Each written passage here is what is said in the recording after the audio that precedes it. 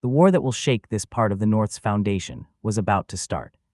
When the sun began to set, Luther led the soldiers into the dense forest at the edges of the White Merchant Road. He wanted them to rest and be at their best for the upcoming fight, even though they weren't tired. The general wanted them to be ready for the upcoming battle on the horizon. The 1,000 soldiers didn't set up any tents. Instead, they only relied on the warmth of crackling bonfires to fend off the cold of the night. They had to move fast on the next morning and couldn't risk delaying their mission. Luther sat against a tree where his horse was tethered, not bothering with the snow's chill underneath him as he observed the soldiers huddling around the fires. They were chatting and sharing food, as if everything was only a casual picnic. "This is what I need no fear," Luther murmured in satisfaction before his eyes shifted towards the White Merchant Road. He had ordered 10 cavalry units to scout the area and return immediately if they spotted anything unusual. He wasn't overly concerned about a sneak attack, since the scouts had reported that the enemies were camping a few miles away. Luther closed his eyes to rest, but his instincts honed over the war years prevented him from falling into a deep sleep. He remained alert to any unusual noise, but he could only hear the comforting laughs and voices of his soldiers and the steps of the scouts searching the area. Night slipped away quietly, allowing the first light of dawn to wake up the army and stir Luther from his shallow slumber. With a stretch, the old man stood up, reaching for his sword nestled in the snow beside him. "It's getting colder," Luther murmured, tugging his thick black fur jacket closer to his neck to ward off the chilly morning breeze. In moments like this, he couldn't help but feel old. The old general glanced around and could see the soldiers smothering the bonfires by kicking the snow over them, getting ready to leave. Excitement could be seen in their eyes, as if they had been waiting for the war. Luther untethered his horse and swiftly mounted it in one fluid motion. "We have a long day ahead of us," he shouted, guiding his horse toward the soldiers who were checking their weapons and preparing their mounts. A cold smile graced his lips. "Today we're going to greet our guests from far away," the general continued. "We must not keep them waiting." "We don't want to be rude, do we?" Luther's question elicited a resounding shout from the 1,000 soldiers. "No, General," their voices filled the forest. In a matter of few minutes, Stahl's cavalry was back on the White Merchant Road, dashing forwards like bullets. The Snowfur horses could maintain this relentless pace for days without pause, thanks to their origins. This endurance and speed were a characteristic developed from thriving in such a dangerous environment, where countless beasts hunted them down, principally the winter orcs. The soldiers marched for 2 hours nonstop, the cold morning wind lashing against their faces and slightly burning it. However, they didn't care about it and remained focused. Suddenly, in the distance, the general spotted a massive army that seemed to have just began its march, organized into simple columns with 60 to 70 soldiers in the first line. There were thousands of enemies. Among them, in the middle of the army, a man wearing a golden crown caught Luther's attention. The man also seemed to notice someone staring at him in the distance, like a great owl.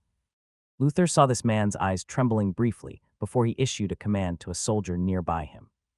Suddenly, Eritrea's army halted their steps and swiftly arranged themselves in a defensive formation, their front lines pulling shields and spears poised forwards. They could only see a part of Stahl's cavalry and didn't recognize the figure ahead. Only the king seemed to know the old man in the distance. Leading his soldiers forward to a strategic position, Luther raised his hand commandingly and shouted, "Bows." This command made the soldiers move like an orchestra, retrieving the bows strapped on their backs. The enemy army didn't remain stagnant and moved. Eritrea's shield wall opened, allowing hundreds of archers to advance and aim in their directions. These arrows didn't seem to hold much strength or skill to shoot at Stahl's units while behind the walls. This realization made a cold smile to appear on Luther's face. Soon, under Eritrea's king order, they raised their bows and released their arrows. "Move," Luther shouted, urging his horse forward with a kick, forcing it to dash at an unbelievable speed as the old man unsheathed his sword. The soldiers behind him followed his steps, moving forward while tightly clutching their bows. Despite the barrage of arrows that seemed to cover the horizon, the soldiers' determination remained strong, refusing to succumb to any kind of fear. The echelon formation and the high speed of the horses made it extremely difficult for the arrows to hit them, significantly reducing potential injuries and deaths within Stahl's army. Furthermore, the iron chainmail was also a defense that the arrows were not able to break through. The king of Eritrea seemed to notice this as he furiously kicked one of the soldiers near him, who seemed familiar to the old general. And the last arrow fell and the battlefield quieted down, without dealing significant damages to Stahl's army and only killing a few horses. Luther watched as the enemies tried to knock their arrows again. First lines, prepare, he shouted, before issuing the command seconds later, release. In response to his command, a rain of arrows appeared on the gray skies, aimed at Eritrea's front lines, where hundreds of archers stood vulnerable. The arrows fell with great precision, creating a devastating onslaught. The 200 arrows found their marks, reaping the lives of the enemies. Witnessing this carnage that fell from the skies, fear rippled through their hearts, principally in the heart of those who had only been normal citizens previously. The sight of red horses filling the horizon also contributed to this fear. Those beasts seemed to be coming from the ancestors' realm. Shoot them down, the soldiers heard their king's urgent command, but couldn't help but feel their fingers trembling. However, just as they were about to pull the strings again, another wave of arrows surged towards them. Luther had swiftly ordered the other lines to shoot, as the first lines knocked another arrow. Another barrage of arrows covered the gray skies, dealing another devastating attack on Eritrea's army, especially the archers in the front lines, who lacked time and tools to protect themselves. Raise your shields, Alonso's voice resonated through the battlefield as he sat on top of his white horse. The king then forcefully seized the shield from a blonde-haired man standing beside him. The man could only watch helplessly as Alonso took away his last line of defense against the incoming arrows. The king raised the shield to protect himself, while the blonde-haired man could only curl himself, trying to avoid the attacks. Following the king's orders, the soldiers quickly raised a shield wall to defend against the arrows raining from above, threatening to reap their souls out of them. Unfortunately, the arrows managed to sneak through the openings of the wall and deal damage to the foundation of the wall. The screaming of the enemies of Stahl soon covered the battlefield again, like a hellish ground. Hundreds of Eritrea's soldiers dropped helplessly to the ground, shouting painfully with arrows lodged deep into their flesh. In a matter of a few minutes, at least 600 enemies had died or had been seriously injured under Stahl's arrows. Amidst this chaos, one arrow pierced through the freezing air like a comet on a mission to destroy a vicious planet. In the blink of an eye, it was already in front of King Alonso Snowcrest. He reacted swiftly, experiencedly raising the shield to protect himself, but the arrow seemed to ignore gravity and all logic. In a surprising twist, it changed direction, bouncing off with a metallic ting. This tingling sound seemed to echo throughout the whole White Merchant Road, robbing all the noise from the chaotic environment. All eyes briefly turned to Alonso's direction, even those soldiers holding up their shields. They couldn't see the majestic appearance of their king anymore, only the figure of a disheveled king without his crown. The whole battle seemed to stop in time for a brief moment. After that metallic clash, all noise seemed to have vanished before Alonso. The sound of his own heartbeat and the sound of his own breathing were the only things he could hear and feel right now. The king raised his trembling hand to his forehead, trying to wipe away the warm liquid streaming down to his cheeks, only to find his hands completely smeared with deep red blood. The world around the king only regained life when Duke Lateral's shout reached his ears, "Protect the king." His voice also brought everyone back to reality, awakening them to the dire situation at hand. The duke quickly drew his sword and guided his horse forward until he was beside the king. A cold gleam flashed in his eyes for a moment as he tightened his grip on the sword when he got closer to the king, threatening to backstab him, but ultimately he refrained from taking any action. Reassuring himself that it wasn't time and cursing the arrow for being such an inefficient tool. "Are you okay, my king?" Duke Lateral asked, his eyes feigning empathy as he watched the dazed king, whose face was covered by blood. Although the crown protected him, it was still not enough to get him away without an injury, leaving him with a small cut on his forehead. The king remained silent for a few seconds as the arrows fell again on top of his army, still in disbelief at almost losing his life due to a brief second of carelessness. Alonso dumbfoundedly scanned his surroundings until he spotted Marcus offering his bloody golden crown back to him. He had sent this man to negotiate with Stahl's king for the cold iron mines, but he came back missing an arm and his honor. Alonso understood that this man was trying to curry his favor by picking up his crown. However, a strange anger welled up in the king's chest. He felt hate while looking at the dog-green eyes of this man. Without warning or responding to Lateral's question, Alonso's hand shot up with lightning speed, delivering a powerful slap to Marcus's face. The strength behind it was enough to send the handicapped messenger flying until he collided with another soldier, who managed to balance himself and protect against the onslaught of the arrows raining from above. On the ground, Marcus's world spun for a fleeting moment. Albeit the danger of the arrows, the handicapped messenger only dared to stand up when the king's attention shifted toward the approaching cavalry. He understood the risks of staying on the ground, and even though the nearby soldiers covered for him against the arrows, he chose not to risk it. Getting to his feet, Marcus could feel the heavy taste of iron in his mouth, giving him no other option but to stain the pristine snow in reed and leave behind white pieces of his teeth. The handicapped messenger paid no mind to the blood and hurriedly sought refuge behind the shielded soldier, which he had just bumped. He used his remaining hand to help the man create a sturdy position against the hazard arrows. "Get lost," the soldier shouted, furious that this useless man almost cost his life when he bumped into him. The soldier only had time to take a brief look behind him, and the figure's image left him speechless. The person behind him was covered in blood, and his face was swollen all over, making it impossible for even his parents to recognize him at a first glance. The soldier chose to say nothing, even though he wanted him to leave out of fear of being transformed into a meat shield. After venting his anger on Marcus, Alonso swiftly placed his golden crown atop his head, not bothering to tidy his hair or completely clean the blood dripping on his cheek, even partially blocking his sight. He shifted his attention back to Stahl's army, charging towards him with a mighty cavalry. The king couldn't help but wonder where Stahl managed to discover and tame so many creatures like those. In this northern region, horses were extremely rare, and on Eritrea's lands, only a few noble bloodlines possessed them. "I don't care where they found those horses," Alonso screamed to himself, his green eyes ablaze with fury. Memory of the arrow and the blood gushing out of his forehead served as a fuel to his rage. "I will kill that damn sack of bones," his gaze fixed on Luther's old frame with unwavering determination and fury. The old general was knocking another arrow as he forced his Snowflake horse to dash toward Alonso's army. The king of Eritrea understood that shooting down this swift enemies was impossible, even more so with a significant part of the archers dead. He also understood that a direct confrontation against a horseman wasn't a great idea, but he couldn't retreat, not with such a fast enemy coming for them. Alonso decided to use his superficial knowledge on warfare to counterattack. Understanding his mistake of sending the archers ahead, "Spearmen ahead," Alonso shouted, trying his best to control the anger burning inside him. He didn't want to be controlled by it. "Form a wall." He would impale those horses. Hey guys, passing by to thank you all for the support, especially to those who have taken their time to leave a review, vote for this novel, and comment on it seriously. I appreciate it, and your support keeps me excited to write again.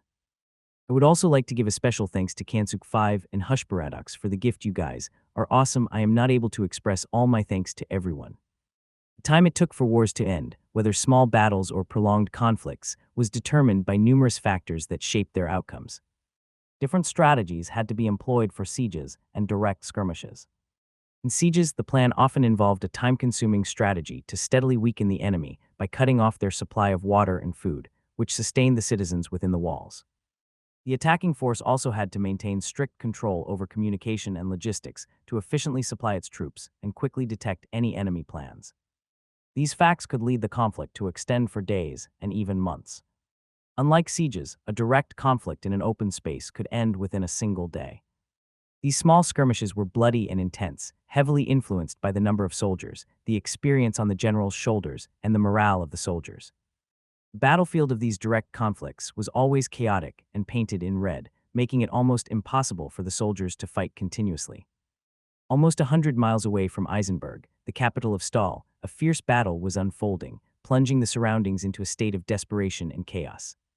The once gray skies now bore crimson hues, a reflection of the enemy's blood painting the pristine snow of the north that seemed to refuse to swallow this substance. In a strategic decision, Luther had chosen to engage the enemy in a direct and open battle. He couldn't let the enemies siege the capital, as it could lead to the death of countless subjects of the king. They could win the siege war, but it would become a counterproductive action. It was best to preserve the people and eliminate the enemies as fast as possible, not giving them enough time to gather their forces and become a headache for Eisenberg and the king. Henry's command to Luther had been clear: silence the enemy's screams and quash their will to fight, pinning their mouths and hands to the snow without mercy. The 1,000 cavalry units exterminating Eritrea's troops were only a small step in fulfilling the king's will. The white-haired general had efficiently deployed Stahl's cavalry, intercepting the enemies as fast as possible while taking advantage of their speed and mastery of the bow. The cavalry could also easily pierce through their formations, breaking the enemy's morale and instilling fear within their ranks. It was simply difficult for a normal human to remain completely still when a colossal and furious red horse was running at him. No one desired to be run over. On top of his horse and wielding his bow with a serious expression, like an eagle, Luther observed a line of soldiers advancing with their shields and forming a line of defense across the snowy road. Tens of quivering spears also found their places between the cracks between shields, aiming their tips at Stahl's forces. Their morale is shattering, Luther thought as he surveyed the simple phalanx, without slowing down his horse. The trembling and untrained spears held by the enemies didn't strike fear in his or the other soldiers' hearts. Instead, it only caused their morale to spike up, giving them more confidence in easily breaking through their defenses. The old general couldn't help but turn his gaze towards the disheveled king in the distance, who was also watching him with desperate eyes. He couldn't help but spell a few words, ensuring they were understood. Iwilltakeyourhead. When he finished, he noticed the king's desperation and fear growing in his eyes. From a distance, Luther could see him screaming at his subordinates. His amplified senses could barely understand the meaning of those screams. Alonso wanted his soldiers to focus their attacks on him first. The old general couldn't help but smile with satisfaction. When they were about 200 feet from colliding with the shield wall, Luther's eyes made contact with his subordinate. In a quick motion, he secured his bow behind his back and drew his sword from its scabbard. Tightening his grip on the ornamental hilt, Luther channeled the mana through his body, reinforcing both his sword and himself. He was invincible, but also wise enough to understand the situation. This was a war, and he couldn't act on his own. He couldn't afford to break the formation and put his soldiers' lives in danger. The untrained soldiers of Eritrea couldn't help but tremble as the red wave approached them. He could feel the ground beneath their feet quivering and smell the heavy scent of their comrades' blood invading their nostril. Some soldiers couldn't help but close their eyes in fear. In the midst of this chaos, a desperate cry erupted from the front lines, echoing like a wildfire through Eritrea's ranks. "We are going to die." Those words seemed to emerge from the depths of the soldier's soul, shaking the hearts of others. The scream echoed from a soldier holding the shield at the front line against the oncoming red wave. His eyes darted anxiously between the advancing enemies and his frightened comrades, a visible shiver of dread running through him.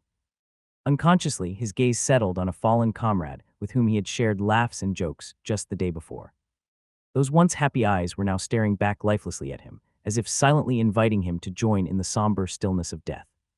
His knees trembled, urging him to flee as his eyes desperately sought an escape out of this hell until they settled on the surrounding forest, just a few steps away. It was impossible for the horses to reach him there. The spaces between the trees were narrow and the soil uneven, making it difficult for them to catch up with him in time. He had a chance in getting away from here and saving his life. He wanted to go back to his village and hug his wife and children. The soldiers swiftly threw his shield away that hit the snow-covered road with a muffled thud. In a desperate bid to survive, he forced his trembling legs to run as fast as possible toward the safety of the forest, viewing it as his ticket back home. However, his actions initiated a cascade of treason as more soldiers followed suit. And in front of Alonso's desperate eyes, the shield wall dismantled rapidly. "Get back in lines," he shouted powerfully, trying to reverse the situation. A riot broke out in Eritrea's army as desperate soldiers on the front line witnessed the red wave of Stahl approaching them. They looked at each other's faces and recognized the deep fear etched in their eyes and souls. At that moment, as if a silent agreement had been made, the soldiers dropped their shields and ran towards the forest, leaving only their footsteps behind. In a matter of seconds, the first defense of Eritrea fell apart, with the first soldier to disband acting as the spark for such an explosion. Only a few weeks ago, they were normal villagers, whose battle experiences were limited to hunting down ordinary bears and squirrels, required to sustain their families through the year and pay their taxes. And those who had been soldiers all their lives were mostly nobles and their descendants, but all of them remained at the back of the army, surrounding the king and guaranteeing their survival. Not a single one of them dared to stand at the front, leading to a great loss of morale. This situation was infuriating. They were just ordinary citizens, whose unlucky fate led to soldiers knock on their doors with a royal decree, compelling them to pack up their belongings and march north, without a single day of training. They had been given weapons and told to fight for the king, without giving them a way out. There was no loyalty to the nobles or the royal family, and if any existed, it shattered upon witnessing the sight of the red horses. Alonso, who tried to shout and control his people, could only watch with desperate eyes as his army fell apart, breaking the phalanx and giving the enemy enough space to easily reach him, Those who abandon their positions will have their whole lineage exterminated, he threatened, but no matter how loudly he shouted, those soldiers didn't seem to listen. They kept abandoning their position, following the lead of others. Suddenly, Duke Lateral urged his horse forward, sword already unsheathed, and raised high with one hand while gripping the horse's reins with the other. His eyes were cold and merciless as he looked at the rioting soldiers. Since these people refused to listen, he would have to clear their ears and mind. Duke swiftly guided his horse toward the front lines. "Get out of the way," he shouted furiously, forcing his horse forward without regard for the soldiers' health in its path. He trampled over them, causing some to fall to the ground with bleeding injuries and cracked bones. The horse also trampled over the dead bodies of the archers, not giving them any respect. In a matter of seconds, he was already at the front lines, where the disbanding of the soldiers continued and even intensified. At that moment, only a few bearing shields remained on their positions. However, they hadn't fled due to fear or loyalty to the nobles, but because they were paralyzed with fear, unable to force their legs to move, rooted to the same spot. Their minds telling them to run away, but their bodies unable to listen. "Return to your posts, all of you," bellowed Duke Lateral, his horse dashing towards one of the treacherous soldier. With a swift stroke, his blade cleaved through the air and struck the back of the soldier's head, leaving the snow beneath stained with the blood of the disloyal dog. Without remorse, the Duke continued, killing another 5 soldiers in rapid succession and controlling the riot. The remaining soldiers were gripped by fear, casting anxious glances between Lateral's figure and the forest. "We don't have much time," he roared, his voice tinged by a threatening tone. He would cut anyone who didn't listen. "You're worthless lot, I won't repeat myself. Return to your posts, take one more step, and my blade will pass judgment, wiping your lineage from existence." It was impossible to pursue and get back those who had fled into the forest, but he managed to control the situation at hand and stop more disbandment. The cavalry of Stahl was already closing in, and he didn't have much time. Completely reforming the phalanx was almost impossible. There was no time to pick up the shields and arm the soldiers with it. Lateral thought that this was already a lost fight. It was impossible to win this fight, and capturing the capital could be considered a fleeting dream. "The spearmen will maintain the front line," Duke Lateral commanded, his traveling across the trembling soldiers.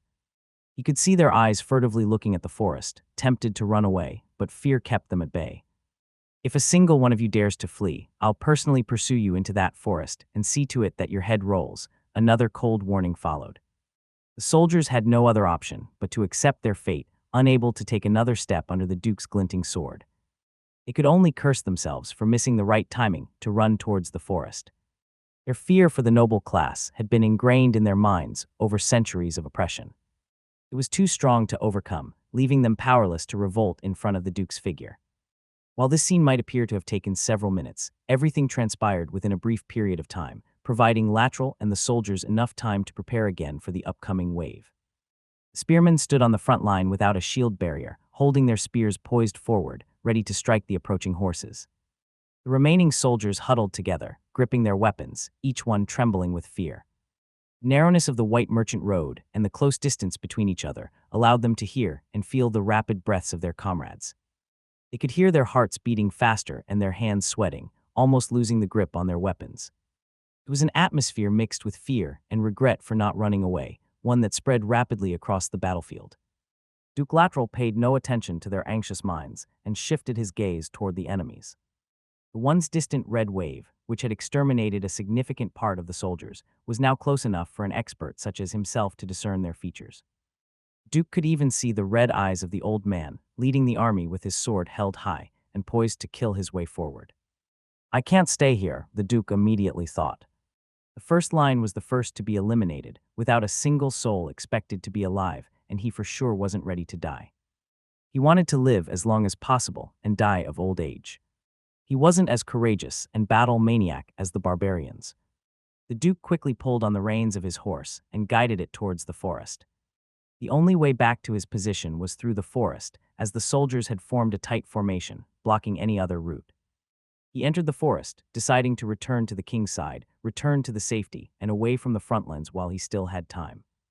Lanso, who had been watching everything unfold from the back of the army, couldn't help but breathe heavily.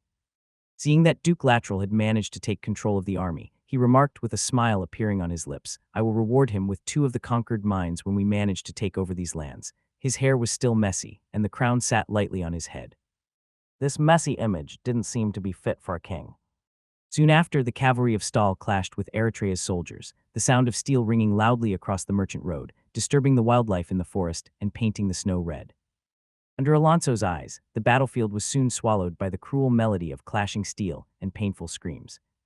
The clash of steel and the scent of blood mingled like destined lovers of the north, unable to remain alive while away from each other.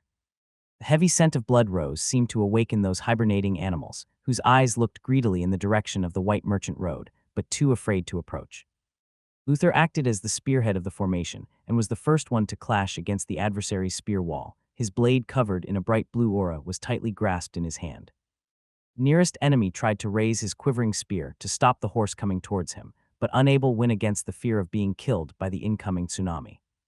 Luther's sword descended like the shining moon, with cruel elegance, severing through the man's flesh and even cutting through the shaft of the spear as if no resistance existed. In less than a second, the first enemy had crumpled to the ground, alive but with a gashing wound across his chest, where his bones and hair could be seen. Struggling against death, the bleeding soldier tried to muster his whole strength to rise to his feet. However, before he could succeed, a massive force stomped on his head, causing it to burst like a watermelon. The horse, trailing right behind Luther in the echelon formation, had tasked himself to end the general's job. White Merchant Road was a challenging battlefield for a cavalry unit due to its narrowness and the dense forest surrounding it, greatly limiting the unit's ability to maneuver and swiftly launch attacks in different locations. However, dealing with an army that lacked shields to protect itself and experienced lancers to bring down the horsemen, there was no need to maneuver. The speed and the momentum created by the Snowfur horses dashing without obstacles were enough to destroy any formation. Luther broke their defense and ferociously wielded his sword against every foe in his path of advancement. The vast difference in strength made Luther akin to a nuclear bomb descending upon a medieval village, leaving the people without a place to take cover. The enemies were like helpless cattle, awaiting their time to be harvested. The old general kept advancing through the enemy's ranks, carving a path of destruction through the enemy's ranks and leaving a gruesome trail in his wake. Each swing was swift and powerful, enough to kill 3 soldiers with every stroke, rendering the enemies unable to fight back. Stahl's cavalry trailed right behind their general, ruthlessly killing any foes obstructing their progress. As the cavalry advanced, the defenders unconsciously retreated, not daring to expose their backs to the enemies. It wasn't only due to fear, but also an understanding that a single moment of carelessness could lead to their deaths. They were not courageous or loyal enough to dive to their deaths while brainlessly advancing. At the rear of the battlefield, Alonso and his nobles observed the unfolding chaos in silence, not daring to raise their voices. Nobles resembled gods, watching ants build kingdoms while aware that they could destroy their creations in a matter of seconds, except for the king. Alonso's eyes displayed a mixture of emotions, from anxiety to fear, as he watched Luther wildly swinging his sword. The old general occasionally glanced towards Alonso, as if he were prey that he must catch at all costs. It gave the king chills. "My king, should we charge forward?" One of the nobles, gripping 2 small axes seemingly made to cut down trees, asked, breaking the silence. He was a second-stage warrior that oversaw a small countryside village, a man with an air of simplicity, but with rough looks that seemed to have been born with a few less neurons. The king's eyes shifted from the chaotic battle to the noble who had spoken, fixing a strand of hair that obscured his vision. "Excellent suggestion." The king's eyes shone with a bright and calculative gleam as he praised the noble. You, and you," Alonso commanded, pointing his fingers at 10 other nobles, all of them at the second stage, and lacking the strength to alter the course of the battle. "I want you to follow, sir. Biff here and confront our enemies. You must be the spear of Eritrea and assist me in conquering these lands." Upon hearing those words, the 10 nobles couldn't help but shoot furious glares towards Biff, as if they were ready to pounce at him and beat him to death. They didn't want to work and instinctively felt that they could die from going there. They wanted to ask the king to stay here, but as soon as their eyes laid on the king, they couldn't help but shake, seeing a scene that appeared every time he exterminated a whole lineage with his own 2 hands. Alonso had his hands on the handle of his sword, as his eyes shot an apathetic and serious gaze at them, daring them to say anything. He desired only compliance, not questioning. Those eyes sought respect and obedience. "I obey," they responded in unison, bowing their heads while concealing the killing intent lurking in their eyes. At that moment, these nobles remembered Duke Lateral's offer a couple weeks prior to this war, when the orders to head north had just been issued. At that time, they had hesitated and refrained to take parts on any political or power struggle. However, now, with the king directing them to a perilous direction, something seemed to click within them.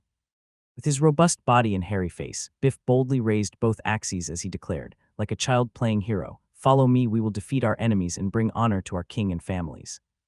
This simple-minded noble said nothing more and charged ahead. He was a countryside noble and didn't have the money or status to own a house, so he had to use his own body to push the soldiers in front of him to the side. He began to open his way towards the enemies, not caring about the long and tight line of soldiers or the chaos of the battlefield. The other 10 nobles gazed at the king and then at each other, as if silently acknowledging a shared understanding. They then followed behind their new captain, not daring to show disrespect to the king. Alonso observed their backs with an apathetic gaze as they headed towards Stahl's cavalry. Once they had distanced themselves a bit, he turned to the other nobles surrounding him. There were about 700 nobles around him, half of them on the second stage or above. It was a force that didn't lose to the cavalry in front of him, even more so counting the thousands of normal soldiers fighting in the front lines. However, he had heard of the old man called Luther from his father. That old general of Stahl could already be in the sixth stage, becoming a force completely outside of their reach, and one that could only be killed if all of them surrounded him and attacked at the same time. However, the prospects of ending such a man without suffering major losses were low, but his death could guarantee Eritrea's victory. If the Duke and I join forces to face him, we might stand a chance, Alonso pondered, his gaze shifting back to the figure of the old man ruthlessly exterminating his subjects, before settling on the forest where Lateral had disappeared. "Those on my right follow me to that side of the forest," Alonso shouted to his nobles, determination in his voice as a bold plan took shape in his mind. "The other half will head to the opposite side of the forest and relay my orders to the Duke. We will launch our attack from the cover of the forest, where their mounts hold no advantage, making it difficult for them to maneuver. The trees will be our greatest ally. We will be employing bandits' tactics," he declared. The cavalry advanced rapidly, piercing through Eritrea's ranks and spreading chaos through the battlefield. Luther and his soldiers had already lost count of how many times they swung their swords or how many enemies had already fallen under their hands, but they kept pressing onwards. As Stahl's horde advanced, the enemies tried to defend themselves with all their might, but they had no power to fight back and were easily killed by the fast-moving and strong cavalry. There was no commander in charge of the front lines. Those nobles never liked to mingle among the commoners and often stood around the king, leaving them helpless against the horde. Eritrea's soldiers on the front lines were on a tough spot with only two choices before them, and stepping back towards their king was not one of them. They could either fight to their deaths against an unbeatable enemy or try to escape to the forests, taking the risk that their families might be annihilated by the royal forces in the future. Some of them took the gamble, sprinting with hopeful eyes toward the trees without thinking about what might come next, only worried about their present. However, the moment they shifted their attention, a sharp weapon would take their lives without mercy, with Stahl's units rapidly pushing forward. It only served to imprint even more fear and anxiety into the ears of these intruders. Trapped and without an escape route, the soldiers could only scream in desperation and wield their weapons with fervor, channeling all their fear and anxiety into their strikes. They targeted the horses without thinking about their well-being, which resulted in casualties on Stahl's side. Despite their weakness, Eritrea's soldiers outnumbered their adversaries. The horses' anguished neighs seemed to also blend into the melody of clashing steel and screams. The desperate attacks of Eritrea's soldiers managed to momentarily halt the cavalry's advance, attacking them from all directions and even sacrificing their legs and arms to inflict damage to their opponents. Eritrea was struggling like cornered rats, aware of their imminent deaths. "We can take them down, they're just humans, don't fear them," one of the soldiers shouted with a relieved tone upon witnessing the golden blood flowing from the fallen snowflake horses. He managed to pierce the horse's heart, forcing it to fall abruptly. He hoisted his spear high, the smeared weapon raised triumphantly to the skies, while his comrades swarmed the fallen horse and soldier, sprawled on the snowy ground. The disoriented horseman shook his head, attempting to clear the dizzy fog enveloping his mind as he struggled to get back on his feet. Yet the weight of the fallen horse atop him seemed to drown his efforts. When his mind finally cleared, the first sight that met his eyes was his loyal steed, his companion for nearly 2 years, lifeless with eyes wide open. Without a care about his surroundings, the man raised his hand, reaching to pat his horse's head. But in an instant, something pierced through his chest, leaving him with no time to react, the chainmail covering his back and chest unable to provide any resistance. Following the first strike, a dozen more attacks rained down on him. His hands were stretched and about to reach his fallen comrade, but a merciless blow coming to his head forced him to take his last breath. The soldier who had earlier raised his spear proudly, shouting, "We can beat them," was the one behind this decisive yet merciless attack. He raised his spear and hit the horseman's body again and again, his eyes shining like a merciless lunatic, unable to be contained by jail or death. He only stopped after a few blows, when the head of his enemy couldn't be identified anymore. Then he raised his spear again, now marked with the golden blood of the Snowfur horse and the red of Stahl. This served as the hope for Eritrea, briefly raising their morale. "They are humans," he shouted again and again. It was a mixture of madness with a great desire to live. Had this man been on Stahl's side, Henry and Luther would undoubtedly commend him, offering a seat within the commander's training center, recognizing his natural leadership skills. Yet as he stood on the opposing side, death remained the sole way out of these lands. He was a good asset, sadly born in the wrong hands. Just a few steps away, Luther shot an angry glance at the man before turning his attention to Eritrea's army. The blood covering the spear seemed to give them a new determination to survive. The old general was surrounded by at least 30 enemies, yet he paid them no mind. He absent-mindedly defended from a spear aimed at his horse's side, and with a quick movement, he sent it soaring into the air. Then, using his steed's back as a support, he swung his sword in a full circle, like a farmer reaping his crops with a scythe, easily beheading all those nearby him. It happened so fast that the soldiers had no time to reach. Their heads fell onto the cold snow with a muffled thud. Surrounded by at least 30 enemies, yet he seemed unfazed. Almost absent-mindedly, he defended against a spear aimed at his horse, swiftly sending it flying with a quick rotation of his sword. Then, using his horse for support, he expertly swung his sword in a full circle, beheading those nearby. It all happened so fast that the soldiers had no time to react, their heads falling onto the cold snow with a muffled thud. At this moment, Luther was surrounded by at least 30 enemies, but he didn't seem to pay them no mind. He absent-mindedly defended from a spear aimed at his horse, and with a quick rotation of his sword, he sent it soaring into the air. Then, using his horse as a support, he masterfully swung his sword in a full circle, beheading all those nearby. It happened so fast that the soldiers had no time to react, their heads falling onto the cold snow with a muffled thud. Luther swiftly raised his hand, deftly catching the spear he had sent into the air as if everything that happened was planned.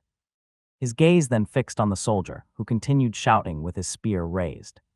"You are unlucky, young man," Luther regretfully murmured as he noticed the youth's age, perhaps still in his teenage years or just past puberty. "You were born on the wrong side of history," he added, and with that, the spear in his hands shot forward like a comet. "You are unlucky, young man," Luther regretfully murmured, seeing that his aim was a young man in his teenager years, or even someone who had just passed through his puberty period. "You were born in the wrong side of history." Then the spear in his hands shot like a comet. The young man heard a sound cutting through the air, and when he turned to look, it was gone. The dream of becoming a war hero vanished. The child died before growing into a significant figure.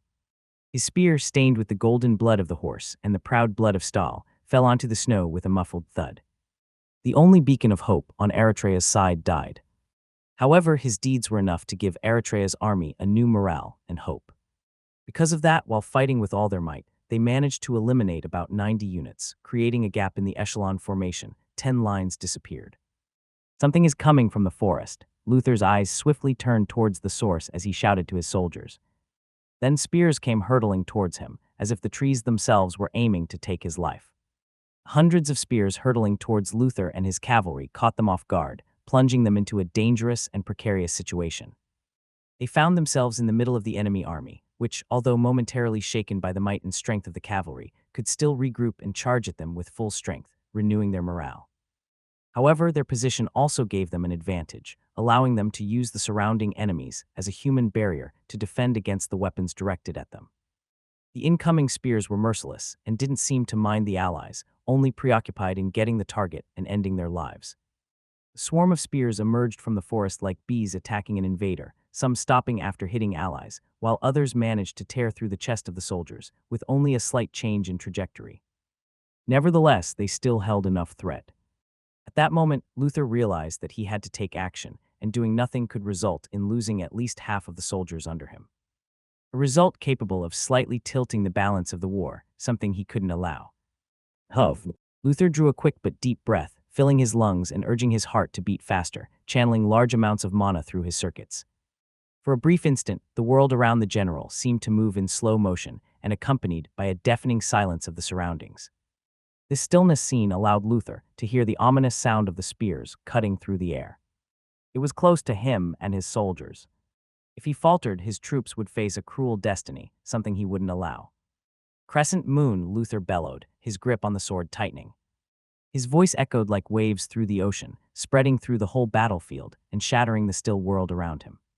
The world snapped back to its normal pace, and sound filled his ears again. A merciless blue aura enveloped the general's sword as he swung it in a crescent shape.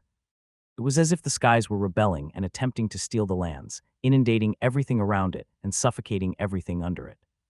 The air trembled and vibrated as the aura manifested.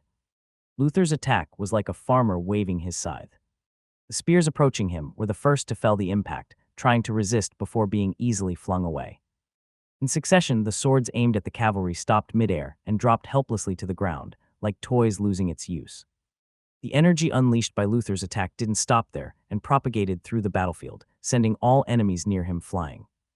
At the same time, the snow piled up on the trees were thrown to the air, granting the frozen leaves a breath of space for the first time in months, perhaps even years. It was indeed a powerful attack from a powerful warrior. Huff will huff. Luther took deep, tired breaths to replenish his mana and recover his stamina. The crescent moon was a powerful skill, but it used up a lot of his mana, about half of what he had in his reserves. By expending all his mana, the general was like a cannon and could smash through the outer walls of a few cities, as he did in Icemit. However, utilizing his entire reserves would render him useless for a short period of time, unable to move and fight back. It was an ability with great potential, but also something that could put him and his soldiers in danger. So Luther only used it when there was no other choice, saving it for emergencies.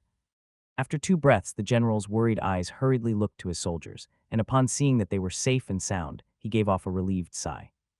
Only a few of them managed to control their mounts and remain on top of them, but overall, they were unharmed. If he hadn't taken measures, the number of soldiers under him at this moment would have dropped from 800 to 500, at least. It was unacceptable to go back with this much damage to the cavalry that the king had invested time and fortunes in developing. As Luther shifted his gaze to survey the pack of enemies that had fallen in front of him after his attack, 2 axes came flying towards him as fast as bullets. However, despite his slightly fatigued state, Luther remained a great warrior, leagues above any other soldier on this battlefield. He easily deflected the weapons with the side of his sword as if it was nothing. The axes fell helplessly to the ground, next to the hooves of his horse, which had managed to maintain its composure even under Luther's previous crescent moon. It was a good and trained horse. "Give me your head, old man," a shout echoed through the battlefield as Biff and a small number of nobles, whom Alonso had chosen to participate, appeared. Burly Biff had thrown the axe and ran towards Luther, ready to pounce at him with only his bare fists, like an untamed beast. He didn't care about the dead bodies of his allies, or those soldiers trying to get up after being flung away by the old man's attack. Biff dashed forward while stepping over them without a care.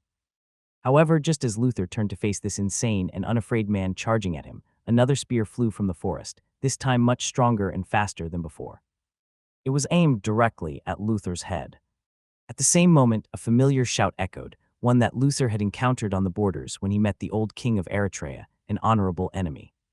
"Charge!" Alonso powerfully bellowed as he emerged from the forest, his golden crown and gray hair covered by the snow that fell on top of their heads, thanks to Luther's impact on the trees. He reined his horse and urged it toward Luther without much thought as hundreds of nobles came out of the forest and ran towards the cavalry, each with a target in mind. They ran over the allies on the ground or in front of them without mercy. "Duke, lateral attack!" Alonso's voice echoed through the battlefield as he shouted the name of his right-hand man, the one he trusted to manipulate and convey his wishes to the nobles. His only confidant. He wanted to take the risk of killing this old general, who had dominated the north and instilled fear inside his predecessors' ears. This figure made his father and grandfather falter, afraid to attack the lands of Stahl. If he eliminated this figure, he would be recognized throughout these parts of the north and solidify his position, allowing him to conquer the neighboring kingdoms with ease. However, the Duke didn't emerge from the other side of the battlefield. Not even his shadow was visible. "Duke," he screamed again, continuing to charge towards Luther, the crown on his head still securely in place. But Latrell's figure didn't seem willing to show up. A figure appeared in front of Eisenberg's gates, carrying a bleeding woman in his arms, his eyes ablaze with a purple hue like the flame of a god, the first flame to be born in this world. "Open the gates," the figure screamed. "I am back." Right after inheriting the information about the Mistseeker lineage and taking ownership of Selim, the first sword, Henry found Lyre unconscious in front of the king's way door. Her battered figure was something to be concerned. Beyond the deep scar on her eyes, the injuries on her hands were almost nauseating. There was no sign of flesh, even the white of the bones in her knuckles was visible. It was a testament to her perseverance and loyalty, proof of how many times she had punched the purple wall of flames to pierce through it, without caring about her well-being. Henry hurriedly approached her, dropping to his knees and placing his fingers on her neck, feeling the touch of her cold skin. A sense of relief washed over him as he felt a responsive pulse. She was still alive, her heart was beating. However, her breath was shallow and barely audible, resembling that of an animal hibernating through winter. "She's okay, but I need to get her to a safe place for treatment," Henry said. His eyes returned to the ghastly injury on her hands, and without a second thought, he immediately took out his already tattered black shirt, filled with holes, and used it to cover her hands, leaving the dragon devouring itself tattoo visible in the cold air. "I'll take her out of here." Henry carried Lyre on his back and thoroughly scanned every corner of the place, searching through the library and the dark cave where Selim had been left. He walked through the tunnels that got him on this position, walking for hours. However, it remained blocked by snow and rocks that tumbled down with him and Lyre. He thought about carving his way through the snow, using his fire, but he quickly abandoned the idea. He didn't know the density and width of this obstacle. He most likely didn't have enough mana to pierce through it. He feared being stuck there and unable to move or breath, squashed by the weight of the snow. With no other option and with Lyre still unconscious, Henry returned to the room where the statue of Gerrit von Stahl engaged in an eternal, motionless battle against the dragon with thousands of heads. He gently placed Lyre near the statues and sat beside her, leaning his back against Gerrit's statues. "How do we get out of this place?" he asked himself. His purplish-gray eyes scanned the room. He used the drawings on the walls to pass the time as he pondered about a way to escape this place, his fingers unconsciously drumming on the ground beneath him. There must be another way out of here. This ancestor of mine doesn't seem foolish enough to construct an inescapable fortress to imprison himself. The drawings on the wall depicted the war between humans and demons that emerged from the frozen forest. These static drawings captured the essence of the chaos and death that spread through the world. It served as a forgotten reminder of those tumultuous and chaotic times when humans found themselves in a never-ending war and in the brink of extinction. After assuming ownership of Selim and inheriting those memories, Henry had a vague understanding of the reality described on those walls and the crucial role played by those of the Mistseeker lineages, who became the spearhead against the most dangerous beasts and became the lord of whole areas. Thousands of years ago, the Solarius lineage itself had control over the whole north, ruling over a place twice as large as the Asian continent. But Henry still couldn't piece together how such big empire collapsed, leaving it with only this small territory called Stahl, one that Gerrit himself had to conquer himself and wasn't inherited. He had to research deeper into those memories and into Gerrit's stories in order to understand everything. Lost in his thoughts, Henry's gaze drifted across the room until it finally settled on a certain spot, right on the ceiling of the cave. There, directly above and in the center of the two statues, a peculiar symbol caught his attention. It was oddly similar to those symbols utilized by Luna, similar to the Nordic symbols utilized back on Earth. Luna called them runes, and it was something used by mages to materialize some special magics into the real world. Henry swiftly rose to his feet and approached the space between the statues. There at the center, he noticed a narrow hole carved into the ground, something he hadn't noticed before due to its small size. Perhaps guided by his own intuition or by those inherited memories, Henry understood what he needed to do in order to leave this place. Without wasting another second, Henry immediately got back and picked Lyre and walked to the small hole, standing right under the symbol inscribed on the ceiling of the cave. "I think this is how it's done," Henry murmured, closing his eyes. He activated his mana and directed it towards the tendrils, connecting the dragon tattoo to his heart. At that moment, the tattoo started to consume vast amounts of energy, and like a living entity, the dragon began to swirl. With his eyes closed and one hand atop his chest, the king moved. He seemed to grasp at empty air, and when he did this, the handle of a sword appeared sticking out of his chest. Henry immediately grabbed it and began to pull out a great black sword out of his own chest. The sword was covered on a weak purple smoke. The hilt bore the image of dragon's wing, with a soft glowing purple eye at its center. The sword's edge was adorned with numerous faded symbols, like those crafted by mages. Henry took a deep breath, feeling a bit dizzy and tired. At least two-thirds of his mana had been expended to summon Selim, and the remainder was depleting rapidly, as if simply keeping the sword outside his body was taking a great toll on his body. The king took a brief moment to admire the sword's natural beauty. A wild spirit seemed to reside inside, trying to break the chains bounding it. It was a once-of-a-kind emotion to hold it, but the king couldn't waste his chance to get away from this place. Henry spun the sword and pointed it at the hole, and with no second thoughts, he pushed it through. Suddenly, one of the symbols on the sword's edge glowed. Just like a chain reaction, the symbol on the ceiling also lit up, creating a bright light that shot towards Henry and Lyre, covering them. Henry found himself surrounded by trees, with some torch trees glowing softly. He could immediately tell that he was inside the outer range of the frozen forest, the abode of all dangers of the north. Right next to him, there was what appeared to be a crumbling watchtower overtaken by time, nature, and snow. Teleportation spell, Henry exclaimed in amazement, his eyes lighting up as they fell on the symbol inscribed into the partially destroyed walls of the watchtower. It was his first experience with teleportation, something almost unbelievable to those on Earth. There were no side effects like dizziness or nausea. He nearly dropped Lyre to the ground due to his excitement. However, he quickly regained composure. He needed to leave this place and return to the capital. Fortunately, he spotted some marks left by his soldiers. It appeared he was close to Orsus, the city built for the barbarians. "I'll come back," Henry declared, memorizing the tower's position in his mind before making his way toward the capital. He needed to understand what had happened to his soldiers on the mountain and check on Luther's status. The war must have already begun. I have been there for a few days at least. Relying on his memories and what little he knew, Henry traveled through the outer range of the frozen forest and reached the gates of Eisenberg. The intense cold almost froze him, but he managed to survive by putting Selim back into his heart, trying to restore his mana. Although he had no clothes to keep him warm, with his chest facing the chilly wind, his strong body and new purple mana kept him going forwards. He did his best to warm up his body, enough to share the heat with Lyre, who was resting against his back. "Who's there?" one of the archers on Eisenberg's outer walls called out, drawing his bow. Instantly, hundreds of bows were aimed at the figure appearing on the horizon, steadily approaching the city gates. They were ready to kill this unidentified person. Luther had instructed them not to open the gates unless the king himself returned. No merchant or citizen could leave the capital. It was a measure to safeguard their lives and avoid sending them to their deaths, an order Henry had given the old general. The king couldn't risk losing these daring merchants, who would do anything for a few more coins, even risking their lives. They were the ones replenishing the treasures and gold inside his vault.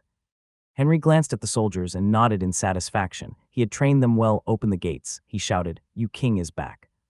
Henry sat on his simple wooden throne, with Luke, the midget, standing in front of him while holding a feather pen and parchment in his hands. Following his status and salary increase, Luke visited the most renowned clothing store in the capital under the Sun God Company banner. He ordered a wool tunic with a golden trim, which suited him much better than his previous clothes that always caused him to trip. He was a courageous small man that had traversed the frozen forest with his king. He couldn't keep falling like a dumb person. The throne room should have been filled by a deafening silence, if not for the rhythmic drumming sound of Henry's fingers against the throne's armrest. His eyes were gazing at Luke, but his mind seemed to be wandering while trying to understand all the data he had received after entering the capital. Feeling the gaze over him, small beads of sweat appeared on Luke's forehead as he unconsciously crumpled the parchment in his hands. For some reason, something felt different ever since the king returned from his journey to the west. Every time those eyes landed on him, Luke sensed as if the judge of life and death was observing him with a sword right above his neck, ready to punish or kill him for any mishap.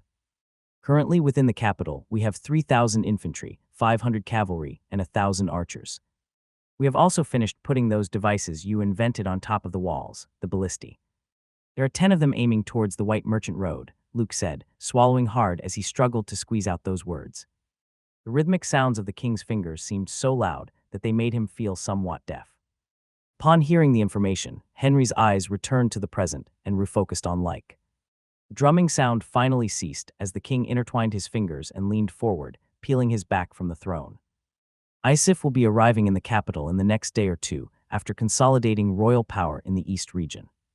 That means we have a total of 5,000 soldiers, Henry said, raising his hand and showing 5 fingers, and based on our scouts, Luther is already fighting against Eritrea's troops. Olaro is also about to reach them, is that right? The king peered deeply into Luke's eyes, his gray eyes softly hiding the purplish light of a flame. Why yes, the small man stuttered, lowering his head and shifting his gaze to his feet. Henry continued, and Luke's army will reach us in the next 3 days, am I correct? Why yes, Luke confirmed again, tightly crumpling the parchment in his hands. This pressure was too much for his small heart. Before silence enveloped the room, Henry suddenly rose from his throne, loudly clapping his hands. He descended the steps of the throne, the old wood creaking with each step, until he stood in front of Luke. Unfortunately, I've taken too long to return, which means we won't have time to organize our forces to face our enemies. We don't have time for logistics, and moving the infantry would take too long. It is not as easy as moving the cavalry, Henry said. The king lifted his hand and placed it on Luke's shoulders, offering a comforting smile. The pressure seemed to ease a bit, allowing the small man to raise his head and look at the king, just in time to see his lips move to finish his words. We are going to prepare for a siege. It will be easier to fight them, and according to my calculations, we will have fewer losses with this strategy. I don't want my subjects to die a meaningless death, Henry said, maintaining the smile on his lips as he withdrew his hands from Luke's shoulder and started walking toward the door. I am going to visit Luna. I have some questions for that eccentric mage. His voice sounded again through the room before the sound of the door closing reached Luke's ears. The small man could only turn his head and observe as the king walked out of the door, waving his hands without turning to look at him. Something changed. Luke couldn't help but mutter, noticing a shift in the king's personality and aura. It seemed as if he now cared more about those around him. However, at the same time, he exuded a royal presence that had transcended mere mortality, reaching a state akin to a demigod. It felt as if Luke had to bow down on his knees, merely in the king's presence.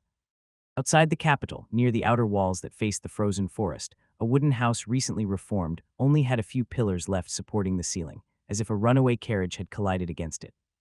Where did you find this? Inside the broken house, Luna excitedly shouted. Her eyes shone with enthusiasm, holding a book as if she were a thirsty person in the desert finding a small pond. Henry had a mysterious smile, watching the blonde-haired woman hop around on her toes, her happy green eyes rapidly reading the words in the book. This book is incredibly valuable, she continued, unable to control the rhythm of her words. It's about an ancient method for enchanting weapons, a technique used by alchemists thousands of years ago. It was with these weapons that knights managed to slay wyverns. Although this is just an introduction book, it's extremely precious. Henry silently observed as her green eyes shone with excitement. A calculative smile appeared on his lips. Ever since he got to know this woman, he wanted her to do more than just refining seeds. She was an asset that resided on his lands and should be of use. I have many more books like this. Those words came out of his mouth softly, making the excited liar immediately stop and turn her eyes toward him. Suddenly the world seemed to halt, and silence enveloped the cabin. However, this silence was quickly replaced by an immense pressure that descended upon Henry's shoulders, causing his smile to slightly stiffen. Yet he managed to remain calm. This pressure was inherently different from Luther's, the most powerful person he had ever encountered. It was more palpable, which caused the wind to turn chaotic, tousling his long hair and allowing his gray-purplish eyes to be even more apparent. Where? Luna asked, her eyes gleaming with a dangerous light, as if she were ready to attack him and extract this secret by force. Wait, Miss Luna, there's no need for aggression, Henry said, maintaining his smile and raising both hands as a sign of peace. I am a pacifist and a diplomatic person. Moreover, if you attack me, you would be surrounded and forced to surrender. There's no need for a fight, is there? The chaotic wind lasted for a brief moment before returning to normal. Luna closed her eyes and took a deep breath, trying to regain her composure. She then pulled one of the chairs near her workbench and sat in front of Henry. Adjusting her beautiful and well-fitted red dress that showcased her voluptuous curves, akin to those of a succubus. It was a great contrast to the destroyed surroundings. What do you want? She inquired, crossing her legs and studying Henry. She wasn't a naive woman, especially being from the central region, where the North's political landscape seemed like a childish game. Now we're talking, Henry said, his eyes gazing deeply into hers, not even glancing at her body. What I want is really simple. Henry paused briefly and intertwined his fingers, as if he wanted his next words to be clearly understood. I want you to teach me and a few other people how to become a mage and an alchemist." Luna met his gaze, her emerald eyes gleaming softly, as if she was weighing the proposal made by this puny king. She contemplated whether she had any chance of stealing the books from this man's hands and then escaping, or if it was better to accept the proposal. And she soon came to an answer. It was impossible to easily overcome this man, even if she was already a somewhat experienced mage. She could sense that something dangerous seemed to be hidden deep within him. Luna calmly exhaled and then flashed a smile as she responded, "Sure, let's go with that. However, I will only be able to teach you guys a common meditation technique and some introductory magics and alchemy. Everything I have learned is directly related to my family, and thus, it's impossible to pass down to those outside of the family." Upon hearing this, Henry gave a big smile. "Sure, I wasn't expecting anything more," he said, and immediately stretched his hands, as if he was afraid of her backing down on the agreement. Luna glanced at his hands, and then at his smile, sensing that she might have been on the losing side of the negotiation. Nevertheless, she had already gave her approval and couldn't retract it. She clasped his hands and offered another smile, as if trying to reassure herself that she did the right thing. "It was an important book. It will be great working with you." Henry shook her hand before standing up. "I will bring you the other books later. As you can hear, we are preparing for war. But don't worry too much, your house." Henry paused and glanced around, assessing the state of the house, "is in the direction of the frozen forest on the other side of the conflict. And I will get someone to fix your house again." The biting cold of winter clung to Eisenberg like a vengeful ghost, seeping into every crevice and bone. Even those who had experienced 50 seasons of winter couldn't help but curse at it as puffs of hot air escaped their mouths while they hurried back to their houses. It was getting so cold that even the merchants would only display their items for a few hours a day, not daring to stay out in the blistering cold all day. Although they loved the twinkling sound of the coins in their pockets, it wasn't worth their lives. The intense cold had also forced the workforce working on the capital's revitalization to halve their workload. According to Henry's estimation, everything would be over in half a year. There was no need to rush things. The most important part, the walls defending the capital, was ready. The rest could take a bit more time. There was no need to rush things and sacrifice the subjects. A tense silence spread across the archers standing on the capital's walls. Their eyes were staring sharply into the horizon. The cutting wind whipped against the crenellations of the walls and continued towards the frozen forest, as if it wanted to attack and destroy its most hateful enemy. It caused the archers' fur clothes to flutter and shrink their bodies, resisting the encroaching chill. Gentle snow also created a hazy veil, creating an obstacle and making it somewhat difficult to see everything clearly. The archers would exchange wary glances, rub their hands together, and puff hot air into them before finally returning their eyes to the horizon. They knew that another war was knocking on their doors, and they had to be prepared. Enemy approaching from the east. Suddenly, a shot echoed and reached everyone's ears, as if carried by the walls themselves. Soon, the soldiers on top of the wall moved like an organic cell. Some remained in their positions, while others rapidly moved towards the east side of the wall. Two of them quickly took positions behind wooden ballistae, already loaded with large bolts. Another two soldiers stood beside them, next to other bolts on the ground, ready to reload the weapon. The rest of the soldiers had already drawn their bows, ready to defend the capital, ready to defend their houses. "Identify yourselves," one of the soldiers screamed towards the huge platoon that appeared in front of the east gates, on the White Merchant Road, the side that led to the east. Watching the huge walls of the capital, Iosif gently patted the head of his snowfur horse a few times to make him stop. "It's been a tough year," he murmured with a nostalgic sigh. His hands moved towards his unkempt black beard, which had grown significantly in the last year. It had reached the point of completely covering the huge scar that stretched from his ear to his mouth. "I left in such a hurry that I didn't have time to trim this down. I will embarrass myself in front of the king." He unconsciously caressed his beard as he thought, "I will ask for forgiveness since I have done such a good job." Under Henry's decree, he led 500 soldiers to the east side of the kingdom, the most underdeveloped region of the kingdom, with a mission to bring order and to spread the royal power to the region. He had to seize influence over that region, since it was the only part of the kingdom where they could have easy access to the sea and a place that Henry had plans to develop. In the eyes of most nobles, these lands were not profitable, leading them to turn their efforts to develop and fight over the western part of the kingdom, where the mines could produce high volumes of iron every year. This underdeveloped region was only known for its fishing boats, with the sailors only able to feed their families and unable to reach sufficient volumes of food to commercialize it. Because of that, the region's economy stagnated and lacked merchants. There was also a serious security problem, with bandits' attacks happening on a monthly basis. These occurrences only worsened with the disbandment of the nobles, who ran away from the kingdom as the barbarians' attacks happened and the civil war exploded. This led to bandits fully taking control over the whole region, with their words sounding like the king's laws. When Iosif reached one of the villages in the east and witnessed this scene, ire took over his mind. These bandits were usurping royal power and using violent ways to oppress the subjects of his king. He immediately led the troops under him and began cleansing the trash. Iosif knocked on every door and decided to forcefully drag these usurpers, breaking their houses and even burning it down. He gathered them in the middle of the village and ordered his soldiers to strip them of their clothes, laying their bodies bare to the cold wind. Not even the woman was spared. They begged with their knees on the cold snow. The women even tried to insinuate themselves to the soldiers, but they remained unresponsive. There were some pretty women there, enough to tempt some of the soldiers, but they didn't dare to raise their voices and accept their offer. They were swords of the king, and the general was right there. They would never do that. Without a single drop of empathy in his eyes, Iosif ordered them to be whipped until the skin on their backs was peeled off. He also commanded the people of the village to watch the entire process. And when everything was over, he ordered poles to be lifted in the middle of the village and their bloody bodies to be hung there as a warning. It would only be taken down when the wind and cold claimed their lives, or the crows feasted on their eyes and brains. Then, in a matter of 3 months, Iosif had visited every village and dealt with every single one of them this same way. It was a brutal scene, but something that Iosif had to do to regain the royals' power over this region. He had to strike fear into the hearts of every person, while also reassuring the law-abiding subjects that times had changed, and the king would take care of them.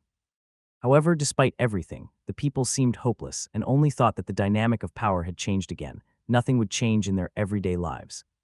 They returned to their daily routines as if nothing had happened. They had already grown accustomed to this brutality. It was always like that, and soon it would change again. After dealing with everyone in those 3 months, Iosif settled in Frostwave Bay, the only city that had a small port, that is, if a small pier with only 20 small fishing boats could be called a harbor. Under Henry's orders, he had to find the families that knew how to build these boats and put them under the control of the royal power, paying them enough to provide a comfortable life while also guaranteeing their security. He also had the task of developing the area and attracting merchants to this place of only about 10,000 people, where the houses greatly resembled the ancient Nordic ones, and the snowy scenario seemed to seamlessly blend with the sea that had a silvery hue, like crystals shining with the touch of the sun. Following another of Henry's orders, Iosif demolished the houses near the harbor, projecting an expansion, and also built a small market for the people to do trades and commerce. It was a way to revitalize the economy, a small change that had an almost immediate effect. Previously, the people feared being extorted by the bandits controlling the city and never brought out their goods. Now they could finally trade. This single change brought new colors to the city, and happiness could be seen in people's eyes. It evoked a sense of joy inside Iosif's chest, something he had never felt, and drove him to do even better. Henry also ordered him to open a building where people interested in fishing and shipbuilding could gather to learn and discuss topics related to sailing and other nautical developments. Henry wanted to establish something similar to the Court of Sagres in these lands, a place that allowed Portugal to become one of the most successful countries in the world in terms of sailing and sea warfare. The Court of Sagres helped Portugal to become the first country to reach India without using the Mediterranean route, successfully navigating around the Cape of Good Hope and even reaching a whole new continent, America. Henry wanted to create a society to develop the maritime technology, a place that could enable him to explore the sea and possibly become a great maritime country, one that could dominate the commerce and warfare. In the span of a single year, the region seemed to be revived and revitalized. The harbor was undergoing great remodeling, and new ships were gradually populating the waters around it. The number of boats had gone from 20 to almost 50, showing the great development. Also, merchants finally began to visit the region, with some even opening their own shops in the city. Iosif wanted to stay longer and guide these people toward an even greater future. However, one day, a messenger named Zara arrived in the town, bearing a message and an order from Luther. While the message was simple, as Iosif read it, his eyes shone with anxiety. The king was missing, and a war was imminent. The two kingdoms had begun to move, and they would soon reach the capital. He was ordered to return to the capital with the 500 soldiers and defend it until the king returned. Luther was heading to war against the Eritrea's army, aiming to resolve matters there before they posed a threat to the capital. Iosif rapidly gathered the soldiers and led them to the capital. "I am General Iosif," Iosif shouted towards the walls, urging his horse forward, presenting himself to the war. "I have returned." The gates of Eisenberg opened before Iosif and his troops, allowing them to step forward.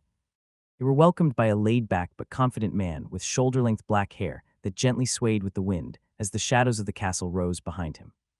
He was wearing a long black coat adorned with small golden chains, and a simple silver sword hung from his waist, partly covered by the coat.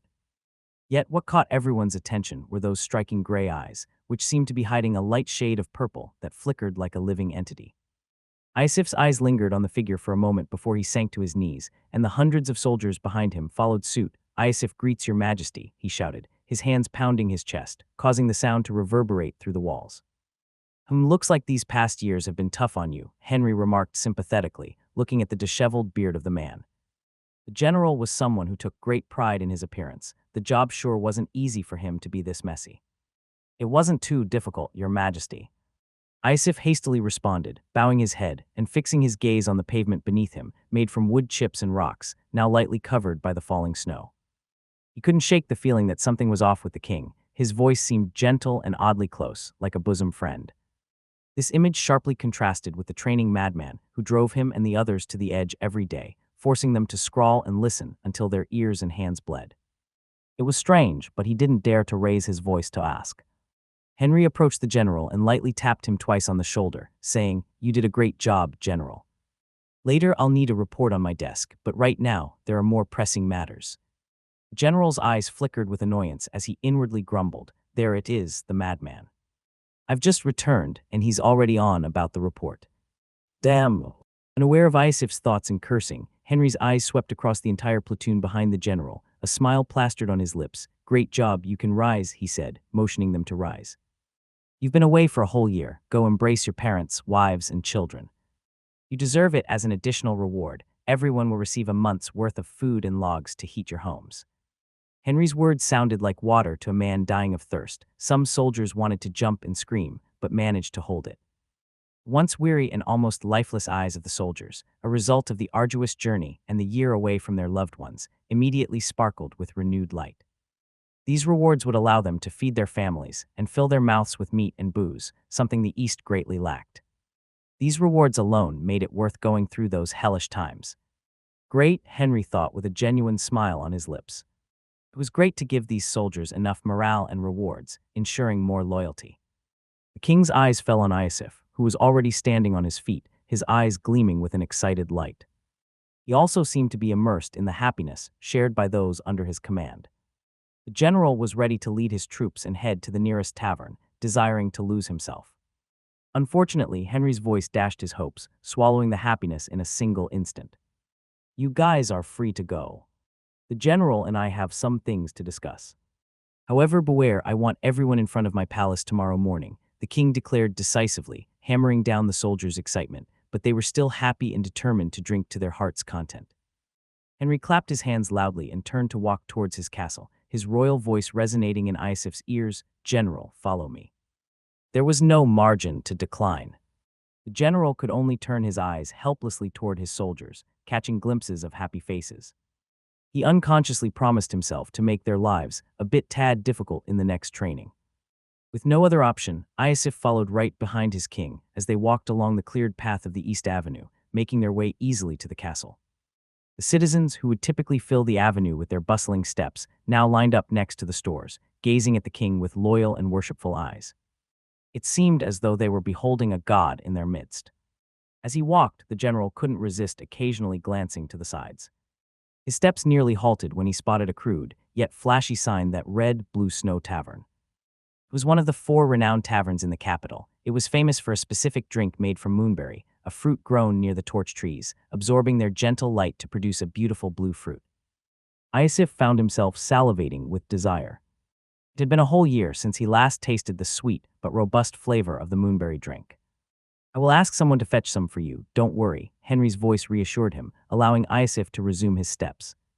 Inside a room of the royal castle, a map of the capital and its surroundings sprawled across the floor. Luther and Olaro will handle Eritrea's army. However, I still don't understand why we don't launch a preemptive attack on Luek's forces before they reach us. According to your teachings, it's not wise to be under siege, Iosif questioned, happily munching on a large piece of meat and washing it down with huge gulps of a blue liquid, the moonberry drink. His eyes were fixed on the map, wood pieces strategically placed to identify the enemy's positions. We do have the power to overwhelm them with our current strength, Henry confidently responded, crossing his arms with a thoughtful expression. However, based on my predictions, we would lose about a fourth of our army. I don't want to dwindle the numbers of our troops. We raised them for the last 3 years. There are smarter ways to win this war without incurring in such great losses. Henry then gestured towards Orsus, the barbarian village inside the outer layer of the frozen forest. I need you to stay within the walls and protect the capital while I lead a group of barbarians to attack them here. We'll force them to fight on multiple fronts, and since they lack advanced warfare tactics, it should be much easier to win this war. Luther nodded his head, understanding the plan.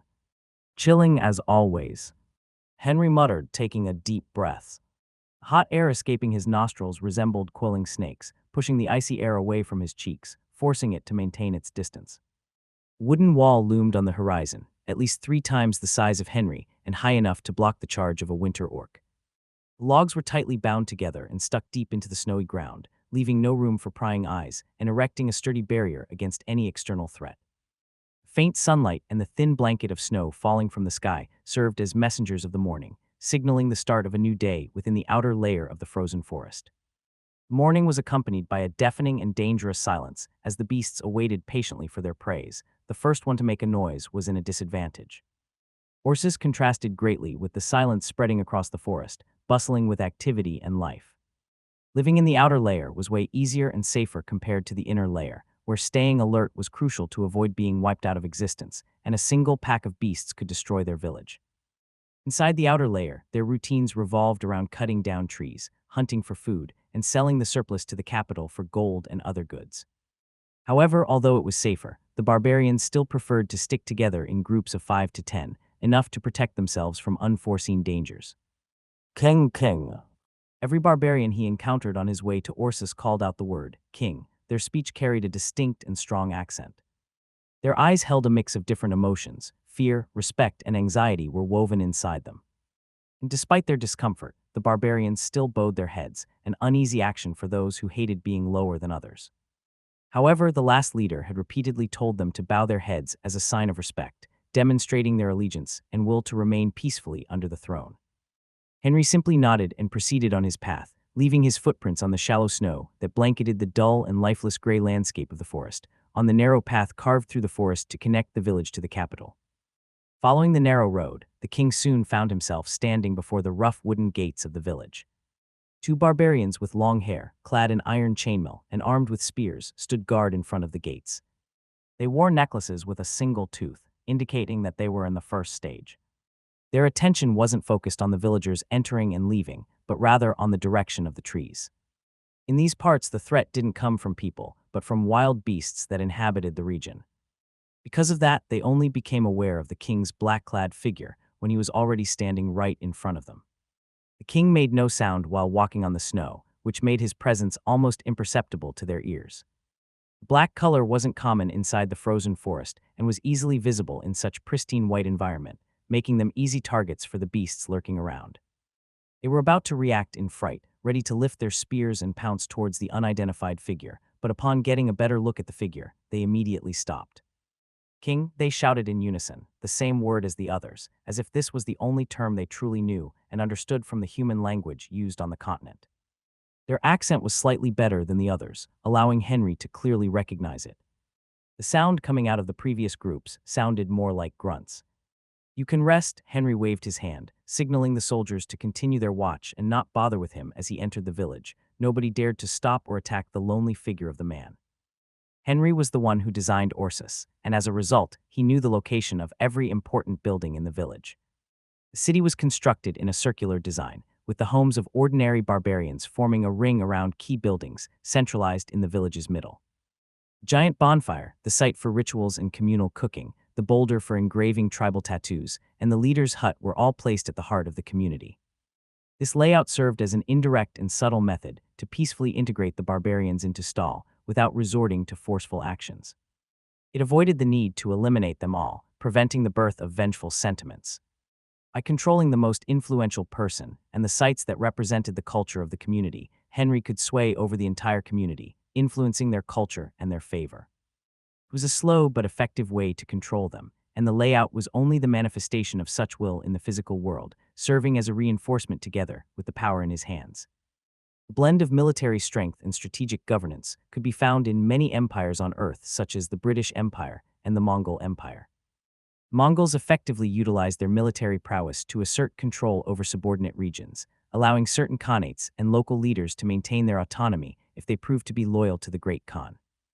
This approach proved to be a great method for exploiting the diversity within the communities, with weaker figures aligning themselves under the wings of the Great Khan.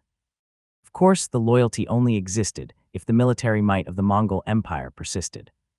In summary, seizing control of the leader ensured that Henry could maintain authority over the barbarians without the need for extensive bloodshed, while also using their knowledge and cultural differences to advance his kingdom. He had already taken advantage of their technique of tribal tattoo and their knowledge on medical plants. At this moment, it was better to use their differences than resort to a homogeneous culture. Henry walked towards the center of Orsus, passing by the simple huts, with everyone continuously bowing their heads and addressing him as king. They were all occupied, carrying prey on their backs or holding hatchets. Some women even carried children as they ventured out to chop wood for the winter, disregarding the chilly winds.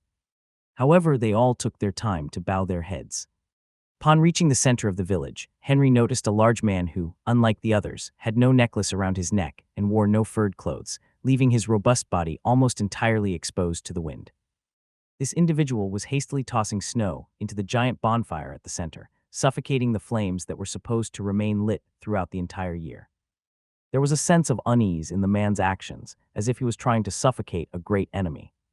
"Jed," Henry shouted, causing the man to turn his head. In that moment, Henry caught a glimpse of anxiety in the barbarian's blue eyes. Without a second to hesitate, Jed rushed towards Henry, his voice trembling with fear. "King Henry." His strong accent filled the air, but he was understandable. "The winter orcs and the spiders are coming, I saw it," he shouted desperately. Several hundred miles away from Henry's position, the intensity of the battle between Stahl's cavalry and Eritrea's forces intensified at an unbelievable speed. The ambush devised by Alonso had started. Together with the soldiers under him, Alonso aimed his spear at Luther, making it seem as if the trees had become hedgehogs and thrown hundreds of thick thorns at their prey. It was enough to surround them from left and right, creating a perilous situation. However, Luther's strength allowed him to protect himself and his soldiers by sacrificing a large portion of his mana reserves and weakening himself in the process. It was enough to tire the most famous general of these northern parts. Noticing the old man's weary and exhausted breath, Alonso decided to take his chance and eliminate the most threatening variable on Stahl's side, a decision that could shift the war's outcome. Luther was the blockage that maintained Stahl's land safe, and by eliminating this old man, Alonso would finally be able to conquer the iron mines. With control over the mines, he could then raise his army to conquer the rest of these northern lands. "Charge!" Alonso shouted, the sound of his sword being unsheathed echoing through the trees as he urged his horse forward. His figure launched like a cannonball from behind the trees, aimed straightly at his enemy's position. Eritrea's king's eyes turned to the woods on the other side, hoping to see Duke Lateral's figure charging together with him to employ a pincer attack, which could potentially enhance their winning chance against such a difficult but tired opponent. However, the only vestige of his most trusted man was a spear hurtling rapidly towards the old general, resembling a serpent striking its prey. "Duke," Alonso shouted, calling for the Duke in case he hadn't heard, hoping to see Lateral charging to his aid. After a few seconds, he sensed something awry, and his eyes instinctively scanned the area. Only a few dozen nobles had joined him, charging towards the horsemen who had managed to steady themselves and regain control after the spear attacks. Alonso's eyes darted backward, and through the cracks between the trees, he could see the face of a noble, a marquis closely associated with Duke Lateral, who had assisted in mobilizing the other nobles for this war. This marquis's smile didn't fade even as he turned around and dashed away from the battlefield, accompanied by the other nobles. They had abandoned their king, leaving him trapped with no way to retreat from the old general, the greatest warrior of the three kingdoms. Luther effortlessly parried the spear, as if it was just a stray piece of straw tossed his way, swatting it aside with his blade, lodging it into the snow, part superior du formulario. Your head is mine, old man. A resounding cry reached Luther's ear as Biff, the simple yet loyal noble, leapt with incredible agility, aiming for the neck of the general mounted high on his horse, ready to drench his blade in blood. After deflecting the spear, Luther found himself trapped in a precarious spot. Despite owning the title of the strongest living warrior on the Three Kingdoms, he was still a mortal, one that could die if a blade pierced his heart and struck his throat. The situation was even more dangerous, considering that he had already depleted half of his mana reserves to save himself and his soldiers. Noticing the enemy's sword getting closer, and with a narrow space of maneuver, Luther acted fast and instinctively. He spun his sword and pointed its handle at the approaching blade, making a pierce movement and meeting the enemy head-on. The loud metal sound echoed through the battlefield as they stumbled away, the strength behind Luther's attack too much for him to handle. However, the stubborn noble didn't want to fall with no accomplishment. As he was about to hit the ground, his sword flashed, aiming for the horse's front legs. The moment Luther shifted his eyes towards the new oncoming enemy, the king of Eritrea, gravity took over and pulled him down. His horse neighed in pain and fell helplessly, its hot blood melting the snow beneath. This moment of distraction could be fatal in a battlefield, and the whistle of a sword getting closer was evidence of such fact. Alonso, realizing he was alone and with no way out of the battlefield, decided to give it his all and bet his life on it. Seeing Luther about to fall, he took the chance, knowing it might be his only opportunity to beat this enemy. Those betrayers, Alonso cursed the traitor's beasts in his mind, vowing to hang them on the walls outside of his palace. First, I will kill this old man and become the greatest warrior of the north. A smile crept on his lips as his blade swiftly descended towards the falling general.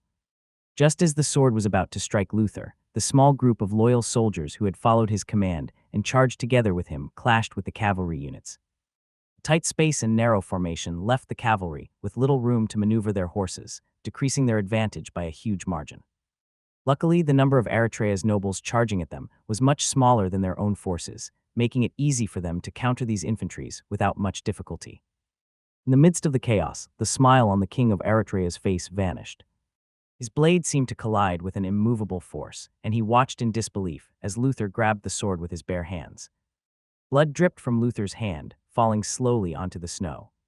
Despite losing his foothold, the old man managed to steady himself and hold the sword just before it could strike his head and end his life. It was a close call, kid. Luther's weary voice reached Alonso's ears. Your father would be proud that the scared kitty I met on the borders could raise his sword at me. I applaud you. But this is the end. The sharp blade was stained with Luther's blood but failed to sever his hand, thanks to Luther's skillful and timely use of mana. The old general managed to create a protective layer around his hand right when the sword was about to touch him. It was proof of his extensive battle experience and mastery over mana. Noticing his attack had failed, Alonso tried to pull his sword back and cut off the old man's hand, flooding his circuit with mana. However, even after spending a significant portion of his mana, Luther retained enough strength to handle a lone 5th stage warrior, able to easily suppress him. "Allah!" Alonso shouted as a bluish aura covered his body. However, despite channeling every ounce of strength to pull the sword, the blade remained immobile in the enemy's grasp, like a futile attempt to move an entire mountain out of its place of rest. Suddenly, Alonso felt the sword's handle abruptly twist in his grasp, like a rope burning his hand, as Luther's figure rotated rapidly, blurring before his eyes. And at that moment, the sound of something tearing through the freezing air reached his ears, like a spear hurtling toward his head. Alonso's danger sense, inactive ever since he inherited the throne, suddenly jolted back to life, like an emergency siren warning of an inevitable tragedy about to strike. It was so intense that Alonso instinctively ducked, loosening his grip on the sword as he felt his right knee sink slightly into the snow beneath him. At that precise moment, when his knees touched the cold and soft snow, Alonso felt something brushing past his hair and hitting the crown atop his head. From the corners of his eyes, he saw the golden glow of his crown, the symbol that accompanied all previous rulers of Eritrea, disappearing into the gray forest that surrounded the whole white merchant road. However, Alonso had no time to mourn or be angry at the sudden loss of this heirloom. Sensing another attack coming at him, the crownless king swiftly shifted his body, directing his energy to his knee and feet. In a strange movement, he jumped backward, dodging Luther's punch, which had descended toward him like a powerful hammer about to hit the hot iron on an anvil, sinking his fist into the snow. Alonso's eyes widened in a mixture of shock and fear as he stabilized his body only a few steps away from the old man, who slowly withdrew his sunken fist from the blanket of snow in an almost emotionless act. He seems weaker, only slightly stronger than a fifth stage, but I can't defeat him alone, Alonso thought to himself as he opened and closed his hands, feeling a burning pain in his palms due to the abrupt rotation of the sword when Luther twisted his body while firmly holding the sword in his grip. He could never defeat the old general by himself without putting his own life on the line, akin to a pawn sacrificing itself.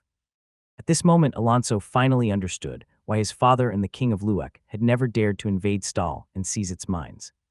There was a monster watching over it, and killing it would come at an enormous price, and those egocentric and bucolic nobles would never sacrifice their lives for the greater good of the king or the kingdom. No person desired to jump to their deaths, not even with a mountain of gold laying before their eyes. Lateral, I will hang your entire lineage on top of the walls and place your cursed head under my throne. Alonso cursed the person who had sworn loyalty to him, but abandoned him as soon as he charged towards an unrecognizable future. If Lateral and the other nobles had assisted him, the odds would have been in his favor.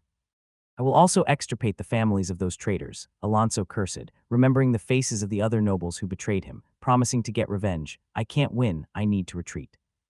Alonso's eyes quickly scanned the surrounding, searching for a way out, a way to retreat with his life.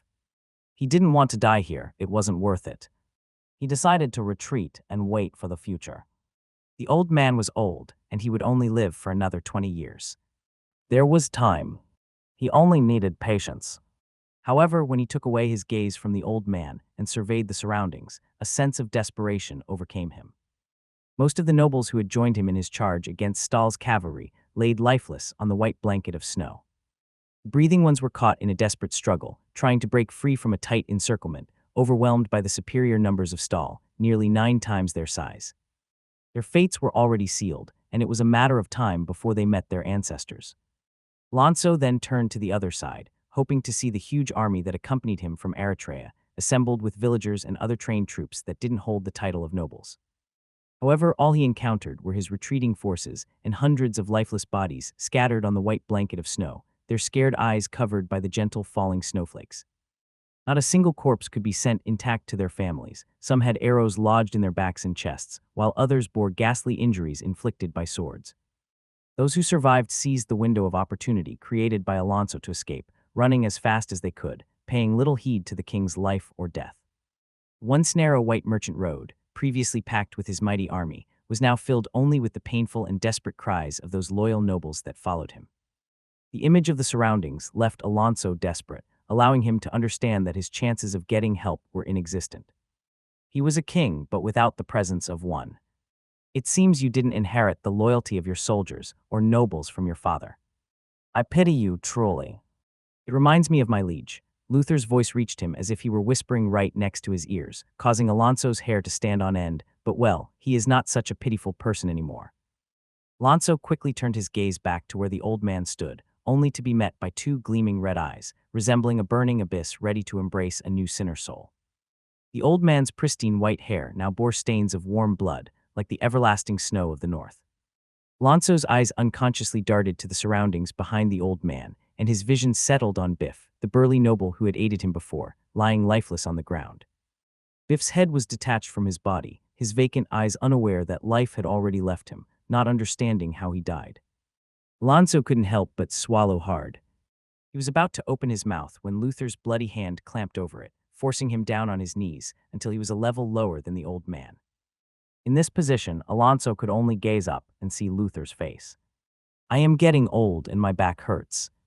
Luther's voice echoed like the voice of a demon as the old man gave off a laid-back smile. You are younger and shouldn't be looking at an elder from so high up, right? The fear within Alonso's eyes was palpable, almost visible to the outside world as he gazed up at the old man, whose smile resembled that of a loving grandfather. Alonso's voice was muffled by Luther's bloody hand, and when he attempted to open his mouth, the strong taste of iron invaded him. It felt horrible. The terrified and desperate eyes of the king of Eritrea betrayed his previous action of courage, a king who dared to charge at the most powerful warrior in these northern parts. Now he didn't hold the countenance of a king that ruled over countless lives. He looked like a small mortal being who desired nothing more but to live. Alonso wanted to join the chorus of his soldiers and beg for forgiveness, plead for his life. However, Luther's hands tightly held his chin and prevented him from uttering a single word, only his eyes seemed to tell and ask to be spared. Alonso could feel the old man's mana surrounding his arm, its quality surpassing his own. Despite his desire to summon his mana and counterattack, the mana emanating from the old man infiltrated his body, slowly obstructing his circuits, rendering him unable to get away from this situation. "Come on, you don't need to look at me with such fear," Luther said, his voice now serious and filled with killing intent, like a demon descending on the battlefield. "I will not kill you, as my liege might need you in the future. And don't worry, the blood and the corpses of those who betrayed you will only serve as nourishment for my liege's lands. Not even one of them will escape, they are far away from home. However, this small favor doesn't mean that your future will be easy." Luther's hands clenched Alonso's chin tighter, breaking his jaw in a loud cracking sound. It seemed so loud that it drowned all the sounds from the battlefield. "You dared to enter my liege's lands. Don't expect to leave without missing a single piece." Duke Lateral guided hundreds of nobles through the forest that surrounded the White Merchant Road, the one used as a hideout to throw the spears. The anguished cries of those who stood faithfully by the king's sides echoed like ghostly specters, weaving through the forest and making the gray trees quiver in a silent display of sympathy, while the snow covering their leaves met the ground like tears. "Move faster," Duke Lateral's voice reached the nobles. "We need to leave these lands as fast as possible. They will soon come after us." The duke skillfully mounted his horse, maneuvering through the challenging terrain of the forest. His face revealed no sign of regrets. There was no inner turmoil over his recent treasonous action, as if nothing happened. Despite appearances, this wasn't a sudden event. The duke had been meticulously orchestrating everything and waiting for this moment for the past decade. He venomously worked to win the support of the nobles, using a combination of promises and threats, promising to give them more power while threatening them with exterminating their whole families if they didn't support him. He used his position as the right hand of the king to amass wealth and power, using it to force and bribe the nobles to align with him while discreetly eliminating those who refused to get on his side. He labeled them as traitors, accusing them of planning riots, before exterminating their whole families before they could tell on him. In the end, he used the king's own power to create a force capable of dethroning him. However, despite having such a formidable force on his side, the duke didn't dare to take a step further and forcefully bring Alonso down. He feared that a faction of nobles could betray him at the last moment, taking a decade of planning to the drains, a blow that could cost him his life. He didn't want to risk it. The war served as the spark that Duke Lateral needed to set his plan in motion. However, convincing Alonso to assemble the army and invade Stahl proved to be a difficult campaign and required a considerable amount of effort. Fortunately, the Duke understood Lateral's weakness. The king was a greedy man who sought recognition. He wanted to surpass his father and grandfather. He yearned to conquer the north and become the first of the lineage to create a massive empire and filled with wealth. Aware of this, Lateral acted like a venomous serpent, whispering tempting promised into Alonso's ears, enticing him to take a bite of the fruit. He made him envision lands and iron, enough resources to conquer the world. When the opportune moment arrived, Lateral finally struck. Alonso's order for Biff and a few other nobles to sacrifice themselves served as the last line, causing those few who still supported the king to fall to Lateral's side of the game. It had taken 10 years of being stuck underneath that man's boots, Lateral angrily thought, gripping the reins with even more strength. Ever since he was a child, he felt disgusted by being ordered around, and that's why he killed his brothers and betrayed the king. Now, finally, he felt free. He would soon become the king, without a single soul above him. However, before that, there were still things to be done. I need to eradicate his entire lineage as soon as I get back. And I will make sure to throw that disgusting woman to the soldiers. The duke couldn't help but grind his teeth in anger as he threw back on the Queen of Eritrea, who constantly looked at him in disgust. Unaware of his thoughts, the hundreds of nobles continued their march through the forest, afraid to return to the White Merchant Road, where they could be easily spotted. The painful cries of their comrades had long ceased, and silence had returned to the forest, an eerie silence that even the birds seemed afraid to break, hiding fearfully in their nests. Suddenly, the snow beneath their feet trembled, as if a giant was walking miles away from them, stepping hard on the ground. Out of nowhere, painful and desperate shouts echoed through the forest again, filling the cracks of the trees, paying no heed to the surroundings and breaking the eerie silence. At that very moment, hundreds of figures could be seen running towards the nobles, their eyes filled with fear as if they were escaping from an entire village of hungry winter orcs, ready to swallow their bones. Duke Lateral and a few of the nobles instantly recognized some of those desperate faces. They were soldiers from their army and subjects on their lands, soldiers and villagers forcibly brought into this war. However, at this moment, these soldiers held no weapons in their hands, as if they had discarded them to run faster.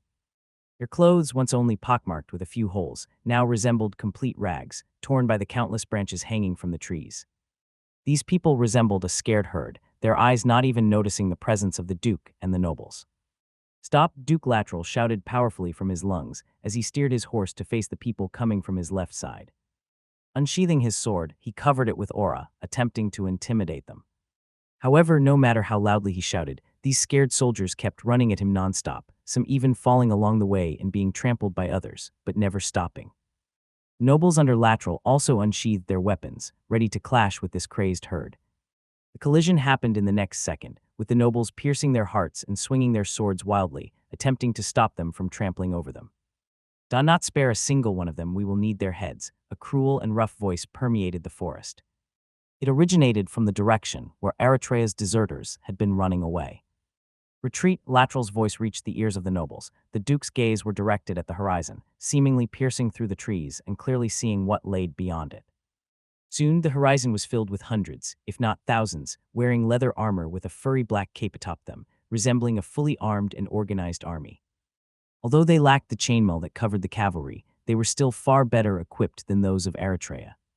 These new figures were like ferocious and cunning wolves. Their steps seemed to follow the beat of a heart, marching in unison as they mercilessly slashed at the fleeing people, sparing not even a single soul. Most striking figure of all was a bald man holding two axes in his hands, boasting a long red beard that stretched to his chest. Like the cavalry units of Stahl, he wore a long black mantle over a simple iron chainmail, but contrary to those units, he had no talent for horse riding. Laro had finally caught up and reached the battlefield, his eyes scanning the whole forest in front of him. His gaze eventually settled on a lonely figure sitting on top of his horse, reining it to run away at full speed, rapidly swerving from the trees. He immediately recognized that figure. It was the man that accompanied Alonso when he appeared in front of the gates of Morante with his army. "You won't escape!" Olaro's powerful shout pierced the air.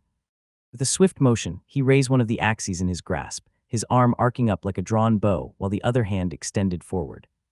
He bore the axe all the way back, before hurtling it with all his strength. The axe shot like a comet, chopping down a few branches on his way without losing speed or strength. Suddenly, the battlefield resounded with the agonizing neigh of a horse as Lateral's silhouette plummeted, unable to maintain stability and land securely on his feet. "Calm down," Henry urged, attempting to soothe the desperate barbarian standing before him, who appeared on the verge of banging his head against the trees or plunging into a pit. "What do you mean by saying that those beasts are departing the inner layer?" he inquired. "They are coming," Jedha exclaimed incoherently. "The barrier that the ancestors erected has fallen, and it will take some time for the boundary between the ancestors' world and ours to be strengthened again. We need to leave. No, there is no time. We need to hide. We need to put out the fire." Jedha, who had been locked in a gaze with Henry until a moment ago, abruptly shifted his attention toward the large bonfire, located in the middle of Orsis. The dancing flames produced only a thin wisp of smoke, making Jedha ready to resume his task of tossing snow onto the fire until it extinguished. However, just as he was about to take a step toward the bonfire, Henry grabbed his shoulders, standing on the verge of his toes thanks to their difference in height. "Gdhi," Henry's voice echoed forcefully. Wake up. Upon hearing about a barrier, Henry recollected a memory inherited with the sword, revealing that every few decades or centuries, the protective barrier around the forest would weaken. Jedha's eyes were distant and lost in some kind of delusion, preventing him from noticing the weight of the king's hand on his shoulder. The burly barbarian focused all his strength on trying to free himself, determined to return to his job of asphyxiating the fire. In order to stop the man from moving, who was utilizing all his strength to break free, Henry had to reinforce his body with mana. Jed's natural body was much stronger than his own. "Do not move," Henry bellowed impatiently, his leg moving with lightning-fast precision as it targeted the back of the barbarian's knees. The force of the impact sent the adversary tumbling to the ground, his balance shattered, leaving him on his knees. Not content with just that, Henry delivered a powerful and unmerciful punch to the man's face. The result of the attack was a resounding crack that broke the barbarian's nose and left Henry's fist stained in crimson. The warmth of his blood touching his lips and the pain spreading from his face immediately jolted Jedha back to reality. In a daze, he fixed his gaze on the imposing and somewhat angry figure of the king standing before him. The king's gray eyes shimmered like a purple flame, a mysterious glow that seemed to conceal itself when he looked deeply into it. Finally awake, Henry asked, a tinge of impatience and concealed anger evident in his tone. His hand fell on Jed's shoulder again, gripping it tightly, prepared to deliver another punch if he gave a wrong answer. Pleasantries and patience were a luxury he couldn't afford at the moment. There was a war to be fought, and perhaps an even more dangerous situation loomed on the horizon. Upon hearing the voice, Jed shook his head to wake himself up, yet he remained on his knees, Henry's hand pressing him down. "I am sorry, my king. I have momentarily lost my reason," Jed apologized, bowing his head, his voice carrying a mix of emotions that Henry couldn't immediately discern. Seeing Jed's eyes regain focus, Henry withdrew his hands from the barbarian's shoulder. Slowly, the barbarian raised his head, his eyes briefly glancing at the thin line of smoke coming out of the bonfire, like a dying man taking its last breath. Despite the opportunity to rise, Jed remained on his knees, a lesson drilled into his brain by Luther. Always stay at a level inferior to the king, never looking down on the ruler of these lands, for the king could never be beneath someone. "Now tell me everything," Henry demanded, his impatient eyes fixed on the barbarian kneeling before him, with a broken nose and a face completely smeared by blood. "Well," Jed took a brief moment, unsure if the man before him would believe his words. However, upon seeing that the man kept looking directly at him, waiting for a response, he opened his mouth, his eyes gazing at the bare ground, now cleared from the snow thanks to the heat of the bonfire that had burned nonstop for days. "As my king knows, our people have spent their entire lives on the margins of the inner layer, not daring to venture deeper into it, hiding against the countless dangers inhabiting those frozen grounds.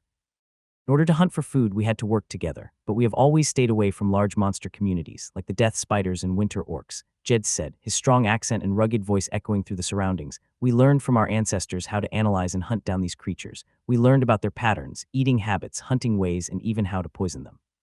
It was the only way to survive inside that land. We had to watch and analyze them." Jed slightly lifted his eyes, confirming that Henry was still attentively listening, before continuing. He let his gaze fall again to the earth, and his voice trembled slightly at this moment. "One day, while watching over the winter orcs, one of our ancestors, the one who had lived the longest, discovered that every 40 cycles of the sun, the monsters within the inner layer would start to behave strangely. The beasts would journey south and linger on the margins of the outer layer, as if drawn by something. During this time, a few monster communities managed to invade the outer layer." Jed's voice sounded hushed, even out of breath as he recounted the story. "When we came to understand this strange behavior of the monsters, we managed to hunt even more of them, allowing us to stock more food and even expand our village. It was easier to hunt them down when they behaved strangely." Jed swallowed hard, his fingers slightly quivering, forcing him to tightly close his fists, determined not to reveal any fear. "A few days ago, as I roamed the area used to hunt down the wolves, I heard the agonizing cries of a wolf. It seemed desperate and filled with fear, something primal. I immediately ran towards the noise, expecting to find wolves fighting for the leadership of the pack, easy prey." Jed stopped, the words seemed unwilling to be voiced and heard by the world. "Continue," Henry commanded, forcing the words out of Jed's mouth. "However, when I got there, I saw countless corpses of wolves littering the floor. And right in the middle of that massacre stood the figure of a lone winter orc, taking large bites from a still-breathing wolf. I could feel the fear in that wolf's eyes, begging me to end its miserable life. I took advantage of the orc's distraction and swiftly killed it." Jed lifted his eyes again, which seemed to be trembling while recounting the memory that happened a few days ago. "My king, if we follow the ancestors' words, a new cycle might soon begin, and the monsters will soon invade the outer layer of this forest." Upon hearing those words, the shimmering purple flame in Henry's eyes flashed again for a brief moment before it finally hid itself. "Does anyone aside from you and me know of this?" the king asked in a contemplative yet hushed tone. "No, I took care of the corpse, and no one knows about it. I was too afraid that such notice could shatter the peace of the people and bring chaos to their minds. We have sought this place for so many years, it wasn't fair with them," Jedha replied through gritted teeth. He had already sacrificed himself for his people, he didn't mind suffering more for them. Because of that, after killing the winter orc, he swiftly dismembered it into unrecognizable and small pieces. Then he fed the meat to the horses, not only hiding the proof of a new cycle, but also giving a nutritional meat that would allow them to become stronger. "Good," Henry exclaimed, crossing his arms in deep thought. His gaze fixated on the gray skies that covered the frozen forest all year round, not allowing the sun to shine over these white lands that seemed to be cursed by the gods themselves. "Don't say anything to anyone and keep it between ourselves. We have more pressing matters to deal with at this moment," Henry declared decisively, I will arrange for someone to bring all the women, children, and elderly to the capital to remain safely behind the walls. However, right now, I need you to gather all those who can fight. I promise to protect everyone. You don't need to worry, I will keep my word." Henry's gaze departed from the never-ending gray skies and settled on Jed, who was looking directly at him. Upon hearing the king's words, the barbarian's eyes seemed to shine with a sense of gratitude and even some loyalty mixed within it, something that was difficult to spot, even after these few years. "My decision was right," Jed thought, remembering his decision of killing the elder and following Henry, and trusting the village's well-being in the king's hands. He was someone reliable, one that would fulfill his promises. Jed wouldn't mind trading his life for his people, and if they had the opportunity to grow, he was ready to even forsake his ancestors. Unaware of Jed's thoughts, Henry was thinking about the repercussion of his action. The barbarians might face some troubles given the lingering resentment within the hearts of Stahl's citizens. Although the hate has diminished through the commerce and the numerous encounters over the past years, with the figure of the barbarians becoming more welcoming, there are still hate, Henry pondered. I am not sure if this decision will be beneficial and serve as a catalyst to ease the tension lingering between these people. However, we have no option at the moment. Overcoming a hatred that had persisted through generations posed quite a challenge, especially if he wanted to end it within the next decade. Barbarians had taken the lives of countless citizens of Stahl, and those of Stahl had never allowed them to find a home under the sun. It was a complex and delicate situation, but one that Henry had to address during his reign if he wanted to utilize the barbarians to their maximum extent, and not only as gatherers. "I will find a way," Henry said, "but I need to end this war first. Only bring what you can get your hands on, nothing more than that. We need to leave fast," Jed shouted in the language of the barbarians as he walked around Orsus's streets, which had been arranged in a circle with the large bonfire used for rituals to the ancestors placed right in the center. "After you finish, gather in front of the village. One of the king's soldiers will escort you towards the capital," Jed instructed, his eyes surveying the chaotic scene unfolding before him.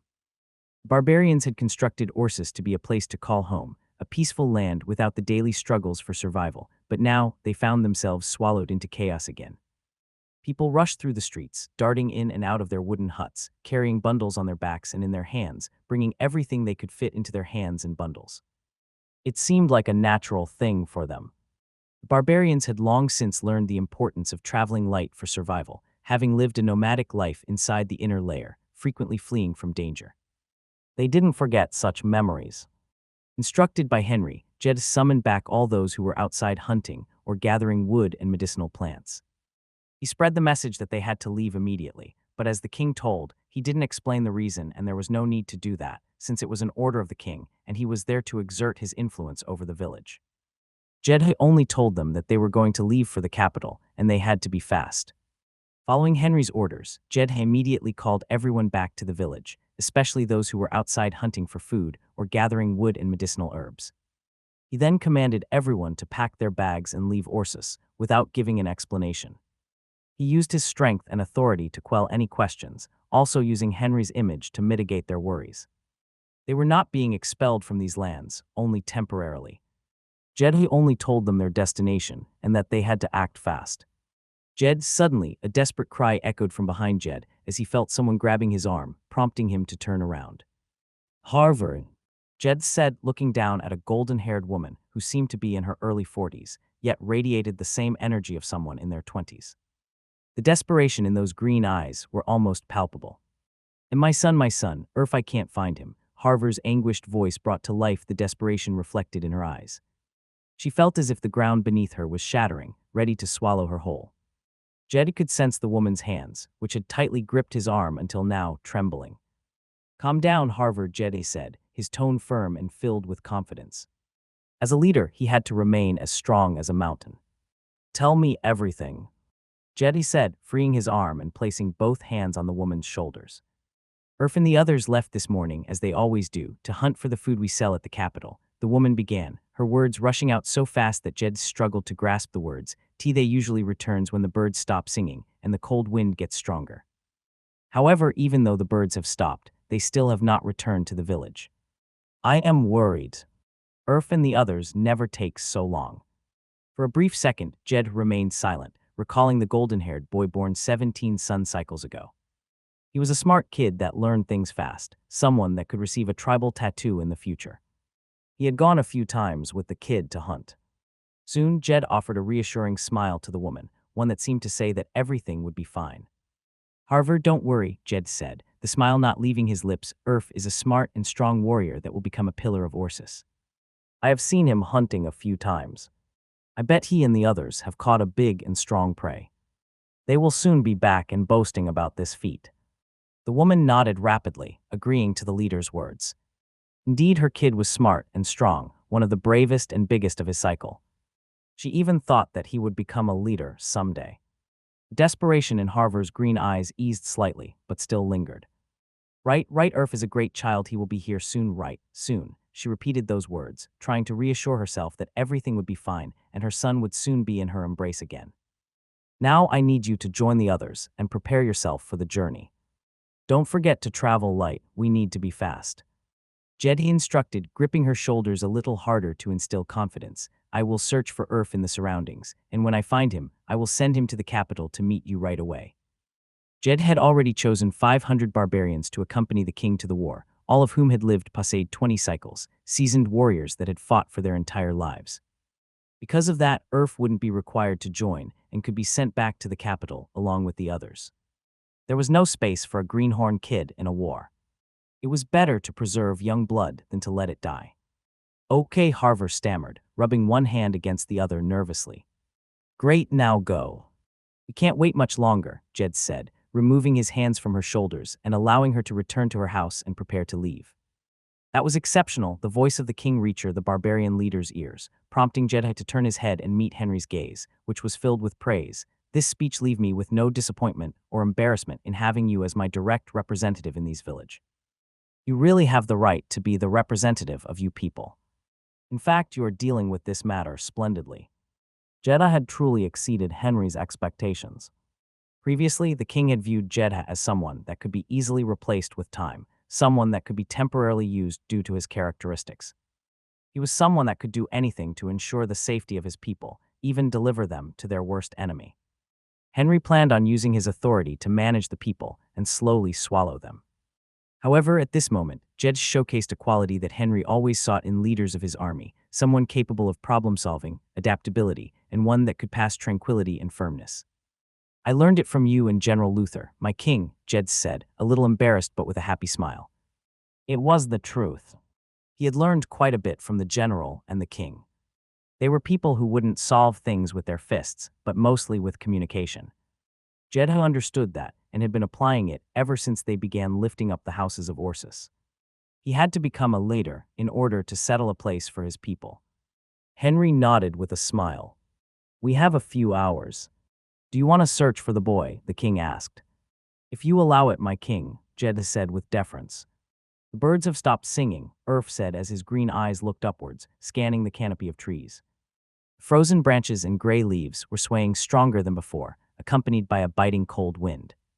The small knife in his hands was painted with the blood of the red wolf lying lifeless under his feet, a sanguine wolf, whose belly was wide open, with most of its internal organs removed, staining the white snow in red. Over the past 2 years, Urf and his team had focused on hunting down these sanguine wolves near the village. They sold most parts of the creatures to the king, who used them for tribal tattoos on his soldiers.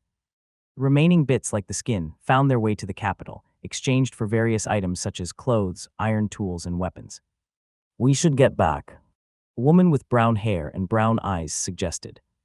Under her feet lay another sanguine wolf, a rare sight in the barbarian community, where women were usually assigned to gathering duties. Nevertheless, it wasn't frowned upon for a woman to choose the path of battle. What do you think, Ingvar? The party had stumbled upon 4 injured wolves, their limbs broken and marks of teeth on their skin. They believed this group had been expelled from the pack after attempting to challenge the leadership, providing an opportunity for an easier hunt. The wolves were killed quickly, almost without resistance, leaving the hunters without a single scratch on their bodies. Ingvar, an experienced hunter that lived for 23 cycles, the group's leader, and a respected figure with a single necklace tooth around his neck and a wolf tattoo on his chest, gazed at the trees and declared, "The winds are changing. Let's pack things up and leave. I'll carry these 2 wolves and you bring the others." When they were about to finish their job, they felt the snow beneath their feet trembling, like a giant walking near them. Grr.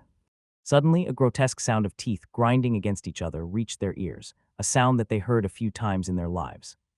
One they heard multiple times a few years ago. An orc. Get behind me, Ingvar shouted, immediately dropping the knife in his hand and reaching out for a battle axe hanging by his waist. Now, he was the leader of this group and the one with the most experience of the three.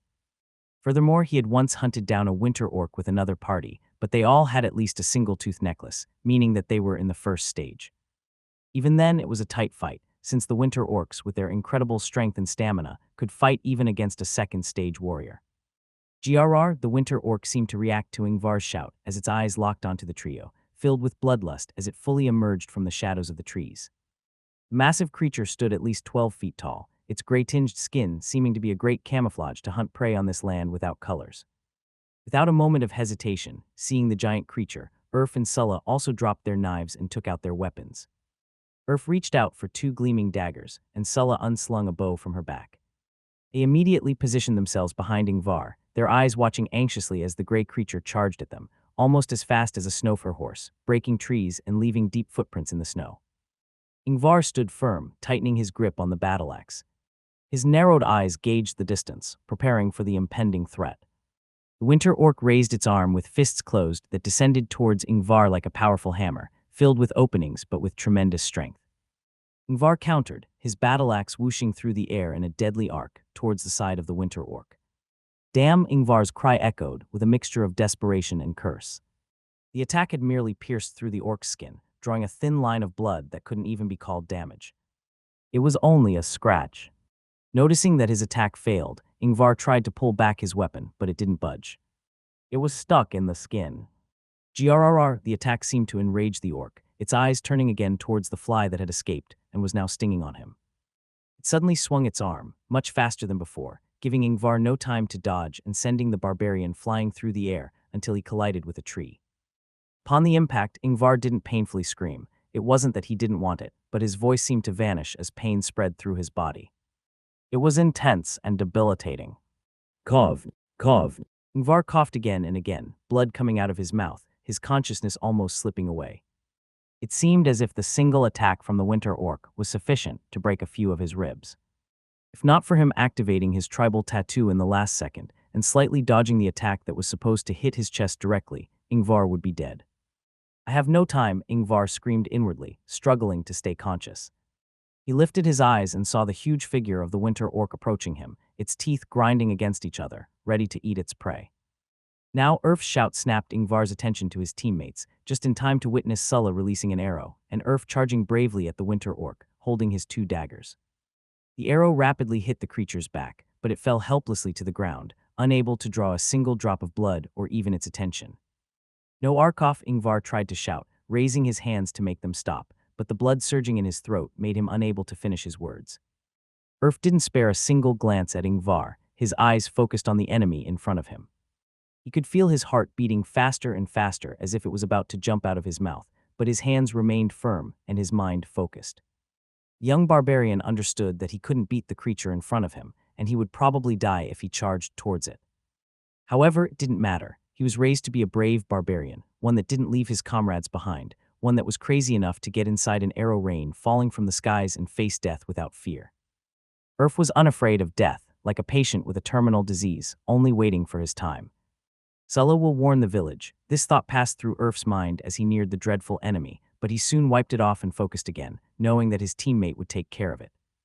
In the brief moment before charging towards the creature, he had told Sulla to retreat to the village and warn the others about the winter orc, and for them to prepare themselves to hunt down this monster. The village's safety came first. Urf sprinted faster towards the orc, the snow beneath his boots crunching with every step as the forest seemed to bear witness to the young barbarian's courage. Urf had seen that Ingvar's attacks held no real damage to the creature, so he had to approach with another strategy, aiming for another point of the creature. The eyes, Urf's mind reached that conclusion after thinking about the other huntings. When dealing with a stronger creature, there was a need to limit its senses to make the hunt easier. The eyes were one of the easiest ones to be taken out. We might have a chance if I can do this, filled with courage and taking advantage of the winter orc, whose eyes were locked on Ingvar's figure. Urf jumped high and opened his arms, holding both daggers, like a mantis ready to strike at its victims. Ah! Urf screamed from the top of his lungs, letting out a cry that seemed to come from the deepest parts of his soul, as if his heart was screaming. He reached the neck of the winter orc, jumping over 12 feet. His legs rapidly embraced the thick neck of the creature as the daggers in his hands descended towards the orc's eyes in a swift and precise attack. A painful noise echoed from the beast's mouth, a sound that didn't seem of this world. It began to contort with pain and almost lost its foot, but the creature managed to stay firm. It was an orc known for its stamina and endurance. "I did it," Urf happily screamed in his head as a smile covered his lips. Ingvar, who was on the ground and trying to stand up to join the fight, flashed a surprised look that soon turned into desperation as the winter orc madly reached its arms towards Urf, who was hugging its neck with his legs and unable to get out of there quickly. Crag. Ingvar heard a cracking sound as the orc held one of Urf's hands while the young barbarian tried to get away. It madly pulled the fly out of its back, his vision unable to see the color of its prey but ready to devour it. "Urf," Ingvar shouted, swallowing back the blood that surged to his throat. Driven by a surge of adrenaline and unable to watch helplessly his brother's death, Ingvar summoned every ounce of strength in himself, the wolf's tattoo in his chest gleaming in a bright blue light, granting him more speed and strength. Ingvar lifted himself from the ground and clenched his fists, not minding the excruciating pain going through his body, and dashed toward Winter Orc. He had no weapon, only his bare fists. "Let him go, beast," Ingvar's voice thundered, his fists clenched, as he landed a punch on the creature's chest. The injured Winter Orc roared in pain and released Urf, dropping the young barbarian to the ground, like a sack of rice. "It worked. I will beat the fuck up of this monster," Ingvar thought, clenching his fist tighter. He wanted to punch this monster again and again, kill it with his own hands. However, when he was about to deliver another punch, he lost his strength. He was unable to move. "What happened?" Ingvar questioned himself, glancing down to see a massive gray fist piercing through his chest.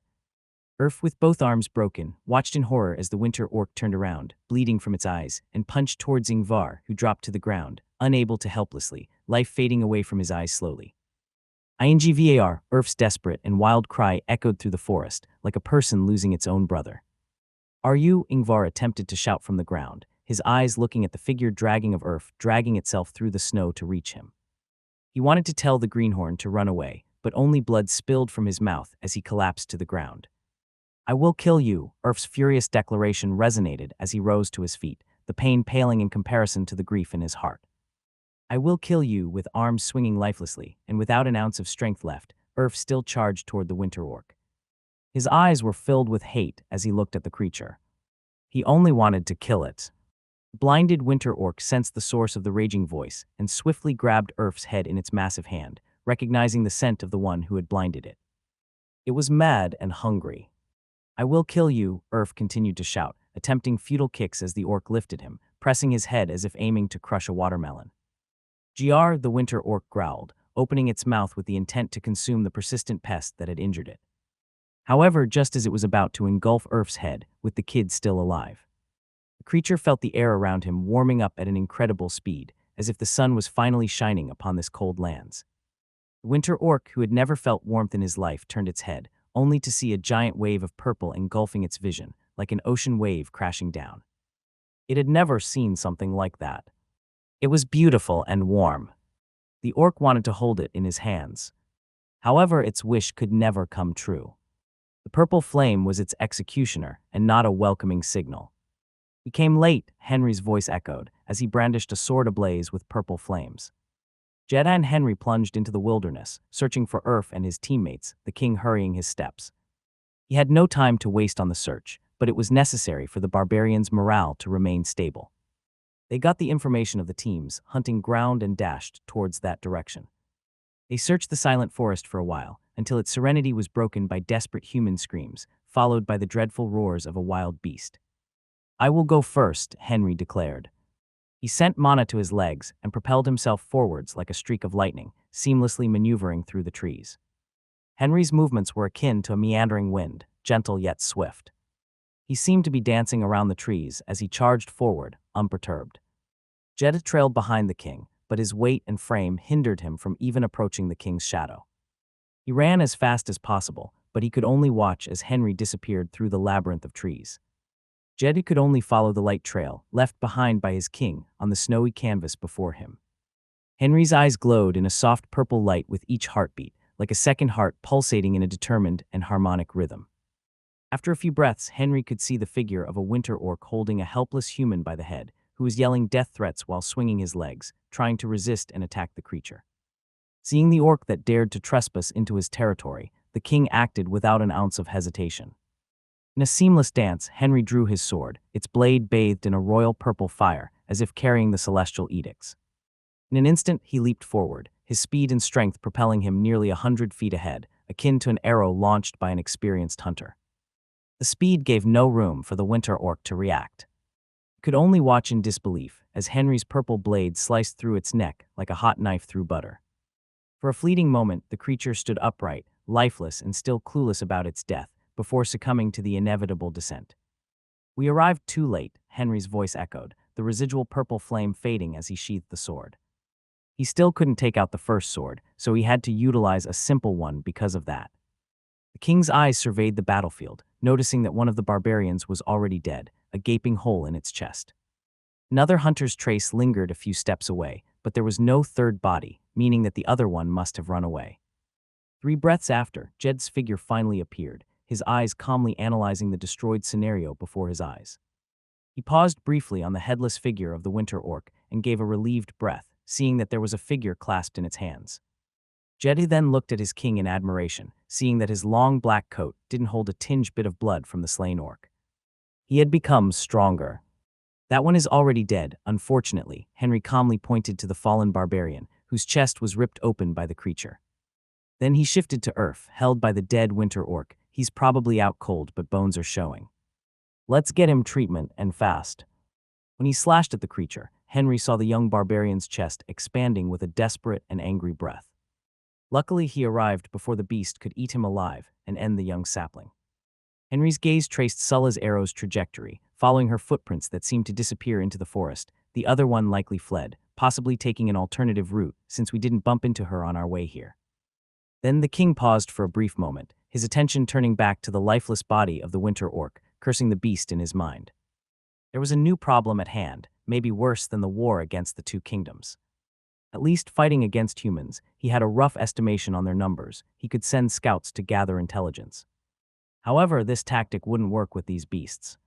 One step at a time, Henry muttered with a sigh, redirecting his focus to Jed, who had just severed the dead orc's fingers to free Urf's head from its grasp. "Grab them. Time is essential. We must return as fast as possible." With his orders, Jed picked up the unconscious Urf and the dead body of Ingvar. It was an honor for the ancestors to die in a battle, and a warrior's body should be returned to the community in order for it to find his way towards the ancestors' bonfire. They had to be burned in the bonfire of the village. Henry and the silent Jed, who hadn't said a single word when he saw the corpses, left the area, leaving the corpse of the dead winter orc to the other beasts to take care of, even though the barbarian leader wanted to tear it piece by piece and burn it. The echoes of their footsteps faded into the distance as they navigated the tangled woods, bound by the countless matters at hand. Bolero stood amidst the chaos, the battlefield a symphony of clashing weapons and desperate shouts. His eyes focused on the figure of Duke Lateral, who managed to evade the deadly swing of Olero's axe, escaping on foot through the thick forest. It was infuriating to the point of Olero tightening his grip over the remaining battle axe. "I missed it," Olero grumbled, his bald head gleaming with sweat as he ran a hand over it. A surge of anger made him clench his fist, and he tugged at his long red beard in frustration. "I will not miss it twice." With determination etched on his face, Olero prepared to throw his other axe at the fleeing figure as the battlefield roared around him, his army finally clashing with the remaining nobles of Eritrea. However, the Duke used the cover of the trees to shield himself, rendering Olero unable to aim at him. He could only watch the fleeing man's back, unable to attack him. Coward Olero's shout echoed through the forest, his voice filled with rage as he watched the man leaving his subjects behind. Olero wanted to pursue, avenge the missed opportunity, but the reality of the battlefield held him back. The chaos of war surrounded him, soldiers clashing, screams filling the air, and the ground trembling beneath the feet of both friend and foe. Olero couldn't simply abandon his position, his duty to lead the army. His eyes scanned the battlefield, assessing the situation. The battle was far from won, and his absence could lead to chaos among the troops. Reluctantly, Olero lowered his axe, the resolve still burning in his eyes. "I can't leave now," he muttered to himself. He turned to survey the ongoing skirmishes, his mind torn between chasing after such an important enemy and the responsibility of leading the soldiers. The sight of Eritrea's nobles desperately trying to fend off the stallion forces and avoid being trampled by their own forces fueled his determination of ending things and bringing victory to the king. Retreat, Olero's commanding voice cut through the chaotic scene. Fall back, regroup, he rallied his troops, not wishing to destroy the harmony and precision between them. The duke might have slipped away for now, but the war was far from over. The nobles were all powerful warriors in their own way, and even though they were being overwhelmed, there was a need for caution. Olero's command halted the mad assault of Stahl's soldiers against the helpless soldiers of Eritrea and the nobles. Those under his orders immediately formed a solid wall, preventing and dissuading the soldiers of Eritrea from charging at them. However, even though they had stopped, the nobles were still being swarmed by their own forces, who were rushing in without minding the pointed blades. The nobles were fighting desperately. Olero's eyes lingered on the distant trees where Duke Lateral had disappeared. His hand tightened around the hilt of his axe as he tried to keep down the simmering desire for revenge within him. But patience was key, and the moment wasn't the right one. The hateful enemy would meet his end eventually.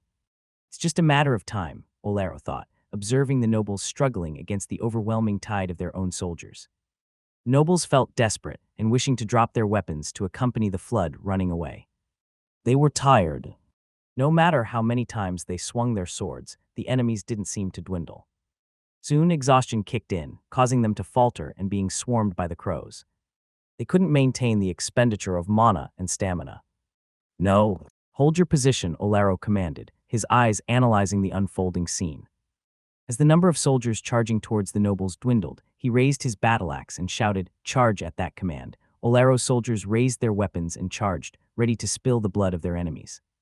The battlefield echoed with the clash of steel as stallion forces surged forward, determined to secure victory. For days, Luek's army traversed the White Merchant Road, their numbers stretching endlessly under the shadows of the trees, marching towards the distant capital of Stahl. Roughly 120 miles, or about 200 kilometers, lay between them and their destination. Every day, the soldiers were forced to endure a relentless march that could easily extend up to 12 grueling hours, going against the ceaseless but gentle snowfall and the piled-up snow beneath their feet. Under those circumstances, a toll had to be taken from each soldier. The accumulated snow, coupled with the low temperatures, resulted in some soldiers losing all sensation in their toes, as a black color painted their colors and spread to their whole feet. This fact made the march even more painful and difficult. However, even in such a desperate situation, not a single word of complaint dared to escape their lips. Memory of the last noble to voice any discontent words still haunted their minds. Zuna, the blue-haired woman leading them, forced the dissident to get on all fours and crawl his way forward. He died on the first day. Since then, no one dared to voice their thoughts and only cursed that damn blue demon in their hearts. She had swiftly silenced any opposition. However, there was another reason why they were marching without voicing their minds. Some of the soldiers thought that the other reason was even scarier than the blue-haired demon. And it was all because of the cursed lands they were traversing. The origin of such fear began on the day they set foot in the western lands of Stahl, maybe even earlier than that. A bonfire that exploded out of nowhere during the night, killing a few of their friends and leading others to a life on the bed, even before they arrived on the mountains. Then, black demons that seemed to be conjured from ancestral nightmares emerged from the woods and relentlessly hunted them down. The only one that survived the gruesome attack was driven to madness by the horrors he witnessed. These ominous signs were not the end and grew even worse. The cursed land beneath them shook, emitting a furious sound. Then a majestic mountain amidst its siblings lost not only its once pristine peak, but also its white clothes. In that moment, the profaned mountain seemed to unleash a thunderous roar, one mixed with anger and fear. As the sound reached the camp, fear gripped the hearts of the soldiers, who dropped to the ground, begging for forgiveness from their ancestors. These lands and their ancestors seemed to be ordering them to run away and leave it alone from the beginning. However, they refused to heed the warning, and now the land was finally going to punish them. The demons, screamed a soldier, the terror in his eyes and tone contagious. Because of that, panic spread like wildfire, fueled by the recent happenings and their ancestors' warnings. These were the cursed lands of the north. Panic gripped the people's hearts, and there was no one present to quell the rising fear. Even the nobles, who were the strongest and responsible for keeping the morale, were visibly shaking. The destruction of a mountain, believed to be indestructible, shattered their perception of the world. A majestic mountain that could endure rain and snow had fallen apart. They felt desperate. Soon, in less than half a day, a group of soldiers led by a small noble with no real power decided to leave the camp and leave the cursed land. However, their departure was quite short-lived. They returned a few hours later, or rather, only a part of them returned, in a gruesome manner. In front of the camp, the soldiers watched in horror as a group emerged from the shadowy embrace of the trees, their figures holding a grotesque display of severed heads, each one suspended by a spear. Demons, this word flashed in countless people's heads, but their terror eased when they noticed the blue-haired Zuna among them, gripping one of the spears. Her clothes were ruined, skin red like it was burned, and her hair frozen from the impact of the snow wave. Zuna stood before the camp's entrance, her eyes scanning all soldiers gathered before her. A mixture of fear and astonishment painted the people's expression as they looked at the cruel image in front of them. "It seems like I caught a few rabbits trying to leave their holes." Zuna's icy tone cut through the air, planting her spear firmly in the snowy ground. At that moment, the soldiers behind her followed suit, sticking their spears into the ground one beside the other, forming a macabre line with dozens of heads. A few other animals also wanted to eat the rabbits. "We shared it with them." Zuna's words hit them hard, like an arrow piercing their hearts. The cremation of a brother was disrespectful, but abandoning the bodies in the wilderness, when there was a chance to handle it differently, could be regarded as a crime against their very being. Those left to be consumed by wild animals would never find their way to the ancestors' lands. It was so cruel that only those who betrayed the king could receive such acts. Now Zuna's voice, filled with both killing intent and commanding authority, demanded attention. "You all have a day to prepare. We are leaving this place, and we are going to attack the capital of Stahl. We will conquer these lands." The soldiers, still gripped by fear, experienced a strange relief when the words "leaving this place" were uttered. They momentarily forgot about those severed heads and turned their attention to the destroyed mountain looming in the background, a great reminder of the curses and dangers living in these lands. All they desired was to escape the shadows of those mountains, to leave this place as soon as possible. "Prepare yourselves, we are leaving tomorrow." For a brief moment, Luak's soldiers glanced at the transformed nobles behind Zuna, whose eyes and actions were shining with a strange sense of loyalty. It was strange. Even the common soldiers knew that an internal conflict was happening amongst the leaders. It was strange indeed. However, it was way more important to leave these lands than reveal the true colors of this people. The soldiers turned around and went on their ways, ready to prepare themselves for the war on the horizon. "That is Eisenberg," Zuna spoke, her gaze fixed on the towering walls of the city before her, its way bigger than Luek's capital. The sight of the castle amidst the frozen forest resembled something out of a fairy tale. The grandeur of the castle was evident, and even from a considerable distance, Zuna could spot the 4 towers that adorned its structure. "That's nothing," an ancient voice reverberated as a figure holding a strange and contorted cane seemed to appear out of nowhere, standing right beside Zuna, his eyes looking coldly at the walls of Eisenberg. "The central region has castles that span across the whole horizon, and walls that even a bird can't be able to see from above. This is truly the North, nothing remarkable." "Great Mage," Zuna called, bowing her head with deference, not daring to look at the figure covered by simple brown robes. She could feel an intense and cruel gaze hovering over her, rendering her immobile. The king had said countless times that she could never defy the orders of this person. And when he said those words, Zuna could feel the terror mixed in her king's voice. He seemed so afraid of this man that sometimes he would murmur his words around her, afraid that this person would notice and suspect any of his next words. "You can rise," the ancient voice sounded again, commanding Zuna to lift her head. However, Zuna kept her head bowed, but soon she felt something strongly pulling her up. She tried to resist, but the force only stopped when she was looking directly into the figure's shining golden eyes, like those of a cat. "When I give you a command, you should obey, right?" A shiver ran through Zuna's back as she felt the cold tone in the man's voice, one that was followed by a sudden feeling of nearing death. "I obey, Great Mage," Zuna immediately shouted, afraid that a sudden force would squeeze her throat and kill her. She didn't know how, but this man controlled her movements without notice. It was this man that saved her and a few others from the big snow wave that descended upon them a few days ago. If not for him, she should have been dead. "Good, good," the figure said before his eyes turned towards the walls of Eisenberg. "I will take those walls down, and you will lead the soldiers through the gates. Kill everyone you want, but I want the king alive. No, I need him alive." Frozen forest resembled the sacred abode of ancient gods and mythical beasts, where even the mountains dared not extend their peaks, seemingly stopped by an invisible barrier, preventing them from invading the lands. This characteristic created a flat terrain where the snowfare horses could run without obstacles, if not for the countless gray trees composing the forest. This barrier was like a transition point, one that those who entered the frozen forest could instantly notice. When one stepped inside that cursed land, the wind seemed to be like a cruel whip that descended upon their bodies, wildly lashing at the intruders. And the trees resembled the eyes of the forest itself, watching over every step of those who walked amidst them. It felt as if the forest itself was alive. Henry led a group of approximately 300 barbarians out of the cursed forest toward the woods bordering the capital walls and the frozen forest itself. Their destination was a place that could provide them access to the White Merchant Road, where the scouts of Stahl reported Luek's approaching army.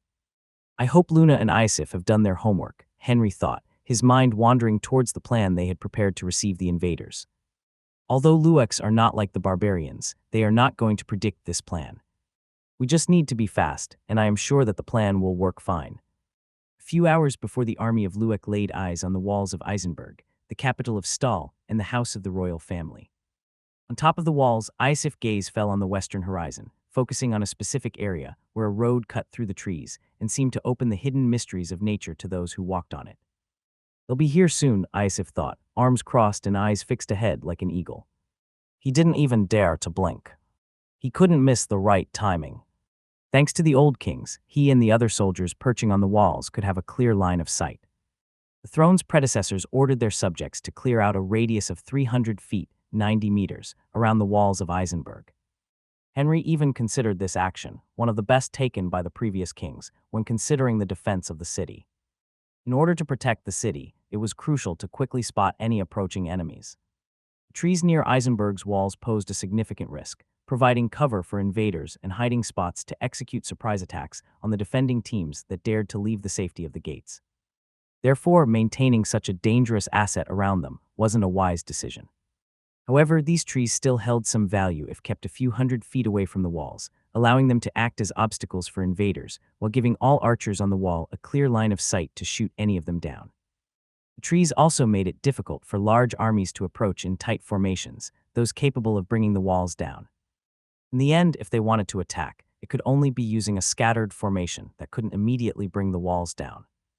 "I'll have to thank Miss Luna after this," Isif muttered, his fingers unconsciously tracing the contours of the small leather pouch in his hands. "These things will undoubtedly save hundreds of lives of our soldiers. It had worked previously, and it will surely work now. Dealing with these invaders will be much easier. I am sure of that." The wall of Eisenberg were filled with long lines of soldiers, and only a handful of watchers were stationed at the other gates. Despite the crowded space, soldiers with shovels kept diligently clearing the piled snow from the walls, an essential task to ensure the logistics of war and a firm footing to the defenders. "General, I might need your help," a familiar voice sounded behind Isif, prompting him to turn around, only to find nothing. However, he soon felt a soft poke on his belly, causing him to glance down and discover Luke, the midget and a trusted man from the king. Being below his eye line, Isif had missed him for a brief second. Right after the king left, Duke rushed back into his room and donned a full set of armor, a rare item that even the king himself only had a couple few. Despite his size, the small figure in that iron armor couldn't be ignored by anyone in the city's streets. Luke claimed boisterously that he would fight against the invaders, just like he faced the death spiders in the frozen forest. However, Isif understood that he would probably hide somewhere within the castle, maybe even in one of the towers, to not get easily seen by the enemies. "What is it?" Isif asked, rubbing his forehead. He already had his hands full of problems, and a new one just popped out.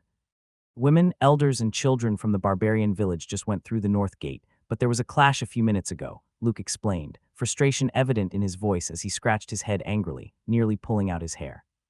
"Some residents had complaints and attacked the barbarians. Looks like there are a few broken bones, and the leaders there are asking for you to assess the situation." Isif couldn't help but release an annoyed sigh, leaving red marks from his fingers on his forehead. The barbarians were causing problems. Truth be told, Isif hated the barbarians, who had taken the lives of his grandfather and father during their march to the south. Yet the king had welcomed these individuals under his throne, proclaiming them citizens of the kingdom and warning that any action against the barbarians would be a violation of royal law. In front of this situation, Isif found himself with no choice but to comply. Perhaps Henry had purposely assigned him to the eastern regions of the kingdom, aware of his animosity, and effectively distancing him from the barbarians. "Let's go," Isif said, swallowing his hate and anger.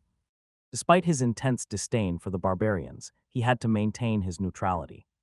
It was the right moral thing to do, and also the right way to follow the royal laws.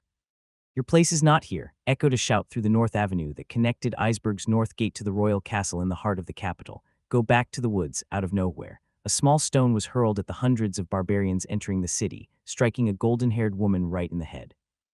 Her green eyes were desperately scanned behind the line of barbarians behind her. Thud, the stone hit the woman's face, drawing blood that soon covered her vision. She continued looking behind her, as if she didn't feel an ounce of pain. "Harver," cried out a 13-year-old teen who was as big as an 18-year-old. He hurried to the woman, using his hands to stem the bleeding. "Damn," another kid exclaimed, realizing the blood wouldn't stop. Grabbing the rock from the ground, he hurled it back with all his might, aiming at a resident of Eisenberg, standing in front of a simple store adorned with a few animal furs for customers to see. And in that moment, the North Avenue transformed into a chaotic battleground as tension exploded between the barbarians and the residents of Eisenberg. While the city could tolerate trading with these outsiders, the idea of coexisting within the walls was a line the residents couldn't cross. Although these groups of barbarians were considered inept, unprepared, or unable to fight in wars, they still possessed strong bodies that could easily overpower these ordinary citizens. Women and elders took the lead, jumping at the residents that lined along the avenue to see the parade, throwing powerful punches at them. These people had grown up inside the frozen forest, and they were not about to take this treatment lying down. Their blood wouldn't let them do it. The citizens and barbarians exchanged countless punches between them, and even with the city guards trying to intervene and restore peace, their efforts fell short. Everyone was caught up in a wild fight, with even the kids joining in, throwing punches and kicks and getting in on the chaos. "Enough, stop this madness," Isif's voice thundered over the tumult as he dashed into the avenue, now a battleground to satiate the old grudges left by the previous generations. His stern gaze swept across the chaotic scene, waiting for them to stop. However, the fighters seemed oblivious to his presence. "I told you there was a problem, and only you could fix it," Luke remarked, keeping his body a step behind Isif, almost as if trying to shield himself from getting caught up in the fight. Isif remained silent, his eyes coldly analyzing the chaos unfolding before him. They were on the verge of a war, with enemies knocking on the gates, yet such a situation occurred. "I have no time for this," Isif impatiently muttered, reaching for the shield of a city guard nearby who was struggling to quell the conflict. He effortlessly took the shield from the guard's hands, despite the soldiers unconsciously resisting. "I have no time for this," Isif impatiently muttered, reaching for the shield of a city guard nearby who was struggling to quell the conflict. He effortlessly took the shield from the guard's hands, despite the soldiers unconsciously resisting. "Enough," Isif bellowed again, striking the shield and producing a deafening sound that cut through the brawl. "I don't have time for this." Deafening sound coming from the pulsing shield, and Isif's thunderous voice cut through the chaos on North Avenue like a sharp blade. The combination forced the fighting crowd to turn their heads. The hands that were about to fall upon their enemies stopped midair, uncertain whether to break more noses or return to their places. It was as if a magical force had momentarily silenced the trading waves of fists and kicks. The turmoil finally subsided, allowing Isif to finally take a clear look at the scene before him. Strewn across the stone floor were dozens of people, groaning in pain and smeared by their own blood. Most of them were citizens and city guards of Eisenberg who had confronted the barbarians without an ounce of experience in fighting or hunting. They had dashed without considering their difference in size. Some women were taller than most men, and the elders were even bigger. The scene evoked a mix of anger and shame within the general's heart, demanding him to act. However, Isif understood that he couldn't let his personal emotions influence his decisions or perspective. He couldn't allow his anger towards the barbarians to overshadow the king's objective, especially when the throne was making such a huge effort to pull the barbarians towards them. Isif had to be impartial and address this problem as quickly as possible. "Enough of this madness, we have a common enemy approaching, and we cannot afford to be divided. Those who instigate conflict within our walls will only weaken us against Luek's forces. We need unity, not discord." Isif's voice echoed, his eyes scanning each face, lingering a beat longer on the barbarians. It was as if he was telling them that they were on his radar and shouldn't continue the fight. "Our new brothers from the forest have come under our king's orders to seek refuge within our walls," Isif continued, the word brothers almost getting stuck in the middle of his throat, Although many of you have a family member who has suffered at their hands, the king will not allow the past to dictate our futures. Our enemies outside of the wall won't care for our internal disputes and will strike at our hearts regardless of what problems we have with each other. The last couple of years studying the common language allowed the barbarians to get the gist of Iosif's words. The meaning behind his words became even clearer when accompanied by such a fierce and commanding gaze, much like that of the village leader. Within his eyes, they could sense the desire to strike them. If I have to descend from the walls again to sort out this mess, Iosif didn't conceal the threatening tone in his voice, his eyes scanning both barbarians and citizens. Remember, whether you are from the forest or a local, I won't hold back to ensure the peace of the capital. I will execute you all if you refuse to obey the orders. A tense stillness gripped the crowd as Iosif's words lingered in the air. The bloodied citizens of Eisenberg stared at the general in disbelief, unable to comprehend why the barbarians were not being punished or executed. They couldn't fathom why the king and the general allowed these barbarians, who had killed countless of their own, to pass through the gates so peacefully. It could be a plan to take them down.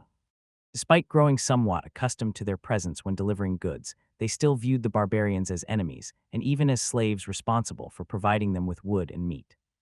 The barbarians exchanged silent glances.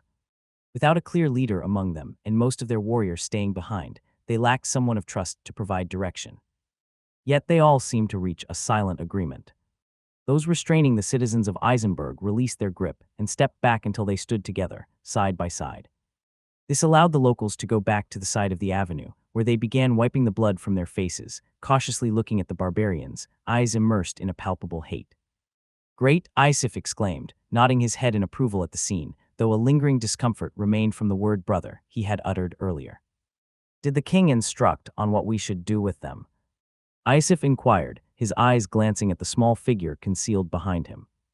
His voice still retained a thread of anger and killing intent, sentiments that threatened to swallow Luke. The small man swallowed hard and averted his gaze, seemingly afraid to meet Iosif's eyes. He ordered them to stay in the external areas of the castle, and if necessary, they could use the dining hall, Luke stammered, his words managing to escape despite his fear. "Then you can lead them there. I don't have time to waste here, and I need to get back to the walls," Iosif said, turning towards the side where a soldier seemed to be trembling, struggling to stand on his foot. This soldier was the one Iosif had borrowed the shield from, and besides Luke, the one closest to him.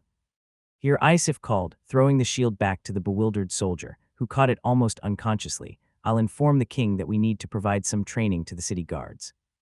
Right now, you guys are almost worthless, afraid and unable to face those barbarians." The image of dozens of city guards sprawled on the ground, helpless under the feet of both elder barbarians and children, lingered in Iosif's mind.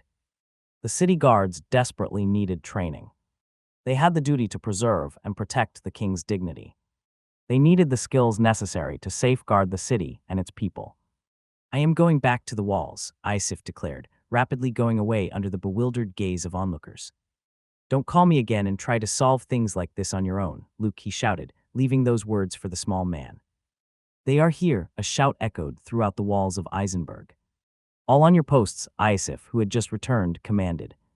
He pointed to the soldiers behind the lined-up ballistae on the walls, their iron arrows ready to create chaos. "Those on the ballistae, hold fire until my signal." The generals gazed, locked onto the thousands of soldiers emerging from the forest. They patiently halted and formed a long line. Among them, a blue-haired woman with small scratches on her face caught his eye. He recognized her, a beautiful woman who tried to fool his king. The general's eyes then shifted to the right side of the forest, as if on the lookout for something. "It will begin soon." Iosif muttered. The army of Luek stood a few hundred feet away from the walls of Eisenberg, their eyes fixed on the imposing structure looming over them, surpassing even the walls of their own capital. Behind the perfectly stacked stones, the royal castle with its 4 towers soared into the sky, serving as a symbol of Stahl's past might and influence. It filled the entire horizon. "Seems they've been expecting us," Zuna stated, her gaze fixed on the soldiers atop the walls, who were staring threateningly at them. "What is that?" she asked, her attention drawn to what seemed to be a giant crossbow aimed at them. "Those are ballistae," an old voice responded her, a whisper veiled in surprise and coldness. "It's not enhanced, but I didn't expect to find such weapon in these remote lands. I thought the overlord of the north had monopolized all knowledge and war technologies of these kingdoms." "Can we deal with that?" Zuna asked cautiously, feeling those apathetic golden eyes locked onto her. It was like a god judging its believers. A mere error could lead her to being sentenced to torture and death. The robed man looked at her in a silence that seemed to scream annoyance, which didn't betray his tone. "You primitive woman, just dispatch a few hundred soldiers and give me some time to prepare. I will handle them and pierce through those walls in a second." Zuna didn't dare to raise her voice to the man that just called her as primitive. Her eyes kept glued to the walls, hesitant to cast even a fleeting glance at the owner of those eyes. A word or a gesture for him were able to take control of her body, leaving her like a puppet. The common soldiers observing from the sidelines keenly sensed the woman's palpable apprehension and fear when near the mysterious man. Yet they couldn't understand the reason behind it. In their eyes, the king had assigned a trusted servant to supervise the young commander, but they didn't hold the same status. Yuanyu Zuna turned her gaze and pointed to two nobles among the 8 surviving fourth-stage warriors. She was a woman filled with grudges. She picked out those who had sided against her to die. "I want each of you to lead 200 soldiers and launch an attack from the left and right. There is no need to hurry, advance with caution." The two nobles, realizing they had been chosen as sacrificial pawns, exchanged anxious glances for a brief second, while the others breathed a sigh of relief for not being chosen. Unlike the common soldiers, they had chanced upon the true identity and power of the man standing behind Zuna. He was the one behind this expedition. The chosen ones nervously shifted their gazes between the robed man and the threateningly walls of Stahl, which seemed to be welcoming their deaths. They didn't want to go. They were about to complain and fight for their lives when a mysterious force grabbed their skulls, as if the air around them had transformed into a big hand and kept squeezing them. They didn't want to do that and were about to complain when something seemed to grip their skulls, as if the air around them had transformed into a big hand that was squeezing them. "Don't keep me waiting for too long," the impatient robed man said. "I have endured these cursed freezing lands for far too long, and my patience is wearing thin. If you don't march, your blood will be used to warm the earth." The threat hung in the air, emphasizing his hurry. The duo swallowed hard as the threat hanging over their heads disappeared, allowing them to move. "Go," the robed man said, his golden eyes glowing behind the hood. On the walls, Iosif observed as two groups of soldiers separated and approached the left and right flanks, like two arms ready to hug the walls. "They are not as dumb as I thought," Iosif muttered. "This might be a way to test our defense and identify which side to attack, identify our weakest flank and exploit it." The division could be considered strategic from a point of view. This meant he couldn't concentrate all the power in a powerful attack, forcing the general to also divide his troops to protect both sides. But how are they going to attack? Iosif thought, pausing for a moment and asking himself, "I don't see any tools or ladders. What is happening?" The general's eyes scanned again. He couldn't risk being caught in a surprise attack. However, he couldn't find anything. Soon the enemies began their march, shields raised to avoid a possible rain of arrows, their steps treading with caution. The only obstacle before them was the imposing stone walls, hundreds of defending troops waiting for them. Listi Iosif command echoed, his hand raised in a fist. "Hold," he ordered, looking at the approaching enemy forces, trading through the open space. "Hold, hold, hold." Loose, the order reverberated through the walls, and at that moment, 6 giant arrows pierced the sky, hurtling towards the oncoming enemies. As the arrows whistled, an expectant grin appeared on Iosif's lips, his other hand holding tightly the small leather bag in his palms. On the enemy side, the robed man stood with his eyes closed, hands weaving intricate patterns as he uttered mysterious incantations under his breath. His fingers glowed in red, akin to fire, causing the surrounding cold air to evaporate and briefly form enigmatic patterns. Suddenly, his golden eyes sprang open, shooting an eager and surprised gaze at the giant arrows slicing through the skies, hurtling down towards the hundreds of advancing soldiers. The man's hands froze midair, and the red glow dissipated from his fingertips. "What is that?" "The mana is pure and too concentrated. But why is the flow so chaotic?" he questioned. He had no time to dive further into his thoughts, as a powerful explosion reverberated through the surroundings. Mana became chaotic, and a deafening sound reached them, shattering their balance. "I need that." Heat generated by the explosion created a thin mist that covered the vision of those on top of the walls, making it difficult to see the aftermath of the ballistic attack. "We missed 4 of them," Iosif regretfully stated, his eyes shifting toward a soldier behind the ballisti before shaking his head. "Forget it, it's not their fault. This is a new weapon devised by our king, so it's expected to take some time to train and get used to it." Iosif crossed his arms and shouted, charge the ballisti archers. Take your aim, the archers. Even unable to see through the mist, obeyed the orders. They lifted their bows and knocked another arrow, positioning themselves with their bows aimed to the skies. The mist began to slowly settle down, allowing the archers to discern a few limping and crawling figures within it. These figures' painful screams were suffocated by the layer of snow and air. Despite that, Isif refused to give them a single second of respite. Loose, he commanded, slightly waving his hand. He wanted to end them cleanly. Hundreds of arrows filled the skies, piercing through the lingering mist with loud whistles. Zuna could only helplessly watch as those under her command fell, her eyes filled with anger, not for their destinies, but for her status and morale within the soldiers' hearts. However, she could do nothing to change it. Is he not done? She wondered, her eyes trailing toward the robed man as another rain of arrows fell upon her front line, sealing their destiny. The robed man kept his eyes shut as his glowing red fingers weaved through the air mysterious words, leaving his lips at an incredible speed. He wasn't finished, but Zuna could feel the air around her thickening with mana and something heavy pressing against her. She felt an innate fear springing inside her. Raise your shields, a shout echoed among Luek's ranks, prompting Zuna to turn back at the walls. The gray skies had turned black again. However, this time, Death's scythe was aimed at her. Give me some time to prepare, and don't bother me. The robed man's words resonated within Zuna's mind. I have to protect him, she thought. With no time to spare, Zuna's hands flashed toward the nearest soldier. Give me that, she shouted, pulling his shield to her. The soldier resisted, but Zuna was stronger, and the sudden pull left him with a few broken fingers. Then Zuna dashed to the front of the robed man, shielding him from the incoming wave of arrows. I hope this is worth it, she gritted her teeth and raised the shield. When Death's scythe fell into Luek's army, anguished cries echoed through the field. Zuna felt dozens of arrows hitting the shield in her hands as cracks appeared, threatening to break it, but she stood firm. She had to protect the man, or her chances of conquering Stahl would drop to zero.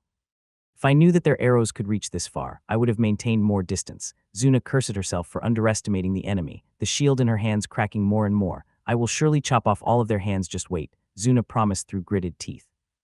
Isif, who was watching from the top of the walls, gave a cold but satisfied grin. Are we still not ready? Why the fuck are you taking so long? His gaze turning towards the soldiers behind the ballisti. Sorry, General, one of the soldiers respectfully responded, his voice loud enough to cut through the sounds of the bowstrings being loosened. We will need a bit more time. The others are still finishing attaching the torch tree seat on it. We need 2 more minutes. Fuck, Isif cursed. I told you to leave everything ready. Why is it only being attached right now? We are sorry, General, the soldier apologized again, his voice slightly quivering. We only had the time to finish 6 of them. We couldn't risk being careless.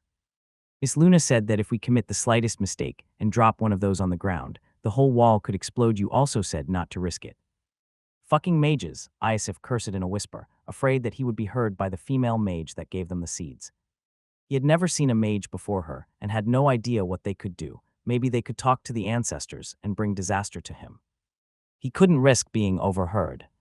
Warn me when you are done, Isif yelled and then turned back to the archers. Don't stop, keep firing. Don't let these fucking mongrels breathe. Let their souls remain here to serve our ancestors. The relentless sound of the bowstrings being loosened echoed throughout the walls, akin to a huge swarm of wasps attacking the city.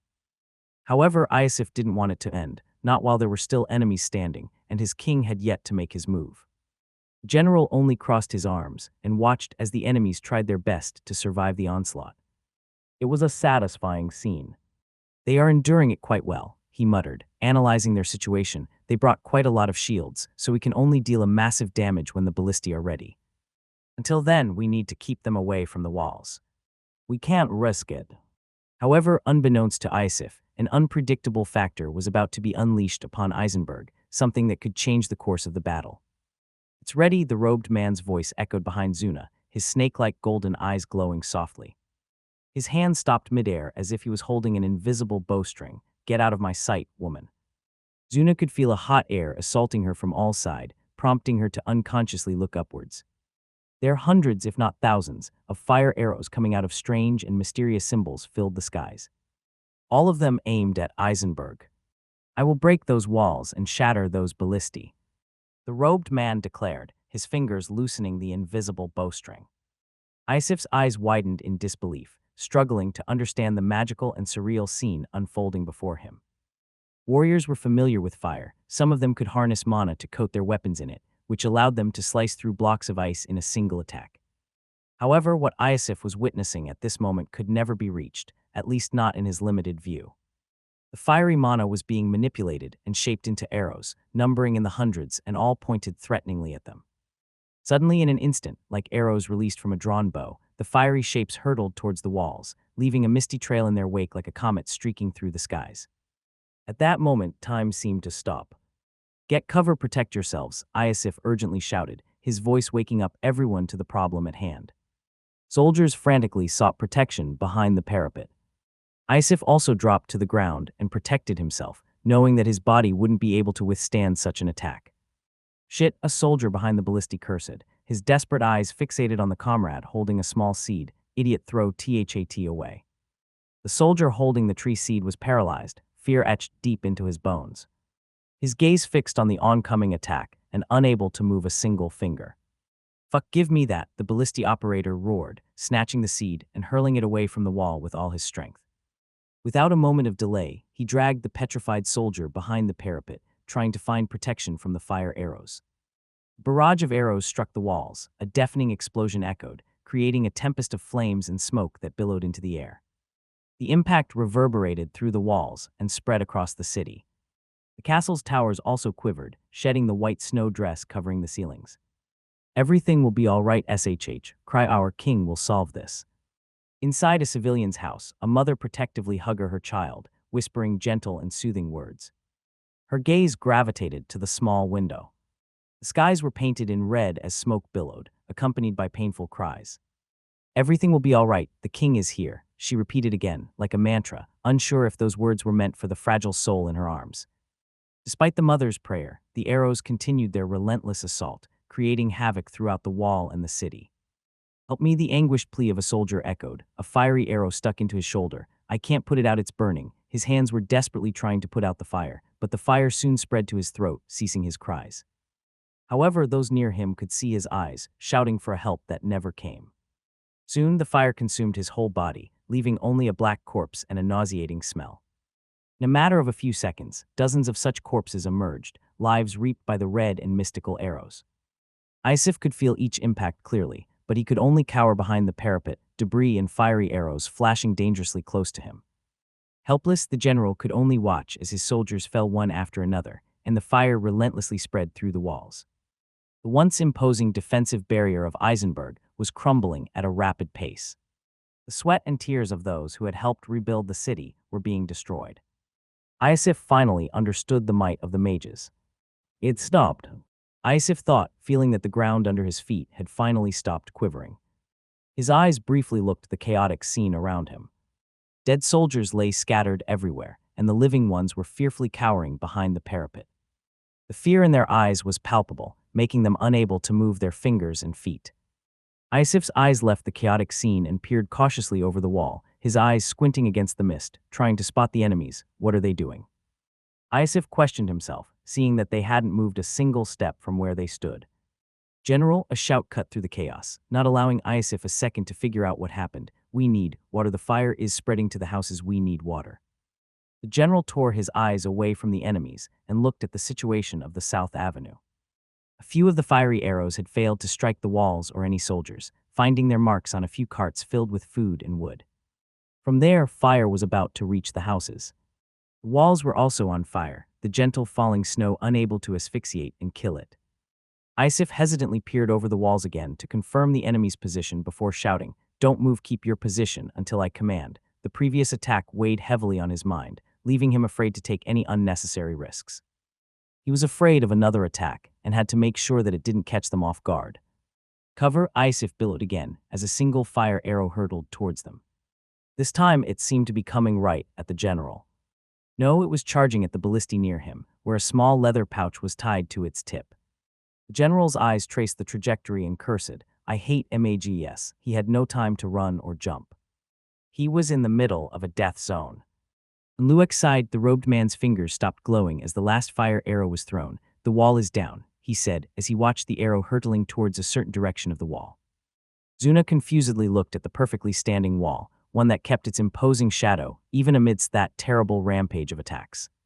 She could see small holes carved into the piled stones, but there were no cracks for an army to get trough. The gates were also still tightly shut. She wanted to respectfully raise a question, but when she turned to look at the robed man, an explosion occurred. Noise akin to the one produced when those giant arrows collided against her advanced troops. Her eyes immediately gravitated towards the wall. How, she asked, dumbfounded and unable to believe what she was witnessing. Hundreds of arrows had failed to make a dent in the stones, yet a single one, the last one, managed to destroy a whole section of the wall. It was mysterious.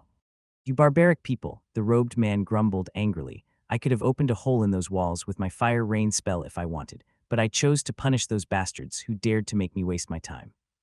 I shouldn't even be spending my mana in these lands, and look at this.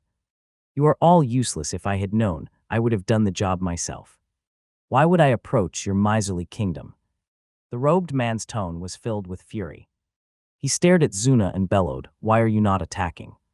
Are you expecting me to also charge towards these mongrels? I should have made the king come himself. I didn't expect him to send such a dumb girl. Now just get going. I want to go back to my place.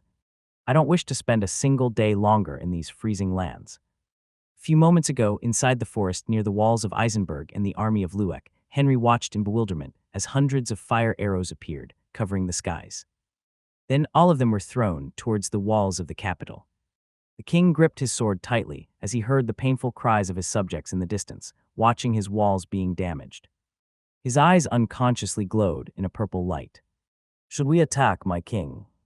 Jeddah asked, his hands gripping the two hatchets tightly. The tattoo of the wolf on his bare skin glowed in a slightly blue light. "No," Henry responded, his eyes glowing even brighter. "It's not the time. We are going to wait until the army begins marching. We just need a little patience." His tone seemed to veil the anger and fury within him. Henry and the barbarians that accompanied him watched silently as the capital was attacked. And at that moment, even though they still harbored negative sentiments towards most of those of Stahl, they were angered. Their families and community were all there, and these attackers were threatening their loved ones.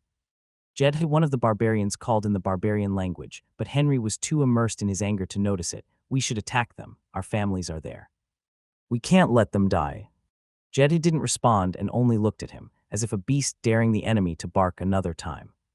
His stare demanded respect and silence. Suddenly, an explosion that shook even the ground beneath their feet and the trees around them occurred. Their eyes drifted to the capital's position, and they could see an incredible scene. A hole was made through the walls. "That robed one," Henry said. Unbeknownst to the others, he was already holding his silver sword. "Leave him to me." The image of the wall being destroyed etched in his mind. "I will dismember him." The walls of Eisenberg had stood firm for centuries, enduring the harsh cold and countless barbarians' assaults without ever failing in its duty to protect Stahl's citizens.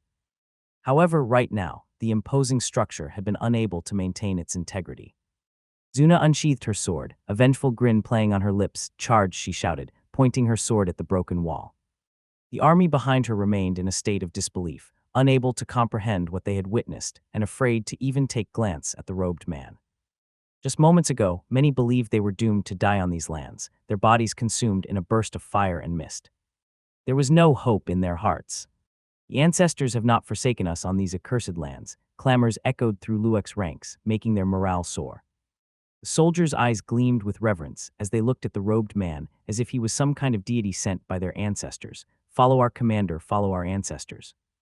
They charged at the walls like a pack of unruly wolves, unable to control their instincts. There was no formation, only a desire to invade and conquer. A desire to honor their ancestors. They were like the barbarians of the frozen forest. These barbarians, they truly don't understand about war. The robed man cursed, stopping himself from conjuring another spell to wash their lives away. "Well, I still need them to search this whole city, and there are not many able enemies atop those walls."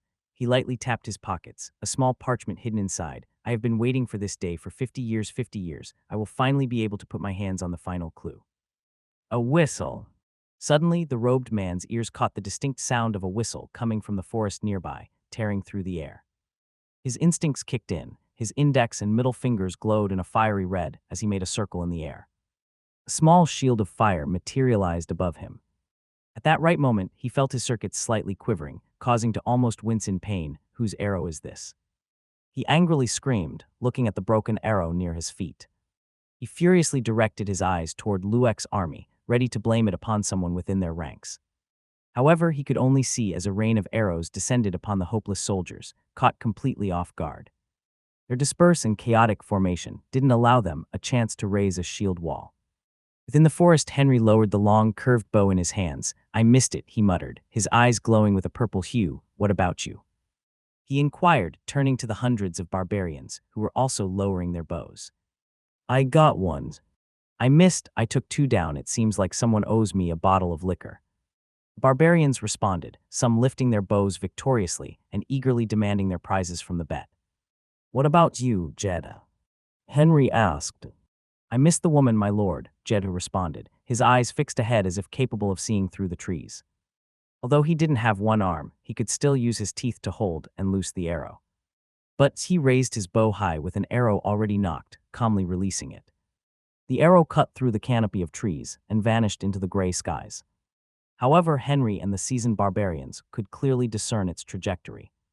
A few steps away from the walls, Zuna, who had just miraculously evaded a sudden arrow, turned her head. The vision made her legs quiver. There were dozens of corpses strewn on the ground, arrows lodged in their bodies. "What happened?" she asked herself, but soon her question was answered as an arrow came through the forest. "Cover," she shouted towards a noble, but it was too late. The arrow soundlessly hit his throat, getting stuck there. His body dropped to the ground, his eyes unable to discern what happened. Jed gracefully lowered his bow, a grin spreading across his lips. "I also got one, my king," he said as Henry looked at him at loss for words. "Good job," Henry responded, unsure if this was the right answer, deciding to just give his orders. "I want you to lead your people and handle those invaders while I confront that mage. We need to act swiftly and aid the capital as quickly as possible. I didn't anticipate a mage in their ranks. I hope Iosif is fine." His gaze remained fixed on the smoke billowing into the skies. Dropping his bow, Henry drew his silver sword and looked deeply into each soldier's eyes, a firm look. There is no room for restraint. "I want their heads by the end of this day." A brief second of silence spread, before he continued, "Let loose and go wild. They are worse than those winter orcs. They'll show no mercy. They'll slaughter your families and do even worse horrors to your women and children." Henry turned his gaze back to Jed. "I entrust the situation to you," he declared, kicking the ground forcefully before dashing towards the mage, who had refused to follow the soldiers closely and was practically alone in the chaos. As Henry sprinted towards the lone mage, Jed turned to his fellow brothers and began rhythmically pounding his chest, creating a drum-like sound that resonated with the beating of their hearts. Barbarians around him followed suit, synchronizing their chest strikes, the collective sound blending into a singular, powerful orchestra. As Henry sprinted towards the lone mage, Jed looked at his brothers and then began hitting his chest strongly in some kind of rhythm that seemed to be like drums, his eyes opened wide. The other barbarians followed suit, also hitting their chests. The sounds of each one of them seemed to be mixing together, blending like one. Under the beating sound, Jed screamed like a beast. "Ah!" He unsheathed one of his battle axes in a swift motion and then cut his palm, allowing the blood to stream away from his palm. "No mercy," Jed said, his bloody hand marking his forehead with his own blood. The others followed suit, and soon, blood dripped from their foreheads. Those of Luek would finally be able to meet the demons, in Stahl's imaginary. The barbarians that struck fear and fury into every single one of them. Henry easily evaded the trees, like the wind a soft force of nature. His eyes were focused on the distant mage. The pulsating purple glow within him refused to be contained, emanating an aura of unwavering determination and urgency that cut through the dimly lit woods. In a matter of a few seconds, Henry left the forest, only a few feet away from the robed man. Henry emerged from the forest and swiftly dashed through the white merchant road, his silver blade glinting dangerously, aiming for the robed man. The crisp sound of his boots crunching the snow alerted the mage, who turned his head. He had already been anticipating an enemy, but didn't know from where they would launch an attack. With a disdainful sneer, the mage's hands danced in the air, sparks of fire mana coming out of his fingers. "I have been waiting for this for 50 years. When I am near to reach it, bugs keep appearing." His movements paused, and an ancient symbol appeared in front of him, conjuring a fire arrow that streaked towards Henry with incredible speed. Henry remained composed, his breath steady and his eyes focused on the enemy ahead, not diverting his gaze. His heart kept infusing his body with mana, making his speed and reaction time to soar, allowing him to feel and see the world around him more clearly. With a small movement, he sidestepped the incoming projectile, a dangerous dance with death. The arrow grazed his black cloak, starting a magical fire that would only stop when it consumed all. However, before Henry could take it out, another arrow was already hurtling toward him as the mage retreated, increasing the distance between them. This time, Henry had no time to evade and used the sword to deflect it. To his surprise, the impact felt solid, unlike the fiery illusion he expected. The strength and speed behind the arrow forced him to stop.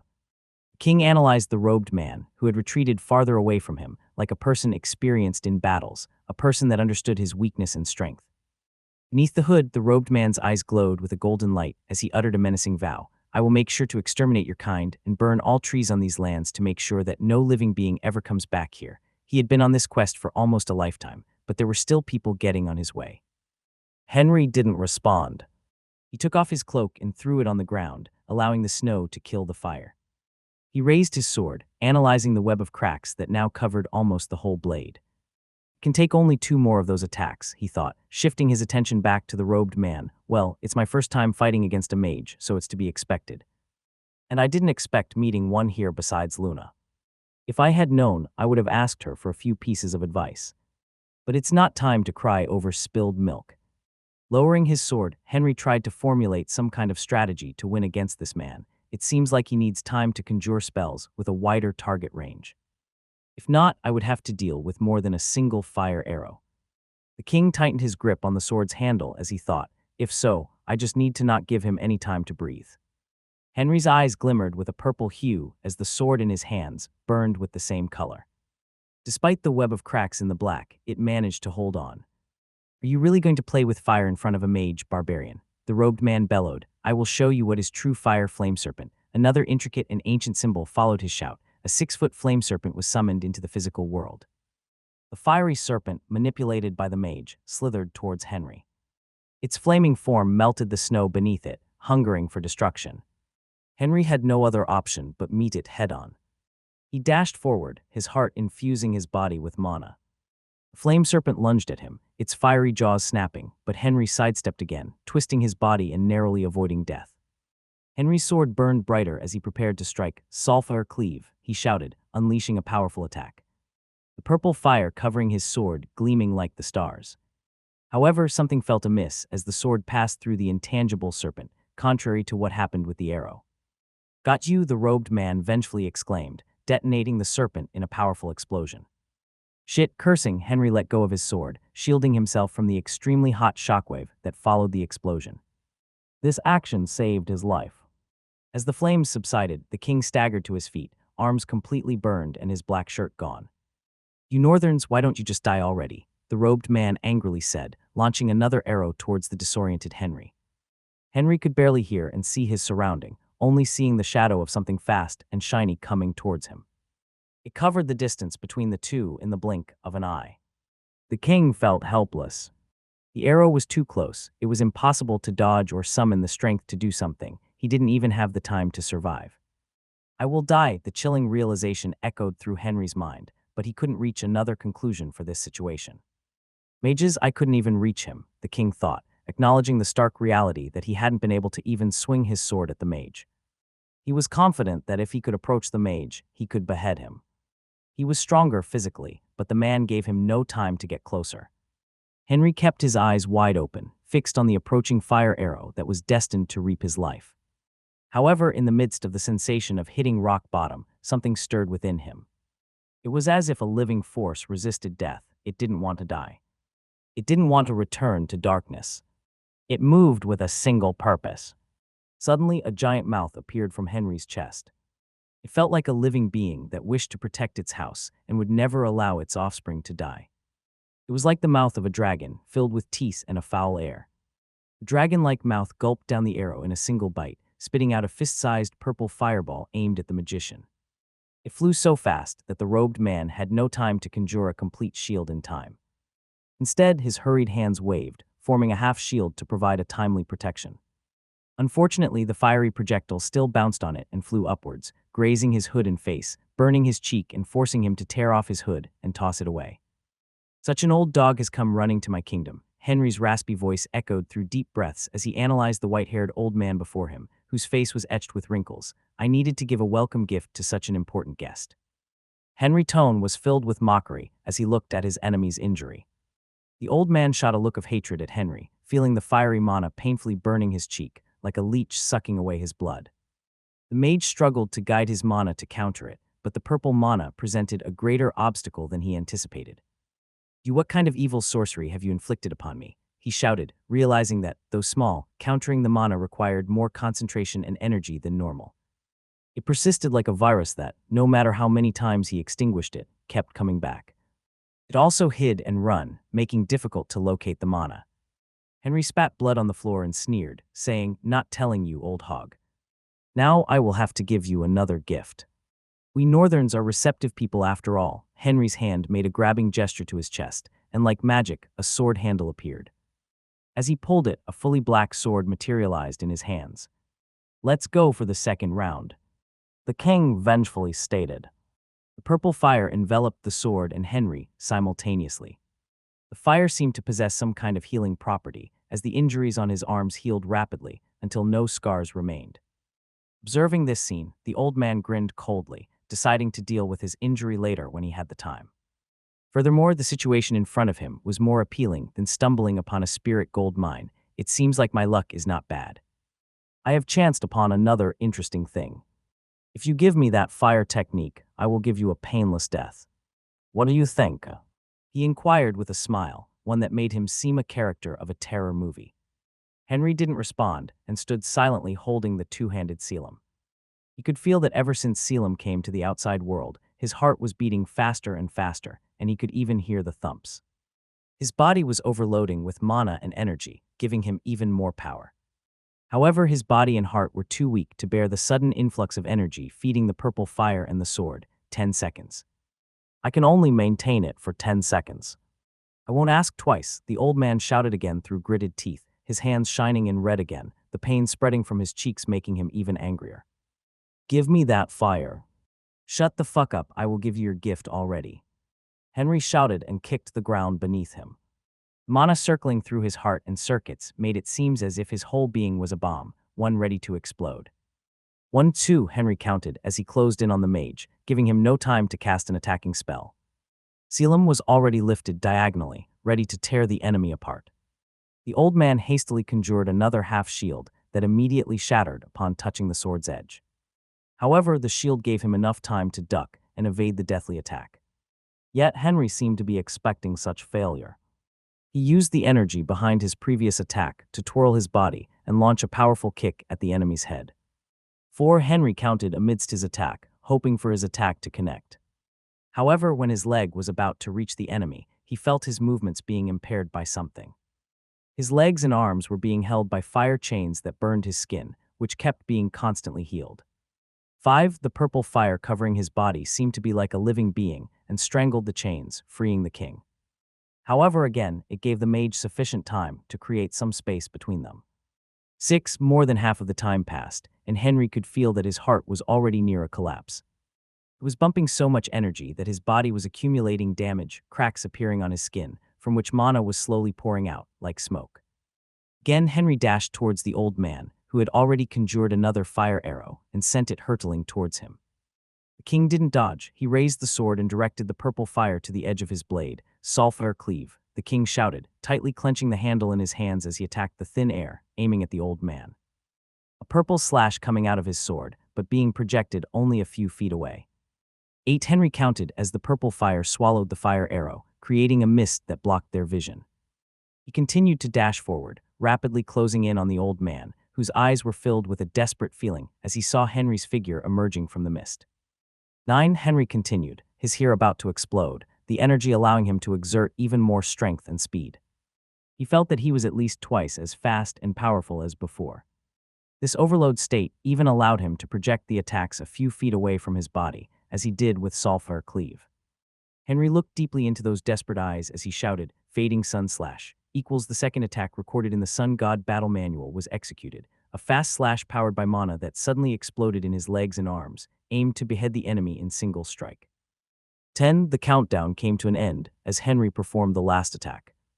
However, when the sword was about to touch the neck of the man, a shiny silver light was projected outside of the man, blocking the sword that was about to behead him. I didn't think that I would be using the angel's grace here, he heard the old voice. The first time Henry had felt fear was when he found himself amidst the chaos of the barbarian war, his first day in this world. Now he tasted fear once more, feeling utterly powerless in front of the mage before him, who managed to block his last attack that overloaded his body. Henry's conscience was slipping away, the battle cries of his soldiers being drowned by his weak state. However, the old mage's voice pierced through the encroaching darkness, maybe because he was right in front of him, or maybe because he was destined to hear his killer's voice. I didn't think that I would be using the angel's grace here. I will make you pay for this. No, your worthless life is not even a cent of how much I have paid for this treasure, for the single angel's grace. The old man seethed, his eyes filled in anger. Yes, I will sell your soul for this. Maybe that can fetch some amount.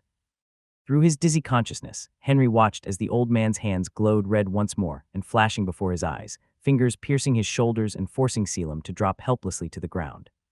There was no more fire covering the sword or his body, making the king completely defenseless. The overload of energy that had coursed through his body led Henry's nerves to be injured and unable to feel pain.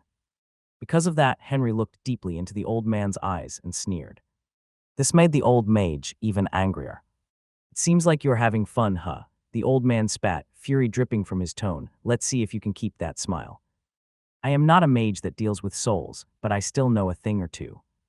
The man twisted his fingers into Henry's shoulders, a scream almost leaving the king's lips. It was a pain that transcended his physical body, burning the very essence of his being. Henry felt like cattle marked by hot iron, or even a blacksmith with arms submerged in the furnace's flame. Where is your smile? Where? The old man taunted, his fingers digging deeper into the king's flesh. Let's see if you can scream now at those sadistic words. Henry swallowed the pain and flashed a defiant smile, refusing to yield to these decrepit man. Bring it on, his eyes seemed to scream those words. In response to his defiance, the man's hands seemed to grasp something within Henry's body, trying to pull it out of his body. The pain was enough to even clear Henry's mind and bring him back to the present, his sense of hearing and vision returning like a tide, allowing him to see those cold golden eyes. I think you should leave him alone. I can't let him die since we still have an open transaction going on, a young female voice intervened, causing the old mage to look upward. There, hovering in the air, was a golden-haired young woman, her green eyes fixed coldly on him. Ninth stage, the old man murmured, his golden eyes shimmering with anxiety as he looked at the woman, his fingers stopping and finally giving Henry a moment for breath that was accompanied by a lingering pain. Golden eyes, are you from the Cost family? Luna inquired, crossing her arms as if she was contemplating something. It quite curious. What is an old owl like you doing here in the far north? The mention of the Cost family, anger and alertness flashed in the old man's eyes. Don't try anything funny, young lady, he warned, leaving Henry's shoulders and grabbing Henry's head. If you try to do anything, I will kill this man. Luna stood silently, hovering in the air, her gaze unwavering as she met the old man's desperate eyes. Don't move, the old mage shouted, seeing Luna's green eyes glowing. Yet before he could react, a compressed air slash sliced through him with blinding speed. He only had time to look down and watch his arm, which had been holding Henry's head, dropping to the ground. You see, Luna's voice echoed as she descended from the skies. The old mage was screaming in pain as he tried to staunch the blood, trying to cauterize it with his fire magic. I am a moral and ethical woman. I don't take what is not mine, I abhor it. But what I detest above all is being threatened, Luna declared, her tone devoid of any emotion. So, as a woman of principle, what should I do? She pondered out loud, stopping her descent when she met the man's desperate gaze, level on level. Wait, the old man pleaded, trying to stop the woman from coming closer, taking a few steps back. I can share it with you, I can share the treasure with you, so don't kill me. Who said I want some kind of treasure? You bastard from the Cost family. Luna's voice was as chilling as a ghost's whisper, a warning that no matter what he said, his actions had sealed his fate. I came to this freezing place in search of my breakthrough opportunity. Then, while I was working on my research, some kind of weak magic attack disrupted my chain of thought and made my house explode again. There is no treasure that can save you. Under the old man's desperate gaze, Luna raised her hand. Now, I think you should just die, she declared, snapping her fingers. In an instant, the old man's body exploded, as if a grenade had been buried deep into his body. It became a large puddle of blood. Well, I finished reading that book. Can you give me another one? Luna turned her eyes to the surprised king, before adding, a little embarrassed also, "Can you ask your men to rebuild the house?" It seems like it exploded again. Dumbstruck Henry flashed a smile that wanted to say, "Sure," however, before he could utter a sound, his conscience entered a dark place, unable to hear the victorious sound of his soldiers. After parting ways with the king, Jedha led his soldiers through the forest. Their movements resembled a pack of wolves navigating through the trees and leaving deep footprints in the piled snow. Within minutes, they could already see the silhouettes of their enemies through the gaps in the foliage.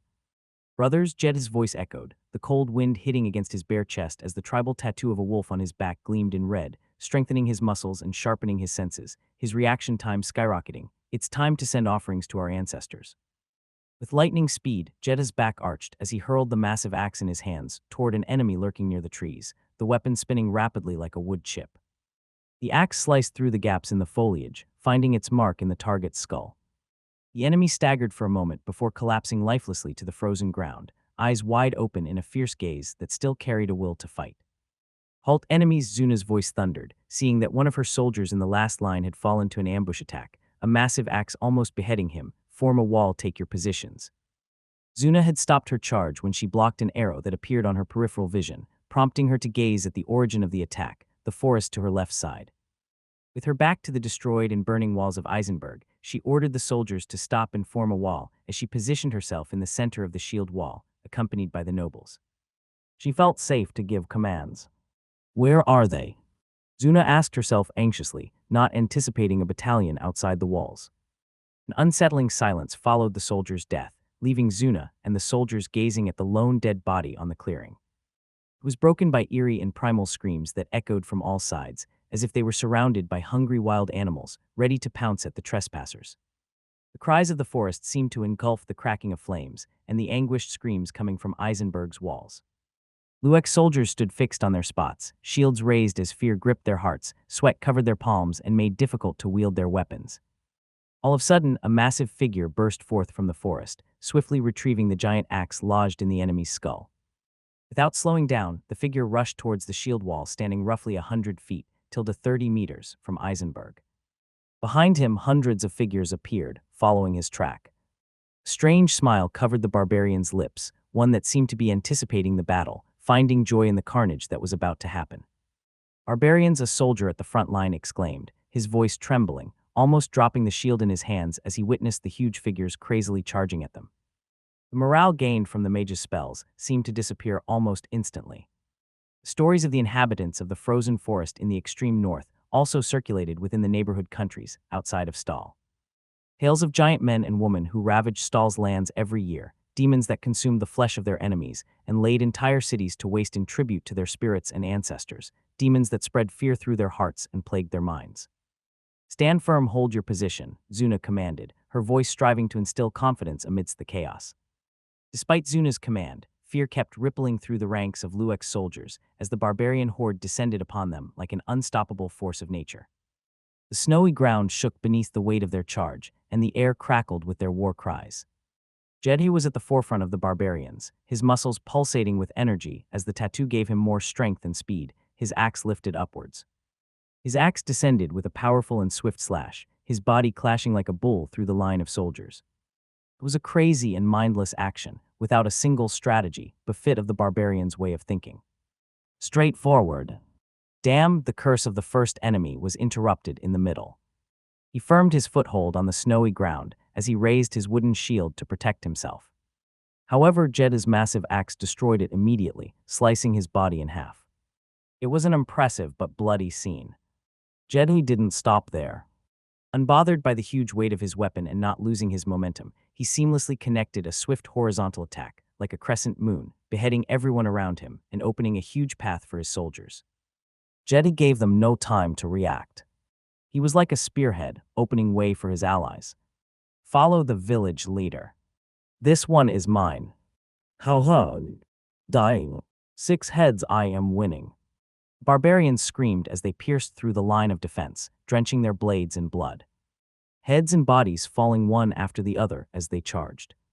There was a clear lack of strategy and organization, one that had been slowly developing in Stahl's main army. There wasn't a single ounce of fear in their steps and attacks. It was this complete lack of fear, and their superior strength that allowed these few hundreds of people to clash and instill fear in the hearts of thousands of Luek's soldiers. In the middle of the troops, Zuna and the nobles exchanged anxious gazes. They could feel the cold ground beneath their feet warming up with their soldiers' blood. "We can't win the mage, where is the mage?" One of the soldiers screamed in fright, his eyes searching around but finding no sight of the mage. He could see the drops of blood flying through the air as the soldiers fell one after the other.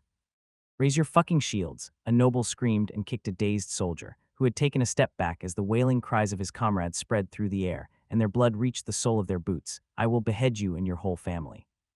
Albeit their trembling hands, the threat seemed to be effective, prompting them to raise their shields. "Prepare to engage," Zuna's voice echoed as she issued a command to the 6 nobles around her, tightening her grip in the handle of her sword. "We will hold position until the mage comes to our help." The nobles wanted to get away and go back to their kingdom to seek more help. They had come to this kingdom with a few dozens of nobles, much less than Eritrea. However, most of them had died while pursuing the black demons to the mountain, and a few others were injured in a mysterious explosion when they entered the kingdom of Stal. He didn't have enough warriors to fight against the barbarians, who, even though were less than them in numbers, still found it easier to hunt them down than it was to hunt down rabbits inside the frozen forest.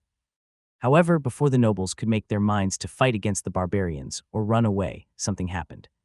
Before Zuna's eyes, all the nobles around her were beheaded, as if the air around them had become a sharp scythe that reaped their lives in a single blow. It was so fast that the blood only gushed out of their necks when their bodies reached the floor. She, bewildered, caressed her neck, trying to confirm if her head was still attached to her body and if there was no blood. She was afraid that she had died even before she could notice if she died. "I will leave one of you alive," an ethereal female voice reached her ears. "Maybe you are worth a few manuals and texts. Now I need to go help that weak man who entitled himself as a king." It was the end of the battle. Henry was awake, but his eyelids felt as heavy as a cart, fully loaded with cold iron. Pain pulsed through his body, every attempt to move sending tingles through his nerves. His limbs felt like a mountain, refusing to obey the commands of his mind, as if shackled by invisible chains. "Move," Henry shouted in his mind, fighting against the pain and commanding his body to respond. Summoning every ounce of strength, he forced his eyes open and lifted his head slightly, only to be greeted by a surge of dizziness threatening to drag him back into darkness. Colors blurred and swirled before him, but amidst the haze, he discerned the outline of a slender figure. "You shouldn't exert yourself. Your injuries are quite severe," a familiar voice, though muffled by his disorientation, reached him. It was difficult to know who the owner really was. "I have given you some healing medicine, even though I know almost nothing about this type of magic. Recovery will take time. You just need to be patient, and you'll regain your strength in a month or 2. Fortunately, you will be able to keep training your barbaric warrior techniques." "Now rest," the figure said as the scent of medicinal herbs invaded Henry's senses. It reminded him of hospitals of his past life and even a large plot of sunflowers in the soft wind.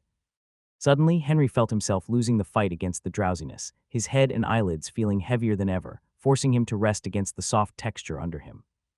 "Rest," the voice urged again as Henry began to be swallowed by darkness, "and remember, you owe me more than a few books."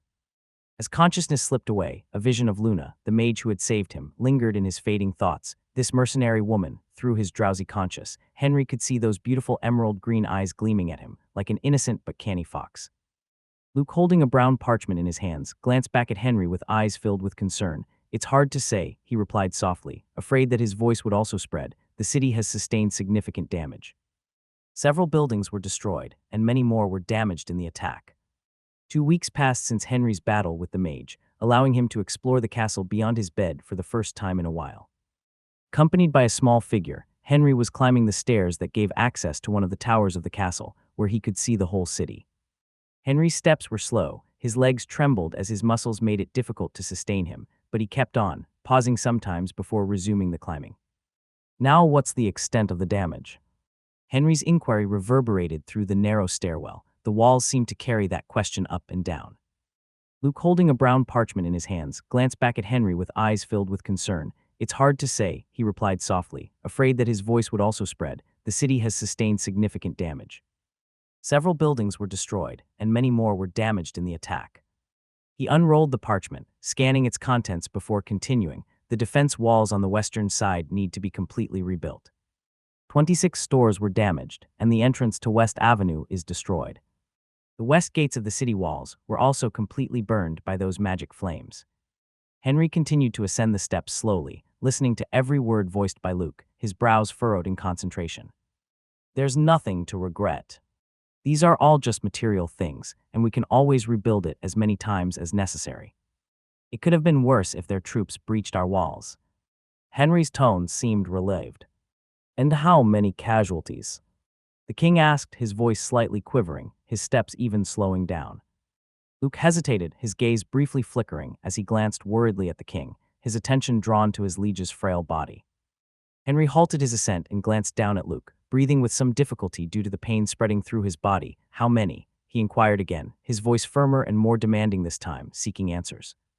Luke's eyes trailed to the parchment, his fingers trembling and almost dropping it to the ground. The civilian losses is minimal. My king, the army, however, has suffered over 700 casualties.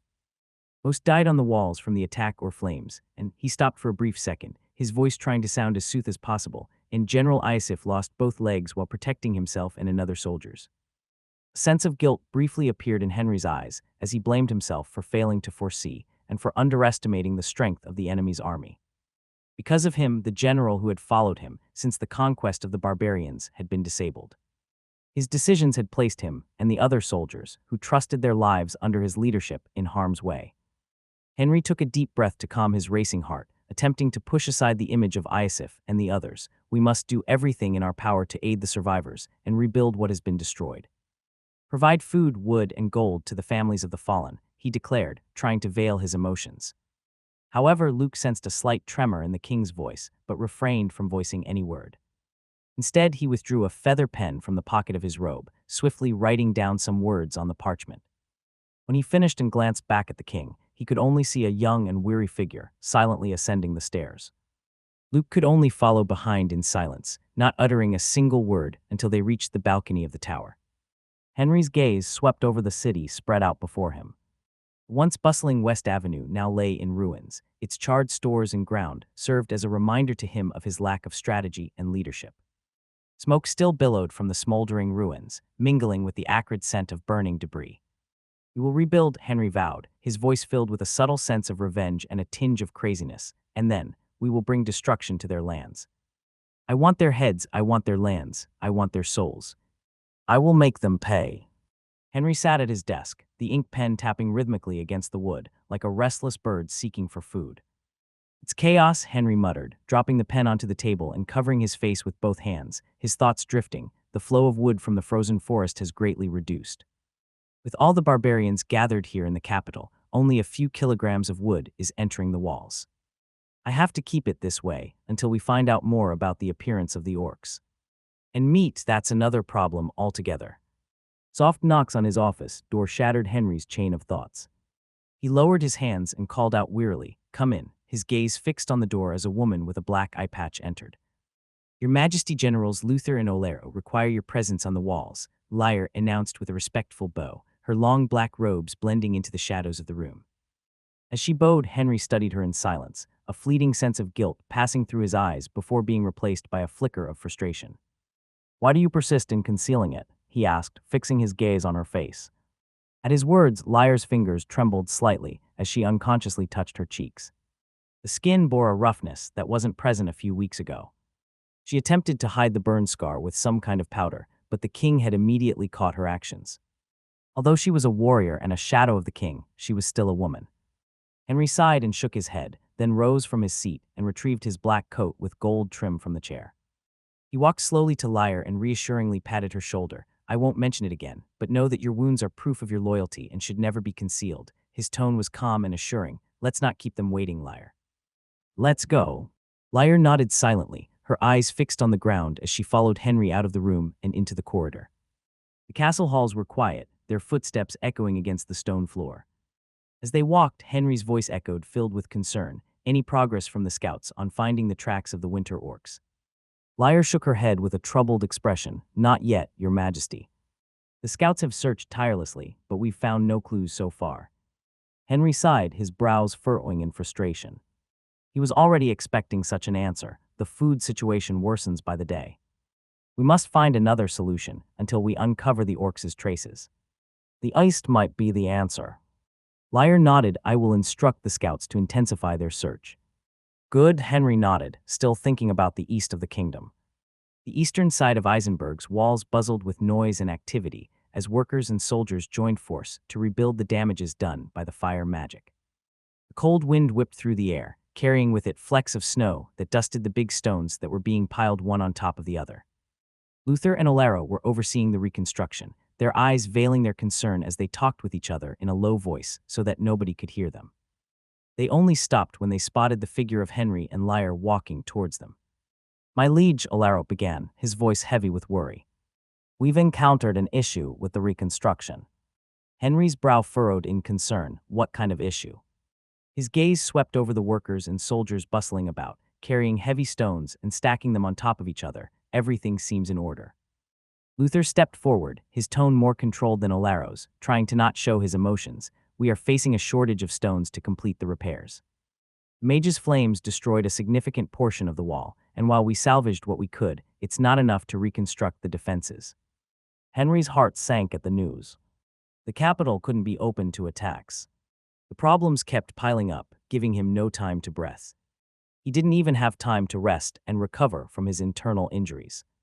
Scratching his forehead, the king asked himself, a shortage of stones. His gaze lingered on the walls as he pondered about the problem at hand. What are our options?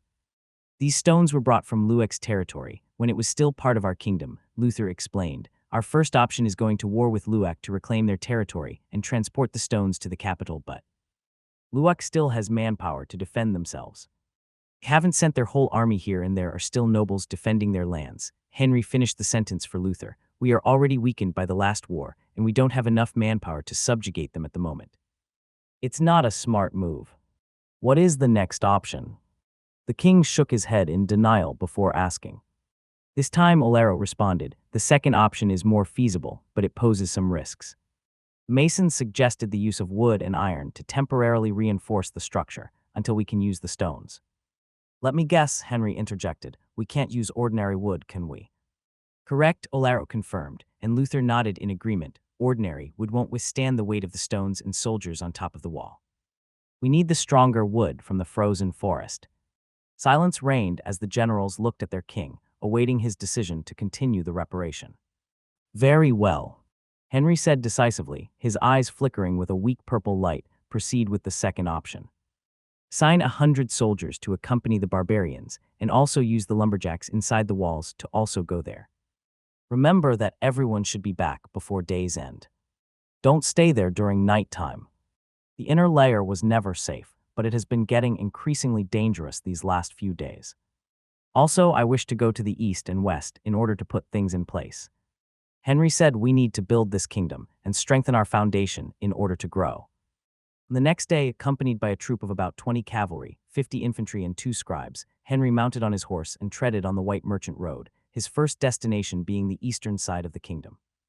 He was determined on building a solid foundation for his kingdom, one which he had been postponing for the last few years while preparing himself for the war against Eritrea and Luek. Because of that, the army was the first one to begin its remodeling in order to fight for food and against the invaders of the land.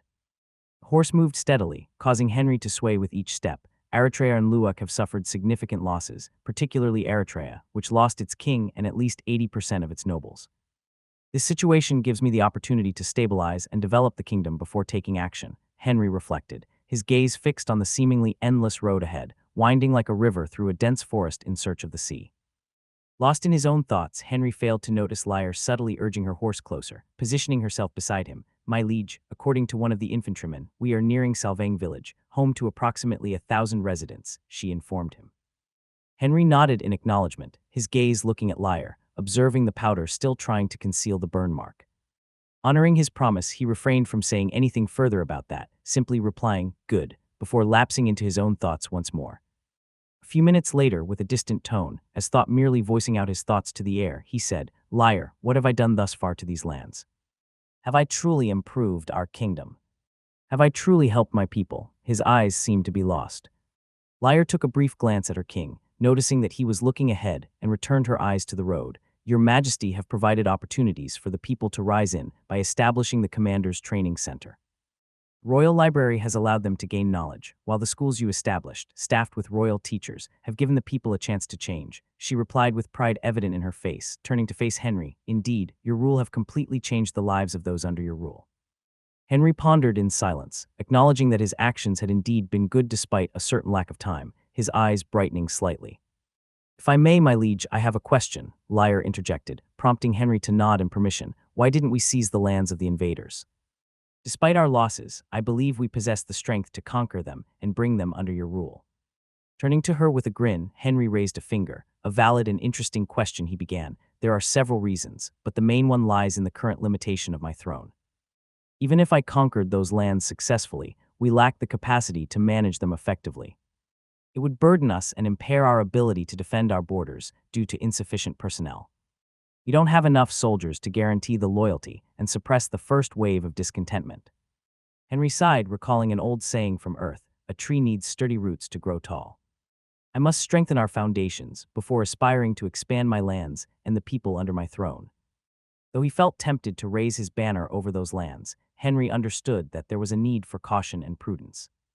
Numerous examples of such an imprudent action flashed through his mind, such as the Mongol Empire, whose downfall was hastened by unchecked territorial expansion. The Mongol Empire's territory stretched from East Asia to Eastern Europe, encompassing diverse cultures, languages, and ecosystems. These vast borders created obstacles for communication, coordination, and logistics, making it difficult for the Mongolians to respond swiftly to invaders and enforce their laws. Coupled with their decentralized power system, the distance also greatly diluted Genghis Khan's authority and control. The Mongolian Empire shattered a mere 156 years after its founding in 1206, with Genghis Khan's successors expanding the empire even further.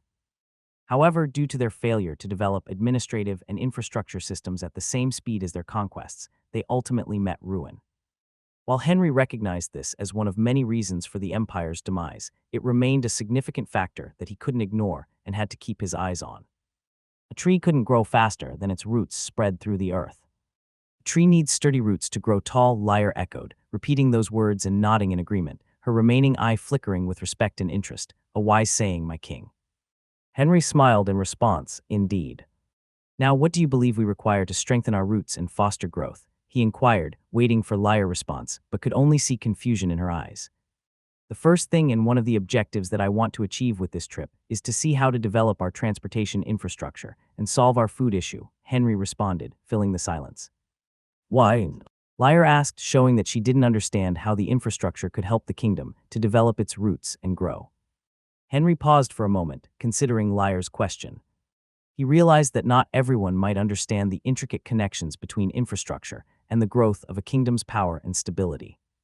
With a patient voice, Henry took one of his hands off the horse's reins and pointed to the road stretching ahead of them. The White Merchant Road is a great example of the utility and necessity of this infrastructure. These roads are like the veins of Stahl, through which commerce, communication, and military power flow, enabling my throne to command everything. That's why I ordered Olaro and the others to clean this up and reopen these roads. He looked at her face and noticed that confusion still lingered in her eye. Henry tried to come up with an analogy that would make it easier to understand. Imagine our kingdom as a body and the White Merchant Road as our magic circuits. Without developing our transportation roads, it's like having our mana unable to leave our hearts, clogging everything.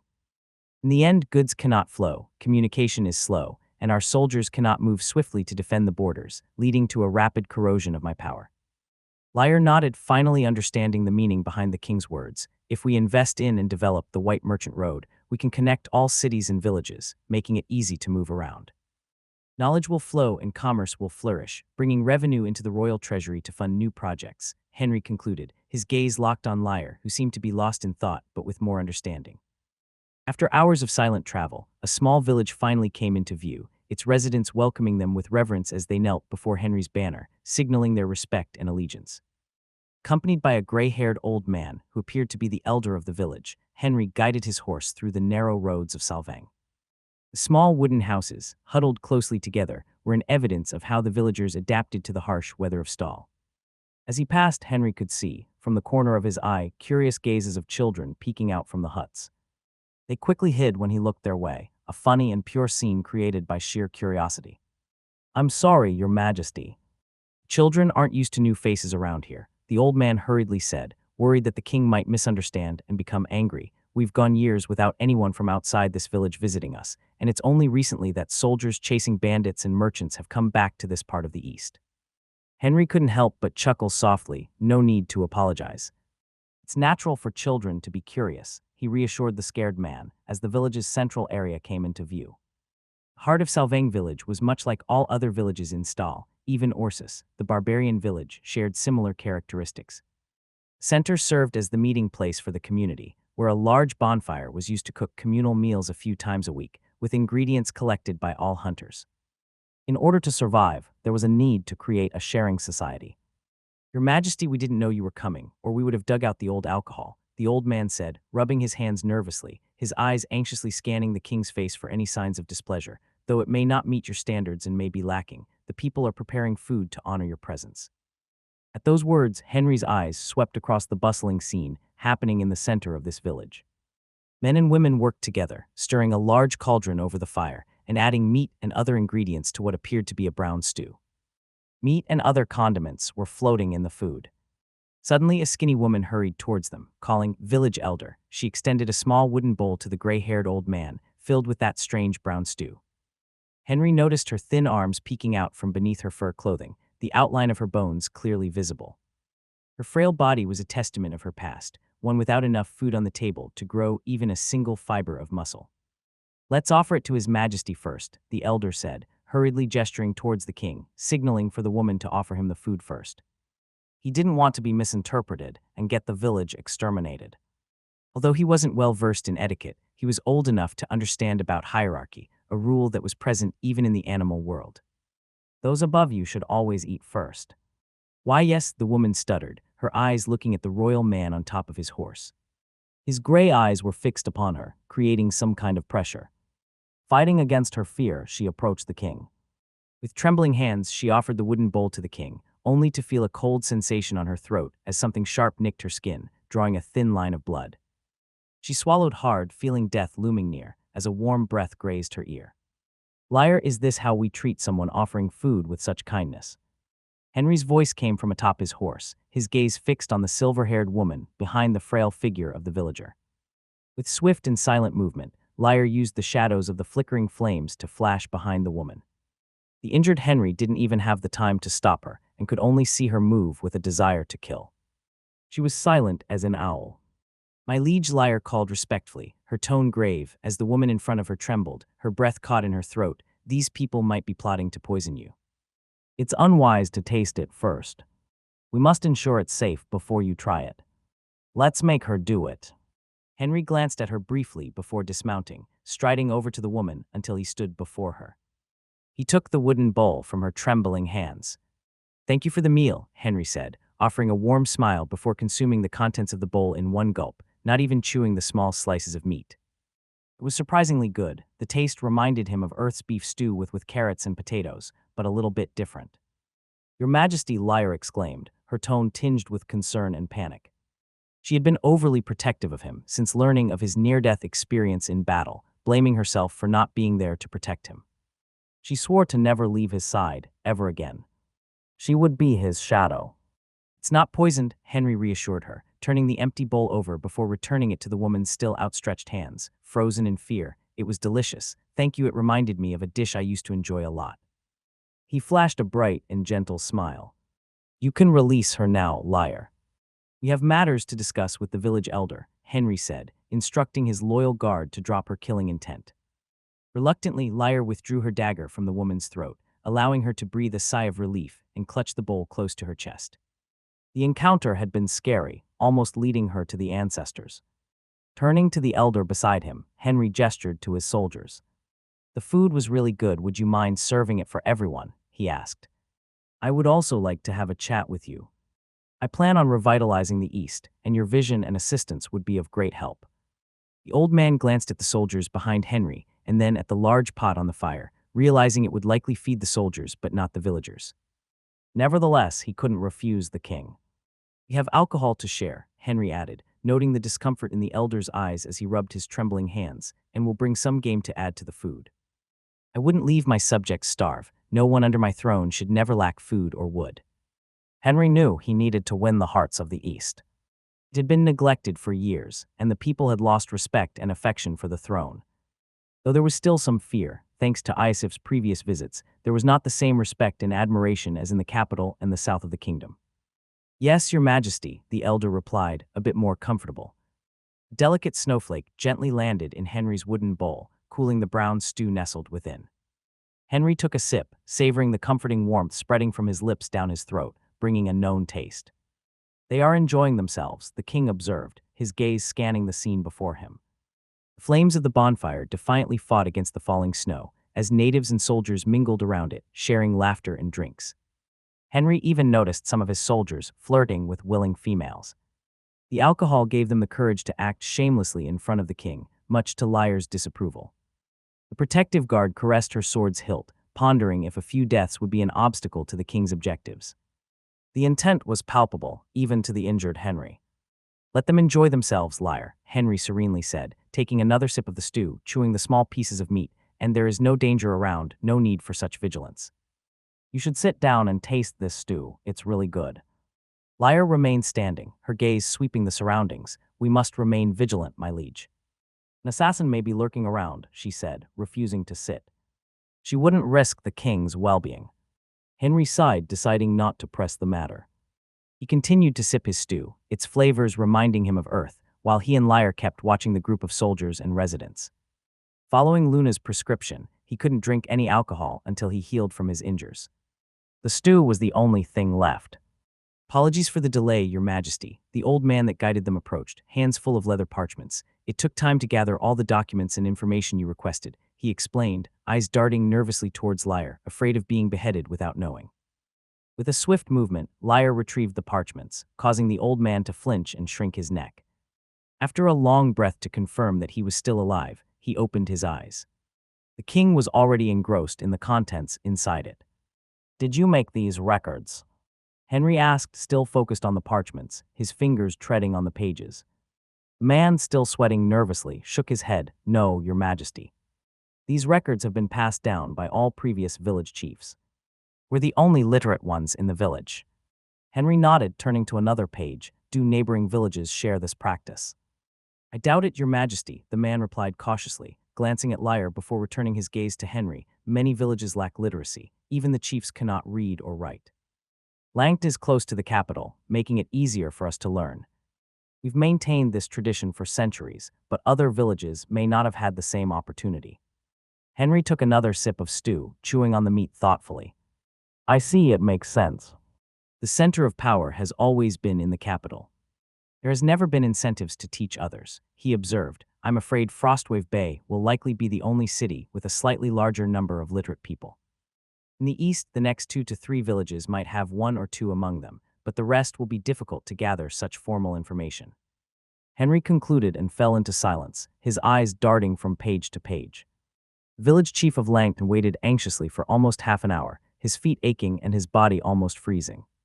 He dared not sit or join the others, fearing the one-eyed woman's gaze fixed upon him, her hand resting on her sword. He remained rooted in place, snowflakes slowly covering his hair. The village chief of Langton waited anxiously for almost half an hour, his feet aching and his body almost freezing. He dared not sit or join the others, fearing the one-eyed woman's gaze fixed upon him, her hand resting on her sword. He remained rooted in place, snowflakes slowly covering his hair. After what seemed to be an eternity, Henry's voice broke the silence. "Excellent though basic, this information will be crucial for implementing new policies and projects," he said, rising from the log and patting the old man's shoulders, nearly causing him to stumble. "You and your predecessors have done a commendable job, really good." Gritting his teeth against the pain, the old man managed. "Thank you, my king." He bowed, still with Henry's hands on his shoulders. "It seems this region has been neglected for too long," Henry mused. "Previous nobles exploited these lands without developing them, sitting comfortable on their chairs in the capital while reaping the benefits. I intend to change that." Henry glanced at the joyful scene of soldiers and residents. Langton has 5,000 villagers and was plagued by bandits, whom Aesif dealt with months ago. "We need to do more," he said, meeting the old man's eyes. Raising a finger, the king continued. First, I'll send 2 literate individuals to open a school here and teach everyone to read and write. Second, I'll send snowfare horses for breeding, which will be used to transport people and goods. We need to connect the village to other parts of the kingdom, beyond the capital. The old man listened intently as Henry raised another finger. Third, I'll establish a sun god company outpost here to boost commerce with the help of the horses. Fourth, I'll send master masons to assist with building and infrastructure. We need to develop the living conditions here and also raise defenses. Lastly, Henry's tone was firm and unshakable, allowing no objections. You will remain village chief, but I'll assign a lieutenant and troops to oversee the area and report to me. The lieutenant will represent me during his stay. You will continue as a central figure, but the last saying will go through the lieutenant. The old village chief looked at the king, who inquired, "Are we clear?"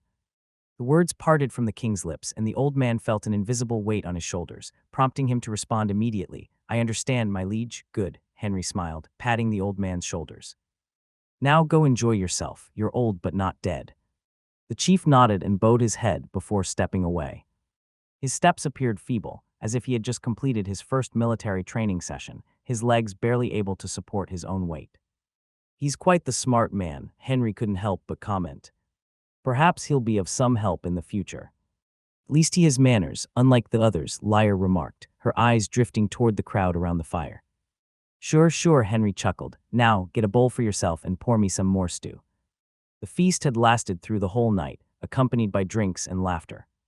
The crackling fire at the heart of the village cast a comforting glow, warding off the encroaching darkness and offering a sanctuary for all. Henry had retired to his temporary quarters in the house of the village chief, his exhaustion evident as he passed through the door with sluggish steps. Lyre followed closely behind, standing guard at the door with a watchful gaze, ensuring no one approached the house. The following morning, Henry emerged from the house, straightening his black furred coat as he surveyed the area around the bonfire, a thin thread of smoke still rising to the skies. His soldiers were already up and ready, with a lingering haze of the previous night's happenings. A few of the soldiers wore wide smiles as they exchanged glances with the women by the doors, who were throwing at them bashful smiles. The previous night had certainly been lively, Henry thought, giving a slight smile. It seems they won't need another such stop until we reach the bay. Lyre and the 20 other cavalrymen were busy saddling their horses, their movements precise as they ensured the ropes were securely fastened. The creak of the wooden door opening caught her attention, and she turned to see the young black-haired man. "Good morning, my liege," she greeted with a slight bow, followed by the other soldiers. Henry noticed that her eye was red, a sign that she likely hadn't slept at all and had stayed up all night guarding his door. "Is everything prepared for our departure?" he asked, striding toward his snowfur horse. It was the largest and most imposing one in the group, already saddled and ready to go, with his sword hanging by the horse's side. Lyre took a brief moment to glance at the infantry and cavalrymen, confirming that everything was in order before nodding. "The soldiers are ready, my liege," she reported. Henry nodded in acknowledgement, lightly patting his horse's head. The horse responded with a snort, its movement seeming to caress Henry's palms. "Good boy," Henry praised with a smile.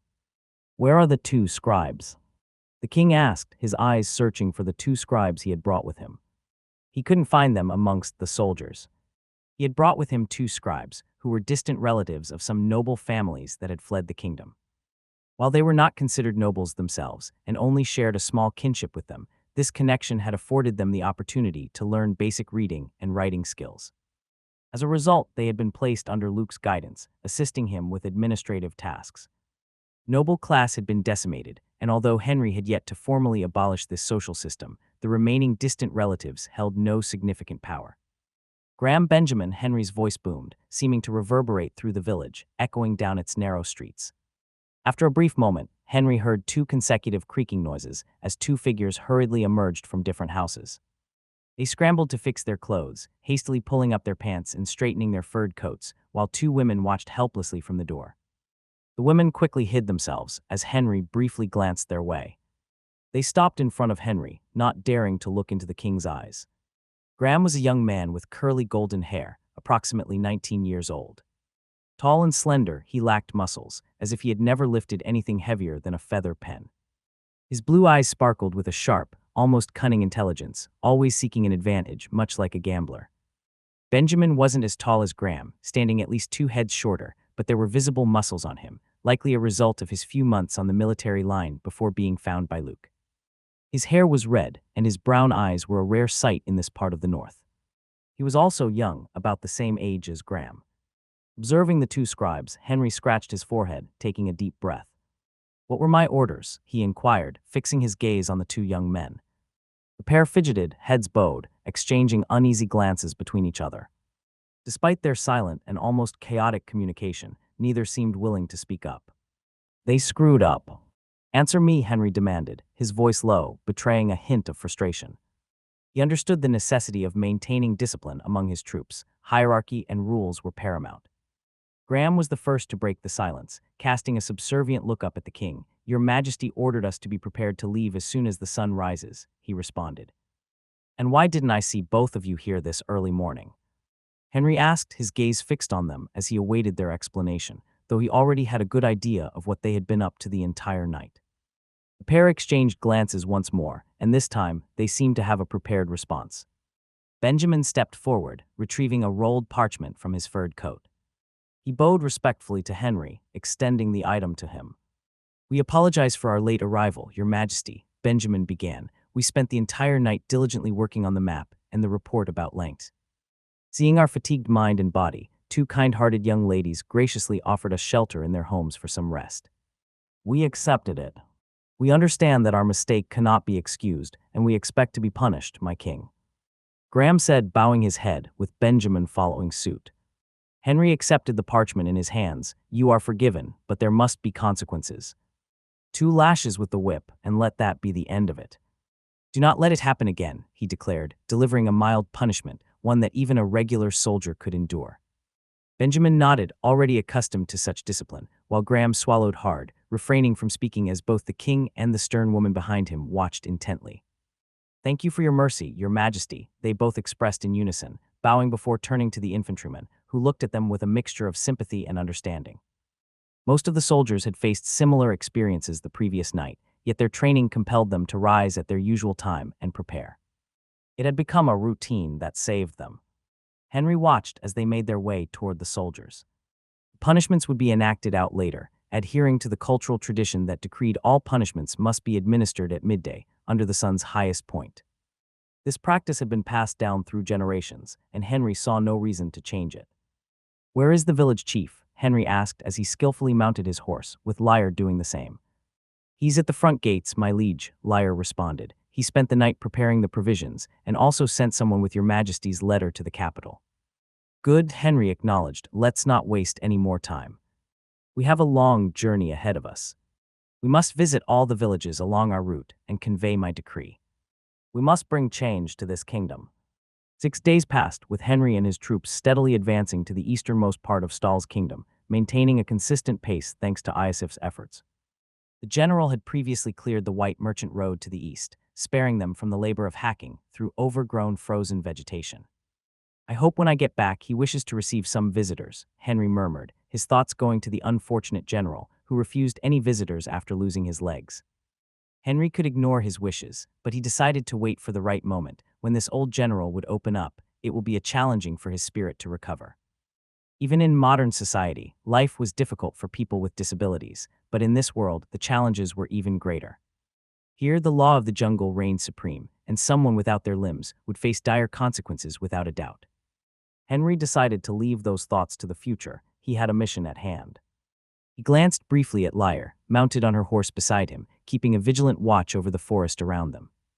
Then he turned his attention to Graham, the slender, golden-haired boy on foot, who seemed to growl and contort with each step. "Graham, how much longer until we reach Frostwave Bay?" Henry inquired. Graham reached for a bag hanging on his chest, wincing as the marks of the lashes on his back still stung painfully. He retrieved a map drawn by Iosif's team and replied through gritted teeth, feeling the furred fabric scrape against his wounds. "If we maintain this pace, we should arrive just before dawn, my king," he stated. "Good will arrive earlier than I anticipated," Henry remarked. "The lieutenant must have already reached Langton Village. It will aid us in gaining a foothold and revitalizing the East. We also need to increase its population if I wish to develop it." The East had sparse population, consisting of only 7 villages and the main city, Frostwave Bay. North, where Eisenberg, the capital, was located, had only a village and Icemit due to the proximity to the frozen forest. The west, on the other hand, boasted 16 densely populated villages, thanks to the lucrative mining industry. The south, the second most populated region, housed 12 villages and the key city of Morante, serving as a stronghold for defense and commerce. If viewed from above, the three cities formed a triangle, connected by three straight lines. If not for the intervening trees and occasional hills, one could shoot a bullet from Morante to Eisenberg, and it would reach its target uninterrupted. Henry found it puzzling that the West, despite being the kingdom's most productive region, lacked a central commercial hub. He intended to address this during his travels, but resolving matters in the East took precedence before creating a square where goods and people could come and go. I also need to recruit new people to join my army, Henry contemplated, his body swaying with the horse's movements. We will soon conquer both kingdoms down south, but Luwak will pose the greatest threat. Eritrea will likely be relatively easy to defeat, given that their core is already weakened with their king dead. However, Luwak still is a significant enemy, but they will still come down. Henry was determined to conquer both kingdoms, yet he understood the necessity of raising his numbers with more soldiers. It would guarantee that those lands would be put under his throne with minimal losses. Aside from taking control of the region, one of the objectives in Henry's trip was to assess the number of people in the East before launching a recruitment campaign. The White Merchant Road wasn't a straightforward path. As Henry and his troops marched through the East, they found themselves slowly ascending a gentle hill. The incline was so gradual that they hardly noticed they were climbing until an hour later when they finally reached the summit. Beautiful, Henry wanted to exclaim, but it was Lyre who spoke first, her blue eye aglow as she took in the scene before them. The city stretched along the horizon, cradled within the bay's protective arms, while the sun's rays peeked through the clouds, casting a gentle, silvery glow upon the sea. A soft breeze, carrying the invigorating scent of salt water, reached Henry and his troops. Lyre and the others inhaled deeply, savoring the unfamiliar yet refreshing aroma. This was the first time smelling it. From their vantage point on the hill, Henry and his friends beheld the city, surrounded by hills and forests, a peaceful sanctuary away from the ocean's chaos. Natural rock formations jutted into the water, forming barriers that shielded the city from the waves and other dangers from the sea. They really know how to sail, they know how to make boats, Henry thought, his eyes brightening with delight as he observed the scene beyond the protective rocks, where the sea expanded infinitely. In the distance beyond the safety of the bay, small sailboats drifted peacefully on the tranquil waters, their sails billowing in the breeze. With his keen vision, Henry could easily see figures aboard the vessels, casting fishing nets into the sea in pursuit of their livelihoods. The sea gave them everything they needed. This was Frostwave Bay, the city that maintained the East and allowed a commerce to be built. It might just be possible, Henry thought to himself, his excitement barely contained. He wanted to guide his horse and race straight to the city until they reached those boats, maybe, just maybe. I can open the era of great navigation in my kingdom. Henry's thoughts brought him to Earth's history, the era of great navigations. It was a historic period that revolutionized global geography and trade. It facilitated cultural exchange and interaction amongst various distant civilizations. This era was opened by Portugal and transformed this small kingdom in Iberian Peninsula into one of the most powerful kingdoms of the world. Riches and knowledge all concentrated under the Portuguese throne. Henry wanted to do something similar. Let's go. Contrary to most Stahl's villages, Frostwave Bay lacked defensive walls, presenting itself as a seemingly simple and defenseless village, despite being the most important city in the entire East. Positioned between forested hills and the vast sea, the city had a natural protection from external threats. The only way to access Frostwave Bay was via the White Merchant Road, a land route that linked the city to the rest of the kingdom. Are you sure these numbers are accurate? Henry asked, reviewing the documents in his hands as they descended the forested hills. The bay had already been hidden from view by the dense foliage. Walking closely behind the mounted king, Benjamin nodded firmly, "Yes, my king." General Iosif provided this information, and we confirmed it with the soldiers who accompanied him. Henry extended the documents toward Benjamin, who hastened his steps to retrieve them. 20,000 people. That's impressive, equivalent to the population of Morante, Henry remarked, a hint of disbelief in his tone. Did the general discover why the city grew so rapidly? Henry inquired, but before anyone could respond, Lyre abruptly halted her horse and drew her sword, her golden eye scanning the surrounding woods with suspicion. In a synchronized motion, the soldiers sprang into action, the cavalry forming a protective circle around the king and the scribes, while the infantry secured the rear. Stay behind, my liege, Lyre said, her grip tightening on her sword. Someone has been watching our movements for a while, but it stopped. They might be preparing an ambush. Lyre was like a shadow, afraid of their owner dying. For several tense minutes, they remained on high alert, but no attack came their way. They could only hear the sound of silence being broken by the distant sounds of the sea and rustling leaves, perhaps just a few scouts or a wild animal. No cause for alarm. Let's continue, he said, his ears perked up and noticing that no human sound could be heard from the forest. Henry's intuition proved correct. A scout draped in what seemed to be made of a bear's white fur ran through the forest with impressive speed and agility. She dodged the trees and used them to raise her speed, her small and slender body helping her achieve it. Her steps led her towards an objective direction, like a child exploring the familiar path behind their grandmother's house. She had to warn the city about these visitors. Back on the White Merchant Road, the soldiers maintained their positions for another 5 minutes before they began to move again, this time with the cavalry surrounding the king, while the infantry guarded the rearguard cautiously. They were on high alert. Lyre, leaving the king's side, took charge at the forefront of the troops. They kept their weapons unsheathed, ready to react. So was he able to understand? Henry inquired, deciding to let the soldiers focus on their duties while he concentrated on the matter at hand. Understand what? Graham, tightly clutching the documents, stuttered as he asked with confusion, his eyes darting fearfully toward the forest. Benjamin, more accustomed to army movements and danger, promptly nudged Graham's head, bringing him back to the present. The question was directed at him, not at this clueless noble's offspring. Taking the lead, Benjamin explained, according to the general, this village was merely a fishing village a few years ago, with only 1,000 residents. However, during the late king's reign, bandits descended from the hills and seized control of the village. The nobles responsible for this area were plainly sitting in the capital and paid little heed to the situation. Bandits exploited the trade of stolen goods to attract more people to the village, eventually transforming it into a thriving city using merchants' stolen goods, attracting more and more people to gather here. Furthermore, Henry didn't let him finish, his thoughts escaping his lips as the strategy of the bandits crossed his mind. They needed a location to sell their goods more conveniently, away from the throne's reach. So they chose the easternmost village, beyond the king's influence. The king said, his fingers rhythmically tapping the rein in his grasps, before continuing. They monopolized trade in the entire East, essentially legitimizing their actions by taking control of the city and the structure of power. My father and his troops already had enough in his hands, dealing with the nobles, the barbarians, and the problems in the other regions. He had no choice but to temporarily relinquish his control over this part of the kingdom. He finished to the astonishment of Benjamin and the fearful Graham. They were raised feeling smart, but they were ashamed being called intelligent in front of this man.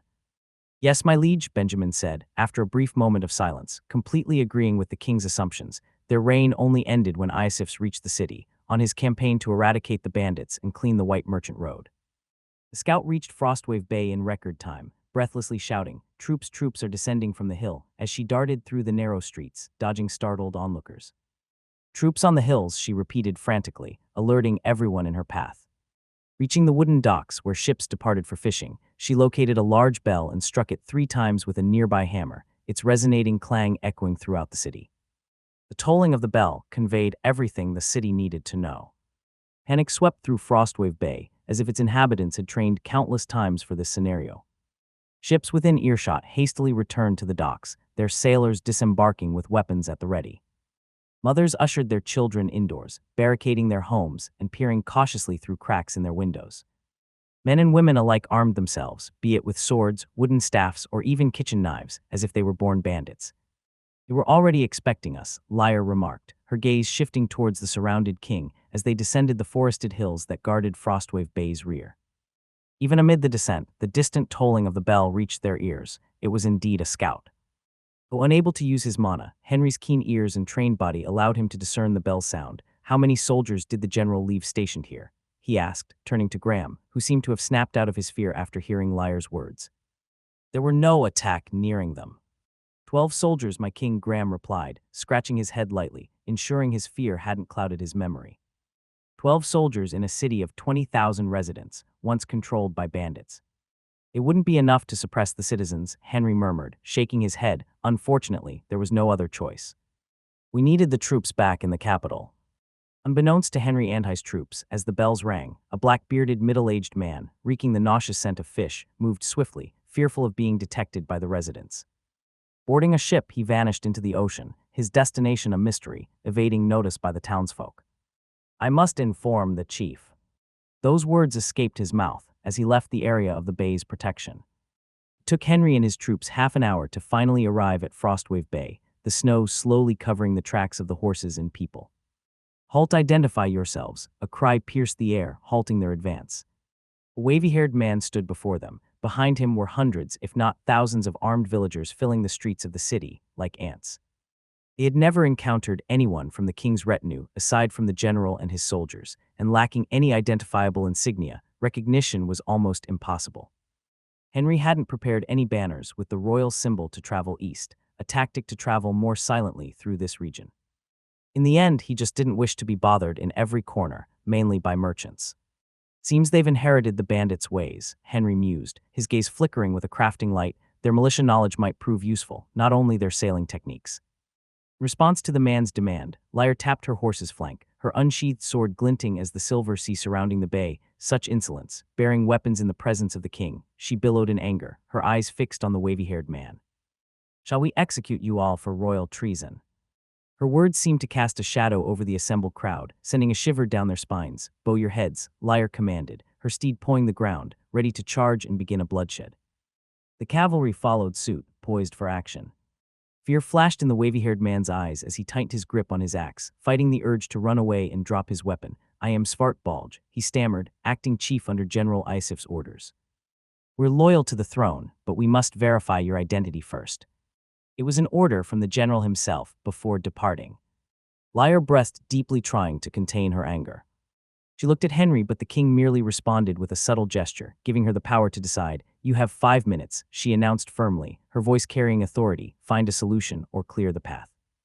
This was her way of showing her respect to General Isif, the man now confined to a medical bed in the capital, refusing to open his mouth and receive visits.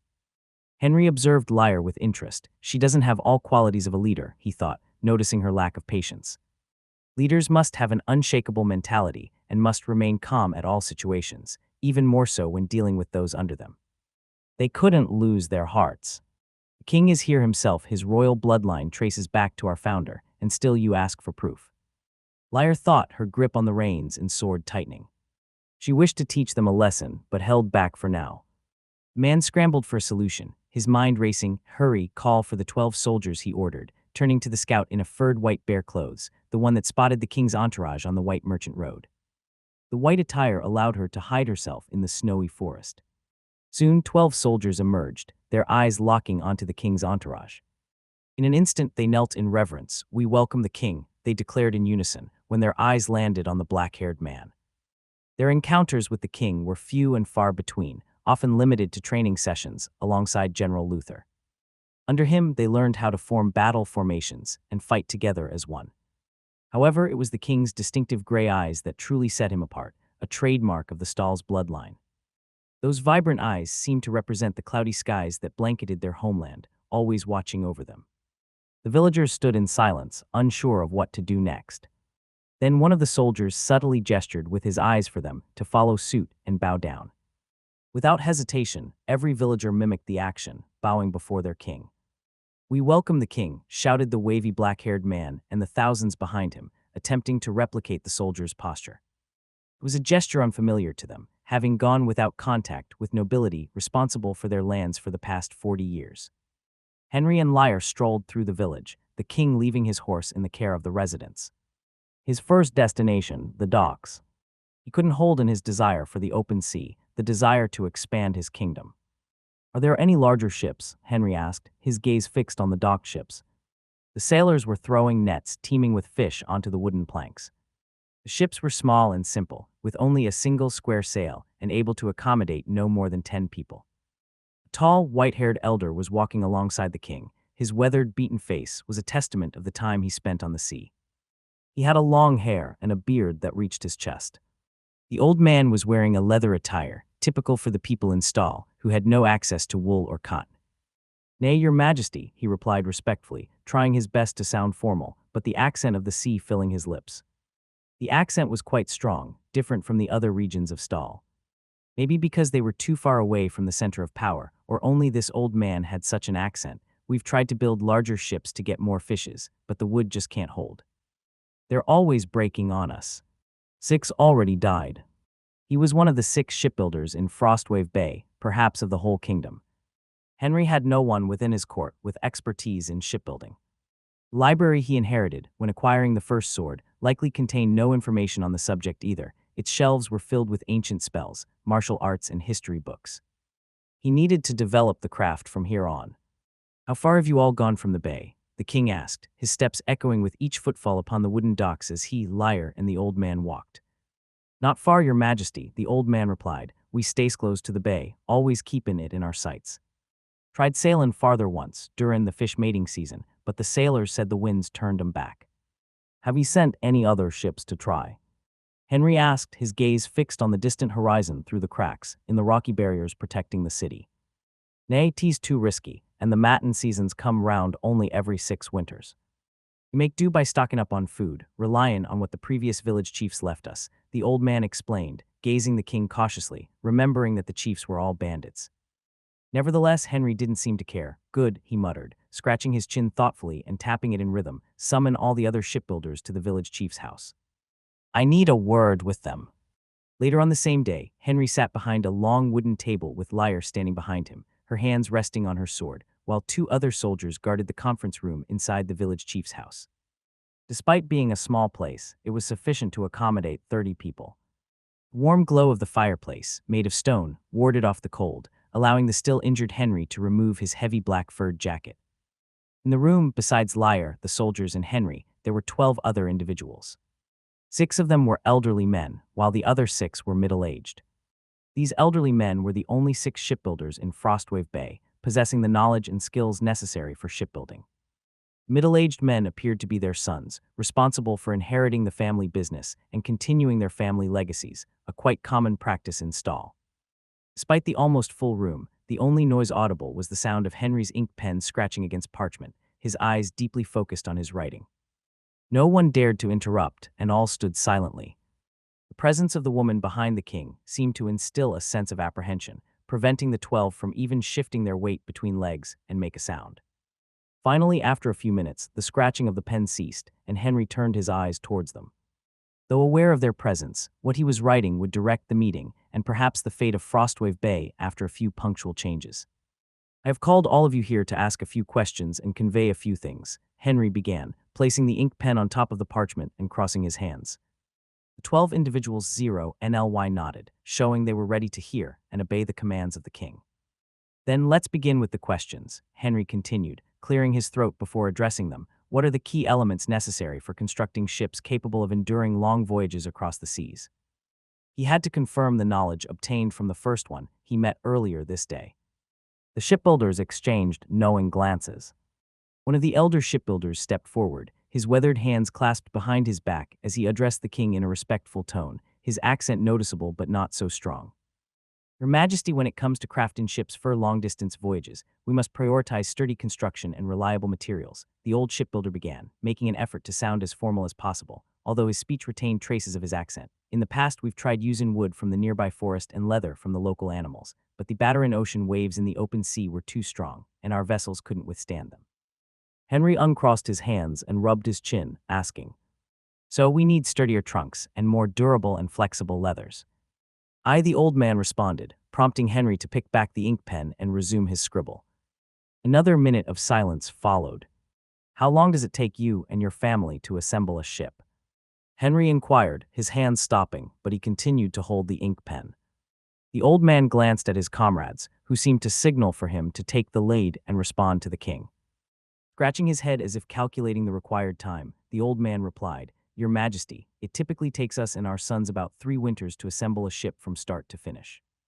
"Too long?" Henry muttered thoughtfully. "If you had more hands to assist in the shipbuilding process, do you believe you could reduce the construction time?" he asked. The old man paused for a moment. He wasn't dumb and could understand the underlying meaning behind the king's question. The king wanted him to share his family's knowledge. He wanted to deceive the king, but the penetrating gaze of those gray eyes seemed to peer into his soul, able to detect any falsehood. Yes, your majesty, the old man admitted after deliberation. With additional skilled hands to aid in the labor, we could certainly speed up the construction process. With enough hands, we could likely produce a ship per winter. Excellent, Henry exclaimed, nodding excitedly. Right now, he was sitting on 6 ships a year. It would still take time to develop and craft a ship capable of long journeys, but it could be done. Henry began scribbling again. Setting down his ink pen, Henry said, I will take care of this and send a few people here to assist you. He's wanted to bring people from the capital to decentralize knowledge and preserve it not only in this region. He wanted to pass it down to other people, not only a single lineage. Do any of you know how to read and write? The king asked, but all the men shook their heads. It was expected. No problem. I will also send someone here. I need you to document your knowledge. We will compile it into books for future generations to read and expand it. That way your names will become eternal and known for centuries. Henry said, trying to bring them willingly by offering fame and an everlasting name. Furthermore, I will establish a school here, focusing on training more shipbuilders and developing new navigation techniques. I will also bring a cartographer to teach you. We need to start mapping the coast and the sea. Henry's voice echoed with his desire to copy Portugal's Age of Discovery. The Portuguese Empire opened the Age of Discovery, an era of great navigation. It was an age driven by the desire to bypass intermediaries controlling traditional routes to Asia, who imposed taxes and tariffs on goods passing through their territory, primarily the Ottoman Empire, which took control of Constantinople in 1453 and granted trade privileges to Venice, Italy. Prince Henry the Navigator was the catalyst for this age, laying the foundation for Portugal's maritime expansion. In the early 15th century, Prince Henry established a navigation school in Sagres, Portugal, where scholars, cartographers, and navigators converged to study and develop new navigation technologies. It was an institution created for the sake of innovation, which ultimately propelled the small kingdom of Portugal to distant shores. Under Prince Henry's G140 muddy waters, the pirates on the bay, I. Later on the same day, Henry sat behind a long wooden table with Lyre standing behind him, her hands resting on her sword, while 2 other soldiers guarded the conference room inside the village chief's house. Despite being a small place, it was sufficient to accommodate 30 people. The warm glow of the fireplace, made of stone, warded off the cold, allowing the still injured Henry to remove his heavy black furred jacket. In the room, besides Lyre, the soldiers, and Henry, there were 12 other individuals. 6 of them were elderly men, while the other 6 were middle-aged. These elderly men were the only 6 shipbuilders in Frostwave Bay, possessing the knowledge and skills necessary for shipbuilding. Middle-aged men appeared to be their sons, responsible for inheriting the family business and continuing their family legacies, a quite common practice in Stahl. Despite the almost full room, the only noise audible was the sound of Henry's ink pen scratching against parchment, his eyes deeply focused on his writing. No one dared to interrupt, and all stood silently. The presence of the woman behind the king seemed to instill a sense of apprehension, preventing the 12 from even shifting their weight between legs and make a sound. Finally, after a few minutes, the scratching of the pen ceased, and Henry turned his eyes towards them. Though aware of their presence, what he was writing would direct the meeting and perhaps the fate of Frostwave Bay after a few punctual changes. I have called all of you here to ask a few questions and convey a few things, Henry began, placing the ink pen on top of the parchment and crossing his hands. The 12 individuals 0 nodded, showing they were ready to hear and obey the commands of the king. Then let's begin with the questions, Henry continued, clearing his throat before addressing them. What are the key elements necessary for constructing ships capable of enduring long voyages across the seas? He had to confirm the knowledge obtained from the first one he met earlier this day. The shipbuilders exchanged knowing glances. One of the elder shipbuilders stepped forward, his weathered hands clasped behind his back as he addressed the king in a respectful tone, his accent noticeable but not so strong. Your Majesty, when it comes to crafting ships for long-distance voyages, we must prioritize sturdy construction and reliable materials, the old shipbuilder began, making an effort to sound as formal as possible, although his speech retained traces of his accent. In the past, we've tried using wood from the nearby forest and leather from the local animals, but the battering ocean waves in the open sea were too strong, and our vessels couldn't withstand them. Henry uncrossed his hands and rubbed his chin, asking, So we need sturdier trunks and more durable and flexible leathers. The old man responded, prompting Henry to pick back the ink pen and resume his scribble. Another minute of silence followed. How long does it take you and your family to assemble a ship? Henry inquired, his hand stopping, but he continued to hold the ink pen. The old man glanced at his comrades, who seemed to signal for him to take the lead and respond to the king. Scratching his head as if calculating the required time, the old man replied, "Your Majesty, it typically takes us and our sons about 3 winters to assemble a ship from start to finish."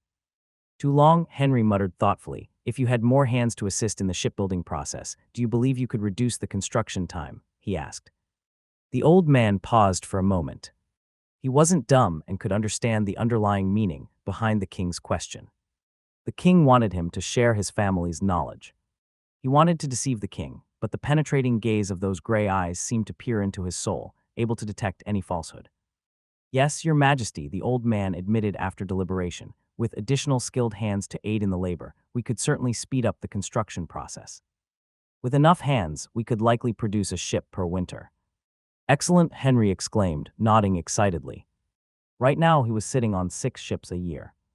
It would still take time to develop and craft a ship capable of long journeys, but it could be done. Henry began scribbling again. Setting down his ink pen, Henry said, "I will take care of this and send a few people here to assist you." He wanted to bring people from the capital to decentralize knowledge and preserve it not only in this region. He wanted to pass it down to other people, not only a single lineage. "Do any of you know how to read and write?" the king asked, but all the men shook their heads. "It was expected." "No problem. I will also send someone here. I need you to document your knowledge. We will compile it into books for future generations to read and expand it. That way your names will become eternal and known for centuries," Henry said, trying to bring them willingly by offering fame and an everlasting name. "Furthermore, I will establish a school here, focusing on training more shipbuilders and developing new navigation techniques. I will also bring a cartographer to teach you. We need to start mapping the coast and the sea." Henry's voice echoed with his desire to copy Portugal's Age of Discovery. The Portuguese Empire opened the Age of Discovery, an era of great navigation. It was an age driven by the desire to bypass intermediaries controlling traditional routes to Asia, who imposed taxes and tariffs on goods passing through their territory, primarily the Ottoman Empire, which took control of Constantinople in 1453 and granted trade privileges to Venice, Italy. Prince Henry the Navigator was the catalyst for this age, laying the foundation for Portugal's maritime expansion. In the early 15th century, Prince Henry established a navigation school in Sagres, Portugal, where scholars, cartographers, and navigators converged to study and develop new navigation technologies. It was an institution created for the sake of innovation, which ultimately propelled the small kingdom of Portugal to distant shores. Under Prince Henry's guidance and protection, sailors launched expeditions along the African coast, gradually expanding the known boundaries of the world. Driven by a thirst for adventure and a life of riches, they faced endless seas without fear. The superstitions of Catholic beliefs that whispered of sea monsters capable of devouring entire ships and bringing ruin to the land didn't force them back. It didn't take long for a breakthrough. In 1488, Bartolomeu Dias managed to navigate around the southern tip of Africa, known as the Cape of Good Hope. This great feat proved that it was possible to reach the rich markets of Asia by sea, bypassing the traditional overland that crossed through the large Ottoman Empire and other Arab nations. However, it wasn't until 1498 that Vasco da Gama successfully reached India, arriving in the city of Calicut. This marked the establishment of the first direct sea route from Europe to Asia. From then on, Portugal emerged as a formidable global power, dominating the spice trade, one of the most lucrative industries of the time. This newfound wealth from the spice trade fueled further expeditions, as Portuguese explorers ventured even farther beyond the known coastlines and the known world. They mapped new territories, established trading outposts, and extended the influence of the Portuguese crown across the globe. In just 2 years after Christopher Columbus's voyage in 1492, the Portuguese Pedro Álvares Cabral reached the coast of Brazil in 1500. The Portuguese crown extended even into Japan, bringing the Catholic faith to the small nation. Now Henry wanted to do the same in Stahl. He wanted to get a view of the wide world and understand their positions. And there was nothing best than commerce, eudence, and protection. Sailors launched expeditions along the African coast, gradually expanding the known boundaries of the world. Driven by a thirst for adventure and a life of riches, they faced endless seas without fear. The superstitions of Catholic beliefs that whispered of sea monsters capable of devouring entire ships and bringing ruin to the land didn't force them back. It didn't take long for a breakthrough. In 1488, Bartolomeu Dias managed to navigate around the southern tip of Africa, known as the Cape of Good Hope. This great feat proved that it was possible to reach the rich markets of Asia by sea, bypassing the traditional overland that crossed through the large Ottoman Empire and other Arab nations. However, it wasn't until 1498 that Vasco da Gama successfully reached India, arriving in the city of Calicut.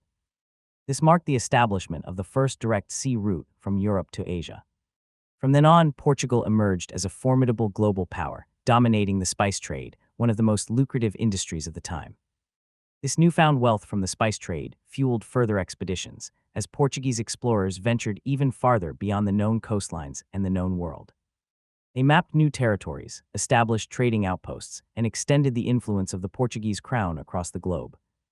Just 2 years after Christopher Columbus's voyage in 1492, the Portuguese Pedro Álvares Cabral reached the coast of Brazil in 1500. The Portuguese crown extended even into Japan, bringing the Catholic faith to the small nation. Now Henry wanted to do the same in Stahl. He wanted to get a view of the wide world and understand their positions. And there was nothing best than commerce. Dark night enveloped Frostwave Bay as the gentle glow of the torchlights cast long, dancing shadows on the icy ground, the flames fighting bravely against the cold wind. The stars twinkled in the sky, accompanied by the soft light of the full moon being reflected by the serene sea, like the eyes of an ice goddess. However, danger lurked beneath the calm facade. The small ships navigated slowly through the waters surrounding the bay. The hulls barely made a ripple as they crossed the rocky barriers guarding the harbor entrance. Not a single light or sound came from the ships, shrouding them in an eerie darkness as they approached the city. Each vessel carried a crew of about 20 men, huddled together with their eyes fixed on Frostwave's docks. Among the crew stood a figure with a scar etched across his cheek, crouched near the bow of the leading ship, his eyes emanating predatory intent. The man's voice, barely above a whisper, carried across the freezing night air, lost amidst the silence. "Are you certain the king is residing in the main house?" he asked. "Aye, chief, I saw it with me own eyes, I swear by the sea," came the reply from a weathered sailor who had slipped away when the kings arrived on Frostwave Bay. "Good. It will make our task easier," the chief declared. "This distance is enough. Signal the others to halt and prepare for the assault on my command. We'll need a distraction to accomplish our task. We need to be swift and precise." With a silent nod, the chief's orders were conveyed, passed among the crew with knowing glances and subtle gestures. The other 2 ships came to a halt, their forms blending seamlessly into the night. Meanwhile, the chief's vessel continued its stealthy approach, creeping closer to the dock of the city with each passing moment. Finally, the ship came to a halt at the edge of the docks, unseen and unheard by the inhabitants of Frostwave Bay. The chief cast a glance at his troops, raising his index finger to his lips. It was time to set their plan into motion, and everyone needed to be as silent as possible. "Swift," the chief murmured a single word, but all of them knew the meaning behind it. They had to move swiftly and with caution. The most difficult part began from this point on. With a swift motion, the chief raised a clenched fist, signaling for his men to advance. Like ghosts emerging from the darkness, they crept onto the docks, their movements fluid and silent. They made their way towards their target, their footsteps muffled by the soft padding of boots against wooden planks. They lowered their bodies as much as possible, trying to blend with the shadows created by the deck's torchlights, remaining close to the edge and near the ships. They also used the hut's walls to hide themselves from prying eyes or ears, rapidly nearing the main house. "It's almost too good to be true," the chief thought as his eyes analyzed the empty and silent streets. Although it was night and had been long since the moon occupied the heavens, surely there would be at least a few soldiers of the king patrolling the area. It was a king after all. They surely were quite loose. The chief decided to continue, despite the situation screaming that there was something wrong. As the main house finally appeared before their eyes, the sensation that something was strange pounded heavily in the chief's heart. He signaled for his men to halt, their backs gluing on the walls of the huts. "We split into teams," the chief whispered, his voice barely more than a breathless murmur, but reaching all of the 20. He motioned, raising his fingers. "You 4 will secure the perimeter and watch out for any movements of the king's troops, while the rest of us will infiltrate the house and locate the king, okay?" The 4 individuals that the chief pointed nodded, with silent nods of understanding. They already knew their roles, since they had done this a few times, and had the experience needed to accomplish the job. The chief and his team didn't lose any second, and walked towards the main entrance of Henry's quarters, crouched while trying their best to use the shadows and maintain their bodies as small as possible.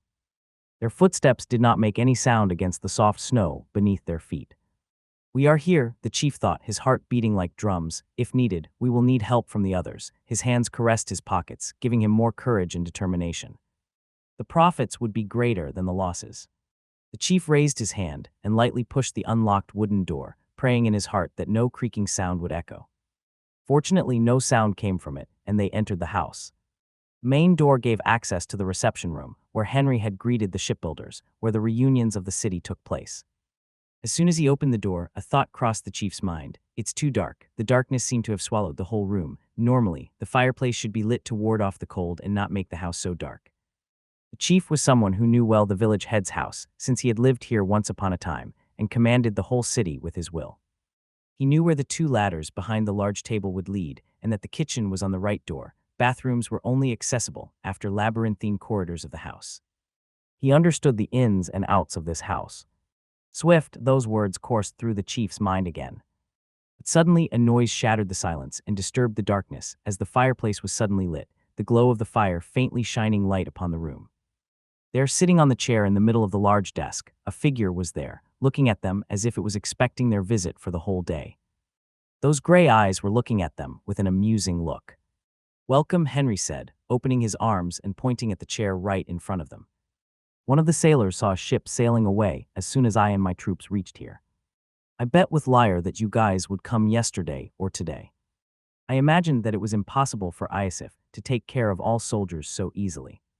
Henry gave a brief smile, but at that smile, the chief knew that everything went awry and that his plan had gone wrong. He looked around and saw that no one was inside the room, and only the king himself. He was defenseless. "We can still finish the task and capture the king," the chief thought as he took out a shell from his pocket and blew on it. A loud but soothing sound came out of the shell, a sound that traveled through the whole city and spread to the bay, reaching the ships stationed near the harbor. Henry watched everything with interest, his smile growing bigger when the chief suddenly took out 2 daggers as he said, "I will get you and bring you to my ship, then I will ask for a value for you." Henry sat relaxed, lazily crossing his legs as a wide smile adorned his lips. "A ship?" he asked, intently observing the man holding the 2 daggers. "It seems like you guys have quite a number of ships, huh? However, it's quite strange. The soldiers I have stationed here, and all the shipbuilders said that all the ships built over the last 3 decades are in the harbor, with the only one missing being the one used to bring you here." The chief said nothing and began to walk towards the king, his shadow growing as the flickering firelight shone upon him, reflecting the cold glint of the daggers. However, Henry remained carefree, smiling as he looked at the man standing across the table, awaiting the answer that never came. "Are you going with your own 2 feet, or will I have to cut a few fingers before that?" The chief coldly asked, pointing one of the daggers at the king, his tone drenched in killing intent. "It's not my desire to damage the goods. I prefer if you use your own 2 feet, since I can guarantee a hefty rescue money if you're complete." Henry lifted both hands in a gesture that suggested innocence and said, "Sorry, but I still have a few tasks to do here, and I can't entertain nor accompany you. However, I would love your company and to talk more about the sea. Won't you accompany me for dinner?" The king maintained his gaze fixed on the man, his words extremely welcoming, as if he didn't mind the threats. "Are you fucking kidding me?" the chief said through gritted teeth. He took one of the daggers and forcefully lodged it into the wooden table. "It seems like I will have to take at least a finger. No, let's make it 2. He turned his eyes to his people, who were still at the door, and said, "Spread out and search for anything valuable, and if you find anyone, eliminate the threat immediately. I will take care of everything down here. Meet me here in 5 minutes." His companions exchanged glances before they hurriedly set out to search for riches, their steps anxious and smiles spreading across their lips. They held their weapons dangerously, ready to kill anyone they came across and pillage the king's riches. They hit the jackpot, a king. Henry briefly took his eyes away from the chief and followed the other intruders, shaking his head with a sigh. "You should bring them back. I don't wish to lose all of them," he said, thinking about his trained and heavily armed troops in the next room. However, his warning and advice was met by a sharp projectile hurtling towards him at full speed. It was a dagger that grazed his hair and left a shallow cut on his cheek. "Well, I hope my guys won't hit too hard," Henry muttered as he used the back of his hand to clean the blood streaming down his cheeks. His eyes settled on the chief again, the smile disappearing from his lips, giving way to an angry frown. "It seems like I will also need a toe." When those challenging words left Henry's lips, the chief grabbed the dagger lodged in the wooden desk and prepared to jump over and capture the king. However, suddenly the room, no, the whole house, went into complete darkness. The crackling fireplace was extinguished, and the hurried sounds of his companion's steps around the house also ceased. What? The chief's confused voice sounded as the world turned pitch black before him. Before he had time to adjust to the lack of light, he felt something slash the back of his knees, tearing the ligaments apart and causing him to stumble and fall to his knees. But before he could react, another attack followed, tearing his Achilles tendon. "Ah!" he screamed in pain as his whole body dropped to the ground, head first. However, before he could continue screaming, a smelly, foul-tasting fabric covered his mouth, making it impossible to scream. A force slowly pulled him upwards, making him sit on top of his legs and face what he thought was the direction where the king was previously sitting. Suddenly, two beautiful, small purple orbs flickered in front of him, resembling the eyes of a dangerous wolf ready to tear him apart. Those eyes flickered like flames, sometimes bright and intense, other times soft and pale purple. "The people of the village are sleeping. We shouldn't disturb their peace, right?" The king's voice reached his ears. "Liar, sit him here on the table while the soldiers deal with the others." A woman's voice whispered near the chief's ears, making him shudder. Yes, my liege, he was a second-stage warrior, but he hadn't even felt the presence of this woman when he entered. It was as if she was a shadow, hiding itself from the view while following the owner's movements. A few minutes later, the chief sat helplessly at the table as the king savored the traditional seafood of Frostwave Bay, with Liar guarding right behind him. The chief could only move the top of his body as a pool of blood formed under the chair. His legs were useless at this moment. If he tried to stand, he would fall instantly. Henry stopped eating and cleaned his mouth with a white fabric. "You seem to know this area well, so who are you?" he asked. The chief remained silent, his defiant eyes fixed on the king without fear, silently begging him to kill him already. "You don't want to eat or talk. It's quite a bothersome dinner, isn't it?" Henry commented, observing the silence. Seeing no response, Henry rose to his feet and walked towards the chief. "I really don't like torture or other things like that, but I need you to talk. If not, there's no problem. I can just ask the others, but it would be such a pity since you seem to be really knowledgeable in some areas." Henry stretched his hand towards Liar, motioning for her to give him his sword. Liar handed it to him, watching as the king slowly unsheathed the silver sword and analyzed it without much care, as if he was looking at a great piece of art, his fingers running along the blade. "I will give you a last chance to live," Henry said, placing the blade of the sword on the man's shoulder. "Give me the answers that I seek, and I might let you live." The chief swallowed hard, seeing the terrifying pale purple flames appearing in the king's eyes again. He wanted to live, of course. At first, he held some hope that his companions would come back, but he couldn't even hear their sounds anymore. No, he could only hear their painful breaths and shouts. They had been captured, most of them were probably dead. He still had a plan to get help. There were a ship stationed in the bay. He only had to warn them. The previous bandit chief asked us to take a boat and explore the sea area around here in search of other harbors away from the bay. He began, trying not to stutter. He had to get away and buy time. The bandit gazed at the king with fear, sensing the coldness of the blade near his neck. He feared that any slight movement might result in his death. "The previous bandit chief gave me a ship and a crew to explore the coast in search of other harbors away from the bay. He wanted to raid them or sell goods," he said, attempting to speak clearly and avoid stuttering, his mind racing with desperate plans to escape. The king looked deep into the man's eyes. His eyes were like a window, allowing him to see the gears and strings turning inside the bandit's mind. Henry slightly moved the sword, pressing it even closer to the man's neck, forcing him to continue talking. Getting the subtle hint, the man hurriedly continued. "We returned 5 months ago with news about the sea, but when we got here, we were surprised to see that the chief had died and a general from the capital had seized the power over the bay. We couldn't fight against a group that killed even the chief, so we hid on a small island until we found a way to safely return to the city." Henry gave a small smile and asked, his eyes briefly flickering in a purple light, like flames, "If you feared so much for your own lives, why did you choose to attack me and my troops?" The man swallowed hard, the blade cutting deeper into his skin, making a thin stream of blood slither down the sword until it reached the handle. "Oh, one of my sailors said why your majesty had arrived at the bay with only a force of about 100 soldiers. We thought that we could kidnap why your majesty and ask for a heavy ransom. We could even be more free in the kingdom." He stuttered between the words, not daring to raise a lie. However, when he finished explaining, Henry slightly pressed the blade deeper into the man's neck. The smile was still on his lips, but his eyes held an expression ready to slash his throat and let him bleed to death. I am telling the truth, I swear, the man desperately screamed, causing the blade to pierce even deeper into his flesh.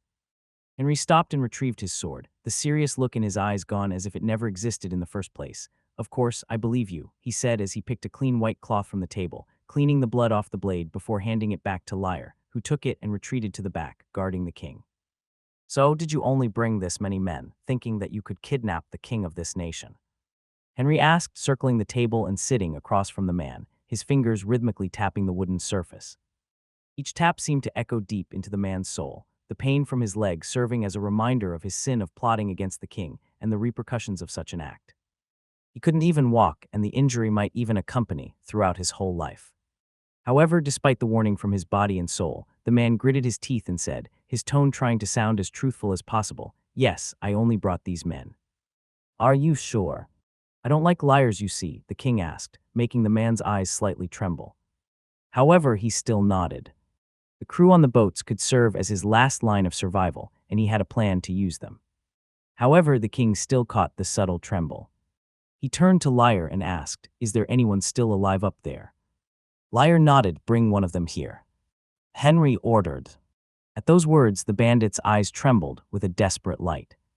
He wanted to scream for him to stop and even tell the truth, but the words didn't leave his mouth. He remained silent until the figure of a battered man was dragged into the room. The flickering firelight allowed him to see that it was one of his crew members, but his body was totally covered in blood, one of his hands missing, and probably a few teeth, as blood kept pouring out of his mouth.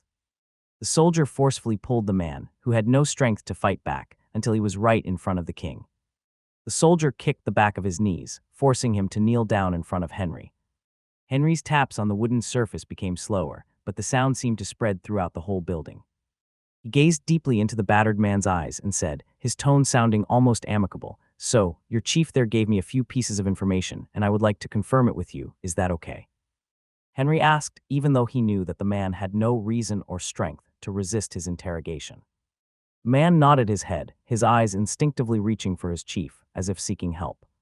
There he could see not the courageous and confident leader that led them through countless sea storms. There was only the vessel of a desperate man, looking at him with a strange look that he couldn't figure out the reason for. It was a desire to live. Henry tapped the wooden surface stronger, making the man's attention turn back to him. "There is no need to look at him. If you tell me everything that I need to know, I will let you live, but if you dare to lie to me, I will make sure to kill you," Henry said, before adding, "in the worst way possible." The man hurriedly nodded, hope coming to his eyes, even forgetting about his leader's desperate gaze. "He could survive." Henry asked, "How many months has it been since you guys returned?" The man hurriedly answered, not even trying to hide it, "5 months, sir." Although there were a few missing teeth, his voice was still clear. At that response, the bandit leader's eyes shone with hope. "Good job," he wanted to scream a compliment. "Where were you staying ever since you guys came back?" Henry pressed on, not wasting any time, gazing deeply into the man's eyes, who tried to look at the chief, but the stare of the king didn't allow it. The man could only respond after a second of silence. "We had been staying on Ontario Island, sir. He had to survive, even if it meant giving away their base and betraying the chief and others." At his answer, the hope in the leader's eyes grew stronger. "Good," Henry said. Bandit leader didn't actively give him this information, but he also didn't try to take it from him, so it was expected. "Is there more of you guys waiting outside?" "Yes," the man immediately responded, pointing with his remaining hand to the sea's direction. "There is a ship filled with others waiting for the leader's orders in the sea bay. They plan to shoot fire arrows at the city with the signal of the leader." Henry flashed a smile as his eyes turned to the bandit leader. "Is that so?" Henry could see the man's hand trembling as he opened his mouth, as if trying to say something, but the words never came out. He was dead, no, he might face a future worse than death. Hope vanished in a single second. Words could indeed kill. Henry gestured for the soldier to take the man out. He had already accomplished his objectives, and everything else could be slowly taken from their leader. "I keep my word, don't kill him or the others, since we might need them." He had a plan on how to use these men, but now he needed to have them obey his every word. "What was your plan?" Henry asked, looking at the man who didn't respond and lowered his head in fear, awaiting his eventual death. The king continued as if he was talking to himself, "Get me out of the house and tell them to shoot at the city. You can't even run away with that leg. Or did you think that I would have followed you all the way to that boat for you to capture me silently?" A dumb plan. The man kept his head down. His whole body seemed unable to stop trembling with fear. Indeed, his plan was to lure the king to the boat using new discoveries as a ploy, a desperate plan born in a moment of panic. Liar Henry called. Take 40 men and bring the others to me. Try keeping them alive, but if they show resistance, his eyes flickered with a purple light. Kill all of them, throw their bodies into the sea. Liar hesitated for a moment, but understood that the king's orders were absolute. Yes, my liege, Liar said, adding, I will ask 2 guards to remain here to guard you. She couldn't leave the king without safety measures. Henry said nothing and only nodded, his eyes looking interestingly at the pirate leader. It was like a cat looking at a desperate cornered mouse. He silently got to his feet, picking up a fork resting near a set plate, and walked towards the man. Although he wasn't looking, the bandit leader could hear Henry's footsteps against the wooden floor resounding through the room. You know, Henry said, holding tightly to the fork, I am a very patient man, even more so when I find a useful resource. However, I really dislike lies, and even if the resource is valuable, it must learn to be trustworthy. Henry's hands flashed, and the fork suddenly pierced through the man's hand, embedding itself into the wooden table. The man screamed, but Henry didn't care, leaving his hand nailed to the table and returning to his seat, crossing his legs as he sat comfortably. I will let you live, but don't lie to me again, the king said, his eyes looking at the pain man. Now let's talk about where your abilities might be useful, and about your discoveries, shall we? The man nodded frantically, beads of sweat glistening on his forehead. He knew he had narrowly escaped death, but the price of betrayal was heavy. Henry leaned back in his chair, his expression unreadable as he contemplated the next questions. He wanted to use the sea as a first avenue of expansion for his kingdom after conquering Luak and Eritrea. It was something that had to be done. Have you managed to find any harbor? Henry asked. Islands. People. Gentle sunlight pierced through the gray clouds, casting a warm glow upon the bay, giving birth to a new day and inviting the villagers out of their wooden huts. They picked up their harpoons and fishing nets, ready to embark on their daily routines. However, as they approached the harbor, an unexpected sight greeted them.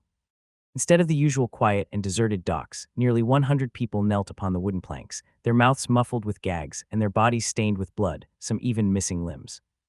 Blood trickled through the cracks in the wood, staining the sea below with a somber hue. They fearfully bowed before a royal figure, a dark-haired man with an air of authority, his hands clasped behind his back as he looked at them. Holding their harpoons and nets, the villagers stood back. The guards surrounding the king formed a line behind the king, making it impossible for them to step on the harbor. The villagers could see traces of blood on the soldiers' blades, making them even more unwilling to step forward. Have you found it? Henry's voice cut through the tense silence, his eyes fixed on the kneeling figures before him. These traitorous sailors had braved the unknown sea for months, returning with good news. Yes, my liege, Liar replied, handing a parchment to the king before stepping back. Kneeling bandits trembled at the sound of her voice, their eyes involuntarily darting up to see her blood-stained garments before quickly lowering them in fear once more. They still remembered this woman invading their ship and killing dozens with her daggers, her single eye coldly flickering in the night as she reaped soul after soul. Her attacks flooded the ship in blood, painting the floor in a crimson color. Henry unrolled the parchment and carefully examined the rudimentary map drawn upon it. It depicted the route to the harbor discovered further south, a basic and simple representation created by the captain himself. He had only noted down key landmarks or obstacles along the way that could be identified if someone tried to follow it. Fortunately, they appeared to have some understanding of cardinal directions. Passing the parchment to Benjamin and Graham, Henry instructed them, I want you to make a copy of this map and send it back to the capital for safekeeping. Furthermore, his gaze shifted to the duo as he inquired, do either of you have knowledge of cartography?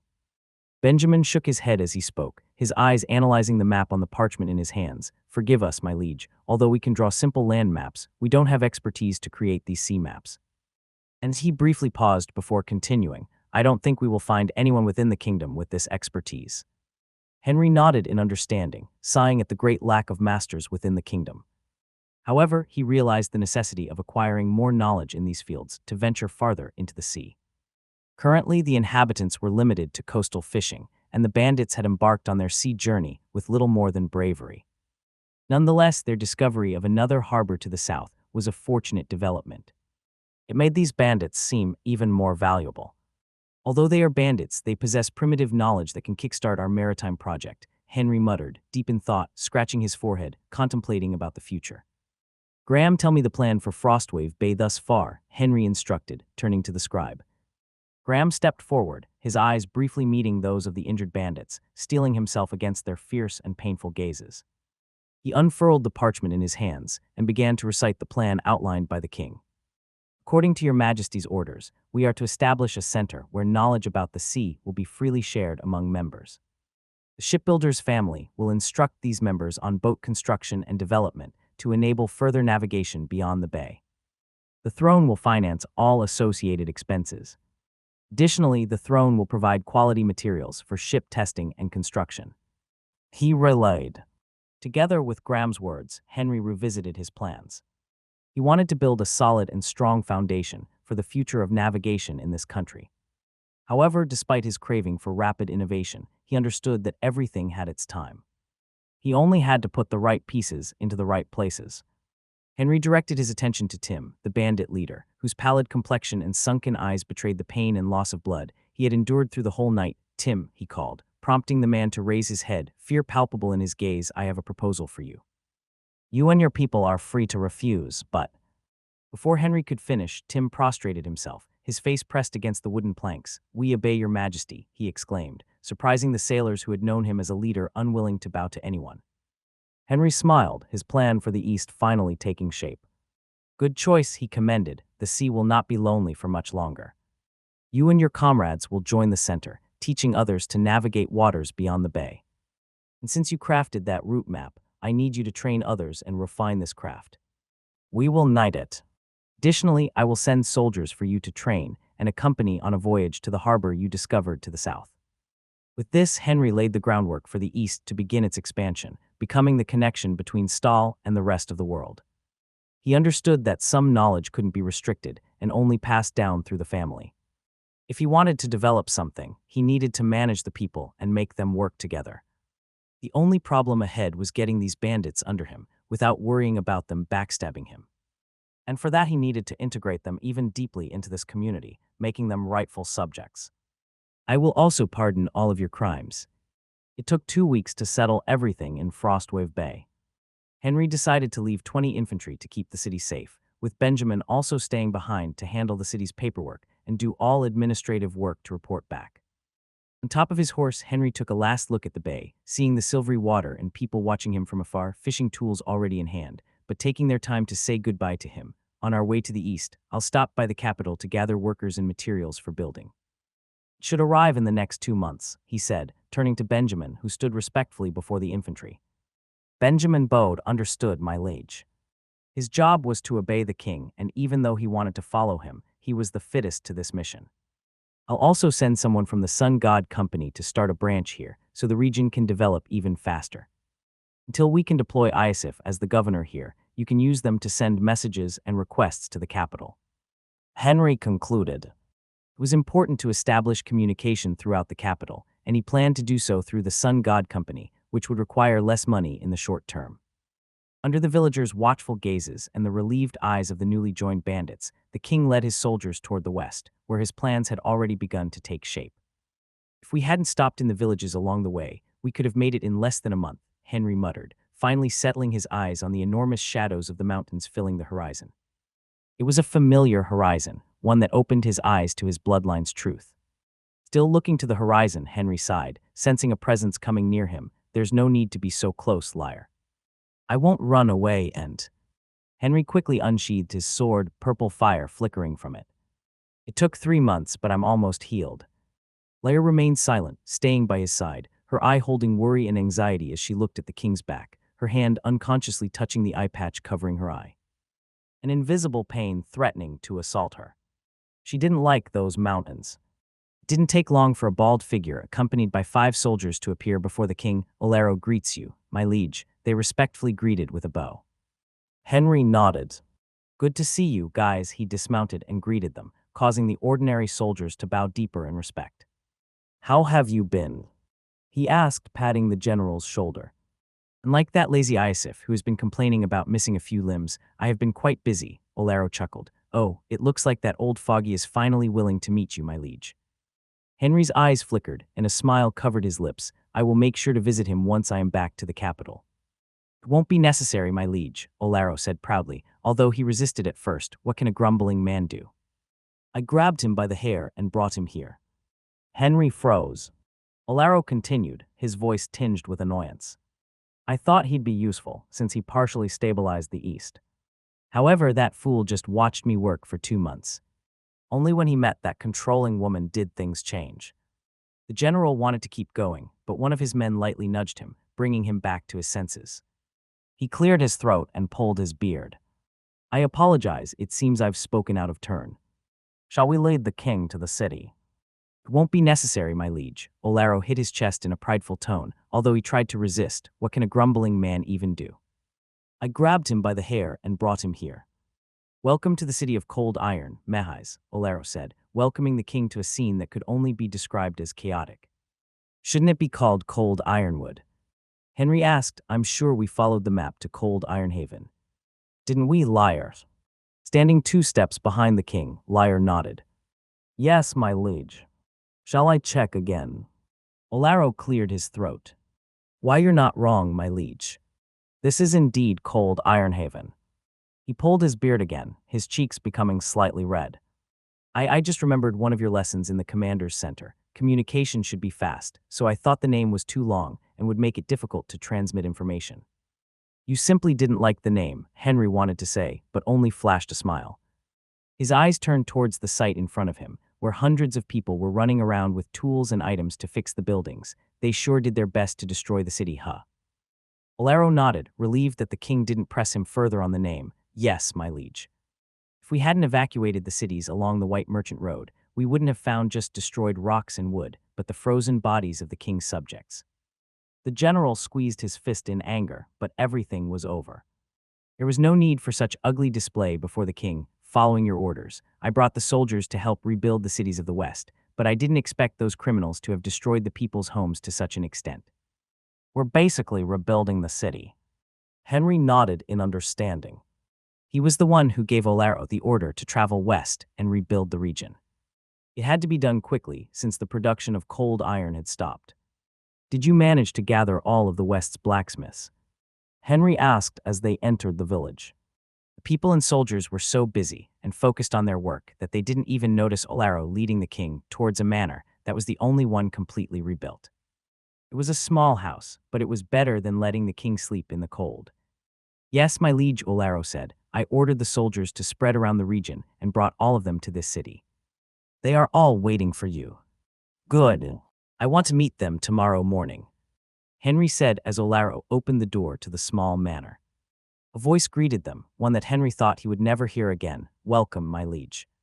I apologize for not greeting you properly, my liege. Iosif gestured towards his lower body, devoid of legs. Standing without them is quite the challenge. A lost smile appeared on his lips, as if he had told the biggest joke ever. Olaro shot an annoyed glance at the man. Don't give such a lame excuse. You still have 2 hands to stand up and greet the king, he said, wishing to hit the man in the head. Iosif gestured towards the bald general. Let me cut your legs and see if you can stand on your hands, he said. This man had been a nuisance ever since Iosif woke up in the infirmary, forcing him to come to the west, where the ashes of the mines contaminated his lungs. A smile of happiness unconsciously spread across his lips, remembering that it was thanks to this man's actions that he found the love of his life. Ignoring the bickering duo, Henry pulled a chair and sat opposite Iosif, pouring himself a cup of hot tea. Liar had also entered the room, but opted to linger by the door, while the remaining soldiers maintained their vigil outside. Seeing the king seated, Olaro approached cautiously and asked, "Where is that brute woman?" His eyes scanned the room, searching for her shadow. She was always near Iosif. It was strange not seeing her around. Don't call her a brute, Iosif snapped, clenching his fists. Her arms are thicker than mine, Olaro retorted, his voice growing louder, not whisper anymore. She beat us both in arm wrestling and lifted me with one arm. If that's not a brute, I don't know what to call her, a barbarian. Iosif was about to respond, but the heavy sound of footsteps descending the stairs put their debate at a hold. It felt like a giant was approaching, each step causing the wooden ceiling to tremble, making dust fall onto the table. Iosif swallowed hard, and Henry's curiosity drew him to the source of the noise. Before long, a huge figure emerged at the doorway, leading to the mansion's other rooms. She had to lower her head to pass through the door. Her height resembled that of a descendant of giants. Her face held a striking beauty. If not for the muscular and huge body, she could easily fit in the beauty standards of Earth. Darling, her voice, deep like a man's yet with a hint of femininity, echoed through the room. Her affectionate eyes easily found Iosif, their eyes exchanging unvoiced words of love. After a second, her eyes shifted to the other people by the table. She recognized the bald Olaro, the bold man who often tested her patience with manly challenges. He always called her a brute after arm wrestling, which she responded with a powerful slap, like a lady would due to such impertinence. The other figure was a familiar and strikingly handsome black-haired man, exuding an air of authority, his gray-purple eyes fixated on her with curiosity. She knew him, it was the king. She quickly straightened her posture, adjusting her clothes which she had just changed upon hearing of the king's arrival. Tucking a strand of hair behind her ear, she bowed respectfully. Ella greets your majesty. I've heard of your noble deeds throughout the kingdom. It's an honor to meet you. Olaro is not wrong. She looks like a barbarian, but prettier, Henry thought, his gaze shifting between Iosif and Ella. He certainly has unique taste. No wonder he was single for almost 40 years. But who am I to judge? I've been too busy since arriving in this world to even think about women. Henry gestured towards the chair beside Iosif with a wave of his hand. The pleasure is mine, he said warmly, not thinking about her appearance. General Iosif here is a valued member of my kingdom. It's wonderful to see him find happiness at last. Ella settled into the chair next to Iosif, drawing it close so that she seemed inseparable from the general. Her gestures and gaze conveyed intimacy and affection. Henry's initial impression was that she was a straightforward woman. Now he also added another characteristic, disturbingly affectionate. Upon that scene, Olaro kept his head down, appearing timid as if avoiding eye contact with the woman. He took a sip of his tea, trying to mask his discomfort. He didn't like these kind of loving birds. Henry took another sip of his own tea and turned to Ella. So Ella, are you from around here? He inquired, curious about the woman that gained the heart of the general and managed to drag his heart out of the darkness dwell. I'm from the west, but I lived in a village further north. My family and I heard about the king's efforts in rebuilding. She glanced briefly at Olaro before continuing with a mischievous smile, Cold Iron Haven, and decided to move here. We wanted to help the throne and live well. The mention of the city's name caused Olaro's lips to twitch. Henry noticed the interaction and smiled. It was evident that despite Olaro's reluctance to admit it, the trio shared a strong bond akin to close friends jesting with each other. The woman had a good and young heart. It's invaluable to have such capable individuals supporting our kingdom's growth, Henry remarked, and, as I mentioned earlier, I'm pleased to see my stubborn but loyal general finding happiness. He barely said a word to me back in the capital. Upon hearing those words, Iosif's expression shifted to one of embarrassment and discomfort.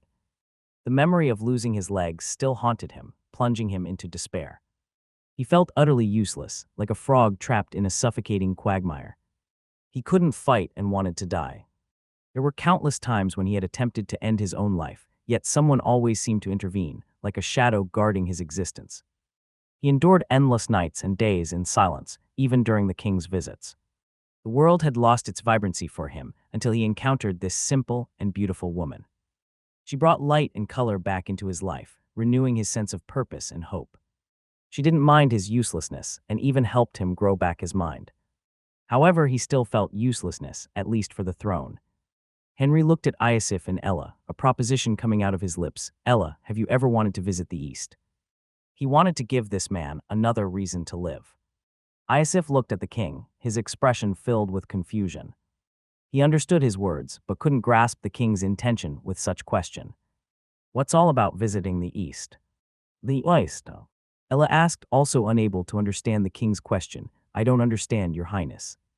Yes, the East, Henry reiterated, leaning forward with his elbows on the table. I require someone dependable to oversee that region.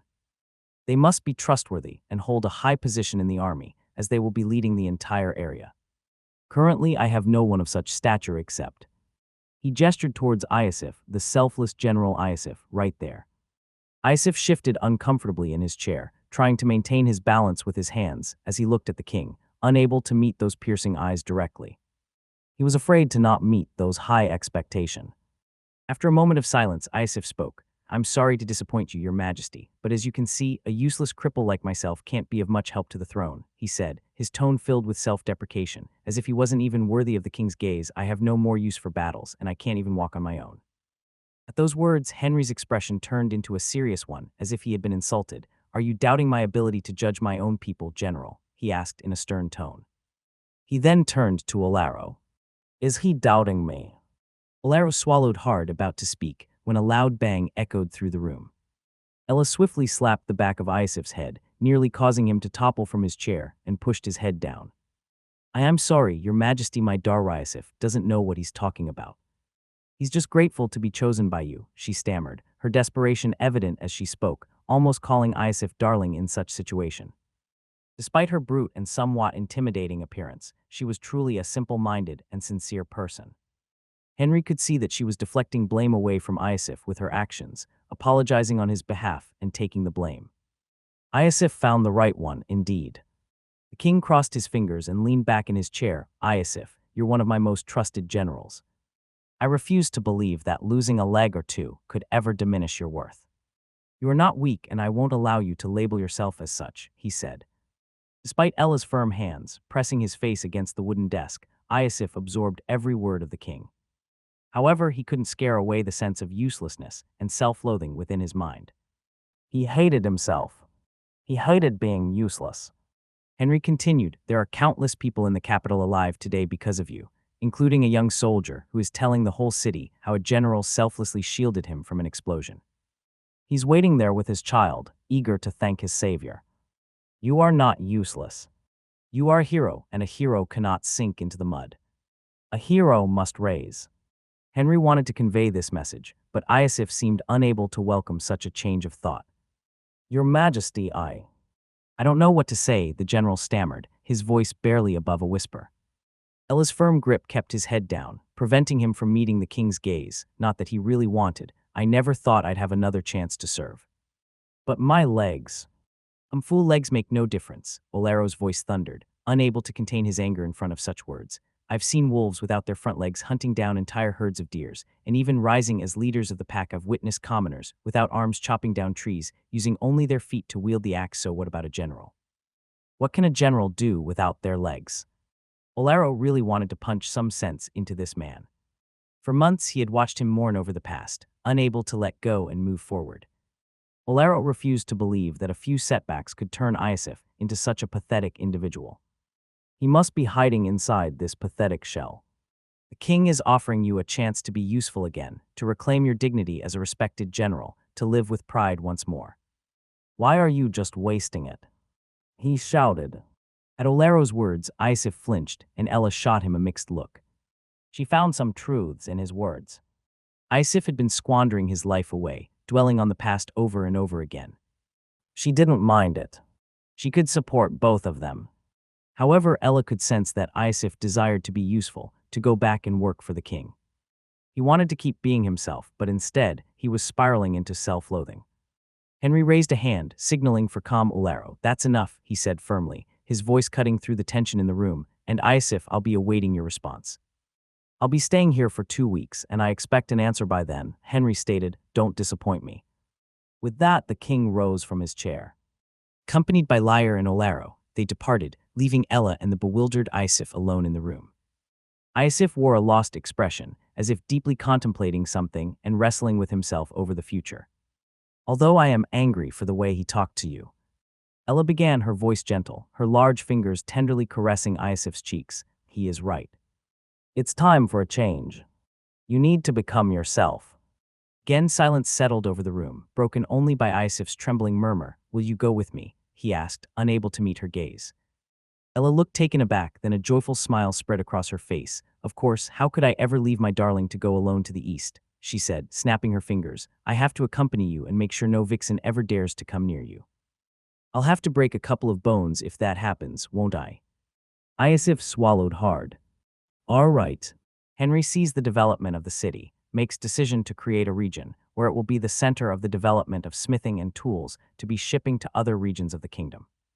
Mehai's ho? Henry asked, his eyes fixed on the bustling city before him. Mehai's was being reworked from the ground up, keeping everyone extremely busy. Luek's army had practically destroyed the whole city. It's a good name. Laro gave an embarrassed smile. As per your orders, we have begun spreading the news that we are looking for people to open up more vein mines and speed up the mining of cold iron. He reported, as of now, the city has around 6,000 people, and according to reports, there are thousands more coming from other villages in the west to Mehais. Henry planned to create specialized hubs around the kingdom. The east would focus on fishing, maritime trade, and sea exploration. The west would specialize in mining, taking advantage of the numerous cold iron veins and the miners, who had been doing this job since birth. The iron would then be shipped to the north, to the capital, where it would be processed into tools and weapons. Despite the barriers, Henry wanted to keep the production of weapons close to his watch and where the army was stationed. There was also a need to ensure that infrastructure kept pace with the population growth and the extraction of iron. We will need to focus on infrastructure as well. Make sure to expand the White Merchant Road to the capital. The flow of cold iron is vital to my throne's strength, Henry said, his gaze still fixed on the bustling city. Also, make sure to establish a local garrison here in Mehais. We need to protect and maintain the safety of the city. We can't allow a hidden power to grow together with it. Olaro scratched his head at Henry's words. What's the matter? Henry asked, noticing the troubling expression on the man's face. I've been trying to solve the issue by myself, since your highness has been busy with the reconstruction of the capital and the east, Olaro explained. However, the rapid influx of people coming to the town has made it difficult to feed everyone. We have deployed soldiers to hunt around the area, but it seems like we are unable to meet the growing demand for food. We can hold for another month, but he stopped, unable to finish his sentence. Foods again, Henry murmured. From west to east, food was always the problem. Soil wasn't suitable for agriculture, and the never-ending snow and extreme temperatures made it almost impossible to grow anything on the ground.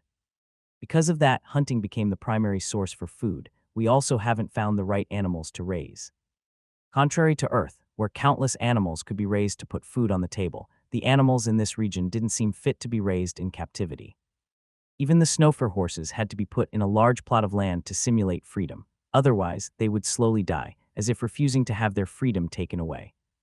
Of course, they could raise other animals in large plots of land, but then there would be no difference from those in the forest. The king had two options: either deploy more soldiers to the region and expand the hunting area, or use the ample and rich frozen forest to hunt and then send the food to the region. However, they still hadn't found the reasons or the group of winter orcs that invaded the outer layer, making it dangerous. No problem, I will deploy another 200 soldiers here, Henry said, deciding on the less dangerous course of action, and when he had more control over the outcome. Do you think it's enough? Olaro took a moment to think before responding. Yes, I think it's enough for now. If we count the other 300 soldiers, we will have enough manpower to sustain this population. However, if the city keeps growing, we might need more men. Henry nodded, already expecting it. This is not a long-term solution. You only need to guarantee this situation for a year. You will soon acquire a large piece of land that might be able to produce enough food to sustain the throne's subject, Henry said, his eyes turning away from the chain of mountains and looking at the south. I heard that Luek and Eritrea have a good climate and soil to produce potatoes and carrots. If we add that to our future fishing and hunting production, we won't need to worry about food for some time. Olaro listened attentively. Understood, Your Majesty. I will ensure that the situation is managed for the next year. Henry patted the general's shoulder with a smile. I expected nothing less from the West General, he said, catching Olaro off guard with the title. West General? Olaro asked, dumbfounded. Yes, West General, Henry confirmed. You know that I have already abolished the nobility classes, right? Olaro nodded in response, scratching his bald head, and Henry continued, so, the regions will no longer be governed by noble families, but by the soldiers under my name. Each one of my generals will be responsible for one of the regions. The east will be under Isif's hands, the west will be under yours, the south, which will be the spearhead of my throne, will be under Luther's hands, while the north will be under my personal control. Of course, as the throne lands grow stronger, this situation might change, but as of right now, this will be the setup. Olaro was still lost for words.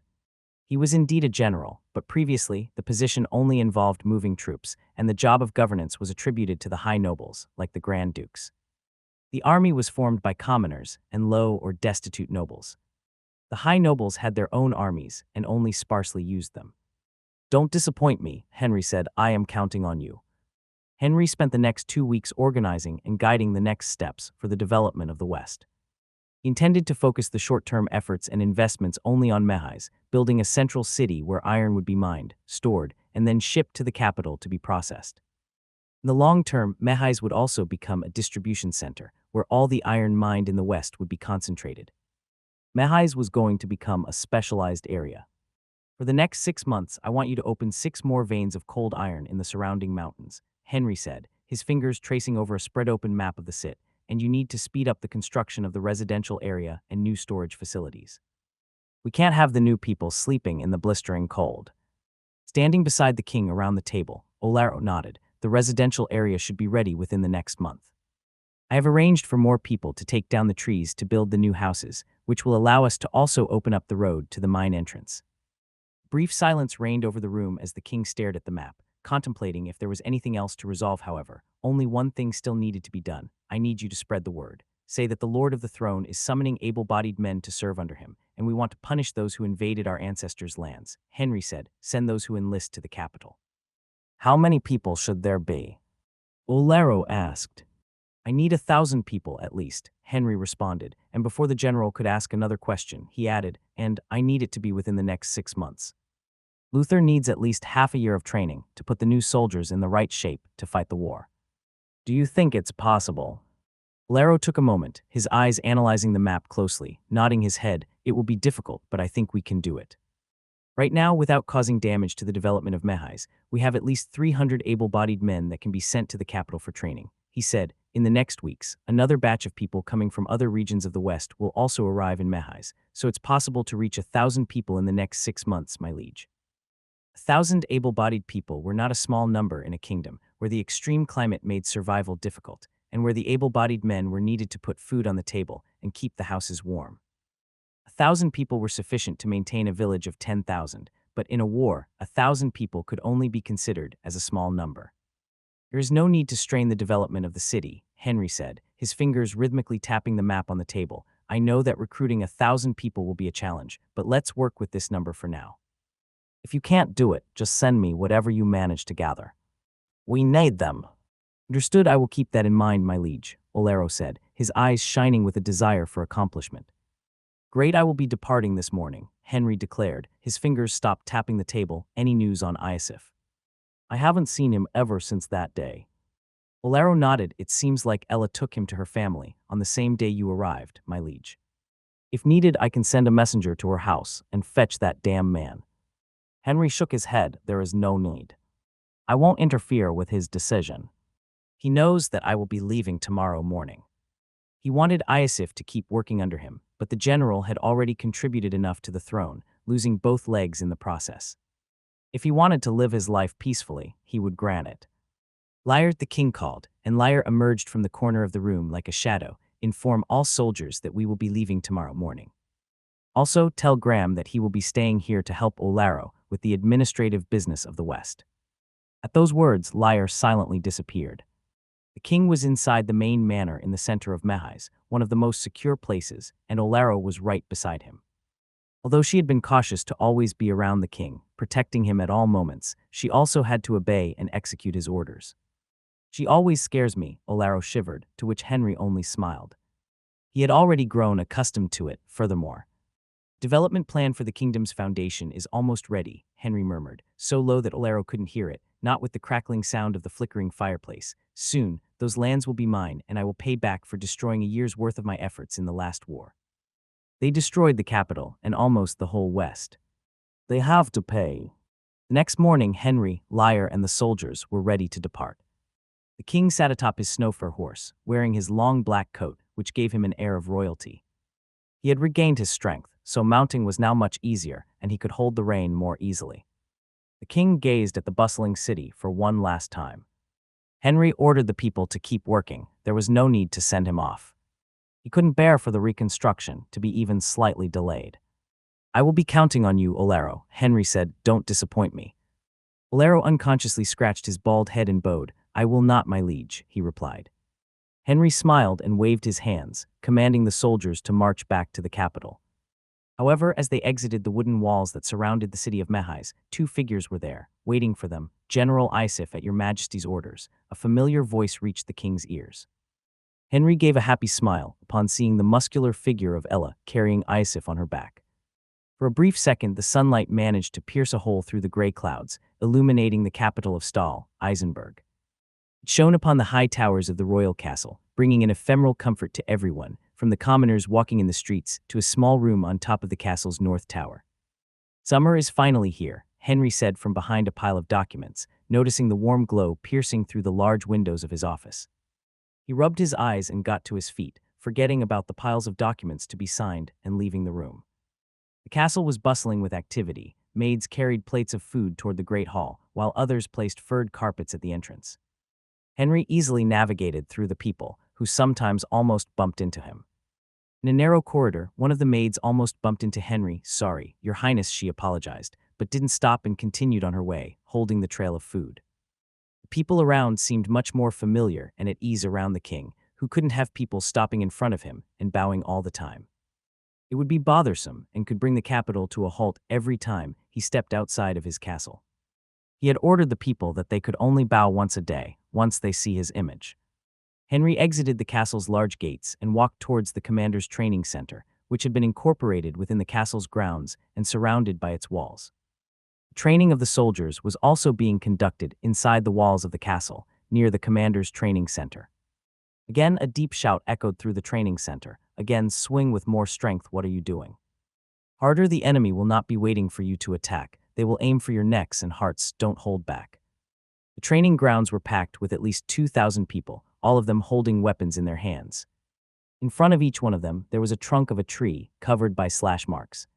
The old man Luther stood on a high platform, watching over this crowd and giving his commands, his voice unforgiving.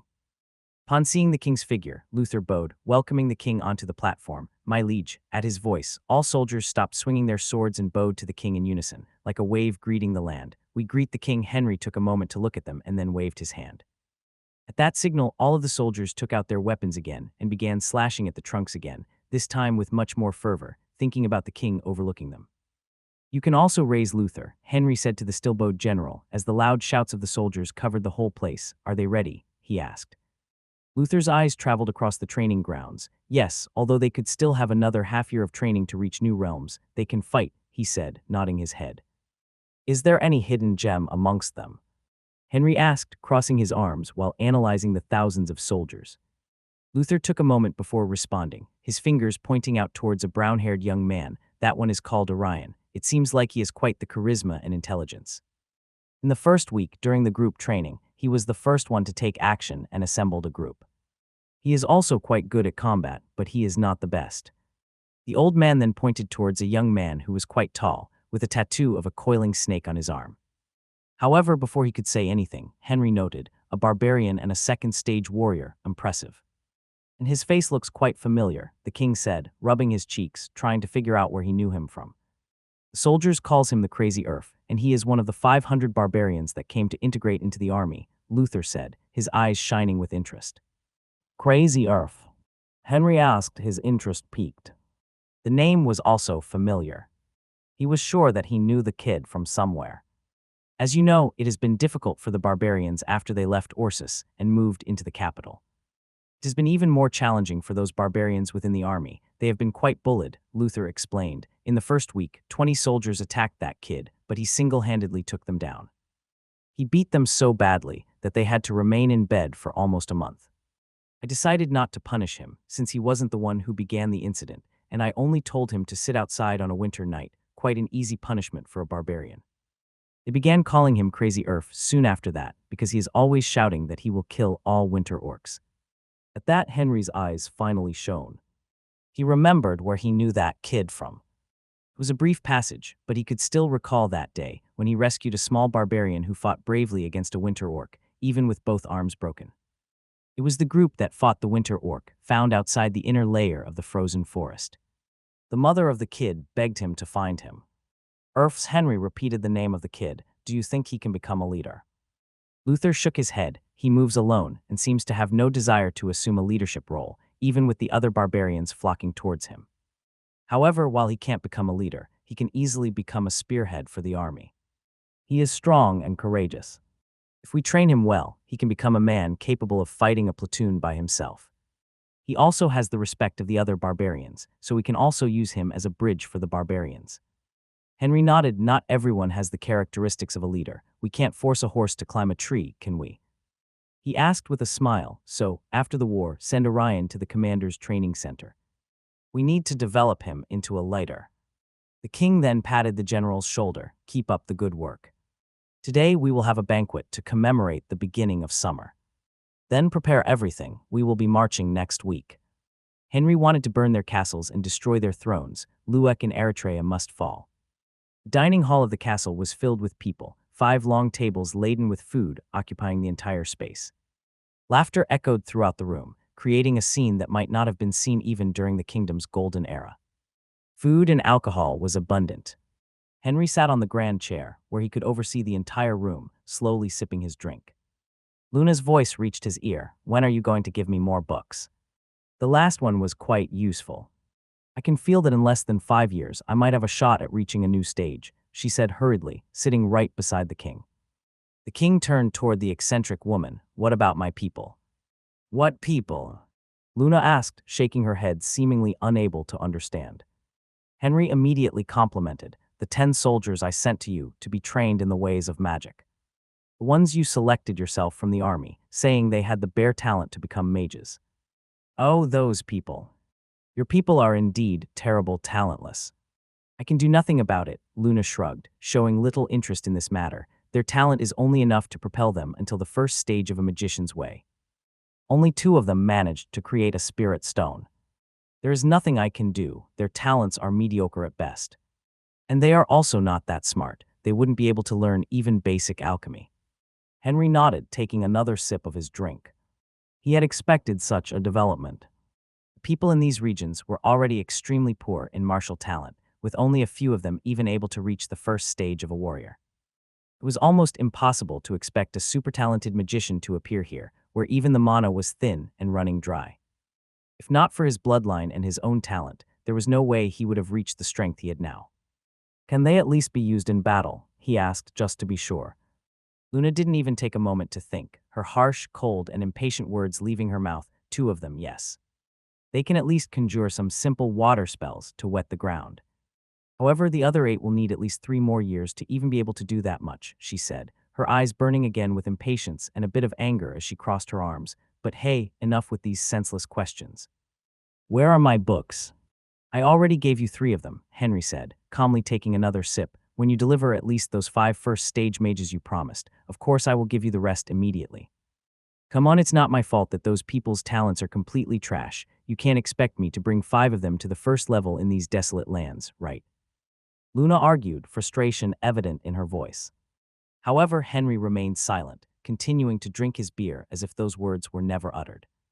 He ignored her. Luna wanted to conjure a spell right there and blow the whole castle down. She took a deep breath, reminding herself of her noble status. Struggling to keep her voice under control, Luna continued, I am really close to a breakthrough, and I think that if you give me 2 more of those texts, I can finally reach a new level. You know that I could have taken them forcefully, but I didn't. So you can trust me. I will surely deliver 5 mages into your hands. I will not run away after reading them. Henry grinned at Luna's reaction. She was desperate, and he found himself strangely enjoying making her angry. Downing the last of his beer, he raised all fingers on both hands. I can give you 2 more books, but I want 10 mages by the end of next year. How about it, he proposed. T10. Next year. Luna blurted, nearly jumping from her seat and knocking over her chair. Henry nodded, watching her reaction with amusement. She seemed on the verge of screaming, but she managed to regain her composure and began to think, twirling her hair between her fingers. 8, she countered, biting her lip nervously. He gave her no time deal. He was wearing a satisfied smile, sensing Luna's frustration. I'll have someone deliver them to your hut by the end of tonight, he added. At a loss for words and feeling tricked, Luna impatiently rose from her seat. Swindler, I don't want to stay in such a poor party any longer. Just give me those books and I'll get out of here, she demanded, stretching out her hands expectantly. Henry looked at those beautiful but almost insane green eyes, as if he couldn't believe what he was hearing. Come on, you didn't expect me to bring books to a party, did you? He said, scratching his forehead. Luna nodded her head in understatement. You are right, I have been here for a few years, and I have never seen you with a book if not those for barbaric wars. So where is it? Let's go get it, I don't have time to wait. She had only come to this feast to get these books. She didn't really want to remain here. They didn't even have the mystic butterfly honey here, such a backward country. Humph, it's in my room, Henry replied, a crafty, almost shameless smile playing on his lips. Do you want to get it with me? Luna glanced at him, trying to discern the reason behind that smile. But she was eager to leave the banquet and return to her studies. Sure, let's go, she agreed, reaching out impatiently for Henry's hand, ready to pull him up from his chair. As Luna's hand was about to reach Henry's, another hand seemed to appear out of the shadows and gently clasped hers. Please, be careful of your actions, Lady Luna, Lyre's low voice sounded, her figure materializing from behind the throne. Luna looked at this woman up and down, trying to recall where she had seen her before. Finally, she remembered, the shadow, Luna muttered, before asking, can you release my hand? She didn't particularly mind it, though a fleeting urge to unleash chaos crossed her mind before she suppressed it. Lyre seemed to sense the danger behind that question, immediately releasing the blonde-haired woman's hands. She bowed, sorry, Lady Luna. It just doesn't seem appropriate for a young, unmarried lady to accompany the king to his bedroom alone, is it? What does it matter? Luna was about to finish her sentence, but she stopped. She fidgeted nervously and exclaimed, it's not what you think, let us leave it for tomorrow. With that, she hastily dashed out of the room, her face still burning with embarrassment. The people in the room, too drunk or afraid to look at her, continued the party. Henry finally leaves to war, planning on conquering the both nations. They will be going to Eritrea first and then go to Luwak. They will divide in two fronts, with Luther going headwards and Henry and Olero going by the side. The South Avenue was an ocean of people, packed tightly together in chaotic lines that snaked from the castle to the southern gate of the capital. The soft murmurs of the people filled the whole place, like whispers of a restless wind. In contrast, the rest of the city seemed eerily quiet, like an abandoned community. The empty stalls and deserted streets were proof of the importance of this procession. Every pair of eye was fixed on the closed gates of the castle, wishing to be the first ones to witness this moment. Those of shorter stature strained on their toes and stretched their necks, trying to see through the numerous heads and tall bodies blocking their view. Amidst the chaotic yet strangely orderly crowd, a female voice cut through, can you get down from his shoulders? I can't see a thing. This was a common occurrence at the moment. It seemed that even in this world, people climbing on each other's shoulders was a common occurrence, like it happened on those music festivals back on Earth. Thanks it didn't spiral into a fight. Suddenly, the entire city trembled, causing snow from rooftops and castle towers to fall down like a white waterfall.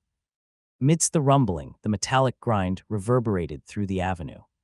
You're coming out, exclaimed a young woman, shaking her friend by the shoulders, her eyes fixed on the opening gates. The king hasn't allowed any soldier to leave the castle for the last month. A friend of mine who works as a maid in the castle said that the king threw a big party for the soldiers last night, her friend added, equally excited as she watched the gates. You mean that blabbermouth June told you too, huh? She can't shut up ever since she managed to get a spot as a maid. The woman said, almost cursing that round girl, well, I think it was a way to relieve the stress of the soldiers. They've been forbidden from leaving the castle walls for the last month and have been training hard all year. And there, the king, she stopped mid-sentence as soon as she spotted a figure leaving the gates. The first figure to emerge was a man dressed entirely in black, mounted atop a giant dark red snowfur horse. Its hue resembled the color of human blood, taken directly from an artery, as if the blood of all soldiers it trampled upon had painted its hair. It emanated an oppressive and unbending will. Moments later, 3 other figures appeared behind him, also on horseback. Their mounts bore hues slightly lighter than the king's horse. They positioned themselves a few steps behind the king, yet maintaining their presence at his side. Luther, Olero, and Lyre followed the king, ready to accomplish their tasks. Then a mighty army of 10,000 soldiers emerged from the castle's gates.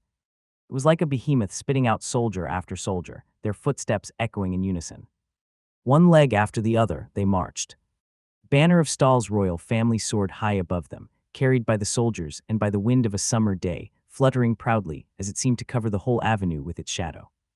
The picture of an owl grasping a dragon's carcass drawn on it, its claws piercing through the legendary creature.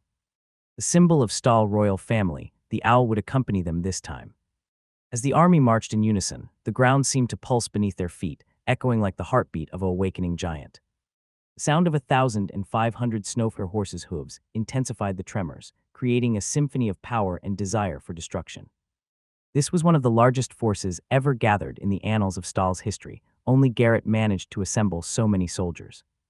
Henry managed to take control and train almost 11,000 soldiers, with 1,500 cavalrymen and 9,000 infantry. It was enough to rival the population of entire villages, all under the command of a single man, the king. May the ancestors guide them. Family members and lovers prayed for their loved ones, strong and courageous people that were going to follow the king into this glorious mission. They also bowed deeply, offering their respect and best wishes to the king. May glory accompany your majesty, they cried out, their voices resounding with unwavering loyalty. Silence permeated the avenue for a few minutes. And soon the people raised their voice in King, all hail the king, all hail the sacred army. It was a chorus that seemed to overflow and inundate all marching soldiers. It was like a contagious virus, infiltrating their hearts and minds, making them desire to fight and kill the enemies as soon as possible. They wanted to prove these people right and bring back victory. Henry guided his horse with a steady hand, nodding at the people, but his gaze always returning to the open gates ahead of him. The gates that would lead him to victory and to new horizons. Memories of the flames engulfing the walls and the anguished cries of his soldiers were still fresh in his mind, their echoes still vividly reverberating. The image of Isif's burned body and without his legs lingered, reminding him why he was fighting. Henry was determined to conquer those lands and deliver punishment on those audacious invaders who dared encroach upon his territory. He acknowledged that he had been overconfident in the previous battles. Perhaps he should have launched an assault the moment those messengers appeared before his throne, or sought alliances with Luek or Eritrea to take one out. These are in the past, Henry thought, his eyes glinting in a purple glow. He had decided, I will eliminate all of them as swift as possible. The plan will work. Henry expected that challenges and unplanned things could happen, impacting on his overall plan. However, he was resolute. He would take all of them down. There was no room for overconfidence. He couldn't always expect to always be there and control the army. As the sun set and the moon's gentle glow shone across the land, casting shadows all over, Henry's voice cut through the air, spread the word, he commanded, his eyes fixed on the horizon, we make camp here tonight. Tomorrow we march to Morante for supplies. In a few minutes, the 10,000-strong army came to seamless coordinated halt, without disturbing the orderly lines. Soon, tents were raised, and the comforting glow of bonfires illuminated the faces of weary soldiers, warding off the chill of the night and offering a chance for a hot meal. Round one such fire, a small group of soldiers sat huddled, their bowls of steaming food cradled in their hands. A mix of anxiety and anticipation covered their faces. Dig, in a long, dark-haired woman said, we won't have such comforts once the real battle begins. At her words, the soldiers exchanged worried glances. Captain Zara, one called respectfully, his grip tightening on his bowl, what do you think we'll face on the battlefield? Zara took a sip from her bow and met their gaze. Is this your first battle? She asked, only to see them nod their heads with a mixture of fear and shame, unable to look directly at her. The general left her with a few greenhorns. Well, she couldn't ask much, since this was her first official mission as a leader. Zara's expression softened. A leader must be patient and able to inspire calm into subordinates' hearts. The king always repeated these words during the commander's training. My first battle was under His Majesty's command himself, she said, the soldiers leaning in eagerly to listen. Any story would have sufficed to lift their spirits, but one involving the king was even better. They wanted to listen about the great feats created by the legendary king. It was 1, maybe 2 years ago, Zara continued, gazing into the fire's glow, like a lost soul trying to find a desolate memory. Soon a mischievous smile covered her lips, the memory of those terrified faces etched in her mind. The king gathered 100 of us against Luek's army of thousands, she recounted, her hand gesturing as if rapidly slashing a sword in the air, fighting against invisible arrows and blades. He led us through the forest to hunt hundreds of them down. I can still see that beautiful sword cutting through the enemies, creating a river of blood beneath the king's feet. No one could lay a finger on him. He just dashed into the enemy's ranks and slashed his sword, beheading half a dozen in a single attack. Zara continued, her voice filled with reverence, her words able to paint a vivid picture of the chaos of the battle, the clang of steel and the painful cries of the fallen etched in her mind. They had no time to evade or fight back, falling to the king's sword without the time to scream. It was like seeing a sanguinary wolf hunting down snow rabbits. We followed right behind, but could only get the king's leftovers. He was like an apex predator. 7. As Zara's story unfolded, the soldiers leaned even closer, captivated by the narrative. Nearby, other soldiers paused in their tasks, their ears perking up as they listened attentively. They could almost see the king's tall figure, stained with blood, amidst the sounds of clashing steel and agonized cries. It gave them chills, even the smell of blood seemed to invade their nostrils. We were only 100 against thousands, but we didn't lose a single soul. Not until we marched up that mountain. Zara's voice trailed off, her gaze dropping to the bowl in her hands, before taking a big gulp. Anyway, finish your food and get some sleep. Tomorrow will be a long day, she said, refusing to utter another word, leaving all listeners wishing to hear more about it. The soldiers exchanged glances, respecting and sensing the weight behind Zara's silence, before obediently turning their attention to their meals. After finishing their soup, they settled down by the comforting glow of the bonfire, drifting into sleep. But Zara remained awake, her mind going back towards the happening of that day.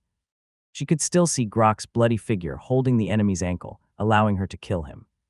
And if not for his sacrifice, hundreds of others should have died. I have been training nonstop for the last years, Zara muttered to herself, her fingers tracing the contours of the longbow resting on her lap. I am sure that I can hit even a flying bird in the sky. I won't miss this time, she vowed, her eyes settling on her sleeping subordinates. I am your captain, I won't let you die. Fire crackled, creating 4 long shadows on the snowy ground. Henry sat with his back against a tree, absent-mindedly tending to the flames, and allowing the warm glow to reach him and the other 3 figures.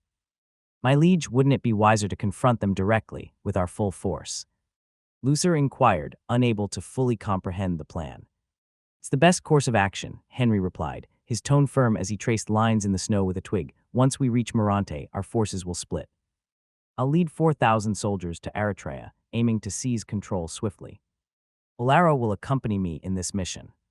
Meanwhile, Luther, your task will be to create small skirmishes on their northern borders, but avoid large-scale battles. It will force them to move their forces north, leaving the other borders without protection. Then, after capturing Eritrea, we'll strike Luwak from the weakened left flank, Henry continued, outlining the strategy. I understand the plan, Luther acknowledged, his years of military experience allowing him to easily understand the plan, but wouldn't a direct assault with our full strength be more effective? A frontal assault might lead to unnecessary casualties and play into Luwak's hands. Our strategy aims to outmaneuver and weaken him before delivering a decisive blow. It's a calculated risk, but one I believe will give us the upper hand in the long run. Henry said, furthermore, I can't underestimate them. Another mage might appear. Another mage. Luther shivered, the memory of that man-made disaster still vivid in his mind. Despite his 5 decades on the battlefield, he had never witnessed such devastating power concentrated in the hands of a single individual. It was akin to the legends passed down by their ancestors, tales warning of the formidable power wielded by rare mages. We need to avoid a direct confrontation with such a formidable opponent. We can't face him in an open field, we will be doomed fighting head-on. Henry said the diversionary tactic will be an essential contingency and a way to end everything quickly, minimizing our losses. I know that we are lacking a general in the front lines at this moment, and I expect to fill this void as soon as possible, but can you do it, Luther? Henry asked, pointing at the snow with his twig. Luther's eyes carefully studied the drawing etched into the snow, his hand instinctively reaching up to scratch at his white beard as he delved into deep thought. How many days would you need me to stall their forces? They'll require a month, perhaps 2, Henry stated. The journey to their capital alone will need 20 days on foot, but that's assuming we meet no obstacle on our way there. Despite the loss of their king and numerous nobles, there may still be individuals willing to sacrifice themselves for the royal family. The old general pondered, his years of experience playing all possible situations in his head. I can manage it, my liege. I've spent a lifetime defending our borders. I know every tree and every corner along the way. Sitting up some trouble won't be a challenge. It's child play. And Morante is only a 2-day journey from the border, making it easy to get supplies and mitigate other logistic problems. Henry smiled. I expected nothing less from my trusted general. However, the twig in his hand moved again, drawing a circle. What is the base of all diversionary tactics? Speed and deception, Luther echoed, not even hesitating to answer. Speed is the essence.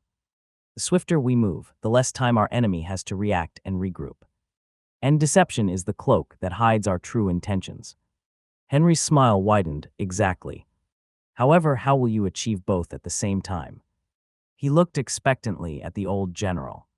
This was quite a hard question to be answered, at least in these regions where you couldn't see much strategy on wars and mostly frontal confrontations, fearless of death. A brief silence enveloped the place as Henry turned his gaze towards the old general, awaiting his response. Unexpectedly, it was Lyre who broke the silence, her voice echoing, "Fewer numbers, you need fewer numbers," she said, repeating the crucial insight. Lyre had been by the king's side for years, gaining a deep understanding of various war strategies and insights. The one being discussed now was one she had not only seen, but had also been part once, a few years ago.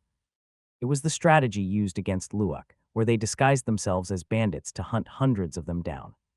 Yes, precisely. Fewer numbers, Henry remarked, almost clapping his hands. He hadn't expected her to respond. Maybe Olero, but not Lyre, moving with such a large force would be near impossible without drawing attention. Therefore, you'll need to split the soldiers and launch attacks on multiple fronts. Luther nodded, quickly grasping the essence of the king's words, so we don't need to mobilize all soldiers at once. We can establish a rotational system. Not every soldier needs to be actively engaged in combat, and Morante can serve as our operational base. It will maintain our troops in a good shape. The old general mused, but he soon found a problem. However, we may struggle to respond promptly when the final battle commences. We'll be short of soldiers, and it would take some time for them to assemble. Henry shook his head, as if already anticipating the question. No need to worry. I'll dispatch a messenger in advance to alert you. Then you can assemble our forces. We will attack them on both sides, giving them no time to react. Luther nodded, understanding the plan. At the moment, he couldn't see any flaws in it. If executed correctly, they could easily triumph and minimize their losses substantially. I understand, my liege. Excellent, Henry said, using the twig to destroy all evidences from the drawing in the snow. You all can sleep for the night. Tomorrow promises to be a great day, especially for us, Olero. The king directed his gaze towards the bald man, who had remained unusually quiet throughout the discussion. I'm already looking forward to it, Your Majesty, Olero replied, slightly embarrassed. He understood everything that had been discussed, but couldn't help feeling a bit self-conscious that a woman who rarely took the lead had quickly grasped the plan. Henry's smile widened, his eyes resting on the trio before him. Everything would be fine. Morning came and the army resumed its march along the White Merchant Road, which had their footsteps marked on the white blanket of the never-ending snow. Luckily, Henry had ordered the Sun God Company to pause their operations in the south region, ensuring smooth passage for the soldiers and keeping the roads clear and unobstructed. If they hadn't stopped the merchants' activities, they would have encountered numerous delays, forcing them to halt repeatedly. Merchants were a social being, and they would try to do networking in every occasion. As the sun rose high above their heads, the walls of Morante filled the horizon. The fortress that defended the kingdom for centuries. Morante, Henry murmured, memories flooding back of the Civil War. He remembered Luther's powerful strike on the gates, opening the way for the soldiers to enter. It's been a while. Henry hadn't returned to Morante since the end of the Civil War. He only ordered it to be rebuilt, wishing to construct a sturdier protection. It begins, Henry couldn't help but mutter. Luther stayed behind in Morante to oversee preparations before marching off to war. He had to select the groups that would rotate and also build up a good logistic to support the war. On the other hand, Henry made the decision to depart for Eritrea on the very same day. Time was of the essence, and he had already delayed this war for far too long. The White Merchant Road, created by the ancestors of Stahl, stretched from the capital to unknown parts of the north, whose domains were once under Stahl's reign. It connected both Eritrea and Luwak, possibly extending to kingdoms even farther south. After years of disuse, the road had succumbed to nature, with snow and vegetation reclaiming it. The last human presence witnessed by these roads was during Eritrea's invasion of Stahl. Not a single soul set their foot on it for a year or more. It's as if we've crossed through a portal, Henry said, sensing the ground beneath his horse had become firmer, despite the piling snow. The animal moved easier, going over the frozen vines that covered the path. It's also warmer here, but a significant part of the mana is still being drawn to the north, to the frozen forest, making it as desolate as Stahl. Henry could feel the mana being tugged in that direction, like it happened in Stahl. The memories he inherited upon taking control of Selim remained somewhat fuzzy, like millions of shattered fragments strewn across the floor. However, amidst this haze, Henry was certain of one truth. something lurked deep within the frozen forest, absorbing a large portion of the mana from his lands and others. It was an entity that his bloodline had been battling for eons, something they couldn't destroy but only subdue. Garrett had come north only to fulfill his destiny of fighting against this beast. "Where are my mages?" Henry asked, swiveling his head from atop his horse, surveying the seemingly endless line of soldiers trailing behind him, occupying the whole road. 4,000 soldiers, 800 cavalry, 200 barbarians, and 3,000 infantry. It was a formidable force, rarely witnessed in the north for the past century. Lyra and Olaro, riding just behind the king, turned their heads as well, searching for the figures of the two mages. It didn't take them long to spot the pair, two young men dressed extravagantly, clad in what seemed to be the finest fur and adorned with jewelry rarely seen within the kingdom.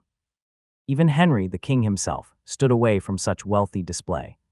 The most expensive item that the king wore was his long black coat, adorned with gold buttons and delicate gold chains. Apart from this coat, Henry didn't even bring his crown and used the most simple iron sword.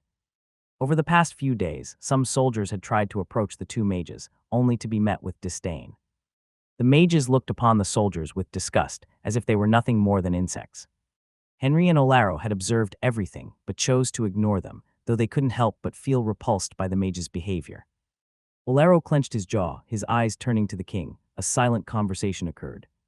And upon receiving a nod from his liege, a grin spread across the general's face, and he joyfully rubbed his bald head.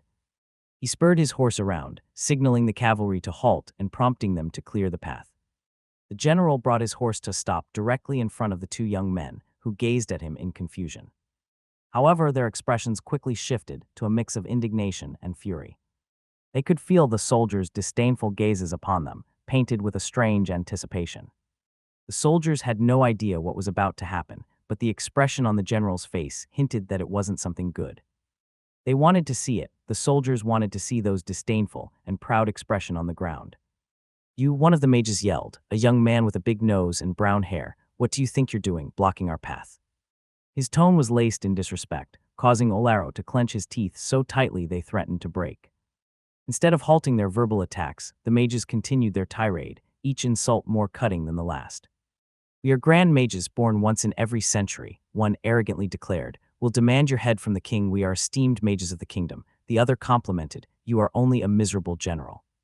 Henry observed from his position, allowing the general to let go of his anger and impart a lesson on loyalty and respect to the soldiers. Olaro had already bestowed them mercy by not having them executed on the spot. These two had disrespected a general in front of his soldiers, in front of his brothers. Death would be an easy way out. 1614. "Shouldn't we intervene, your majesty?" Lyra asked, fearing for the safety of the tools that her liege raised with such care.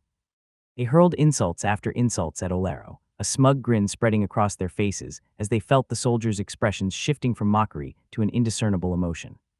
It was as if they were looking at a crazy person, one that would soon die but didn't know the reason. And they were right. "What the fuck are you blabbering about, pieces of shit?" Olaro roared, unable to contain his rage any longer. "Grand mages." With lightning speed, his hands shot out, seizing the faces of the two young men as if they were prey caught in the talons of an eagle. They had no time to be surprised, let alone react. Without a single ounce of hesitation, Olaro yanked the two men from their horses and thrust their faces into the pile of snow beneath them. "Now, what do you have to say, huh?" he bellowed, exerting pressure to push their heads even deeper into the snow. The two men struggled, but they couldn't get away from his grip, their strength slowly fading away. They tried to breathe and scream, but the snow was suffocating them. Their efforts were futile. "What's the matter? Cat got your tongue?" he asked, a sadistic and mocking smile covering his lips, tightening his hold on them. Henry observed from his position, allowing the general to let go of his anger and impart a lesson on loyalty and respect to the soldiers. Olaro had already bestowed them mercy by not having them executed on the spot. These two had disrespected a general in front of his soldiers, in front of his brothers. Death would be an easy way out. "Shouldn't we intervene, your majesty?" Lyra asked, fearing for the safety of the tools that her liege raised with such care. Henry shook his head. "Olaro grows bored quite easily. He'll release them soon enough. He also knows that I need them," he said. As if a testimony to his words, Olaro soon let both of them go. "Boring, so boring," Olaro said, wiping his bloodied hands on his fur garments, shaking his head. I thought mages were meant to be powerful, like the one who attacked us. Yet you two couldn't even best a first-stage warrior up close. Pathetic. The king awaits both of you. Get ready and don't be late, Olaro declared unmerciful. You have 5 minutes. If you don't get up and go greet the king, I'll make sure to dig a hole in the snow and let you two sleep inside it for the night. It will be a cozy house for both of you. The king requires your assistance to take down the first fortress in case they resist. Olaro mounted his horse, leaving the two mages still trapped in the snow. However, he gave a last smile, seeing them struggling to be free from the snow. From atop his horse, Henry observed the two figures kneeling before him, their noses bloodied and swollen from the recent beating. He was rather pissed, Henry thought, seeing the result of Olaro's gentle care. He has gone soft, not even a single bone broken. Henry still remembered when Olaro taught the soldiers in the training center of the castle. It was a miracle of a day when nobody was sent to the infirmary bed. Henry didn't particularly care whether the mages were injured, as long as they could fulfill their duties. It's been some time since our last meeting, hasn't it? Henry remarked casually, his tone devoid of any particular emotion. I hope Luna has been able to teach you a thing or two of magic. The duo nodded, their eyes avoiding meeting Olaro's gaze, a mix of anger and fear imprinted in their eyes. They desired revenge, but they knew they couldn't challenge the bald man without risking serious injury or even their lives. It was safer to remain compliant, like sheep in a wolf's den. Not minding the silence, Henry continued, in the next few hours, we'll reach the first city on Eritrea's grounds. He gestured towards the south where the faint outlines of a city could be seen on the horizon. We can't afford a prolonged fight, since we need to finish this war in a month. I want to take those walls down as fast as possible. So what can you do to help me? The duo remained silent again, only nodding their heads, like two chickens scratching the ground for food. Maybe Olaro broke them. He shouldn't have aimed for the heads, Henry thought, shooting an annoyed look at Olaro, who responded with a sheepish shrug, apologizing for his actions, but also stepping forwards to take responsibility. The general could sense the king getting angrier. Apologies, Your Majesty, he said. Perhaps I was too forceful in my actions. I will try to make them open their mouths again. He took a step forward, ready to act. The duo's eyes widened in terror, and they gestured desperately toward their lips, attempting to make sounds but unable to part their pale, bloodied lips. Olaro seized both of their chins and pulled them downward. Their hands instinctively reached for Olaro's, trying to pry his grip away, pained muffles echoing from them. However, they were unable to stop the bald general. Their lips, seemingly glued shut, suddenly opened, a thin stream of blood coming out. Well, can you talk now? Olaro asked, his tone feigning concern while a sly smile played on his lips. It felt really good, resuming the lesson. Yes, he should be a teacher when retiring. Why yes, they both responded, their voices unable to hide the anger present in their being. They wanted to retaliate and pay back for the pain and beating. However, the fear didn't allow them to move. Olaro turned to the king and nodded, offering a victorious smile as he raised his thumb. Can you answer me now? Henry asked, his patience wearing out. Why yes, Your Majesty, they said in unison, their voices trembling with pain and fear of the bald general's possible return. They didn't want to be torture. Well, how can you be useful? Henry asked, his impatience unveiled by his tone. These two had already wasted an hour of their march, and he wasn't keen on repeating himself to these two. It was both frustrating and absurd that two mages couldn't even free their own lips. It was humiliating. Duo exchanged glances until the young man with a big nose spoke up. I believe we can assist in bringing down that barrier. Your Majesty, he said, though we've only just formed our spirit core, Teacher Luna taught us a specific spell, saying that it was all we needed. It's a spell we can only cast a couple of times at most, before exhausting ourselves. Although I already expected one spell, they won't be much useful, Henry thought, rubbing his forehead. However, he had to ask, what is it? The duo could sense the king's disappointment. It's a wind spell called Wind Breeze. They lowered their heads in a somewhat embarrassed manner. Upon hearing the spell's name, Olaro, standing nearby, had to hide a laugh using his hands. The name seemed more suited for drying laundry or acting as a personal fan to cool down the king on a hot day. It didn't sound useful in a war. Wind Breeze. Henry repeated incredulously. This name didn't seem useful at all, and what exactly can it do? Despite his skepticism, Henry didn't want to cloud his judgment. Well, it was the other young man who responded, his appearance plain enough that it could be found in any streets. It is a spell that can summon a breeze, Your Majesty. It's a useful spell, he said, hiding the dissatisfaction towards the king's words and doubt. Henry wanted to jump off his horse and bash their faces into the snow like Olaro. A breeze. He couldn't think of any situation where a breeze would be useful in a war. Would the enemies need a hairstylist? How will this be useful? He asked, struggling to contain his emotions. The man with the big nose responded, "We've been practicing this spell by lifting each other off the ground with the breeze, Your Majesty. Although it's a bit slow and can sometimes fail midway, we can lift a person up a wall if it isn't too high, of course." Henry's eyes lit up with interest, finally seeing some utility. "Show me," he demanded, wishing to see if this spell would be of any use. If it proved to be true, Henry could already think of strategies where it might come in handy. The two young mages immediately complied. The mana glowed green around the young man with a big nose.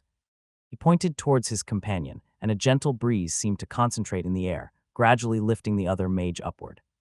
It was slow, but he was indeed ascending. Higher, Henry commanded, noticing the ascent had halted quite high up. Yet, even at this height, they wouldn't be able to reach the top of Icemit's walls. There had to be more to this spell. Gritting his teeth, the man with the big nose pushed his mana to the limit. "Ah!" he screamed, nearly passing out. His friend began to ascend once more for another minute, until Henry ordered him to stop. Henry's eyes sparkled with a newfound excitement. This war may prove easier than anticipated. The march resumed with Henry at the forefront, Lyre, Olaro, and the two mages following closely behind. The silhouettes of countless soldiers stretched along the road, cutting through the forest. It was an intimidating scene, one that could evoke fear into anyone.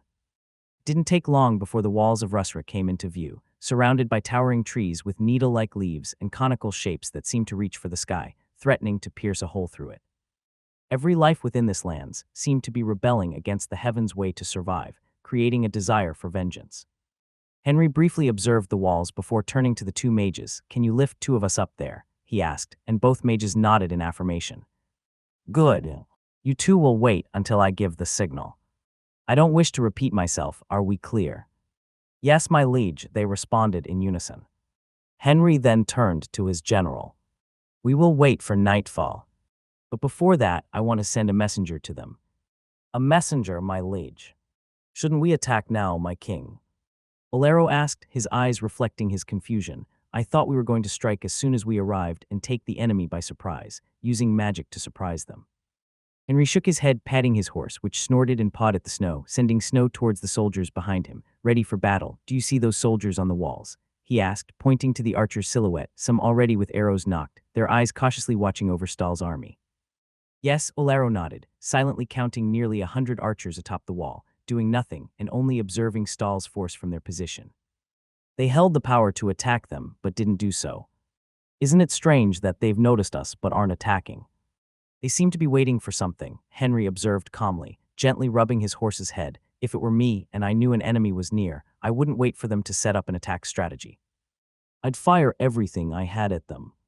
They are not good at war techniques, but even animals know to strike first." Olaro rubbed his bald head, contemplating the king's insight. He was impulsive, but being around Henry always taught him new strategies. "Choose one of our cavalry and have him march with my banner to their gates. If things go awry..." Henry's eyes glinted with a purple light. "We will raid the city tonight. I don't wish to participate in useless battles, but I won't run away from them." Henry could feel the intense atmosphere emanating from the army, guarding his back. They all wanted a piece of their enemies. On top of Rusra's walls, two soldiers trembled at the sight of the seemingly endless army emerging from the forest and stretching across the horizon. The sheer number of troops was like an unending line of ants marching out of an anthill, a sight that sent chills down their spines.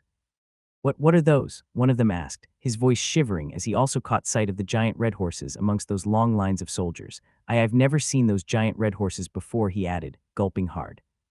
"I've never seen them either," the other soldier replied, his voice completely painted by fear. "Should we attack?" he asked, glancing nervously at his companion, who responded by smacking the back of his head, nearly causing him to tumble off the wall. He saw his ancestors waving at him.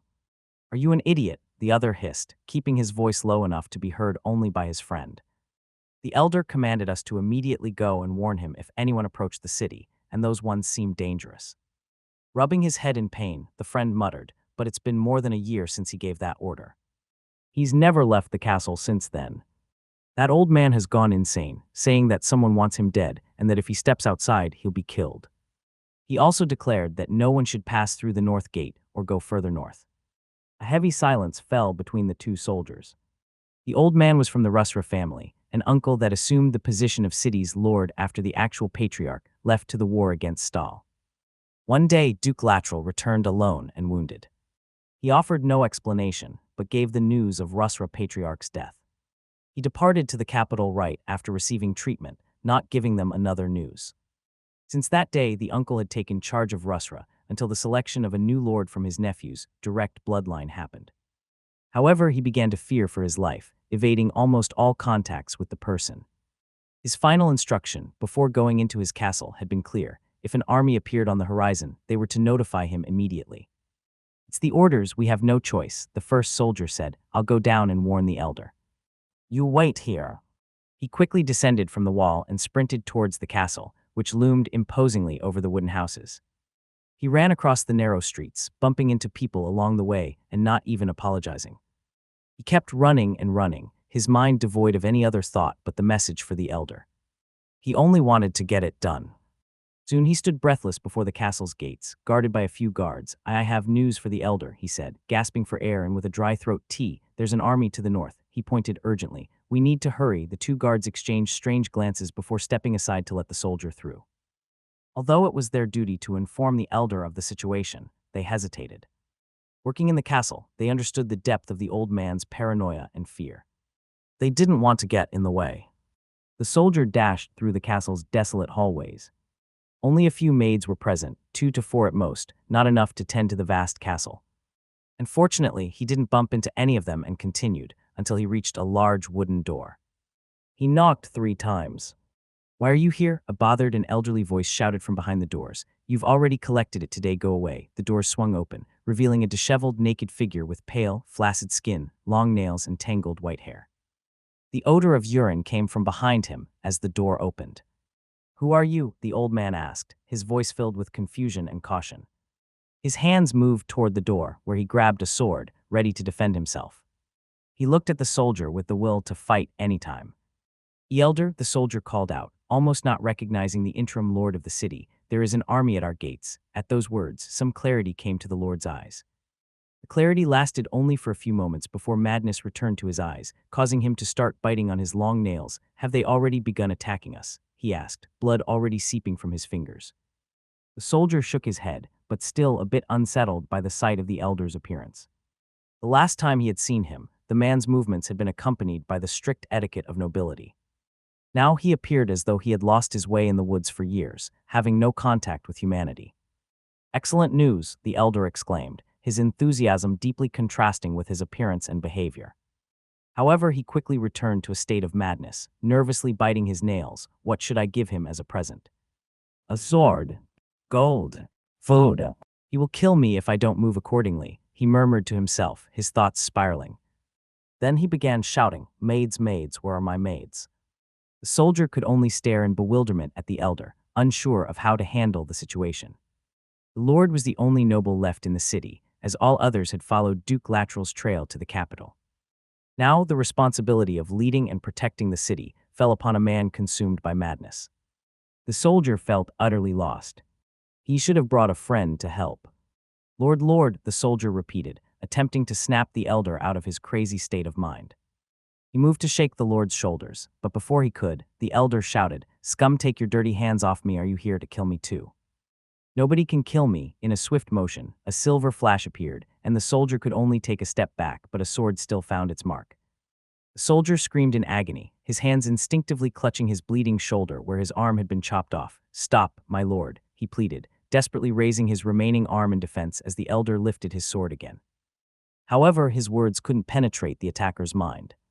The elder's eyes gleamed with madness as he raised his sword once more, delivering a fatal blow that decapitated the helpless soldier. It was a clean and swift attack. Briefly glancing at the corpse, he began screaming again, "Maids, there's blood staining the castle." With that, he began to wander the halls of the castle, naked and brandishing his sword. Through the crack of the elder's door, one could glimpse dozens of decomposing bodies, all dressed in maid attire. The elder's eyes glinted in madness, and his sword descended yet again, beheading the helpless soldier. He looked briefly at the corpse before yelling, "Maids, there is blood dirtying the castle." He shouted and began walking around the castle, naked and with sword in hand. Through the crack of the elder's door, one could see dozens of decomposing bodies, all wearing maid attires, their blood forming a pool of blood. Top the walls, the soldiers kept their eyes fixed on the army positioned right outside of their walls. "Someone is coming," a voice echoed as a figure in hard leather armor appeared, carrying a banner so tall it seemed to touch the skies and desiring to cover the whole sun. Seeing the figure, the soldiers on the wall quickly raised their bows. "Stop, right there," they shouted, their voices trembling. The single figure wasn't intimidating, but the thousands of soldiers hidden in the forest filled them with fear. They were like a pack of wolves, ready to pounce at them.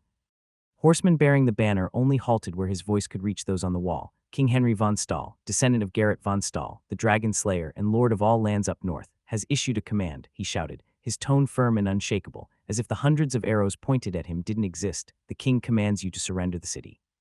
He promises mercy to those who lay down their arms and open the gates. You have until sun lays to rest to respond. If we don't have an answer by then, the city will burn to ashes." The horseman cast a single glance up at the soldiers, a look that carried both a warning and a threat. He planted the banner firmly in the ground before guiding his horse back to the army, which remained hidden beneath the tall vegetation surrounding the city. The banner seemed to be a reminder of the urgency and the consequences of their actions. It didn't take long for murmurs to spread among the soldiers. "We need to inform the Lord," a veteran soldier said. Another quickly responded, "Someone has already gone to the castle. They should be back any moment." The veteran nodded. "Great, then we'll wait for orders." The soldiers on the wall felt a wave of fear at the sight of the fluttering banner planted before them, each swallowing hard. However, the mention of the Lord's presence eased their anxiety. It was human nature. When under pressure, people tended to relax when someone else took charge of making crucial decisions, washing their hands off. "You just need to wait. The Lord will take care of it," the veteran soldier murmured, clenching his fists while trying to make himself believe that everything would be fine. "He will save our city." However, when those words left his mouth, desperate screams erupted from behind him as if the whole city was crying. "An attack?" he asked, his eyes turning towards the enemy's positions. "No, they are still there." He could still see the thousands of silhouettes taking cover under the canopies. Suddenly, Captain, a desperate, breathless shout reached the veteran as a figure rushed up the wall, his forehead bleeding. The Lord has gone crazy, he's killing everyone." "Calm down," the veteran hurriedly helped the man sit and forced him to take deep breaths. "What's happening?" he asked once the man had finally managed to steady his breath. "The Lord, he's attacking everyone. He's already killed dozens of our people in front of the castle," the soldier cried, his eyes filled with desperation. "He has gone crazy." The captain didn't wait and dashed down the wall. "Follow me," he ordered. The only word that could describe the sight in front of the captain was carnage, a carnage out of battlefield. A naked old man was swinging his sword wildly at the desperate people, cutting down everyone in his path. Blood covered the ground, streaming through the narrow streets of the city, and the once busy plaza, filled with market stalls, was now empty and stained in red. Bodies everywhere. Guards who had left the wall didn't take long to reach the place of carnage, their steps slowing down with the sight of dozens of bodies strewn on the ground. "Lord, stop," the captain shouted, but without the courage to get near the naked old man, who was furiously stabbing a corpse. At the sound of his voice, the old man turned his head toward the captain and the dozens of warriors behind him. His movements seemed mechanical as he turned to stare at them. "See, Captain." Bit of clarity returning to the old man's voice and eyes as he tried to recognize the person in front of him. "What is happening here?" he asked, looking around at the lifeless bodies strewn all about. Did Stahl already attack? "Where are they?" He seemed unable to grasp that he was the real culprit of this massacre, like a patient with Alzheimer. "Lord, please, can you lay down your sword?" The captain swallowed hard, his voice nearly caught in his throat. However, his words seemed to blow away and destroy the residual clarity from the old man's eyes. The old man lifted his sword at the captain. "Who are you?" "Are you here to kill me?" he asked. "Do you think you can kill me, insects?" "I am the Lord of Rusra." "Lord, stop, the captain began, but he had no time to finish his words as the sword slashed toward him. He barely had time to react. Instinctively, he threw himself to the side, the blade slicing through the air where his head had been a moment before. The old man's strength was terrifying, and the captain knew that despite his age and frail body, he couldn't win against the Lord. At least not alone. He turned to his soldiers, who remained motionless.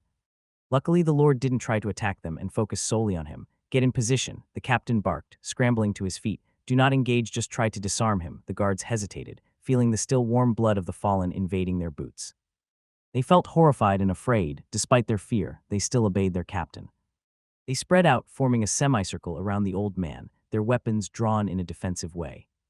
The old lord's eyes darted wildly between them, the sword in his hand gleaming with fresh blood. "I am your lord," he screamed, the sound echoing through the narrow streets of the city as the people shut themselves within their houses while others ran to the gates, trying to escape. "I am your lord, you will obey me, you will." A guard to the old man's left lunged forward, aiming to knock the sword from his grasp. The old man spun with an incredible speed, his sword arcing through the air.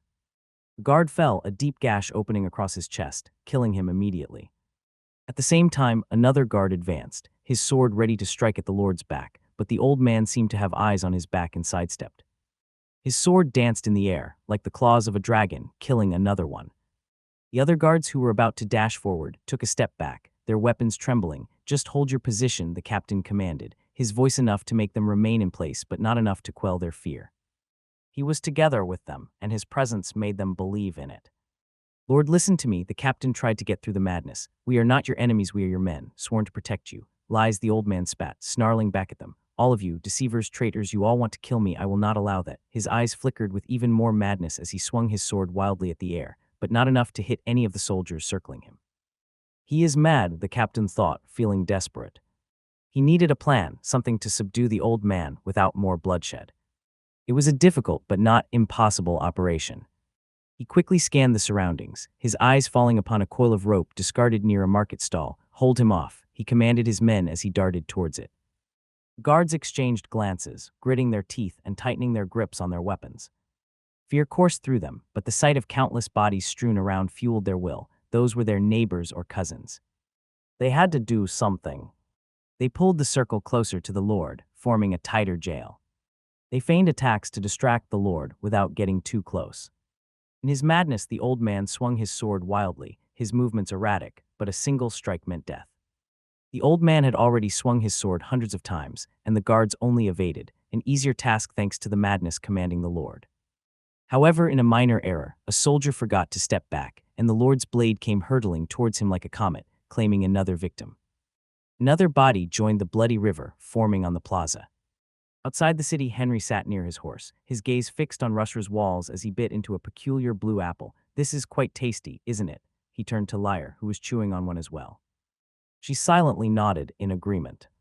Who knew they would have something like this lying by the road? He examined the blue fruit closely. "We don't have anything like this in Stall. When I claim these lands, I'll order the cultivation of these trees. It's a strangely familiar taste."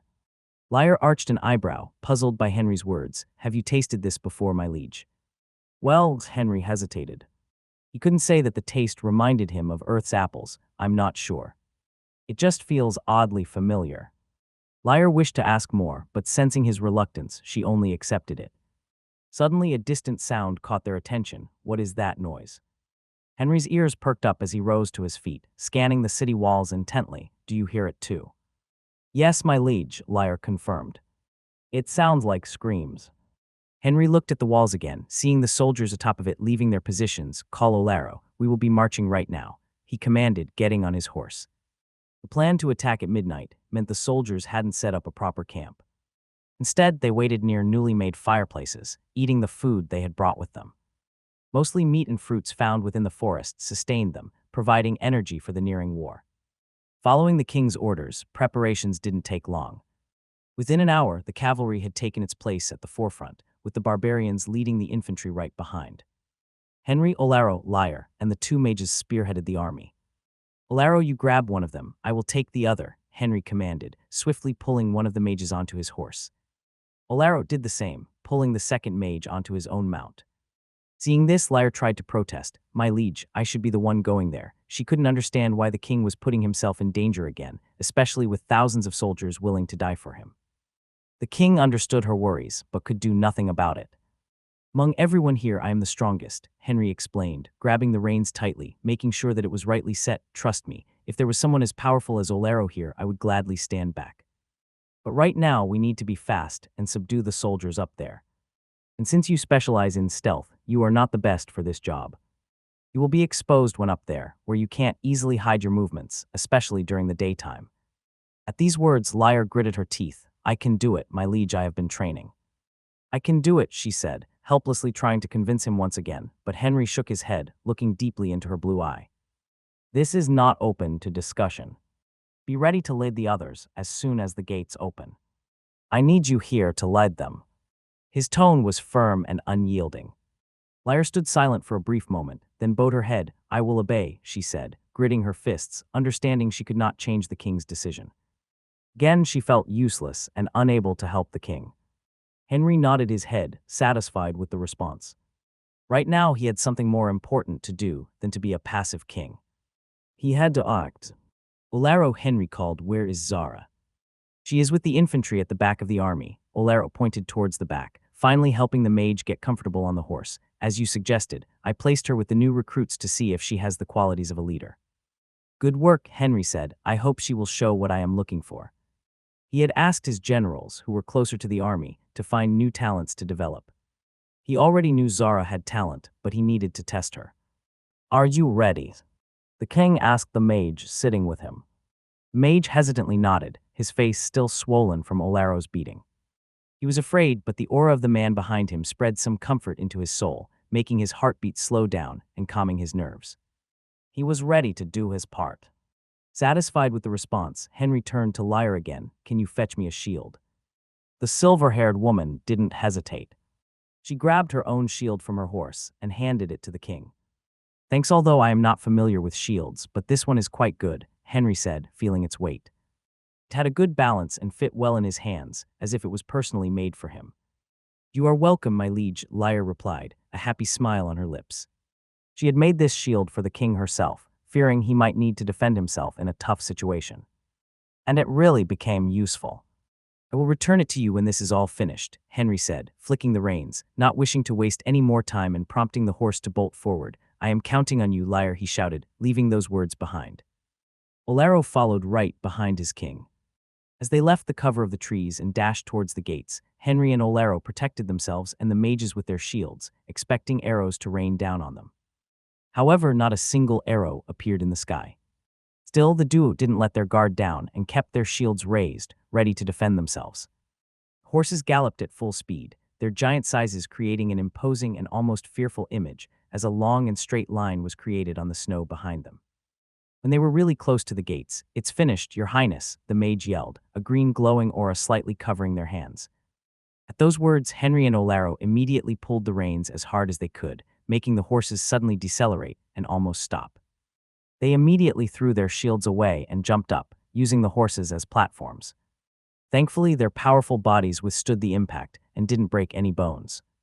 Despite their fear and unfamiliarity with horses, the two mages stayed calm, enough to cast their spell. In the air, Henry and Olaro felt themselves rapidly slowing down and being pulled back to the ground. Suddenly, they felt something pushing them upwards, like an invisible hand pushing them up. It was the wind bringing them towards their destiny. It pushed them until they finally landed on the desolate walls of Rusra. Seeing their success, the mages on the ground exchanged a victorious but tired smile before passing out on top of the horses, which intelligently returned towards the army. Luckily, no arrows came towards these two unconscious people. On top of the walls, Olaro and Henry, ready to fight their way to the gates, stopped in shock at the sight of the walls devoid of any life or line of defense. There wasn't a single soldier defending it, like a building inhabited by ghosts. Is this a trap, my liege? Olaro couldn't help but ask, his eyes nervously awaiting for someone to jump at them. Henry looked around. No, something must have happened. He couldn't understand why this situation was happening. Nobody would be dumb enough to let an enemy invade their castle so easily. Suddenly, they heard screams coming from within the city, desperate and painful screams that seemed to come from deep within the confines of hell. You go open the gates. I will check it, Henry commanded.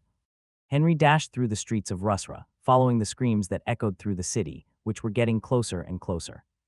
The chaos was near, he could feel it. Blood, Henry thought as he saw large streams of blood flowing down the streets, filling the gaps between the small rocks paving it. What the hell is happening? Has Luak attacked them? His mind raced, trying to think of other possibilities. No, it's impossible for them to mobilize a large number of troops so soon after losing their whole army. Despite his racing thoughts, Henry couldn't figure out what was happening. He never imagined that the Lord might have lost his mind and started attacking his own people. This situation had never crossed his mind. Something is coming, Henry thought as he felt the ground trembling slightly, as if a giant was approaching. Suddenly, the source of the screams became clear in front of him.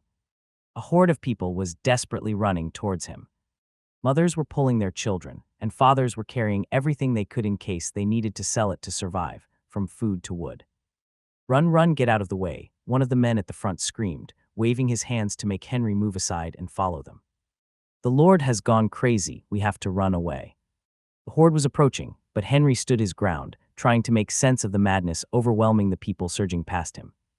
Despite some bumping into him, the crowd kept moving, fear evident in their movements. As they rushed by, Henry grabbed the arm of a man. "What do you mean the Lord has gone crazy?" he asked, squeezing the man's arm. "Let me go," the man yelled, trying to push Henry away. But no matter how much he struggled, he couldn't move Henry's grip away. He could only watch as the people passed by, continuing to run to save their lives. He turned to Henry, pleading, "Please, let me go. The Lord will surely kill both of us if we stay here." "Answer me first, what do you mean the Lord has gone crazy?" Henry asked again, trying to make sense of what was happening. The man responded immediately, his tone desperate and hurried. "I don't know what happened, but the Lord suddenly came out of the castle and started killing everyone. He spoke without pausing for breath. He even killed the guards and other soldiers. Right now, the soldiers are trying to contain him at the central plaza, but dozens already died." His eyes unconsciously glanced at the bloody path, making his legs tremble even more. Henry took a brief moment to organize his thoughts and then released the man. "You can go." The man didn't hesitate and began to run again, not even looking back to curse at him. "Well, Olara will know what to do with them. I hope he doesn't kill them thinking they are soldiers trying to defend the town," Henry muttered to himself. He was worried about these people meeting Olaro and not respecting the general's position. If they insisted on leaving, his army outside might kill many of them, mistaking them for guards trying to defend the city. However, Henry trusted that Olaro would handle the situation. Taking one last look at the fleeing crowd, Henry then ran towards the castle. He could still hear sounds ahead. It was a mixture of desperate and painful cries, essentially different from the horde of commoners. It didn't take long before he found himself in the plaza, at the gates of Rusra's castle. The ground was covered with dozens, if not hundreds, of dismembered bodies, their blood forming pools and streaming down the streets. Hundreds of soldiers surrounded a naked elder who was slashing one person after another, adding more bodies to the ground. "A rope. What are they doing?" Henry wondered, seeing a man holding a rope, seemingly waiting for the right moment. "They're not trying to kill him, but subdue him." "Are they crazy?" Henry could see that most of these soldiers were normal humans, without a speck of mana in their bodies. They would never be able to defeat a second-stage warrior without the intention to kill. Trying to subdue and tie up such a person was practically impossible. It would only result in more and more deaths. However, despite knowing that, Henry decided to sit back and watch everything unfold. He wouldn't interfere with their plans. Spotting a chair at a nearby market stall, he settled into it, choosing to observe the scene closely. These were not his soldiers, so he had no concern for their lives. "The man with the rope in hand seems to be the leader," Henry murmured, observing with interest as the man gave commands to the others while maintaining distance, one body falling after the other. The constant deaths meant that every time one of them fell, another entered the circle to fill the void. This endless rotation of forces prevented them from acting in unison, like a bowl with cracks trying to hold water, creating gaps in their formation. Only a single mistake was needed for the old man to kill another. In a matter of minutes, Henry had already counted 7 deaths at the old man's hand. What is he waiting for? Henry asked himself as he looked at their captain, but he soon found the reason: he is afraid. He could see his knees trembling and his hands almost dropping the rope. The battle continued. The old man continued to slash his sword, killing one soldier after another, his eyes maniacally searching for more victims. He didn't stop. These ordinary soldiers were like lambs waiting to be slaughtered. The only sign that he was in a battle was his tired breath coming out of his nostrils. His movements seem strange, Henry observed, analyzing old man's every move. He has mana, but is only using it to fuel his body's stamina and strength. He doesn't seem like a human, but an animal from the frozen forest. As Henry continued to watch, the old man lunged again towards another soldier, his sword reaping yet another life. However, this time, the captain finally seemed to muster the courage to move and do his job. Seeing that the old man had turned his back on him, the captain twirled the rope and then hurled it towards the old man before pulling it back, tightening the noose around him. The old man stared at the rope, perplexed, without understanding what happened. "We caught him," the captain exclaimed ecstatically, relaxing. Unlike the captain, the soldiers facing the old man didn't let their guard down. They remained alert because they saw the old man suddenly moving and the rope breaking. Thanks to his naked figure, the soldiers around the old man could see his veins swelling and pulsating rapidly, as if blood was pumping furiously through them. They watched the old man's skinny frame transform into a bulky, bodybuilder-like physique. The transformation led the rope to begin to snap with his struggle. Henry watched with interest, his eyes glimmering with a purple light. He really is acting like an animal, even in the way he's moving mana. He's just spilling it outside his circuits and injecting it into his muscles, Henry observed, his fingers tapping rhythmically the chair. But how long can his body take it? Henry knew that sustaining such intense mana flow against the muscles and bones required a well-trained body. Not every technique allowed for this, and it was even more challenging for elders whose bodies were already deteriorating. The sun god technique was a prime example. The initial phases of the technique allowed mana circuits to open while slowly infusing small quantities of mana externally, developing enough resistance. However, it was only resistance, not immunity. If not careful, the chaotic nature of the technique could still tear muscles, bones, and even magic circuits. It was dangerous to let mana fill the muscles. "He's going to break free," one of the soldiers screamed, taking a step back, his trembling hand dropping his hatchet. "I can't," he desperately yelled before turning and fleeing towards the gates. The others exchanged fearful glances. They saw the rope about to snap and the beastly look of their lord. And without wasting another second, they dropped their weapons and ran, not looking back. In their desperation, some even bumped into each other, causing others to fall, but they quickly got back up and continued running. It was chaos. They didn't even notice the black-clothed figure seated nearby, watching them. The captain watched the mass disband in disbelief.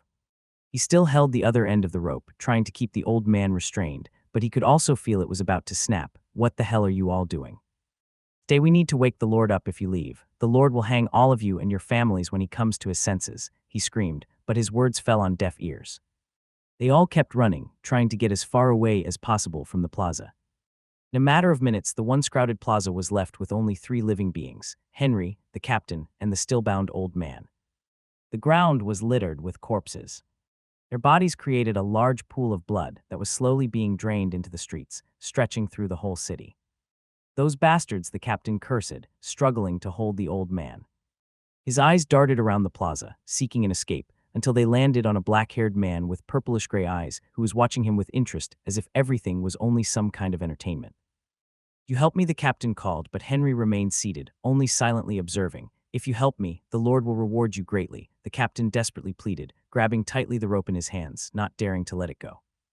Henry smiled mysteriously, deciding to play along. "What can you offer me?" he asked, feigning interest as his smile turned into a silly and interested one. "Gold, I'll give you 20 gold coins," the captain responded immediately, feeling the rope loosening even more. He didn't have time. He had to get away from here. 20. Henry exclaimed, widening his eyes in mock surprise. "What do I have to do?" The captain hesitated for a brief second. "Just hold this rope for a minute while I deal with the Lord," he hurriedly responded, stuttering midway, showing the rope in his hands. Henry's expression shifted from interest to fear. "Are you going to kill the Lord?" he asked, as if he didn't want to be implicated in the death of the Lord. "No, I'll just knock him unconscious." "Hurry," the captain hurriedly urged, afraid that the rope would snap at any moment. However, Henry remained on his chair, without the intention to help. "Sorry, but I think I'll just watch from here," the king said, waving his hands dismissively. At that response in act, the captain's eyes widened in shock, and he cursed loudly. "You bastard, you dare." He wanted to let go of the rope and attack Henry, but before he could act, the rope snapped far sooner than he expected. At that scene, Henry grinned widely at the captain, who now held the torn rope in his hands, staring in terror at the old man, who glared back with a maniac expression. "Well, good luck," Henry said, his tone not hiding the wish to see the worsening situation. The old lord lunged at him again, and the captain barely managed to raise his shield in time.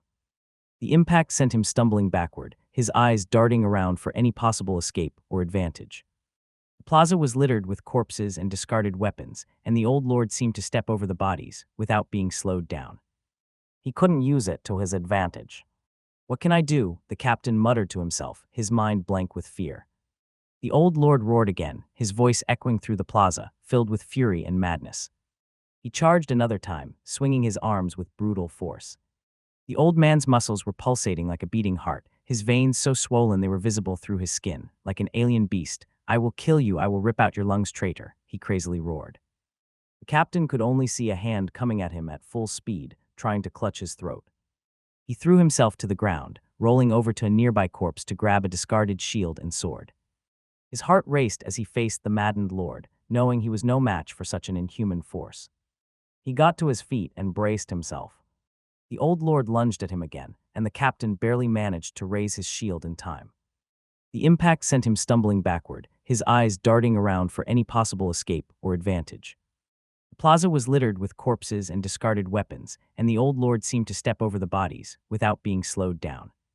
He couldn't use it to his advantage. What can I do? The captain muttered to himself, his mind blank with fear. The old lord roared again, his voice echoing through the plaza, filled with fury and madness. He charged another time, swinging his arms with brutal force. The captain dodged by ducking his head, narrowly avoiding a blow that would have crushed his head. He countered with a swipe of his sword, aiming for the lord's leg, but the blade barely scratched the enhanced muscles. Mana coursing through the old lord's body made him temporarily impervious to normal attacks. Henry watched from his seat, a strange satisfaction in his eyes. He liked watching the spectacle, analyzing the flow of mana and the movements of both combatants. The fight would have been even more entertaining if the captain was also in the second stage, rather than barely holding onto the brink of the first stage. Right now, he was only surviving because the old lord fought like a beast, mindlessly charging at him. Well, he can't hold on for much longer, Henry thought, watching the captain's knees trembling with exhaustion. Should I help? He seems useful. Henry pondered for a moment before deciding to let the man make his choice. Hey, what's your name? Henry yelled, but the captain was too preoccupied dodging the beast-like attacks of the old lord to respond. Well, it doesn't matter what your name is, but I have a proposal for you. I will save you, but you will work under my throne. What do you think? The captain heard him, but couldn't afford to respond verbally, afraid that a moment's distraction would mean his death. Instead, he gave a slight nod, while lifting his shield to defend himself from another attack. The shield was already covered in cracks. Another punch would probably be the end of it. Good choice, you won't regret it, Henry said, getting up from the chair and walking leisurely towards the duo, carefully avoiding the bodies strewn about. Sensing the approach of someone new, the old lord turned his head toward Henry, his primal instincts screaming and recognizing the danger in front of him. What? Henry asked, stopping a few steps away from the old man. Should I come to you, or will you come obediently? The old man, despite his madness, felt an instinctive fear but lacked the mental capacity to process it. He kicked the ground, charging at Henry with brutal force. The captain expected the black-haired man to be crushed instantly, but what happened next left him in shock. Henry, with his glowing purplish-gray eyes, caught the old man by the neck as if he was a small and helpless kitten. The old man's bulging muscles strained in resistance, but he could only kick his legs and arms helplessly as his breath became shallow with each passing moment. There was no air. In the end, you have become only a beast, Henry said, watching the old lord struggle. Purple flames began to spread from Henry's hand, burning the old lord's neck. Despite his lack of consciousness, the old lord screamed in pain as the fire ate his skin. Do you still feel pain, huh? It seems infusing mana into the muscles like you did doesn't break the nervous system, or it only causes injuries. Interesting. Henry's smile deepened, a bit fascinated by the old man's condition, but your time is nearing the end, sadly. I won't be able to conduct any more experiments. He noticed the light in the old man's eyes rapidly fading. Without any further reason to keep him alive, Henry twisted the old lord's neck as if he was killing a chicken. The body went limp, and Henry let it drop to the ground. Turning to the captain, who was still catching his breath, it seems like you made the right choice. 2 days away from Morante, a platoon of 100 cavalrymen opened their way through the dense trees, blocking the White Merchant Road, which ran across the kingdom of Luek. They had been moving for 2 days, until they came to a halt. Luther sat on his horse, looking at the village in the distance. The small wooden walls around the village looked like they were built to keep out wild animals, not to defend against military attacks. This was the place he had chosen to put his plan into action and lure Luek's forces away from major cities in the border. Remember, keep the casualties as low as possible. We are not here to exterminate them, Luther instructed.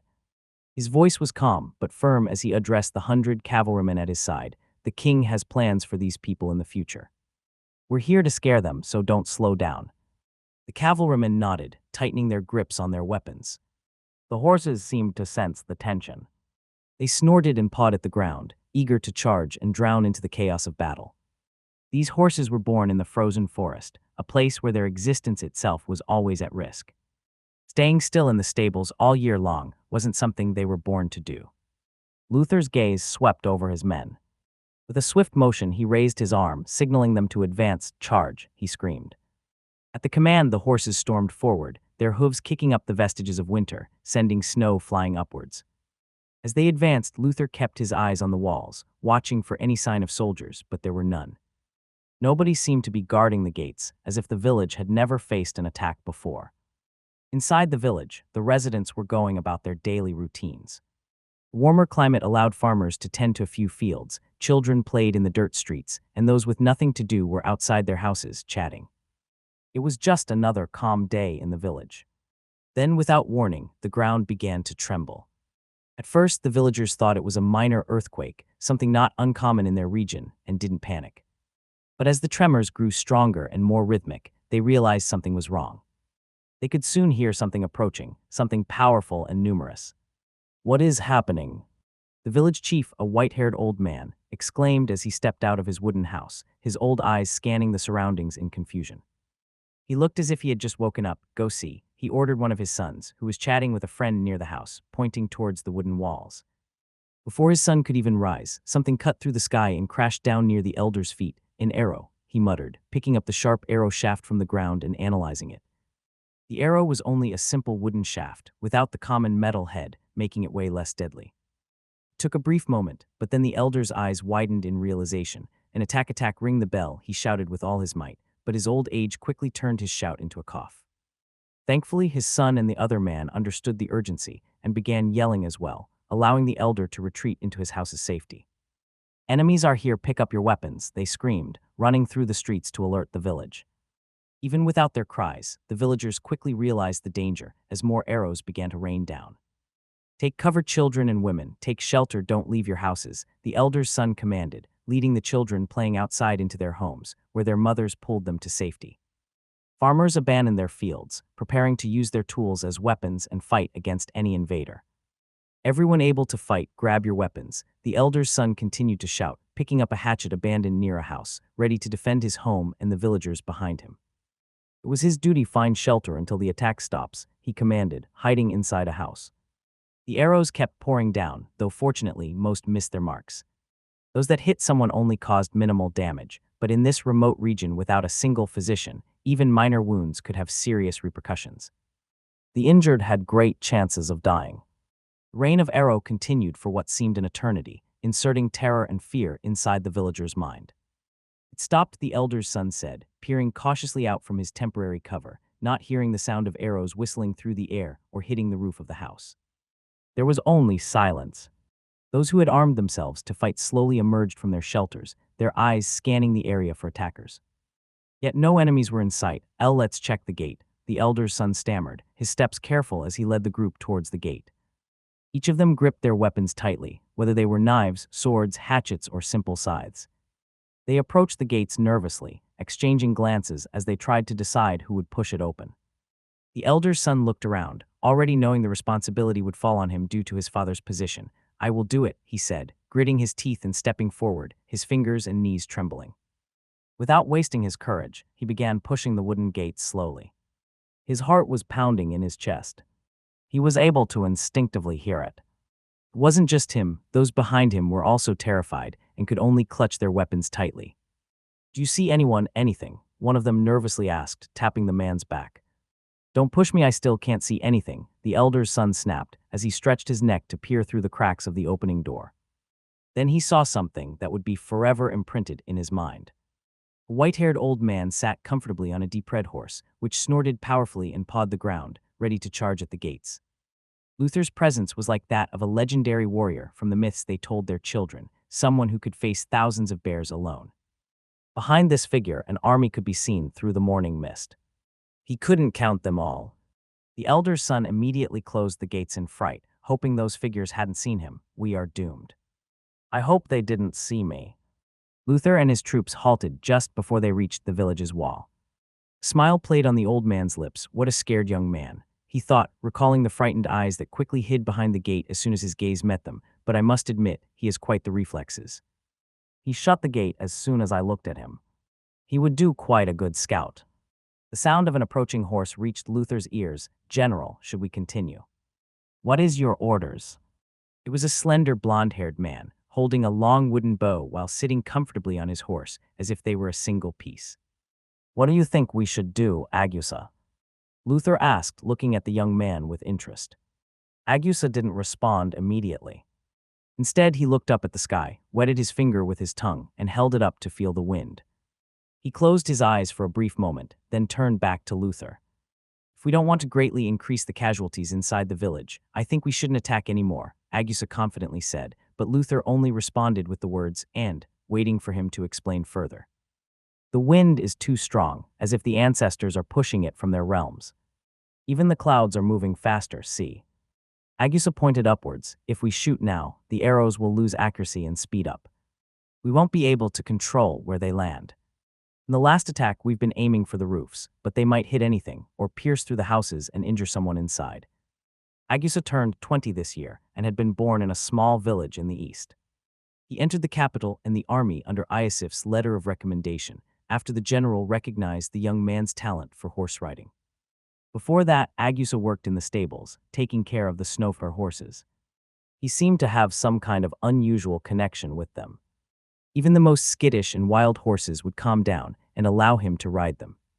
Iosif spotted the young man and didn't take long him to recognize that talent. After discovering him, he sent him to the capital to be trained, aiming for him to join the army's cavalry and defend the king and his kingdom. Once in the army, Agusa quickly stood out. He wasn't just skilled at riding, he was also an exceptional archer. He seemed to understand the wind and could shoot arrows with unthinkable precision. Within a year, he had become one of the best, if not the best, archer in the army, especially when shooting from horseback. Despite his talents, Agusa was the introvert kind and didn't do well with others. He preferred the company of horses to people, often eating and sleeping in the stables. Some soldiers believed this behavior was the source of his skills and began spending time in the stables too, which forced Agusa to be around people more than he liked. Luther, like Iosif, saw deep potential in the young man. He was destined to become a future great warrior for the kingdom. In this first battle, Luther decided to test Agusa. He put the young man in charge of a cavalry group, giving him some basic knowledge but not too in-depth to see how he would handle it. Luther and Henry believed in nurturing raw talent and wanted to see if Agusa could become a polished gem of a blade, rather than just in brute crystal that was only suitable for safekeeping. Back to the present, where Stahl's army was waiting in front of the village's gate, Luther began to pass down his orders to the 100 cavalrymen behind him. "We will siege the village for 2 days, Luther announced, looking at Agusa and the soldiers. "We will threaten them and shoot arrows at random intervals. However, leave the southern part of the gates less guarded. We need them to think that area is safe and that they can escape through it." "Why should we leave them a way out, General?" Agusa curiously asked, patting his horse lightly. The horse snorted, waiting for the battle that might never even come. "Shouldn't we just shoot them and then leave?"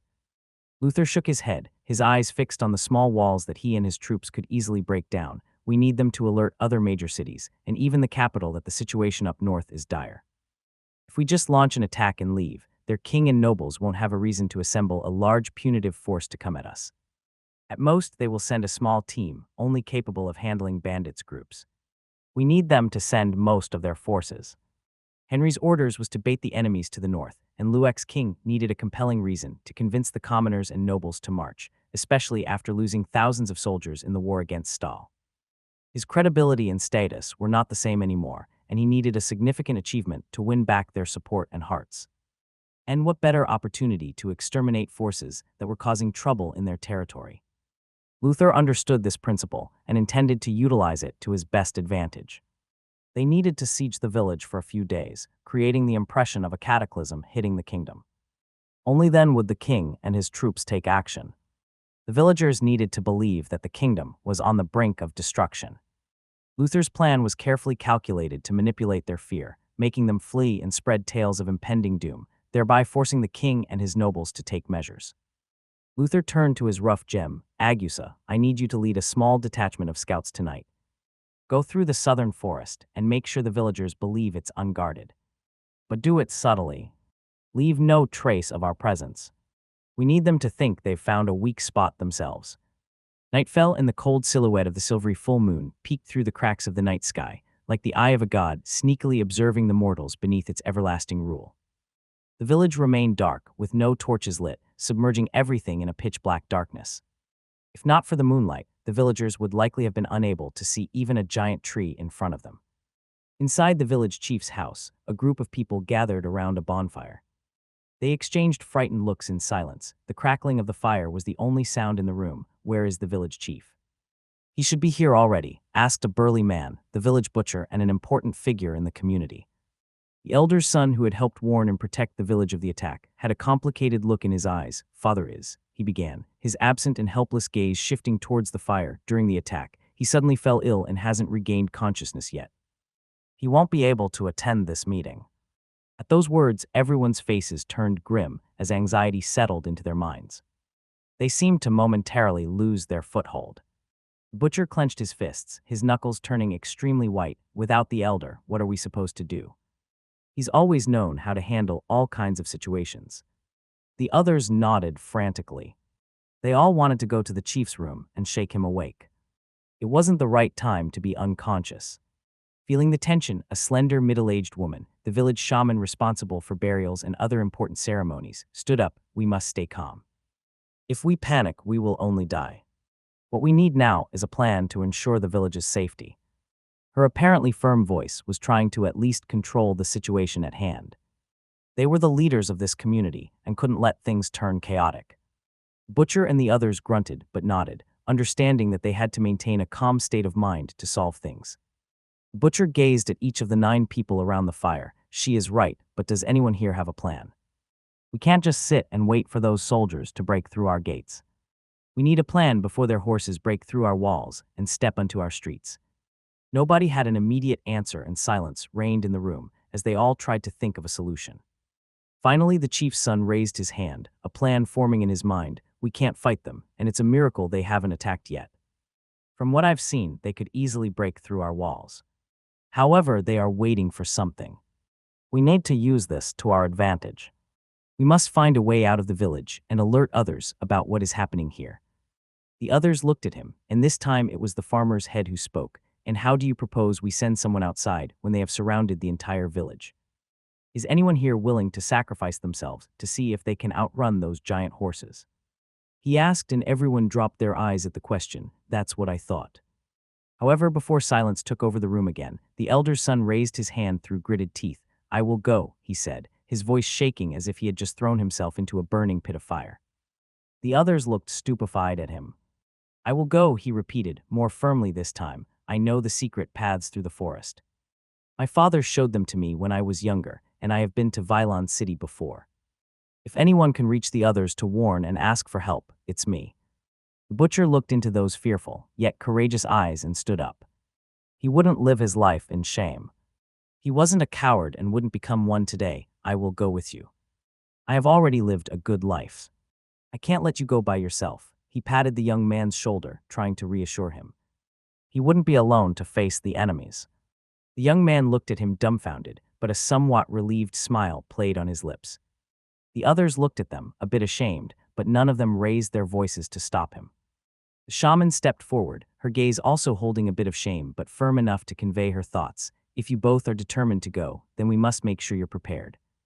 This journey will be extremely dangerous, and we need you to succeed. We don't know how many days they will wait before attacking us, so you need to be fast.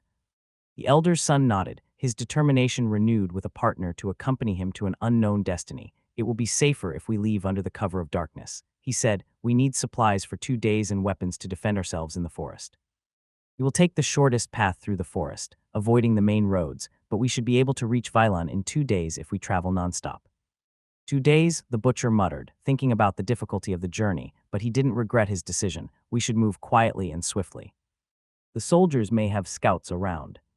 Any noise could give us away. Great, the shaman said, patting both men on the shoulders. I know we are proud of you. This village will forever be indebted to you two and your families. We'll get you food and whatever weapons we have to aid you.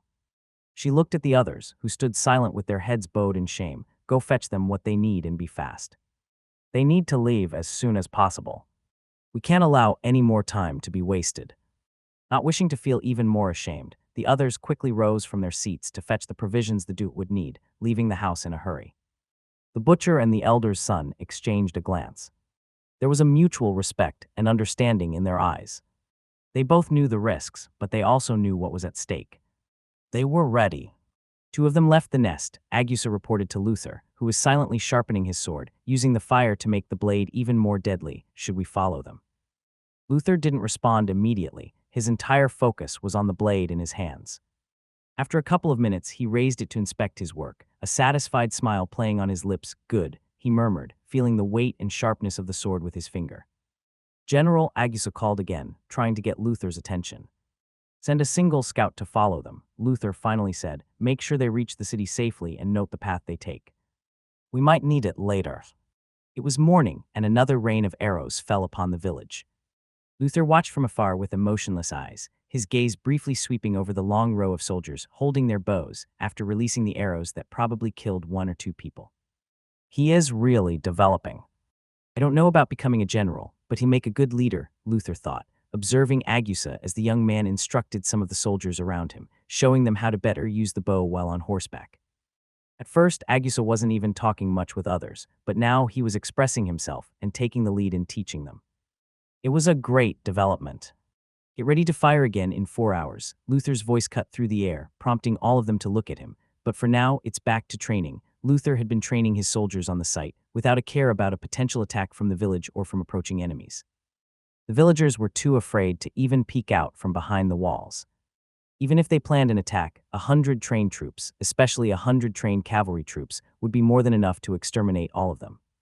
And as for another enemy approaching, they were quite far from any major city, which meant that it would take time for them to assemble sufficient troops and get to this position within a short time.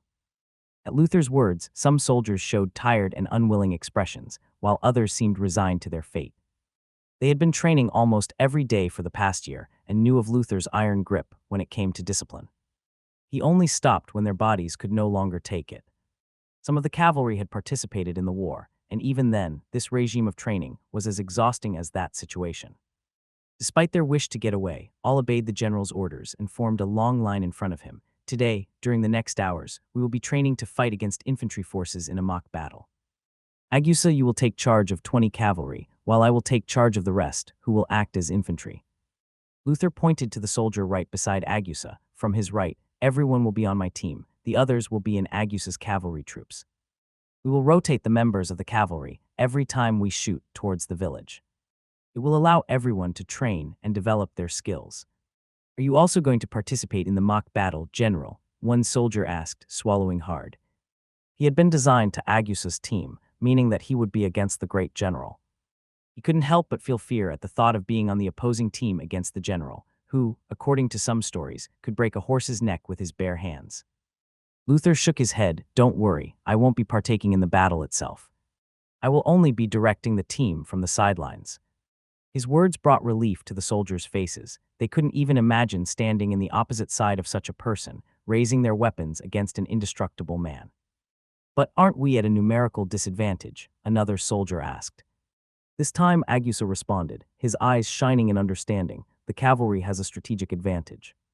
Our speed and mobility allow us to exploit weaknesses, disrupt their lines, and sow chaos amidst their formations. We also have the psychological advantage. It's rare to see someone remain calm when a mounted warrior charges at them. He has quite the insight, huh? Luther thought, but he couldn't waste any more time with this. His time was short, and these soldiers still needed training. He had to build the best army for his king. Dismount your horses, we are about to begin. Agusa, take your men into the forest. You will be practicing guerrilla tactics, Luther instructed and turned to his team, ordering, you have 15 minutes to tie up your horses, get your weapons and be back here. If anyone is late, even by a minute, all of you will have to do 500 push-ups. The soldiers shivered and hurried off to tie up their horses and equip themselves. The threat of collective punishment was an effective fuel to these people. Nobody desired to be the one to drag down the whole team to a hellish punishment. With fear in their minds, they returned quickly, equipped with spears, bows, hatchets, or swords in one hand and round wooden shields in the other. Agusa and his units had already hidden themselves in the forest. It was a rough terrain filled with trees and vines, which could hinder the horses' movements, slowing them down. Fortunately, the Snowfair horses were born in the frozen forest, a place where speed and mobility were essential to survive. They were much more adapted to surmount and dodge obstacles. Because of that, they could be extremely useful in ambushes within the forest. The village was surrounded by a thin clearing, a small place devoid of trees, but at the same time surrounded by them. They didn't know from where the cavalry would strike and what they would do first. Luther waited to see if anyone amongst his team would take the initiative and lead, but none stepped forward. They didn't have the talent to become leaders and would probably die within the lower ranks of the army. Square formation, Luther commanded from a distance. The soldiers swiftly organized themselves into a defensive formation, defending from all sides. The spearmen were positioned in the outer edges of the square, with their shields and spear prepared. Those with swords and hatchets were right behind, and those with ranged weapons took the center, where they had a clear view to shoot.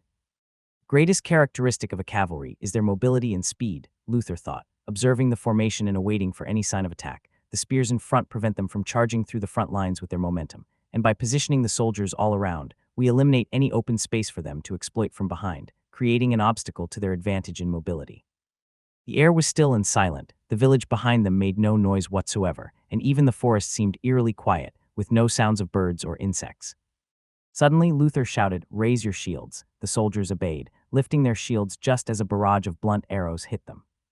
As soon as the arrows hit their shields, the cavalry emerged from the woods, weapons drawn and ready for the impact. "Interesting, brilliant," Luther complimented, observing Agusa's strategy.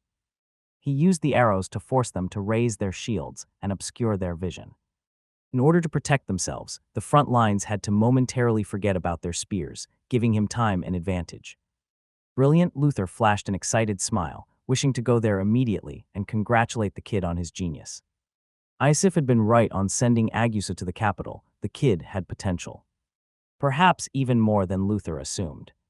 He might indeed have what it takes to become a general in the future.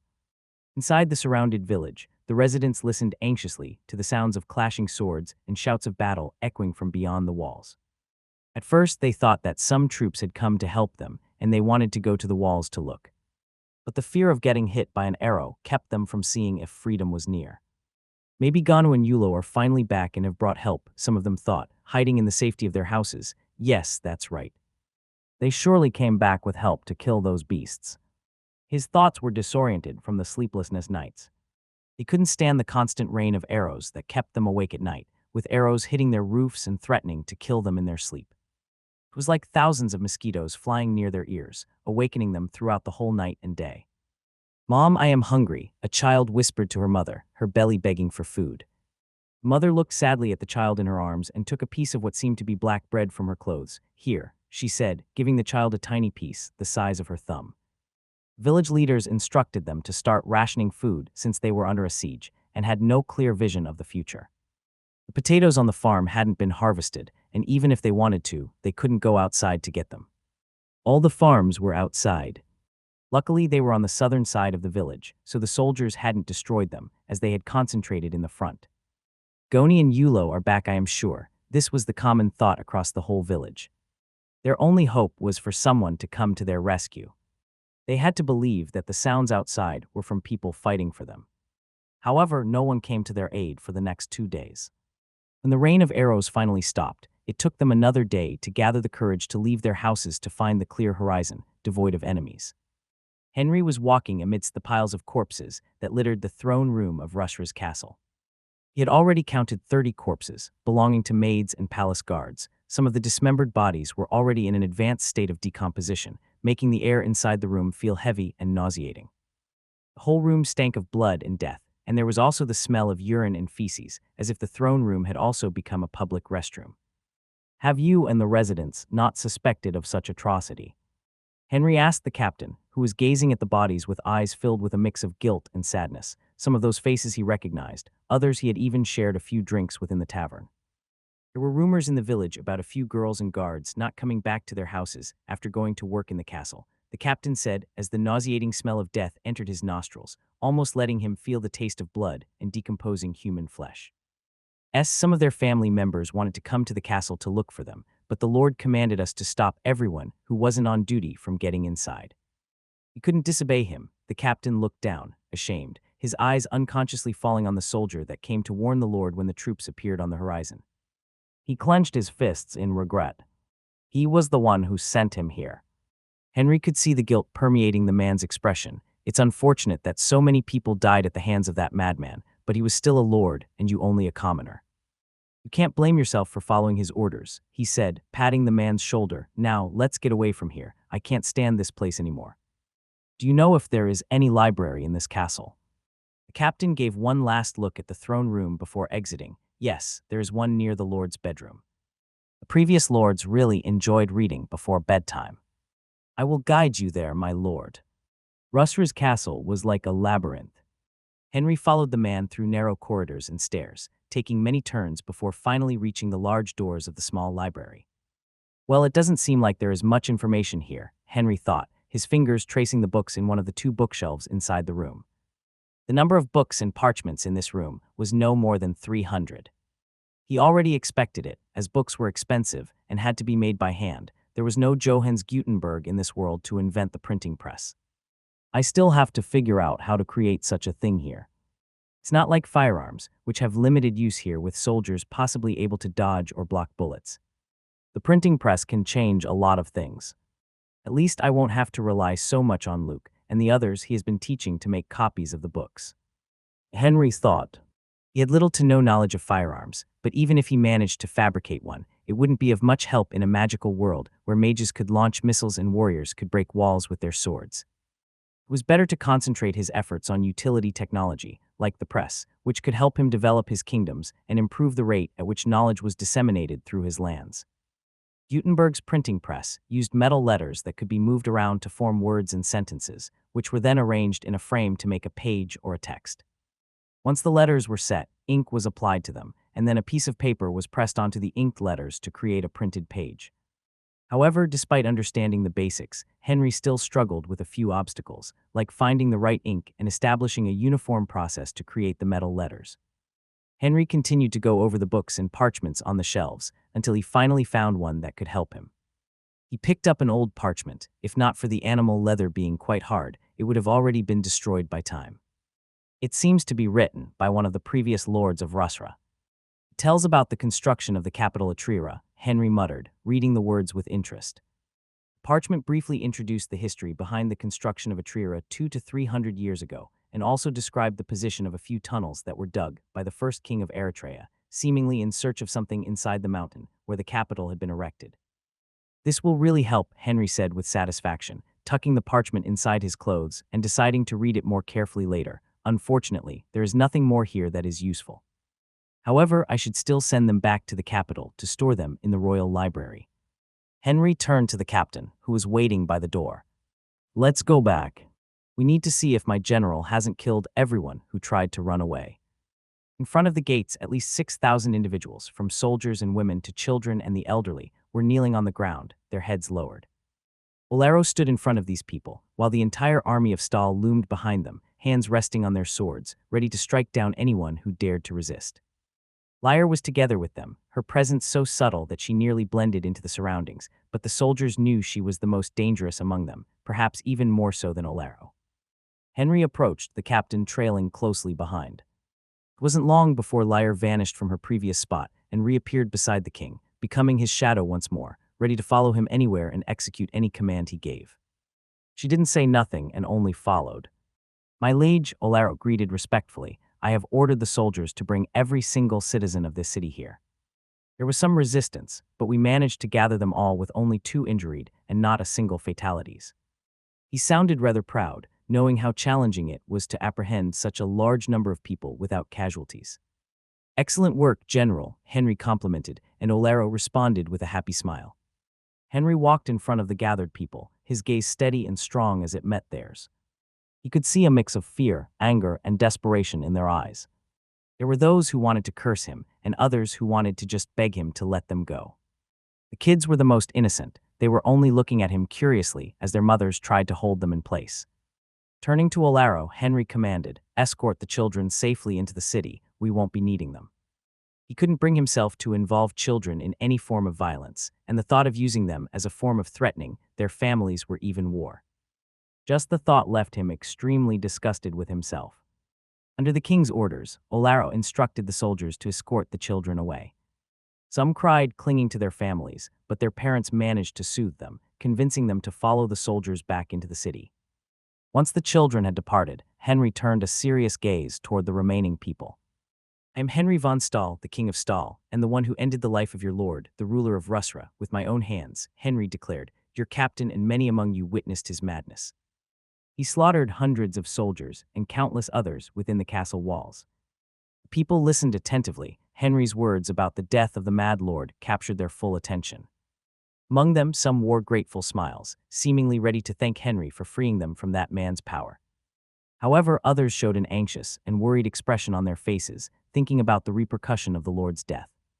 The capital would surely send someone to Rusra. Henry continued, "For centuries, he and his family exploited you, offering nothing in return. You provided for them, only to receive scorn and curses in return. You labored in their castles, only to feel a void in your hearts. You don't even own your own lands." Some of the people that had their head lowered raised it, their eyes shining as their hearts reverberated with everything that Henry was saying and explaining. "My mission this time is to free the people of Rusra and all Eritrea from the oppression they have been living for centuries." Henry's eyes searched for any kind of repulse within their gazes, but couldn't find it. "You don't need to worry. I will provide you all with a way out of this endless tyranny. I will soon annex this city and the entire kingdom, and you will all become citizens under my rule. I will be sure that you all have at least a small farmland to raise your crops," Henry declared, observing the people before him getting caught up in his cause. It was easy to sway broken and vulnerable individuals to his side, especially with hundreds of swords ready to pierce at their hearts. "Will you stand with me?" he asked, his voice resonating. A somber day dawned upon Rusra. Residents had already began the task of cleansing the city of blood and granting a proper funeral to the deceased ones, laying them to rest beside their kin. The city had never experienced so many losses in a single day. Within the grand hall of the castle, Henry, Olaro, Lyre, and the captain were gathered around a circular table, observing an old map found inside the Lord's chambers. "Well, the map we found in my royal library didn't have many of these villages and didn't depict these alternate routes," Henry said, his finger tracing the poorly drawn lines on the map. "It seems like their major cities are all built along the White Merchant Road. So if we keep going down this route, we might not be able to reach the capital in a month. We have to find another way." The capital Atrira lay nestled in the southwest of the kingdom, built atop one of the mountains that composed the endless range that stretched from the frozen forest to the faraway south. The White Merchant Road was the only way up the capital, which was surrounded by the endless rugged peaks, making it extremely difficult to be sieged and attacked. "Captain, is there any other route to Atrira?" Henry asked, but the captain shook his head and replied, "I apologize, my lord, my king. Apart from nobles, I doubt anyone inside these walls has ever ventured there."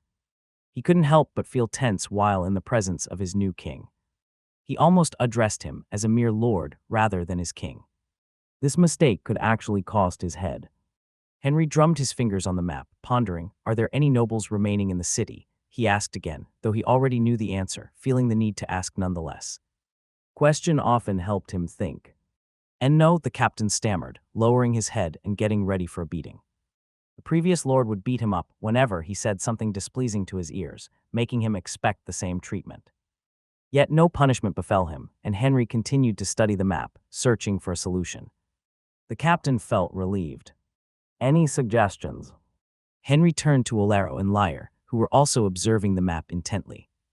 However, they were equally devoid of ideas. "If only we could traverse these mountains," Henry mused, his gaze fixating on the mountain range delineated on the map. Suddenly an idea ignited within him, his mind racing nonstop. "Yes, the mountains, how could I forget?" Henry exclaimed, unable to contain his excitement, his fingers tracing the map as he looked eagerly at Olaro and Lyre. "What if we go through the mountains?" Looking at the mountains on the map, Henry remembered about the terror of the Roman Empire. Hannibal Barca, the single strategist who achieved a feat deemed as impossible, crossing the Alps and threatening Rome in its own domain. Hannibal was a Carthaginian general and military genius who lived during the Second Punic War, born in 247 BC. The Second Punic War was marked by the long-standing rivalry between Carthage and Rome for the control over the Mediterranean.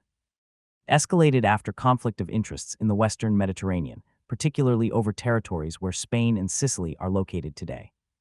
The Roman Empire's coastal routes were heavily fortified, and its naval superiority made it difficult to directly invade the territory. In order to bypass this obstacle, Hannibal chose to cross the Alps and surprise the Romans with endless troops inside their territory. Through the mountains. Bolero repeated, raising an eyebrow and rubbing his bald head, trying to think about the possibility presented by the king. That's impossible, isn't it? Those peaks are extremely dangerous, and there is no clear path to follow, and we have an entire army to move. It's not impossible. Think about it. The White Merchant Road is fortified with important cities, and we can't expect that everything will go smoothly like Rusra, right? Henry's pointed at the mountains on the map, making sure they could visualize his plan. Even though they've lost their king, if we take the conventional route, they'll anticipate our approach and raise their defenses. And with a Triera situated atop a mountain, it will much more challenging to conquer it, even more so with their heightened defenses. We need to take them by surprise. Lyra leaned in, her hair falling over a part of the map as she tried to grasp the plan better, but how? We don't know the terrain, and we're not prepared for such a journey. We also don't have enough supplies to feed the soldiers. At those words, Henry paused and smiled. We have food, don't we? He turned his gaze to the captain. I heard you guys are about to harvest the potatoes you planted a few months ago, right? The captain met Henry's intense gaze, feeling as though the king's purplish eyes were delving deep into his soul and pulling it out. But he began, about to defend the village's line of survival, but Henry's unwavering stare silenced him. Why, yes, my king. We are about to gather the potato harvest, he admitted, unable to defy the king's stare and wishes. He didn't want to see his head being hoisted in the middle of Rusra. Great, do it today, I need it done for tomorrow. We can't waste any more time here, Henry commanded, but sensing the captain's inner turmoil, he added, don't worry, I won't let you all starve. As soon as I conquer the capital, I will return with food for Rusra. It's only temporary. I'll take only what's necessary, and you can ration the rest until more food arrives. The captain's eyes lit up with gratitude. Thank you, my king, he exclaimed, bowing deeply. The king could have just confiscated their whole food without any promise, using their forces to silence any kind of revolt. This scenario meant that they were going to starve for the whole year, and many people would die. However, by promising that he would give it back, he was giving them a line to be saved. Henry turned back to Lyre and Olero, one problem solved. What else? He asked, his satisfied smile never fading away. He was genuinely excited. Perhaps this war would end sooner than he anticipated. Olero raised his hand, seeking permission to speak. How are we going to cross the mountains, my liege? He inquired, still puzzled about the way to be taken. He had been many times in the mountains, and knew that there was no clear path to be followed. Henry retrieved a parchment from his clothing, explaining, there was a book detailing Atriera's construction, which mentioned that miners used the mountains to extract some kind of special rocks requested by the king to be used in the construction. He unfolded the parchment, revealing countless words on it, like any detailed manuscript. It's an ancient pass utilized by miners, offering an easier route compared to scaling dozens of steep peaks. We just need to find the first valley and follow it south, then we will reach the capital. How do we find the valley? Lyre inquired, her eyes fixed on her king. The parchment says anything about its location. Henry shook his head, gesturing with his hands as he explained, no, that's why I want to send 200 scouts up the mountain as quickly as possible, and I need you to accompany them. And I nays. Excuse me, my king. A timid voice interrupted Henry's explanation, causing him to turn to the captain, who appeared to be struggling to find his words, afraid to be killed out of nowhere. If you're referring to the Screaming Valley, I have an idea of its location. Screaming Valley. Henry didn't mind being interrupted, at least not when someone was just trying to give him useful information. He grabbed the man's shoulder rightly, almost breaking his bones, his fingers pressing into the captain's flesh. Grimacing with discomfort and pain, the captain forced out his words, it's not far. It's a place where we bring convicts to face punishment according to their crimes. Those with light penalty will be chained there for 2 days, without food, and exposed to the freezing mountain winds. If it's a death penalty, we just push them down. Henry's grip loosened as he processed the captain's words. Screaming Valley, he repeated, a thoughtful expression crossing his face. That could be our route. Henry turned to Lyre. Prepare a group of scouts, he instructed, his tone firm. Not wishing to delay any second more, the captain will guide you to the Screaming Valley's location. I need you to verify if it's indeed the valley and assess if our army can pass through it. Henry felt excited at the thought of finding the valley that could lead them to the capital of Eritrea. If he managed to use the valley, he could surprise his adversaries without them even realizing the predator sneaking on them, ready to pounce and devour them with a single bite. The captain led the way up the mountain, his steps slow as the climb became steeper with each minute. The scouts followed closely, their breaths visible in the freezing air, tucking their furry coats up, protecting their necks. Lyre glanced upward, noting that the peak of the mountain was drawing nearer, yet the valley still couldn't be seen, remaining hidden. We're almost there, the captain said, his voice strained from the effort, his throat dry thanks to the lack of air humidity. Just a bit further. He couldn't feel his nose or fingers anymore, and the same was true for all the scouts behind him, except for Lyre. As they ascended, the path grew narrower and more dangerous. Loose rocks covered by ice crumbled under them, and the wind howled through the peaks, caressing their ears. Yet they kept going. It's going to be difficult to climb with the soldiers using this path, Lyre thought, her eyes looking down at the dangerous path they had traversed. The trail was difficult and filled with obstacles, like fissures in the rocks and thin ice that could shatter with more weight. It would be difficult, but not impossible to ascend using this path. As these thoughts raced through her mind, the captain finally stopped and pointed ahead, his fingers trembling nonstop. There, he said, his breath visible in the cold air, that's the Screaming Valley. Lyre squinted her eyes through the mist, barely making out a narrow pass winding through the mountains. It was dark and ominous. The wind rushed through the valley, pulling the clouds down like tentacles trying to drag them into the abyss. It seemed like an abode to a mythic monster that wished to swallow the world. Is there any safe way down? Lyre asked, carefully walking towards the edge of the mountain, trying to see if she could find any spot to safely descend the mountain and reach the valley. However, when she took her second step, she felt the sound of something breaking underneath her. It was a human hand, its owner seemingly with hands and feet tied with a rope, frozen to death on top of the mountain. His expression one that seemed to say that he had accepted his fate and died a peaceful death, but contrary to his expression, his contorted figure was one of pain and desperation. The captain approached her. He was a farmer who cursed the previous lord behind his back. He was sent here for a punishment of 7 days, he explained, recognizing the man's face. The extreme cold had preserved the body, keeping it away from being eaten away by nature. Lyre nodded in understanding. Basically, it was a death sentence. There's no way a normal human being can survive in these conditions for even 2 days, much less 7, she said. The captain nodded, responding, yes, we have never seen anyone with a punishment of more than a day survive and return to Rusra. Even those who survived had to amputate a limb or two. Their spirits are corroded by the spirits of the mountains. Lyre uninterestingly took her eyes off the body, not bothering with that, since if someone cursed her liege she would do the same, no, even worse than this. She would be sure to tie him there together with their whole family, without his hands and legs, only able to watch them die slowly. So is there any way down? She asked again, her eyes searching for a path that could lead them to the valley below. The captain embarrassedly scratched his nose, hiding a smile. People have only gone down this abyss in one way, and it sure wasn't by feet, sorry miss. Then we need to scout the area, Lyre said, turning to the scouts, who were looking somewhat afraid of the height. Check the terrain and look for a way down. Be fast, we have only until nightfall.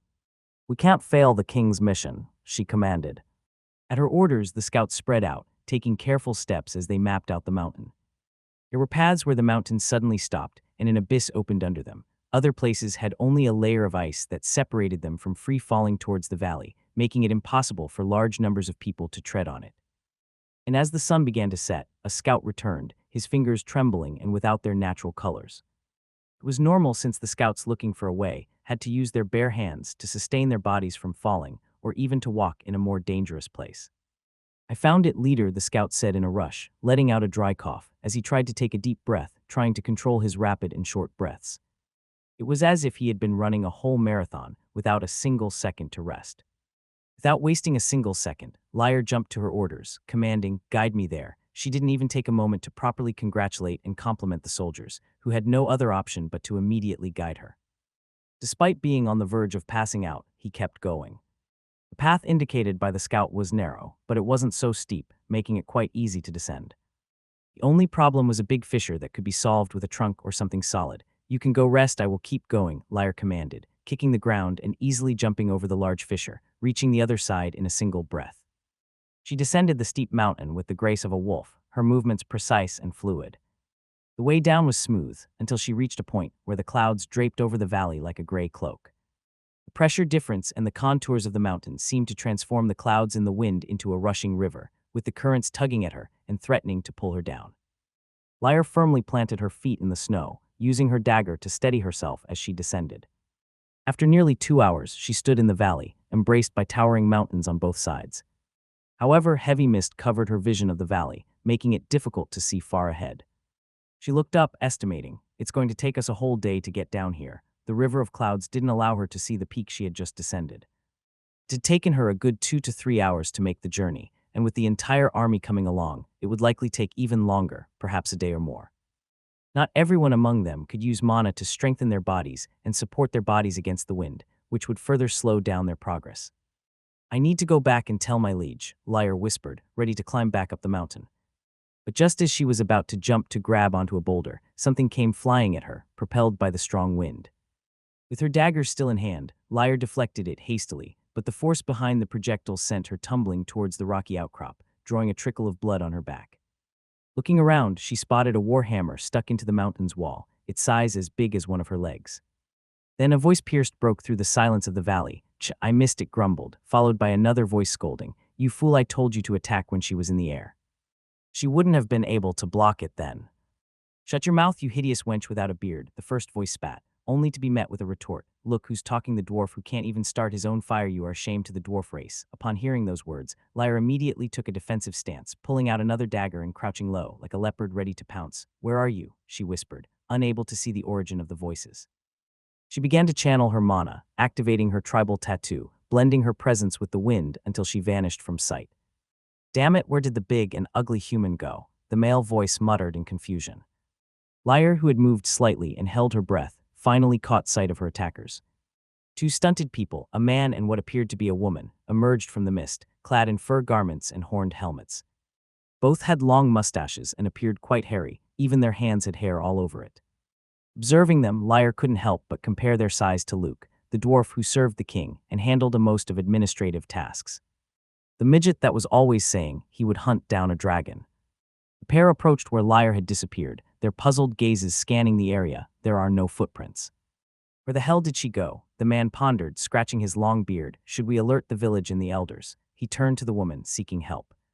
"Of course, you fool," the woman snapped, smacking the man's helmet as hard as she could. "It's all because of you. Remember what happened last time a human stumbled upon our village? They robbed our precious stones and even kidnapped some of our kin." Remembering those days, the dwarf shivered. "All right," he stammered, rubbing his throbbing head, too intimidated to argue with the woman. It was his fault for not killing the woman as soon as he spotted her going down the mountain. "I only wanted to have fun. It's always boring inside the village," he muttered, but the small woman seemed to catch wind of his words. "What did you say?" she angrily asked, clenching her fists, ready to smack him again. However, the man rapidly shook his head. Nothing, let's go back," he sheepishly said, leading the way. As the dude departed and Lyre finally exhaled, muttering to herself, "Dwarves." Henry sat in the castle's library with a thick old book in his hands. From time to time, his eyes left the book and looked out the window at the plaza, where he could see hundreds of villagers carrying bags of potatoes, piling them up near the castle. The soldiers were also helping under Henry's orders, trying to speed up everything they needed to march again. A knock on the door interrupted Henry's attention. Laro entered, his hands dirty with soil. "My liege, the farmers have finished gathering the potatoes, and we are finishing transporting them to the plaza," he reported. Henry closed the book and returned it to the bookshelf. "How long until everything is finished?" "In a few hours, everything should be in place," Olaro replied, wiping his hands on his clothes. "Any news on Lyre and the scouts?" the general asked. He had been in the camps helping the farmers and soldiers collect the potatoes, and even if he was inside the city, Lyre would first report to the king, not opening her mouth until he was on site. Henry shook his head, exiting the library with Olaro following right behind him. "Not yet, she should be back soon," Henry said, looking through the windows of the corridor and towards the sky, where he could see the timid moon that acted like a princess descending the stairs of a lively ballroom, beginning its dance at a slow pace. "Your Majesty," two voices rang out as two soldiers stood by the door of a room within the castle, their hands filled with furred clothes that seemed expensive, probably previously belonging to the noble family that lived there. Henry had ordered the soldiers to search through the castle and gather anything they could find within it, giving them as spoils of war. Henry nodded and gestured with his hands, letting them be at ease. Bolero stopped for a moment, his gaze fixed on a red cloak within the pile of clothes. "I will take this one," he said, already holding the red cloak in his hands. Noticing Henry looking at him with a strange expression, he scratched his beard embarrassedly, his cheeks turning a bit red. "I like red, and a beautiful woman I met in a tavern back in Eisenberg said that I looked good in it." Henry couldn't help but give a sheepish smile, which made Olero's cheeks even redder. He looked at the bald man with a long red beard and eyes that always seemed angry, as if ready to cut a man in half at any time. Despite his appearance, he is quite innocent, huh? Henry thought, choosing to stop further embarrassing the man. Despite his embarrassment, Olero wore the cloak with a satisfied expression. "You can take the rest to the others. I need you all ready by tomorrow. Don't waste time." Henry gestured to the two soldiers who were looking dizzily at the king and the general. He then continued his way down the corridor, leaving the Duke standing by the door. Their steps echoed through the corridor, with Olero seemingly trying to step with more grace to show off his new attire. They reached the plaza, and a beautiful black-haired young woman with golden eyes immediately approached them. Her leather clothes and even her face were smeared with dirt, and her nails had soil underneath them. "Your Majesty," she greeted the king with a firm yet feminine tone, bowing her head like a soldier who had gone through countless gruesome experiences and could not be easily affected. "It's been a while, Zara," Henry said, looking at the transformed woman before him. He remembered her expression filled with determination when he saw her again after the mountain incident. She seemed like a different person, ready to kill anyone and everyone. Unlike the others who still had some prejudice, she willingly approached the barbarians and conversed with them, even learning some of their culture. "Yes, Your Majesty," Zara replied calmly and firmly. "I have come to report that we already have a bag of food for each soldier, and as you commanded, we have also collected some wood for them to bring along if needed." "Are there any problems with the soldiers?" Henry asked. Zara shook her head. "No, my king. This victory and your presence have put everyone in high spirits. We are all ready to march when Your Majesty orders." "Excellent, make sure the men are well rested tonight," Henry said, his eyes looking at the soldiers tiredly sitting by the side of the market stalls, trying to strike up conversations with the villagers. The barbarians were on one side, maintaining their distance from the others, but happily arm wrestling against each other. They'll need all their strength for the journey ahead. "I obey, Your Majesty," Zara said, then followed with a question. "When do we expect to depart?" "Some members of my group and others are anxious for battle." Henry looked at the skies. "We will be on track as soon as the sun rises. We are just confirming if we are going to change our route. We will soon have the answer." He still hadn't notified his soldiers about his plans, waiting for Lyre's confirmation on the possibility of using the mountains as a new way to reach the capital of Eritrea. Until the confirmation, everything continued as planned, even if it meant delaying his plans and making it more difficult to conquer the region. Lyre climbed back up the mountain with much more speed than before, the dagger already chipped from being used as support, especially when she crossed the layer of clouds separating the valley from the outside world. "How come there are dwarves here?" Lyre asked herself, her hands still trembling from blocking the warhammer thrown by the dwarf. "My liege said there have been no sightings of them in this northern region for hundreds of years." According to the king, some book in the royal library depicted the dwarf race as masters in blacksmithing and combatants with pure raw strength, known for their fiery temper and hairy bodies. They lived in mountains, carving their homes and fortresses deep within, away from the prying eyes of the world, creating maze-like tunnels to confuse those who dared to invade their homes. Despite their difference in height and power, they shared some similarities with the mythical dragons. They loved shiny and precious things. Some stories said their forges blazed day and night, and the sound of their hammers working on metal could be heard throughout the entire mountain range. "What are they doing here?" Lyre continued to ask herself. She could already see the peak of the mountain. The king said that the first King Garrett had brought a few along with him, but they were all supposedly dead. Maybe they didn't die, or maybe this is a reclusive community within the north. Why didn't they show themselves before?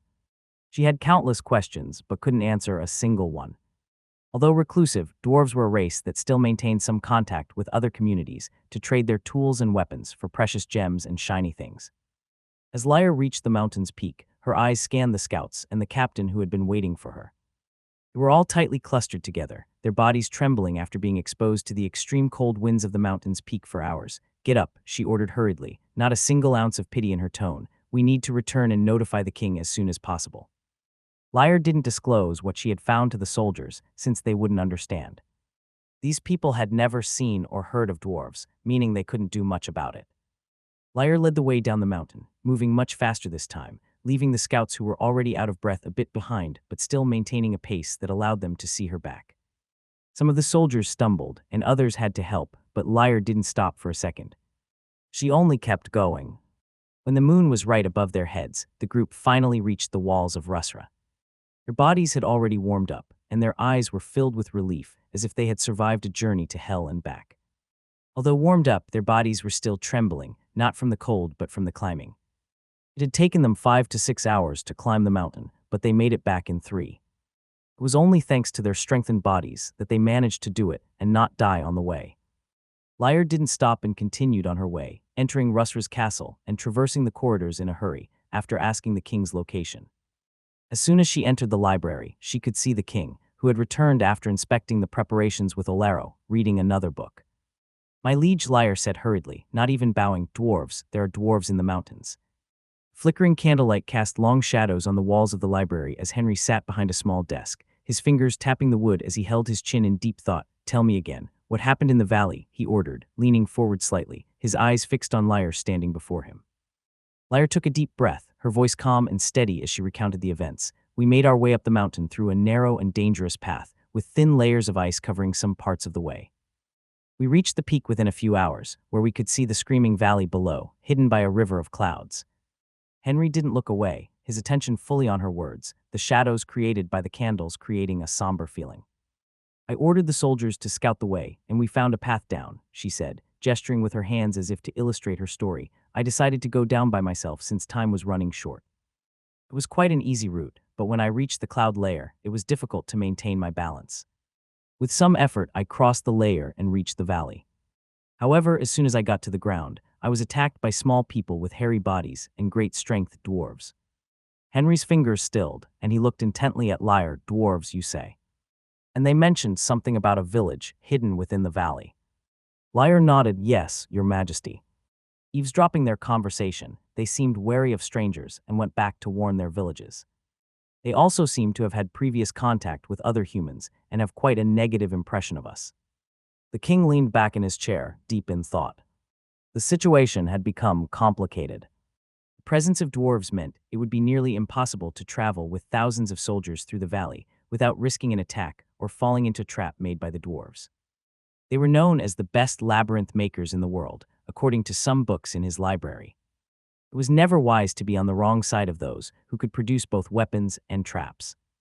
Go get me Olero, Henry ordered, closing his eyes. Before Lyra could leave the room, he added, and bring Zara with him. It's good to have another opinion. Yes, your majesty, Lyra obliged, leaving the room. She didn't know why, but she didn't much like that woman. It didn't take long for their figures to appear in the room, guided by Lyra.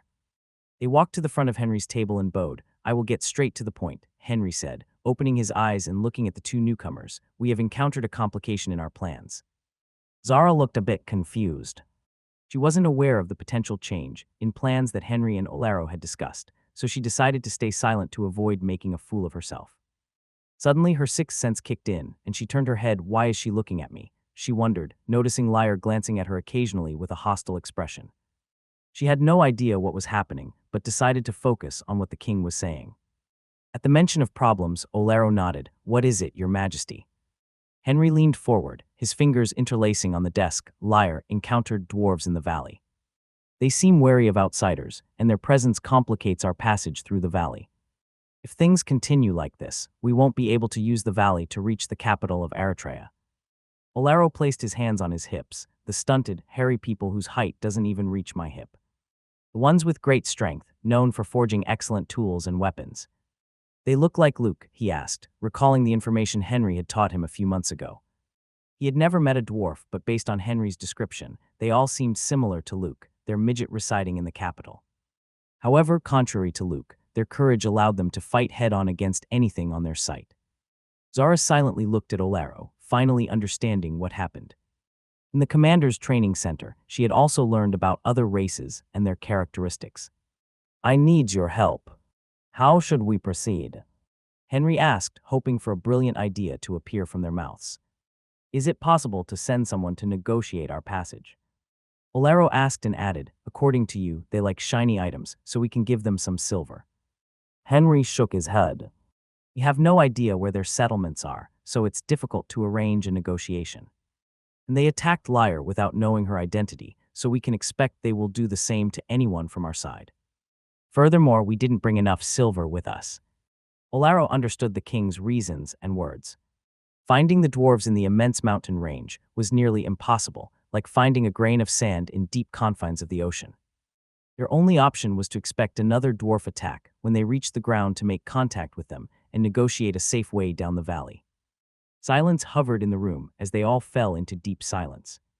From time to time, Zara found Lyre watching her from the corner of her eye.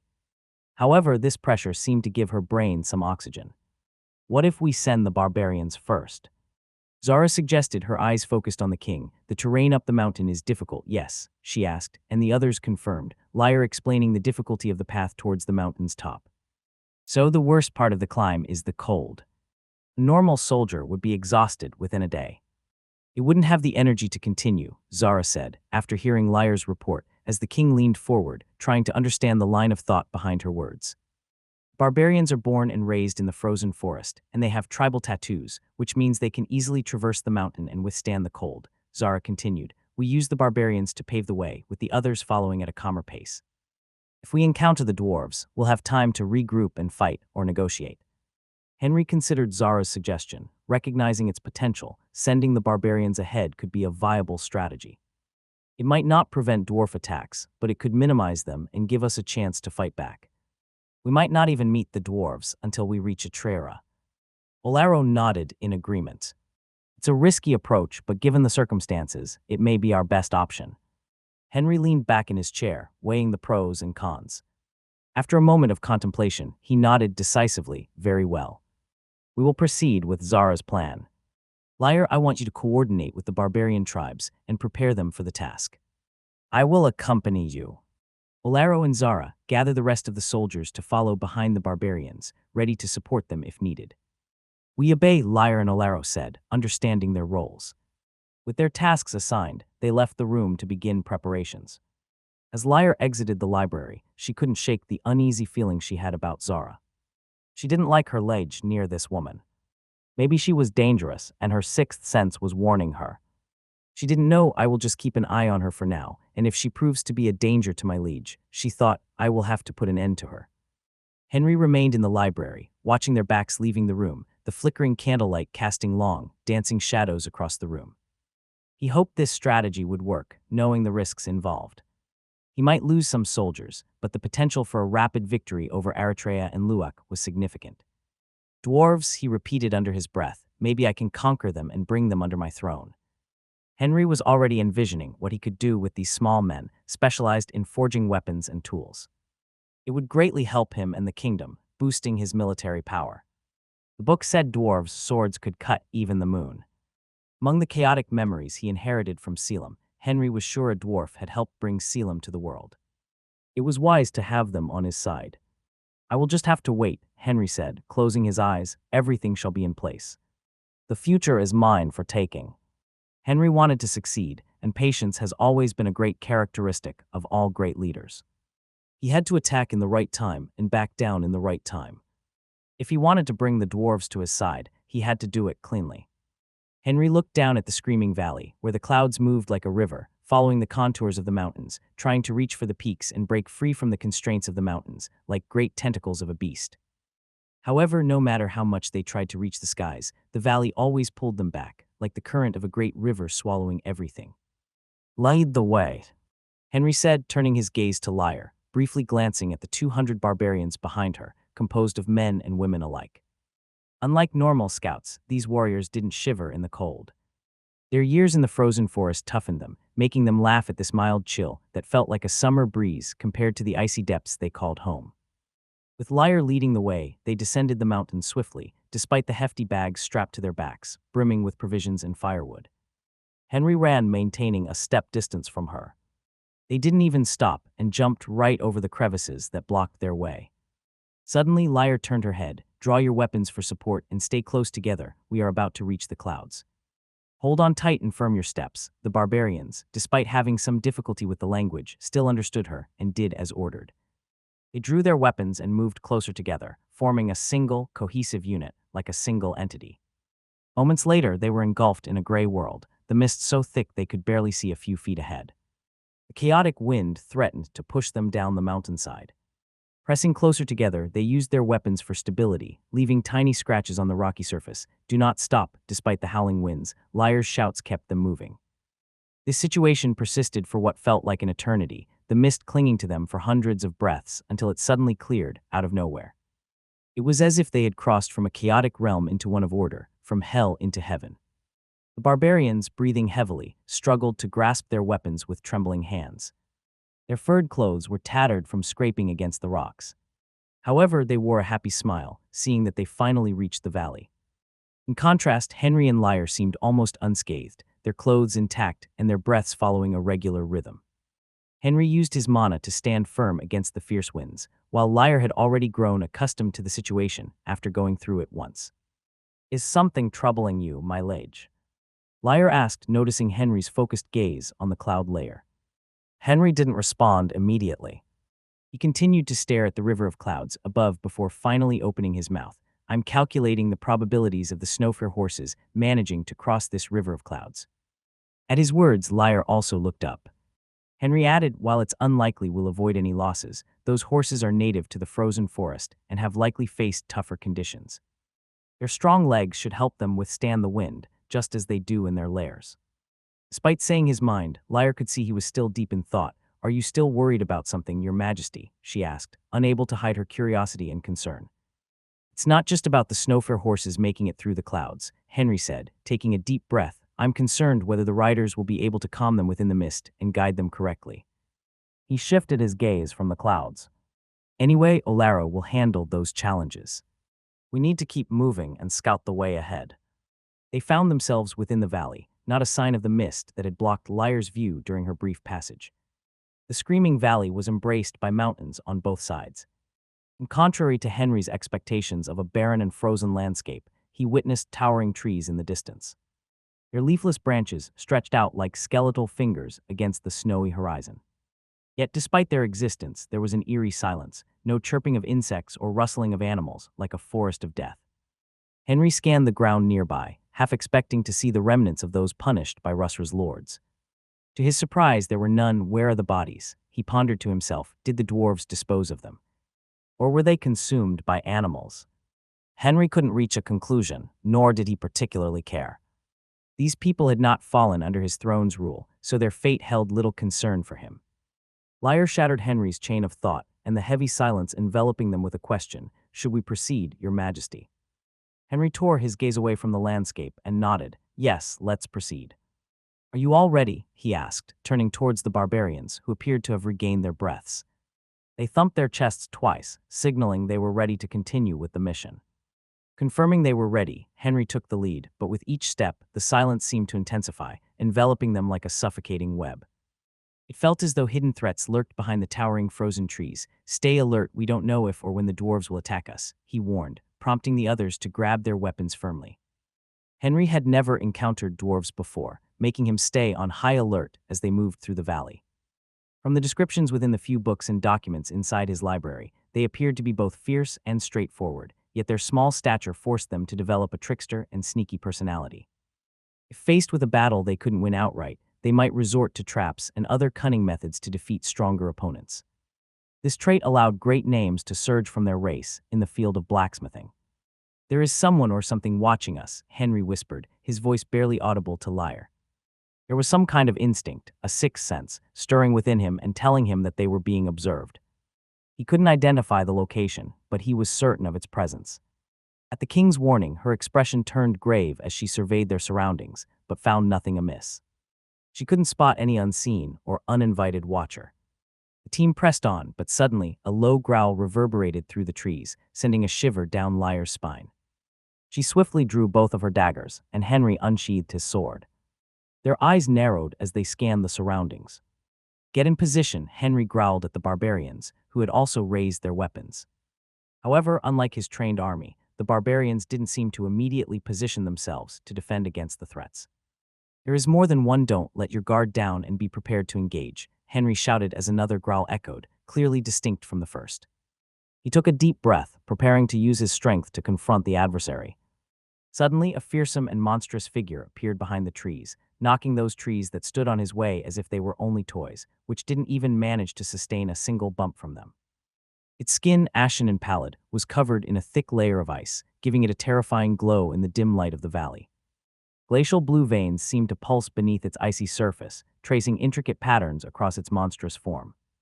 It was as if these blue veins were tribal tattoos of the barbarians. With each step, the ground trembled beneath the weight of its colossal feet, leaving deep, jagged imprints in the snow. Its eyes burned with an unnatural light, gleaming like shards of ice in the darkness. "What is that?"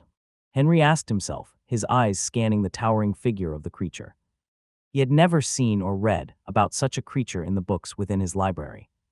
Everyone's hearts pounded in their chests. Barbarians exchanged nervous glances. They were not ones to easily feel fear. Even in the face of winter orcs, they would proudly brandish their weapons, but this creature before them seemed 3 times the size of a winter orc. It was as big as Eisenberg's defensive walls. One of the barbarians, driven either by a desire for battle or the fear of dying helplessly, charged towards the creature, his hatchet raised high. However, the weapon seemed as small as a nail compared to the massive creature before him, like an ant facing an elephant, attempting to strike it down with a bite. With a swift motion, the creature swung its massive arm, sending the barbarian flying through the air like a ragdoll. He crashed into the mountain's walls with a sickening thud, unmoving. The barbarian didn't even have the time to reach the monster. His life ended with a single and simple attack. Seeing the image of their dead brother, the barbarians gritted their teeth, their eyes gleaming with fury. They wanted to rush towards the creature and pierce its skin thousands, no, millions of times over. They were about to charge when a sword of fire caught their attention. "Stop, hold your ground," Henry shouted a command, his sword blazing with purple-tinged fire, causing both creatures to pause for a moment. "I will handle this." Henry looked at the towering beast before him, trying to figure out how to kill it. Its massive body meant that a single punch could seriously injure or even kill him, despite his strong body. King took a deep breath, and the purple fire covering his sword concentrated into a thin layer of flame. "I can't reach its eyes and neck." He analyzed the beast, which had stopped and was tilting its head curiously at him, or more precisely, at the fire covering him. The remnants of the barbarian, blood and brain pieces, dripped from the creature's fists onto the snow. Suddenly, the beast's stone-blue eyes shone with a fierce light, as if it was looking at its nemesis. It puffed a freezing breath as its body lowered slightly, and its blue veins pulsed and glowed. "Dodge, take cover," Henry screamed to his soldiers, just before the beast began running toward them in a straight line. Seeing the massive creature dashing toward them like an unstoppable ice boulder, the soldiers, including Lyre, scattered quickly, diving behind rocks and snowdrifts for cover, but the king stood still. Henry's heart raced as he watched the beast getting closer. He could hear its massive steps echoing through the valley, making the snow beneath him shake. He didn't dare to blink, afraid the giant beast would suddenly appear in front of him and smash him into pieces. He calmed himself down and tried to reach a peaceful state of mind, waiting for the right moment. Now Henry shouted in his mind and immediately activated the sunflower steps, rapidly increasing his speed. He dashed to the side at the last moment, narrowly avoiding the ice giant's massive body and leaving a short trail of purple fire burning in the snow as he moved. The ice giant, unable to stop its powerful movement, crashed into the mountain with a loud explosion, causing boulders of snow to fall. Luckily, no landslide happened. Henry looked at it as his soldiers sighed in relief, seeing the ice giant with its head buried deep within the rocks. It wasn't part of his plan, not that he had one to begin with, but he could accept an easy win. "It's not over, that monster didn't die," Henry observed. The ice giant was still breathing, and despite the crash, its fingers were twitching slightly. Lyre also noticed this. "I will finish it, my liege," Lyre shouted, unsheathing her 2 short daggers and dashing toward the monster, not caring whether her small blades could pierce its body. Henry watched as she sprinted toward the ice giant, her body seeming to blend into the environment as she activated her tribal tattoo. His instincts screamed at him to call her back, but before he knew it, Lyre had reached the beast and began to climb up its massive arm, using the ridges of ice on its skin. In no time, Lyre reached the ice giant's shoulder, her daggers gleaming in the cold light. With a fierce cry, she plunged one of her daggers into its nape. However, her eyes widened in surprise as the daggers broke in half upon contact with the ice giant's skin, as if they were small twigs. They didn't even leave a scratch. "Careful," she heard her king shout. Before she knew it, the ice giant moved its hand to smash her like a mosquito. The giant hand was too fast, and Lyre could only watch helplessly as it fell toward her. She couldn't dodge it, and if it hit her, she would be crushed. Facing death, Lyre had only one thought in her mind: I don't want to die. She still had to avenge her family and serve the king. She didn't want to die. But wishes couldn't alter reality. Death was knocking on her door.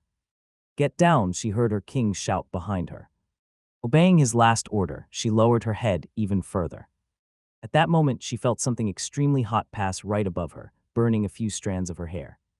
The extreme heat was followed by the painful and bizarre scream of the ice giant, which still had its head stuck inside the wall. When she raised her head, she saw a sword covered in purple fire pinning the ice giant's hand to the mountain, creating cracks all over its skin. And compared to the massive hand, the sword was like a toothpick. "Don't stand there, get down, the sword won't hold much longer," Henry screamed, rushing toward the ice giant, leaving a long trail of purple fire in the snow as he activated the Sunfire steps. Lyre grabbed this new chance to survive and immediately jumped off the ice giant as Henry dashed toward it like a bullet. Using his momentum, the king jumped over the creature's shoulder and grabbed his sword. He twisted it and increased the flames covering the sword, creating more cracks on the giant's skin. The beast howled painfully and struggled crazily, its other hand trying to hit Henry, but he easily evaded it. Nothing more than an irrational beast, it only has strength and a hideous appearance, Henry thought, seeing that the ice giant wasn't even trying to get its head out of the mountain to counterattack. Let's end this. The mana inside Henry burned and exploded furiously, though controlled within his circuits, allowing him to exert even more strength.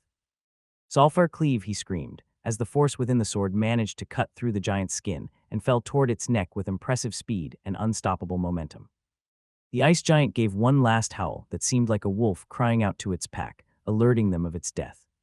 Then Henry's sword easily cut through the giant's skin, feeling no resistance as it beheaded the creature.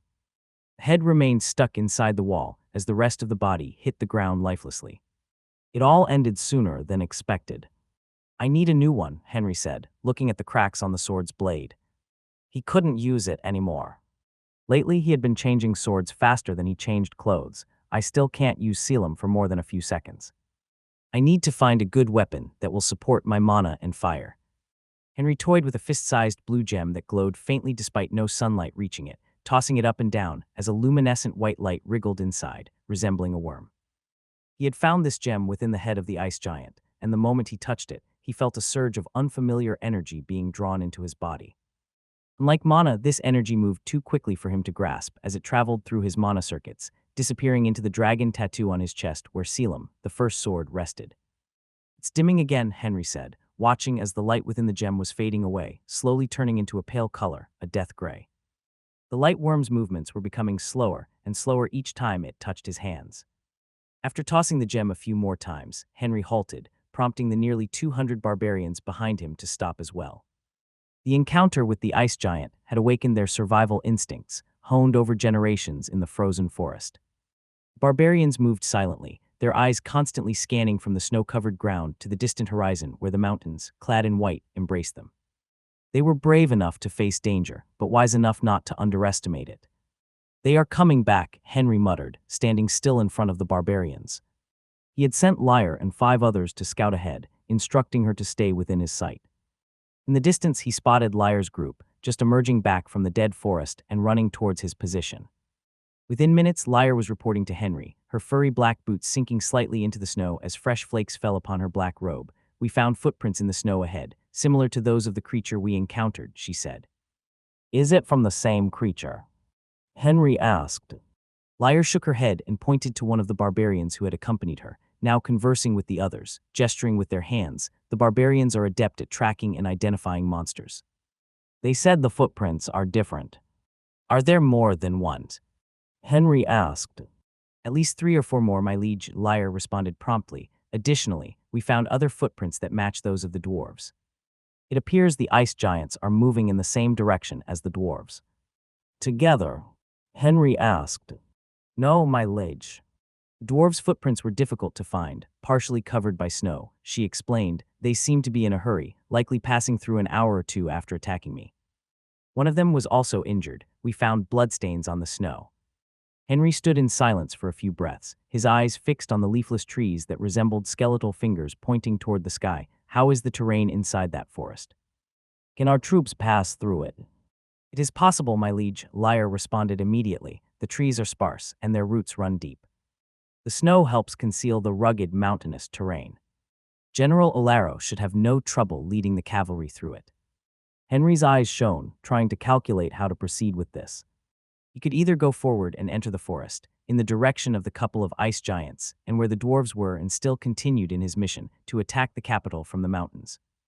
Or climb back the mountain and return to the original path, where he would face more resistance and numerous enemies. Henry's eyes gleamed as he calculated his next move. He could proceed forward, entering the forest where a few ice giants and the dwarves were, continuing his mission to attack the capital from the mountains. Alternatively, he could climb back up the mountain and return to the original path, facing more resistance and numerous enemies.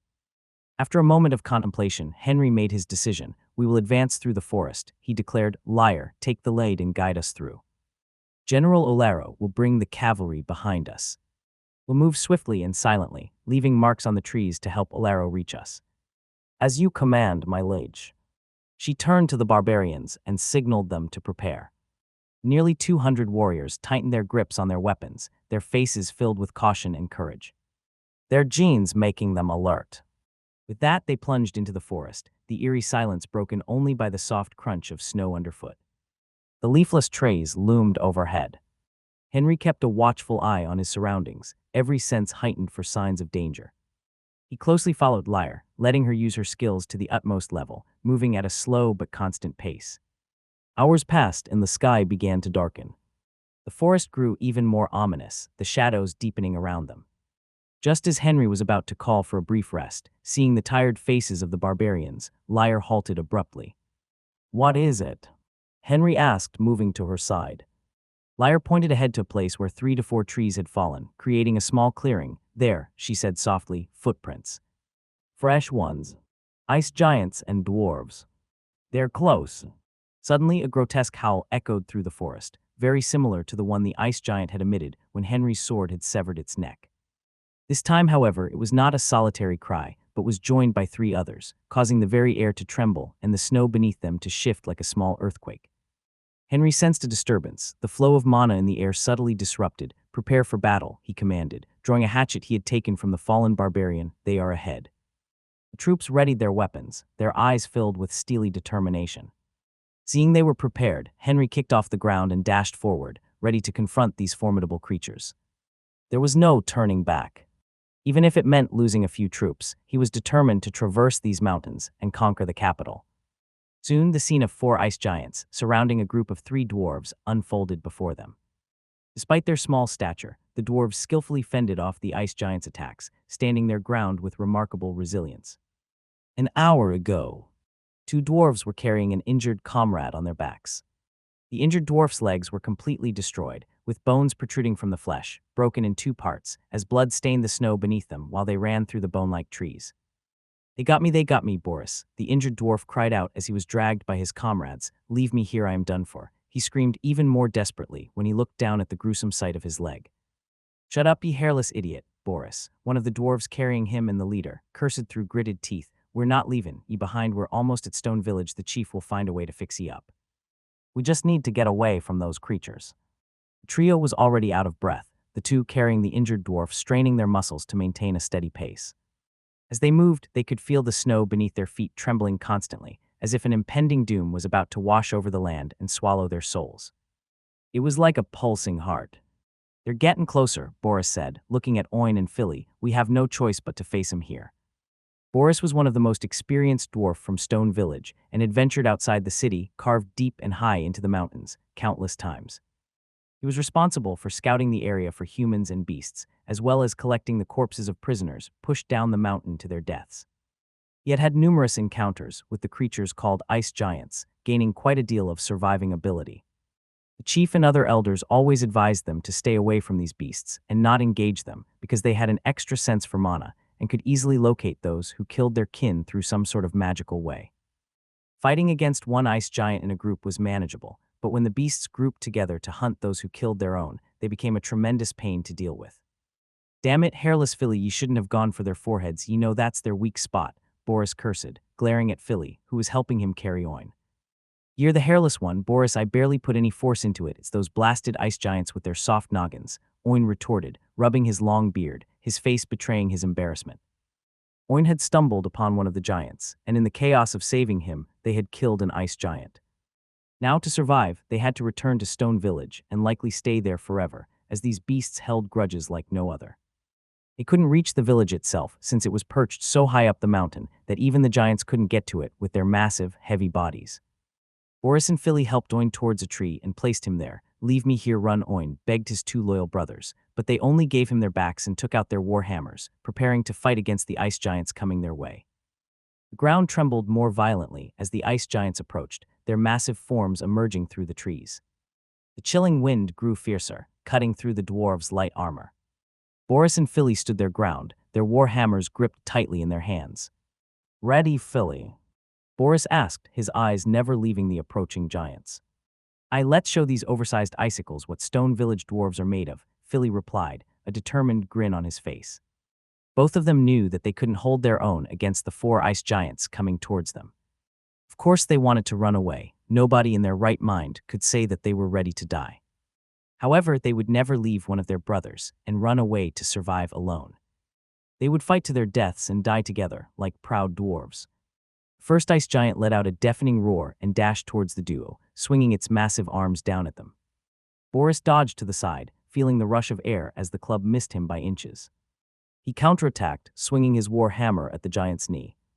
The impact was powerful, causing the giant to stagger and howl in pain. However, no damage was caused to them, the ice covering their skin and the blue veins protecting them from harm. Take that, you great lump of ice, Boris shouted with a crazy smile. The ice giant roared again, lifting its arm for another strike. This time, Philly was ready. He darted forward, targeting the giant's ankle with his war hammer. The blow landed with a resounding crack, causing the giant to stumble and momentarily lose its balance. Hit their joints, that's their weak spot, Boris yelled, realizing that the ice covering their bodies was less dense around the joints. Philly nodded and struck again, this time aiming for the giant's other ankle. The combined force of their blows caused the ice giant to collapse to one knee. Boris seized the opportunity, leaping up and swinging his hammer with all his might at the giant's elbow. The ice cracked and the giant's arm went limp. Now Philly, finish it off, Boris commanded. Philly didn't hesitate. He climbed onto the giant's back, using the ridges of ice as handholds. With a fierce cry, he brought his hammer down on the back of the giant's neck, shattering the ice and breaking the spine. The giant let out one last, guttural roar before collapsing to the ground, lifeless.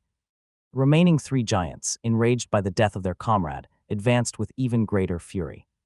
Boris and Philly braced themselves, knowing this fight was far from over. However, just taking out this single giant already required great stamina, and they couldn't even feel their hands anymore because they had swung the war hammers with such force and speed. Boris and Philly exchanged glances and gave a smile to one another, ready to welcome their deaths. Let's take one more with us, Boris said, his grip tightening on his hammer. The giants charged, their massive fists crashing down towards the dwarves. Boris and Philly fought valiantly, dodging and countering with all their might. But the giants' sheer size and strength were too overwhelming. The joint attacks of the three giants were too much for them to handle. One giant's fist connected with Philly, sending him flying into a tree. He tried to rise, but his body refused to obey, the pain too intense. Boris, he cried out, looking at his leader and brother desperately fighting by himself.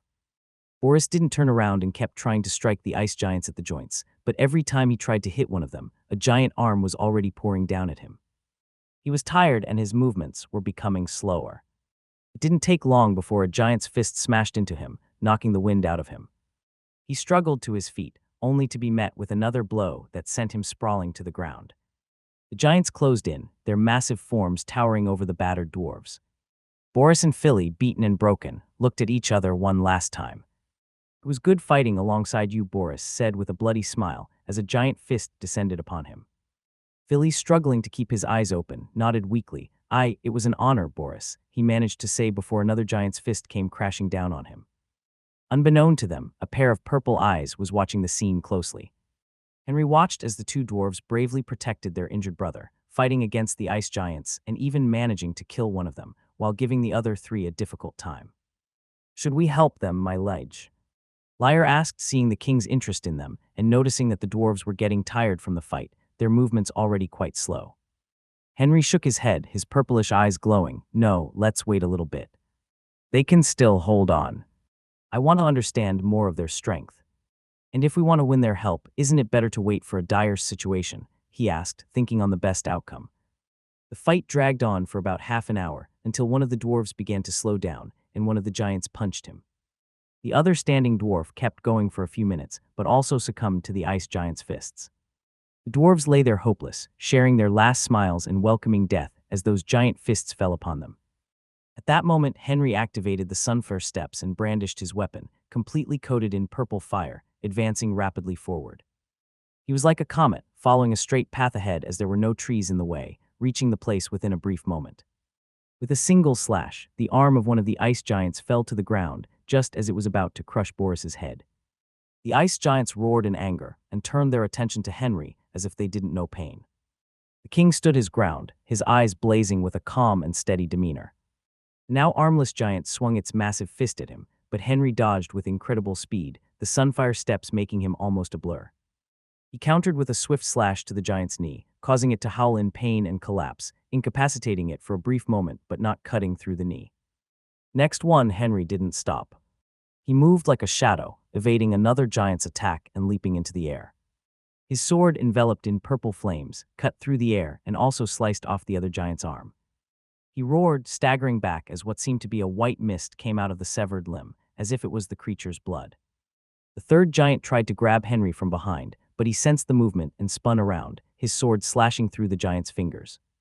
The giant bellowed in pain, and Henry took the opportunity to drive his blade into the giant's chest, the purple flames burning through the ice and flesh. The second ice giant fell. Henry didn't aim for the forehead, since he didn't want to damage the mysterious gem. Henry pulled his sword out and turned to face the remaining two giants. Not coming, he mockingly asked, waving his sword at them. Although they didn't understand his words, the giants still madly charged at him. Henry gave a cold smile, deciding not to show mercy. The sword is also about to break, but it's enough to finish both of you. Henry's normal sword was already filled with cracks all over, and it wouldn't be able to sustain any more than 6 attacks. Here they come, he thought, seeing one of them charging towards him without an arm, unable to contain its desire. The first of the two remaining giants lunged at Henry, swinging both its massive fists down. Henry sidestepped swiftly, using the momentum to slash at the giant's leg, severing it cleanly. The giant roared in agony, collapsing again onto one knee. Henry took advantage of the situation, leaping onto the giant's chest and driving his sword into its heart. The purple flames burned intensely, and the giant let out a final pained cry before falling lifelessly to the ground. The final giant, now filled with rage and desperation, wishing to avenge his brothers, charged at the king with a deafening roar. Henry stood his ground, waiting for the right moment. As the giant swung its fists again, Henry ducked and rolled beneath its legs, slicing through both ankles. The giant toppled over, unable to stand. Henry climbed onto its back with swift precision and also plunged his sword into the giant's heart from behind, the purple flames consuming the creature's icy flesh. The giant writhed for a moment before succumbing to the fatal blow. It's easier than I thought to fight against these creatures. They only have a great strength and no brain. We only need to be faster and stronger, Henry thought. He stood atop the fallen giant, his sword still ablaze with purple fire. He surveyed the battlefield, ensuring no more threats remained, before digging out the gem from the creature's forehead. The snow beneath their feet was filled by the fighting remnants, with Henry's steps clearly visible. Liar and the rest of Henry's soldiers approached. Go tend to those dwarves and see if they are alive, Henry commanded. I will remain here to confirm if everything was giving. Liar nodded and quickly moved to check on the dwarves, while Henry remained vigilant, his senses heightened for any potential danger. As the soldiers worked to stabilize the injured dwarves, Henry kept digging out the 4 mysterious gems out of their foreheads. It didn't take long for Liar to return to Henry's side, her expression serious. The dwarves are badly injured, but they'll live. We need to get them to safety quickly. Any one of them is awake. Henry asked. We need to know the whereabouts of their village. We'll escort them back to Stone Village and learn nonstop. And perhaps in turn, they will become valuable allies. No, my liege, Liar responded. Then let's wait for tomorrow. We'll escort them back to Stone Village. They've earned our help and respect, and perhaps in turn, they will become valuable allies. Henry said, let's go somewhere to help them recover as fast as possible. Boris could hear the sound of rough breathing near his ears as he seemed to be carried on someone's back. Besides the rough breath, he could hear voices that seemed both far and yet so close to him. What is happening? The dwarf asked himself, trying to sneakily open his eyes to see what was going on. The last thing he remembered was looking at Philly as the massive hand of the ice giant was about to take his life. Then a purple light clouded his vision, and he passed out. Humans, Boris almost screamed, seeing the figures walking through the forest, but he managed to contain his voice and shut his eyes tightly, afraid that he would be discovered. What are humans doing here? It's been hundreds of years since we last saw one of them down here alive. All they do is throw their corpses to us, and we have to collect them to prevent the ice giants from gathering here. Boris couldn't understand what humans were doing down in the Screaming Valley. Last time they had any contact with living humans was when invaders had come to steal their marbles and kidnap some of their kin. The dwarves held little positive feelings for humans. Are Philly and Oin still alive? Boris squeezed his eyes open again, trying to see if his brothers were safe. He spotted Oin, whose legs were destroyed, covered with a furred mantle to maintain his temperature. Oin was being carried on the back of a person at least 3 to 4 times his size, making him look like a child. This man seemed even bigger than those corpses they collected from the cliff. Through his squeezed eyes, Boris could see dozens of similarly large men, treading carefully across the forest. Where is Philly? Boris wanted to turn his head to look the other way, but he was afraid the barbarian carrying him would notice he was awake. He hoped the barbarian would move without caution through this dead gray forest, giving him a chance to turn his head and check. Unable to do anything else, Boris strained to hear the conversation happening nearby, his curiosity piqued despite his fear. The voice of the black-haired leader of these troops, a man wearing a long black furry coat, was low and calm. Check their wounds again. Make sure they're stable. We can't stop right now. I can feel those beasts gathering since their howls are getting more frequent, Henry commanded. Soon someone came to Boris's side and began to check his body. When they tried to touch his arm, he gritted his teeth in pain and squeezed his eyes, unable to maintain a calm face. This movement didn't go unnoticed by Lyre, who was the one checking their condition. This one seems to have woken up, my liege, Lyre called to the king, turning her head away from the dwarf. Shit, Boris screamed in his mind and sprang his eyes wide open, his heart racing. Without waiting for a single second, Boris forced his body and jumped down from the barbarian's back, who could do nothing but look at the small man without understanding what had happened. Boris took a fighting stance as he looked around, spotting Philly, who was also being carried by another barbarian. He was surrounded, and his brothers were with the humans, meaning that he couldn't easily run away. Drop my brothers, humans, Boris demanded, his body aching all over, but he still maintained his fighting stance, despite his trembling knees. I won't allow you to take them away. Silence spread across the forest as the troops looked at the small man with interest, especially the barbarians, who seemed to commend him for his courage to face them with such a small build. Lyre wanted to dash and take down the small man, her blue eyes glowing, but Henry stepped forward first, his image blurring and appearing right in front of the dwarf, who couldn't help but swallow hard, his knees trembling even more. The figure before Boris seemed to be like a mountain. I commend you for your desire to protect your brothers, Henry began, his voice serious, but why do you wish to attack the people that saved you? Do all the dwarves of your villages lack manners? Boris's eyes darted between Henry, Lyre, and the other barbarians, ready to react. We don't need your help, we've survived down here for ages without ye. Henry's gaze remained steady, a slight smile playing on his lips. That's not what I have seen. If my memory serves me correctly, there were 3 dwarves about to die if I hadn't saved them. Boris's eyes narrowed, his pride making him unable to see things and we would have faced death with honor, fighting those beasts to the end. We don't need pity from humans. Henry shook his head, his expression stern. Such a stupid response, he said, choosing not to go on with this. He had other things more important to take care of. I saved you because I admired your sense of brotherhood, your willingness to risk your life for your kin. I also have a few questions, if you may answer them. At those words, Boris hesitated. These people didn't seem to have the desire to kill or kidnap them. He glanced at his injured brothers for a few seconds, trying to decide what to do. Henry saw the internal conflict within the dwarf and continued, we are not your enemies. I only want some information and some compromise on your part. You and your brothers are safe with us. Boris finally let out a shaky breath and lowered his stance, though his eyes remained wary. Fine. But I'll be watching ye closely. Any sign of betrayal, and I won't hesitate. Even if I die, I will make sure to take you with me. Hearing that threat, Lyre took a step forward, reaching for the dagger on her hip, ready to strike down the dwarf who dared to disrespect her king. However, Henry stopped her with a glance, ordering her to hold back. He also wanted to extract information from Boris without resorting to violence. Do you mind if I ask you while we move forward? Henry asked. Those creatures seemed to be getting closer. The group moved hurriedly through the forest as the howls of beasts grew louder and more frequent. Henry had already counted at least 60 distinct types of howls, but the number was increasing with each passing moment. It seemed as if the creatures had grouped together to hunt them down. Boris walked beside Henry, with Lyre following closely, her hand on her weapon, ready to strike if the dwarf made any suspicious moves or raised a hand toward her liege. I've never seen the ice giants so restless. It seems we won't be able to leave the village for at least a year, Boris commented, glancing over his shoulder as if to ensure the creatures weren't right behind them, not bothering with Lyre's penetrating gaze. Do you often encounter these giants? Henry asked, not stopping his steps. Every time we go hunting, but we always try to stay out of their sight, Boris replied, his tone weary as every step seemed to be strenuous, his body sore all over. They're a constant threat in these parts. Normally they're scattered, hunting alone or in small groups. But when we kill some of them, they tend to group together to hunt the perpetrator down. Strange, how are they managing to locate us? Henry asked curiously.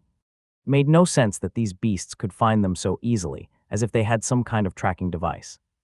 Boris scratched his head and looked up at the black-haired man, jumping over a vine sticking out of the ground. We don't know for sure, but we think it might have something to do with the gem inside their heads. According to the elders, their spirits are locked there, and when we kill them, their spirits latch onto the last person that touched them. They can sense their kin's spirit and locate us. And Boris hesitated but then decided to continue. This spirit seems to follow us for eternity. No matter how many years pass, the beasts seem to remember. Because of that, some of our warriors haven't set foot inside the valley for decades. Hearing those words, Henry's eyes remained calm, already calculating the implications of this information and planning strategies to counter it. These ice giants could create a significant hindrance to the cavalry that was soon to descend into the Screaming Valley. He couldn't risk losing his troops here. That's fine, Henry said, unperturbed, which seemed to amaze the dwarf. It seems like you don't understand, hairless human, Boris almost screamed, trying to put some sense into the man. He lowered his voice after hearing Lyre behind him, reaching for her sword. What I mean is that you will forever be chased by those living icicles. They are vengeful and will hunt you anywhere you go. Anywhere? Henry's eyes narrowed as he asked, an idea flickering through his mind that he had to mull over. The information was useful, and he could utilize it. Yes, Boris reiterated, anywhere. Do you understand now? Henry couldn't help but give a slight smile as he looked at Boris, thinking, maybe Luke is also a dwarf. They look so much alike. Look at those eyes. Oh, I forgot, Henry said, what's your name? Boris thumped his chest with a closed fist, Boris Hammerful. He then pointed towards his brothers. That's Philly Hammerful and the other one is Oin Hammerful. Are you blood brothers? Henry couldn't help but ask. No wonder you guys were ready to die for each other. Boris broke into a coughing fit, torn between embarrassment and irritation. No, where do you see such fine hair as mine on those two? He said, stroking his long brown beard that reached his waist. However, we may not share blood, but we've hammered at the same anvil and shared the same beer. We are brothers, Boris declared proudly. And you human, what's your name? Insolent, Lyre exclaimed, unsheathing her dagger and placing it against the dwarf's neck, ready to behead him. Such disrespect in front of my liege, I should have beheaded you. Despite the sharp edge of the weapon at his neck, Boris wasn't afraid. Instead, he straightened up defiantly, his eyes meeting Henry's with determination. His gaze seemed to say that he didn't do anything wrong. Henry raised a hand to calm Lyre. It's all right, Lyre. I appreciate the dwarf's forthrightness. He looked back at Boris, his eyes glowing in a purple fire. I am Henry von Stahl, king of all lands behind these mountains and descendant of Garrett von Stahl, the dragon slayer in the North's flame. Upon hearing the introduction, the dwarf's eyes brightened like a child meeting their hero. Are you a descendant of Garrett, the son of fire and anvil? Boris exclaimed excitedly. If not for the dagger at his neck, he would have rushed forward to kneel before the king and reverently grasp his hands. Henry looked at the dwarf, confused. How did these small people, who had no contact with humans and lived in this desolate valley all their lives, know about the founder of Stahl? And why did they call Garrett son of fire and anvil? Son of fire and anvil. Henry asked, puzzled, as he had never heard Garrett referred to this way. Boris nodded excitedly while Lyre sheathed her sword after Henry signaled her with his eyes. Yes, the son of fire and anvil, the one who built our village and forged Stormhammer, the chief's weapon. He worked with fire and weapons better than most chiefs, only losing to the god of dwarfs, Sindri. Apart from the stories and the place where he found Selim, this was the first time Henry heard tales of Garrett outside of a book. In Stahl, most of Garrett's creations and achievements had faded with time. Learning about them from a community with preserved records or oral stories about the founder was fascinating. Henry had many questions, especially since the shards of memory inherited through Selim were fragmented, showing only mixed and incomprehensible images. "Can you take me to your village?" Henry asked, thinking that meeting the dwarf chiefs and gaining their recognition might be easier than he initially thought. Boris hesitated, torn between respecting rules or guiding Henry to the village. For centuries, a strict rule had been passed down among the dwarves: no strangers were to be brought into the village. This law stemmed from a time when humans had exploited their goodwill, leading to them being robbed and kidnapped. Yet the man before him now was different. He was the descendant of Garrett, the son of fire and anvil, the hero who had once saved them and helped build their village. The stone village had debts. The elders will understand, Boris reassured himself, trying to muster the courage to break one of the first laws of Stone Village. I hope they don't put me inside the forge for this. He shivered, recalling the punishment for those who disrespected the village's most sacred rule and put it in danger. Every dwarf must return to the fire. This was why they were cremated after death. Disrespecting a capital rule meant an earlier return to the fire, being thrown alive into the furnace to meet a gruesome end. Henry could see the dwarf's internal struggle, but remained silent, not wanting to press him. Forcing Boris with a sword to his neck would undoubtedly break any relations between Stahl and the dwarf village, potentially leading the situation to a way of brutality, where the only way out was subjugation. Henry wanted to avoid this outcome. He preferred to win their allegiance willingly, ensuring their loyalty. After a brief moment of contemplation, Boris came to a decision. "I, descendant of the king, I'll guide you to our village," he declared, nodding his head and thumping his fist against his chest. Despite the pain radiating through his body, he maintained a hard expression, determined to see this through. Henry smiled and gave a simple nod of acknowledgement. "Stahl appreciates your decision, Boris Hammerful. Lead the way." Boris looked up at the clouded sky, then moistened his finger with his tongue before lifting it into the air. He stood like that for a couple of seconds before opening his eyes. "This way, descendant of the king." Despite his small frame and injuries, he moved swiftly through the forest. Henry nodded to Lyre and the barbarians behind him before following closely. Lyre, still wary, kept a close watch on Boris as they moved forward. The forest grew denser, the sounds of the pursuing ice giants fading slightly, though the numbers of howls seemed to keep increasing, likely surpassing 100. As they walked, Boris glanced at Henry. "Our village is hidden within the heart of the mountains. The path is tricky, but it's kept us safe for generations. It's a place where those icicle and hairless brutes can't reach. Have you guys lived there your whole lives?" Henry asked, his eyes scanning the mountain's shadows growing in front of them. The elders said that the son of fire and anvil led us there, and then used his sword to carve the mountain to open space for us to build the village," Boris replied, his hands waving energetically as if he was holding the sword himself, as if he were there witnessing the scene. "They say he used a single stab to pierce through the mountain, and if he weren't careful enough, he would have pierced right through it. That single slash was enough to drill a hole the size of an entire city within the mountain." Henry's eyes shone, imagining the scene and already anticipating seeing the village carved into the mountain with a sword. Ever since he received Selim, he couldn't help but wonder about Garrett's life, the man who had fought against the dangers beyond the frozen forest almost his entire life. He wanted to unearth and assimilate the memories inside Selim as quickly as possible, knowing there was something valuable within them. As he pondered Garrett's achievements, a question arose in his mind, which he voiced to the dwarf. If the ancestor was so powerful, why didn't he kill all these ice giants? With strength capable of carving a whole village into the mountain with a single attack, it shouldn't have been a problem, right? Boris looked at him, a bit angry, wanting to lash out, but remembering that he was the descendant of the man himself, he restrained himself. Well, those son of a beasts weren't here when the son of fire and anvil was alive. They suddenly appeared one day like they'd been hidden inside the mountains, and by that time the hero was already dead. Why didn't you reach out for help? Henry asked as the mountain's shadow that hugged the valley grew larger, making the trees look like small toothpicks. The elders of that time didn't want any contact with humans, not after your kin came here to steal our work and kidnapped a few of us to make them work on their walls or something like that, Boris said, casting his eyes downward. And we didn't know that the son of fire and anvil had children. If we had, the elders might have agreed to seek help. It's a shame. At those words, Henry remained silent, digesting all the information he had just received. There were many mysteries surrounding the appearance of these creatures. They came right after the founder of Stahl died, as if some kind of restraint had been lifted, giving them freedom. It was strange. Henry couldn't help but feel that something dangerous was approaching, and he had to be ready to face it. He had to build his kingdom and prepare himself. They continued their journey in silence, climbing a steep path carved alongside the mountain, with an abyss on one side where they could fall at any moment. For Boris, it seemed comfortable, but for Henry and the others, they could barely put one foot in front of the other without risking a fall. Henry turned his head and could already see the whole screaming valley. The clouds above them obscured the sky, and the forest hugged by the mountain looked like a dead forest. We're about to reach the village, Boris announced, breaking the silence.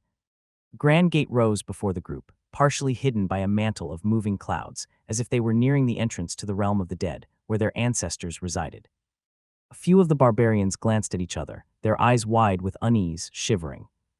They were not afraid of dying in battle, but they were deeply superstitious and feared angering their ancestors and being unable to dine at their table in the afterlife. Henry could hear the fearful whispers of the barbarians behind him as they momentarily stopped in their tracks, unsure if they should continue. He also paused to analyze the two stone hammers before him, which seemed to have some ancient runes inscribed on them. However, time had practically destroyed these inscriptions, leaving their meanings lost to history. Boris walked to the front of the gates, and after a moment of hesitation, he banged his fist powerfully on them 3 times, causing a metallic sound to resonate. Despite the strength of the dwarf's fists, the gates only trembled slightly. Then he took a few steps back and waited by Henry's side as Lyre stood behind them, ready to protect her king if needed. They will be here shortly, Hero's descendant, Boris explained, trying to reassure Henry. Lyre, watching the gates closely for any strange movements, couldn't help but ask, "Do you have no guards watching the gates, dwarf?" She couldn't see any archers protecting the entrance, which seemed odd given the size of the gates. Boris scratched his head and looked at the stern human female before him, who had seemed eager to cut his head off every step of the way. "Hairless woman, we've been here for hundreds of years. Apart from those ice-headed giants, we've never encountered other living beings for decades. Even if someone came down the valley, it's nearly impossible to find the village on their own." Lyre nodded in understanding, recalling the dozens of turns and difficult terrain they had traversed to reach the gates. They had even walked on the edge of an abyss, something most wouldn't attempt unless they knew they were searching for something specific. Furthermore, it was impossible for the ice giants to reach this place due to their immense size, which explained the lack of guards. She wanted to press the insolent dwarf further, questioning how their people had been kidnapped and their possessions stolen if they were so hidden and safe here. However, she stopped when the metallic sound of the gates being opened echoed. The sound traveled through the screaming valley, and at that moment, the howls of the ice giants, which hadn't reached them since they ascended, echoed simultaneously, making the mountain tremble. The gates opened, and Henry and his troops felt a wave of warmth emanating from within the cave. Behind the gates, they could see the bright and strong light of a grand burning furnace, which seemed to be lit by magma from a volcano. The silhouette of houses carved in the walls of the mountain could also be seen. Followed by this image and warmth, 5 dwarves emerged from the gate. All 5 had beards nearly touching the ground, white as the snow covering the mountain. They wore full metal armor and held war hammers. One of the elders, standing in the middle, wielded a war hammer as silvery as the moon, with small lightning bolts crackling around it. The 5 elders seemed ready to fight. "Boris, you wretched and hairless dwarf," the elder with the silvery hammer shouted upon seeing the hundreds of humans before them. 3 knocks on the gates. "Ye dare to bring strangers. No, despicable humans, here ye must be prepared to be punished with the furnace, right?" Boris, the elder with the silvery hammer in his hands, shouted as he saw the hundreds of humans before them. 3 knocks on the gates. "You dare to bring stranger, no, despicable humans. Here you have to be prepared to be punished with the furnace, right?" "Wait, Elder Chief Ungvi, he is the descend." Boris wanted to explain himself, but before he could even finish, a blade was already on his throat, threatening to end his life yet again. "You dare to betray us, dwarf," Lyre shouted furiously, swiftly pressing the blade closer to Boris's neck. She positioned him directly in front of Henry, ready to defend her king with her own body if necessary. There seemed to be no archers, only the 5 elder dwarves emerging from the gates, as if they were sufficient to face the intruders. Henry shook his head and raised his hand to calm Lyre, his eyes fixed on the elder chief. "My name is Henry von Stahl, descendant of Gerrit von Stahl and the rightful owner of the throne of Stahl." He introduced himself, hoping to calm the situation with his status. At Henry's words, Chief Ungvi's eyes burned with fury. "Ye miserable human, how dare ye sully the name and blood of our hero? The son of fire and anvil had no children and no descendants." He stepped forward, his hammer shimmering with intense silver lightning, reflecting his rage. Seeing Ungvi take a threatening step forward, Lyre pressed the dagger harder against Boris's throat, drawing blood. "Stop, or we will let these dwarves' blood moisten the mountain's ice and storm into your village." Her tone was as sharp as her blade, no fear in her eyes. The barbarians understood her intent and placed their axes at the necks of the other 2 unconscious dwarves. These gates were no door for their ancestors' realm, and only a door for another battle. And they had no fear of it. Ungvi's eyes blazed with even greater fury. "Ye despicable humans, ye dare to threaten us again like this. Ye have forgotten the honor of hero Gerrit. I will end ye all," he shouted, unable to contain his temper. He raised his war hammer toward the sky, and suddenly a powerful lightning bolt struck down upon Henry, the daring human who claimed to be the descendant of their hero. The silver bolt descended like a serpent, bearing its fangs at Henry. He looked up just in time to have his vision filled with blinding silver light. There was no time to evade. Instinctively, his hand reached for his sword, and with a slash faster than the light itself, he struck the incoming bolt. A deafening explosion echoed through the mountains, and a hole was torn in the clouds above them, allowing sunlight to pierce through and reach the gates of the dwarves' village for the first time in decades. Black purplish smoke enveloped the spot where Henry stood, obscuring him from view, his life or death unknown. The dwarves watched the black mist with careless, stoic expressions, certain that Henry had been reduced to ashes. Ungvi looked at the black mist with an expressionless face, his hammer crackling with tiny lightning bolts slithering around it. You dare to attack the king." Lyre's eyes blazed with fury as cold as ice, her words barely escaping through clenched teeth. Boris, still held captive by her, trembled with fear for the descendant's fate and his own life. Overwhelmed with rage, Lyre shoved Boris aside and activated her mana. The tribal tattoo on her body glowed as she rushed towards the dwarves, her form turning dark before becoming transparent with each step, blending into the surroundings. "Where did she go?" one of the dwarf elders asked, raising their guard as they scanned the area for the woman. They were unfamiliar with such witchcraft. Suddenly, in a heartbeat, her figure reappeared behind Ungvi, her dagger ready to pierce the old dwarf's skull. However, before her dagger could reach him, one of the elders beside him blocked her with a war hammer. Despite the heaviness and size of the weapon, her reaction speed was impressive. She mockingly locked eyes with Lyre before sending her flying towards the gates with a powerful swing. Luckily, Lyre managed to stabilize her body in the air and land safely on the ground. "Ye are quite fast, aren't ye?" the dwarf said, twirling the hammer in her hands, "but your smell really gives ye away. Ye humans have quite the distinct scent." "Fifth stage," Lyre silently thought, gripping her dagger tightly, her eyes scanning the other 4 elder dwarves, the one in the middle. He must be a 6th stage. A 6th stage warrior hiding inside the Screaming Valley, with the same level of strength as Luther, the supposed strongest man in these parts of the north. Someone capable of destroying a whole platoon by himself. Furthermore, there were 4 other dwarves in the 5th stage, an unbelievable force even stronger than Stahl's. However, despite knowing she had no chance of winning, the black mist surrounding the king's spot lingered in Lyre's mind, fueling her fury.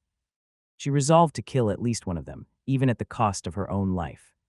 "Look at that, she doesn't learn right," the elder who blocked her, named Manny, mockingly said as he watched Lyre disappear again, his blue eyes fixed on her, determined to kill, "But it's quite cute even for a hairless human female." "You take care of her, Manny," Ungvi said, his eyes focused on the barbarians who seemed ready to attack. "We'll finish the others and get back to our ale." Ungvi's war hammer, which was even bigger than himself, shone in silver again as the barbarians courageously raised their weapons. "Don't you worry," Manny calmly gestured with her old hands, a happy smile appearing on her hairy and somewhat masculine face. "It's been a while since we had come out of the village." The forge was already becoming boring. And she paused as she blocked another attack from Lyre with her hammer, sending the woman flying yet again. "It's been ages since I had a good fight." Lyre crashed into the ground, rolling to her feet with a determined glare. She charged again, her movements a blur as she aimed for Manny's vulnerable spots. Manny swung her oversized hammer with precision, each strike powerful enough to flatten a boulder. Liar twisted and dodged, her agility allowing her to avoid the crushing blows. Manny grinned, her teeth bared in a feral smile. "You're persistent and fast, I'll give you that," she said, blocking yet another possible lethal attack. Without a word, Liar darted in again, aiming for Manny's legs, hoping to unbalance her. Manny anticipated the move, bringing her hammer down in a swift arc. Liar barely managed to dodge, feeling the air rush past as the hammer struck the ground with a resounding crash. "I can't get through her defense," Liar thought, panting. She realized she had to change her tactics to fight against this fifth-stage warrior. Circling around, she threw a handful of snow into Manny's eyes, temporarily blinding her. Seizing the opportunity, Liar moved in for a strike, but Manny, despite her temporary blindness, as if guided by her other senses, swung her hammer defensively, forcing Liar to leap back again. The elder dwarf wiped the snow from her eyes, her grin widening. "You think you can beat me with tricks, lass? I can smell ye even if I had no nose. It's my time now." Manny advanced, his hammer raised high, ready to strike down. Liar darted to the side, her movements a blur, and aimed for Manny's arm, hoping to disarm him. However, she suddenly felt a strong grip around her neck, blocking her air passage and asphyxiating her. Manny's grip was like iron, unyielding and merciless. Liar madly struggled, her vision dimming as she tried to free herself. Manny's face was inches from hers, her breath hot and foul. "You fought well, lass, but it ends here," she whispered. Just as Liar felt her strength waning, a powerful shockwave erupted from the black purplish smoke. The force of it knocked Manny off balance, loosening his grip on Liar.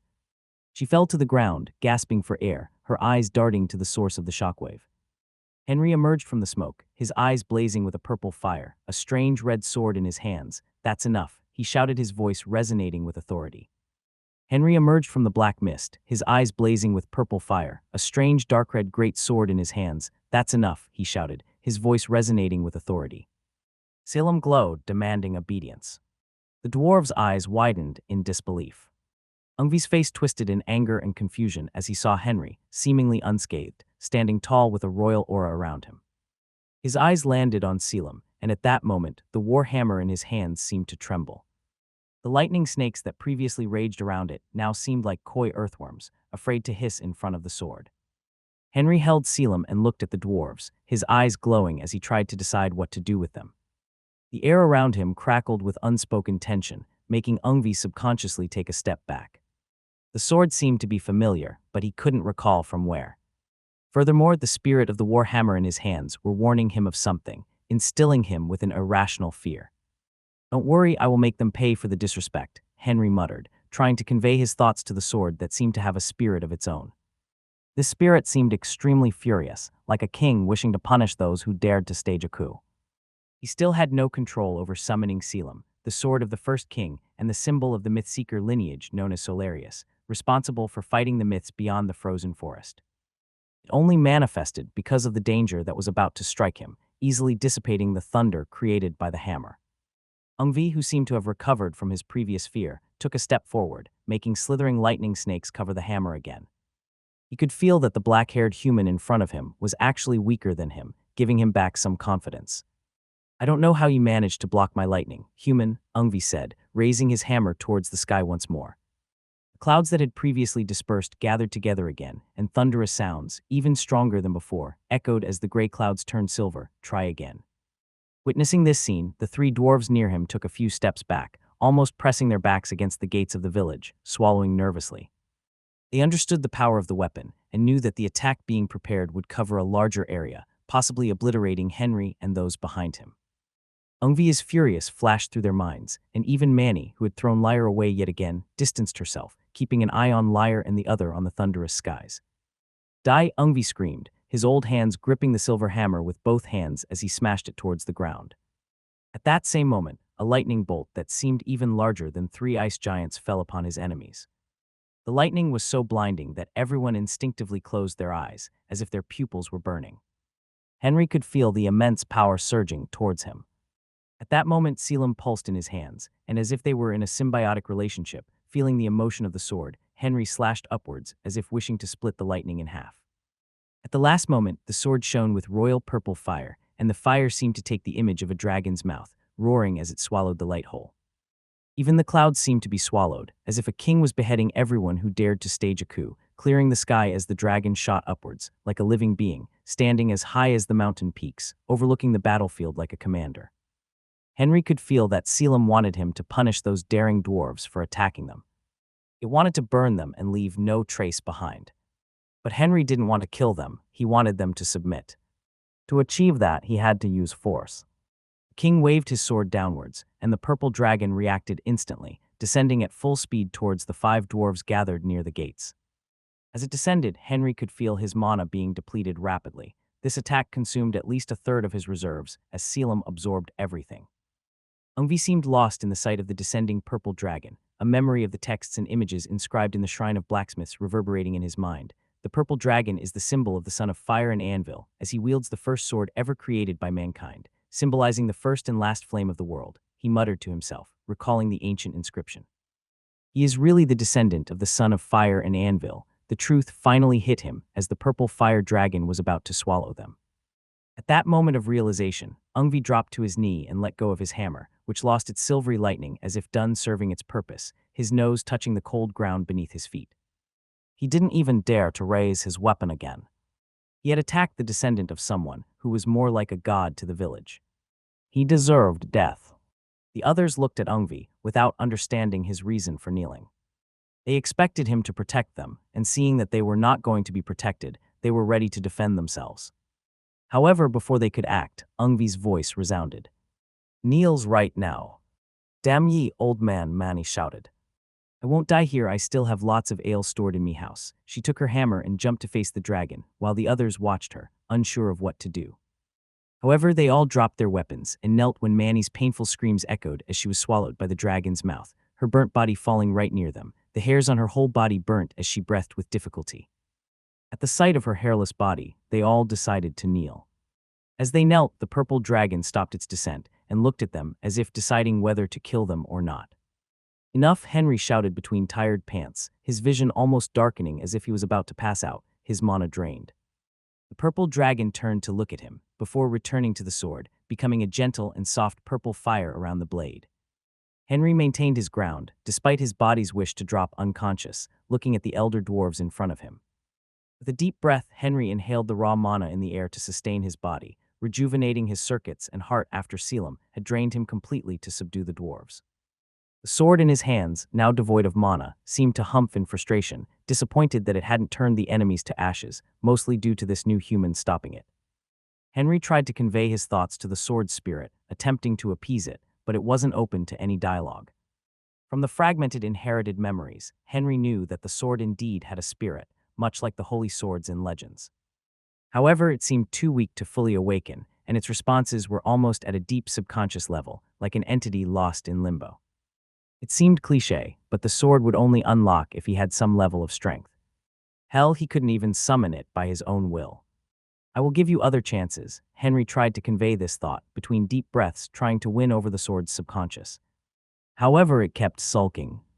After a few moments, Henry finally managed to regain his clarity and some of his strength.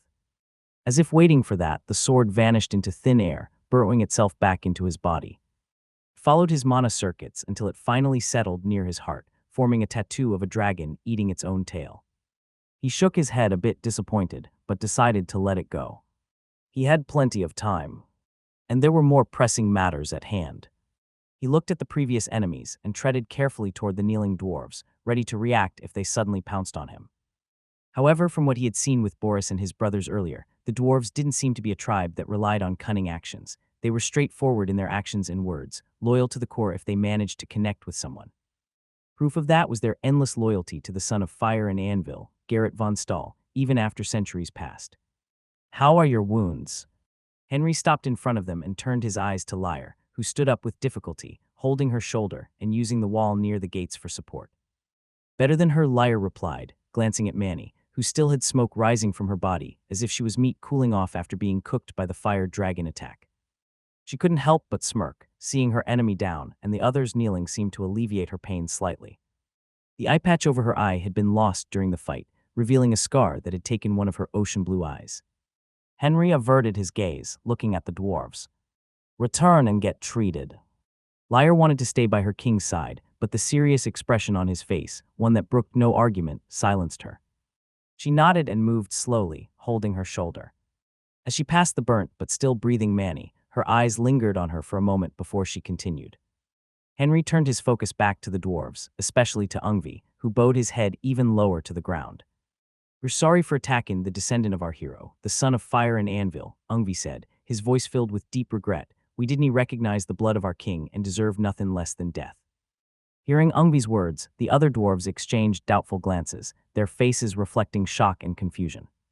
If Ungvi was saying that the man before them was the descendant of Garrett von Stahl, then he was like the son of a god to them, the rightful leader of their village.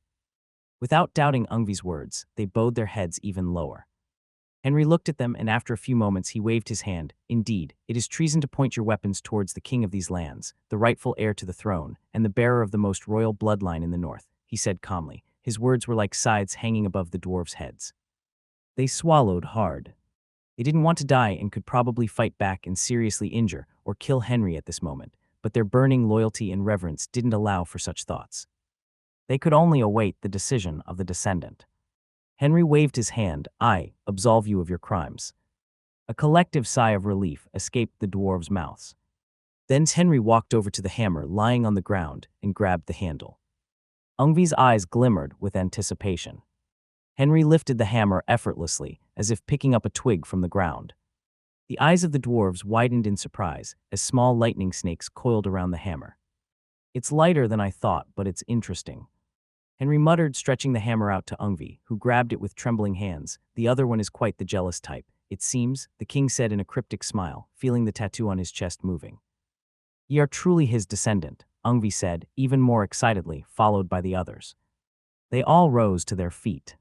"What? Oh, it seems like you still had some doubts about that," Henry said with an amused smile. "I had little doubt after seeing that dragon manifested by your sword. There are texts and stories that tell of the son of fire and anvil summoning purple dragons with every slash of his sword, exactly like yours," Ungvi said, clenching his hammer and lifting it for Henry to see. "This hammer is known as Skybreaker, and it was created by your ancestors' hands. He told us that only the chief appointed by the furnace's fire and those of his own blood could lift it." Ungvi's eyes gleamed even brighter. "Since he lifted it so easily, there is no more doubt. It's impossible to impersonate blood." Suddenly, without another word, Ungvi turned and walked to the front of the gate. Henry watched as the elder dwarf lifted Skybreaker, the hammer once again crackling with small lightning snakes, and struck the metal gate 6 times, each blow more powerful than the last. With each hit, the whole screaming valley trembled, and snow cascaded down from the surrounding mountains. The barbarians had to grip tightly and use their weapons to steady themselves. "We welcome the descendant of fire," Ungvi shouted, his voice echoing through the valley. The grand furnace was the main source of light and heat for the dwarves who lived inside Stone Village. It had been there ever since Garrett used it to forge Skybreaker, the silver war hammer wielded by every village leader and the most powerful weapon of these dwarves. The furnace, constructed from iron and stone, was connected to a large network of small tunnels that fed air into the never-ending fire lit by Garrett himself.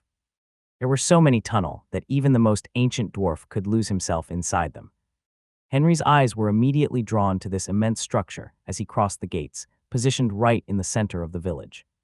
He didn't know why, but he felt a deep connection to the red flames tinged with purple.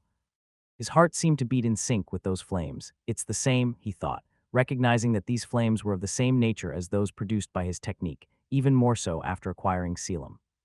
Lyre, who walked beside her king despite her injuries, kept her hands on her weapon.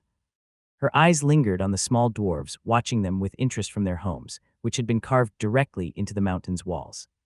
She could clearly see them murmuring among themselves, some of them rubbing their beards as they gulped down what appeared to be some kind of alcohol.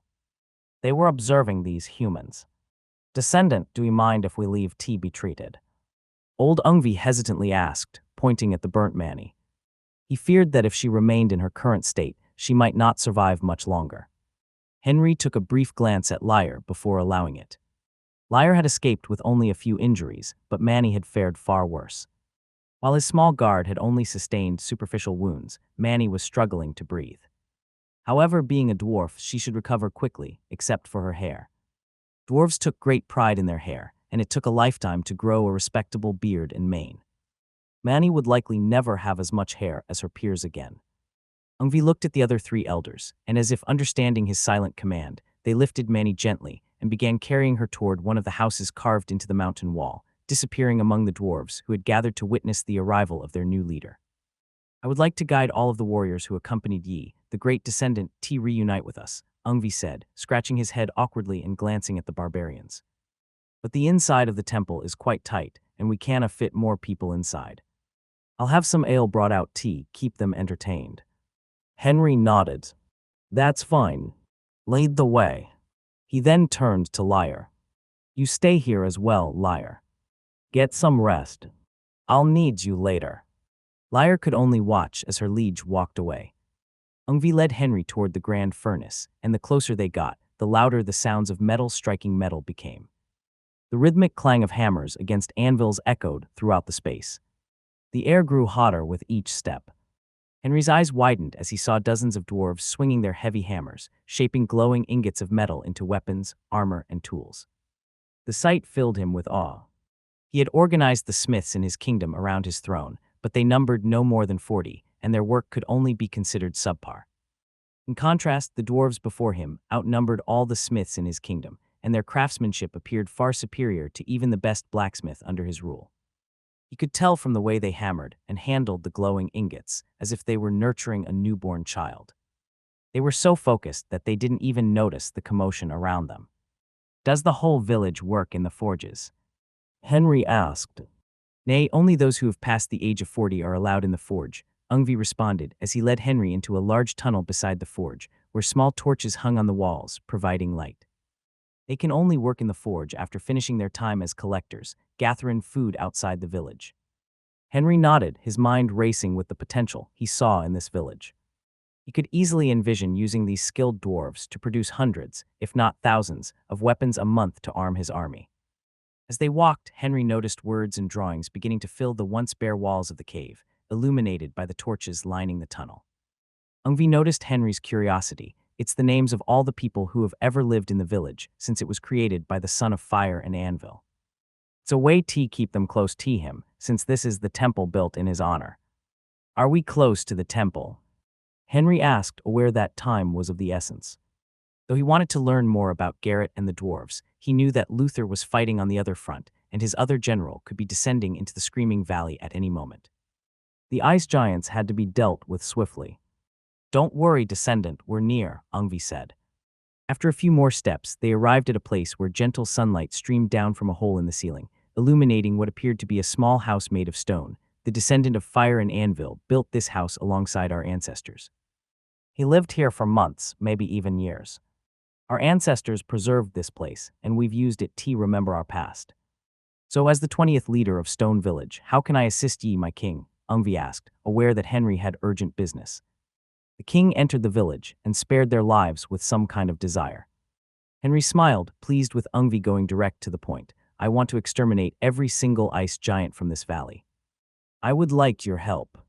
Ungvi's eyes widened at the mention of exterminating the ice giants, a menace they had battled for centuries. How can we do that, descendant? He asked, his voice a mix of fear and frustration.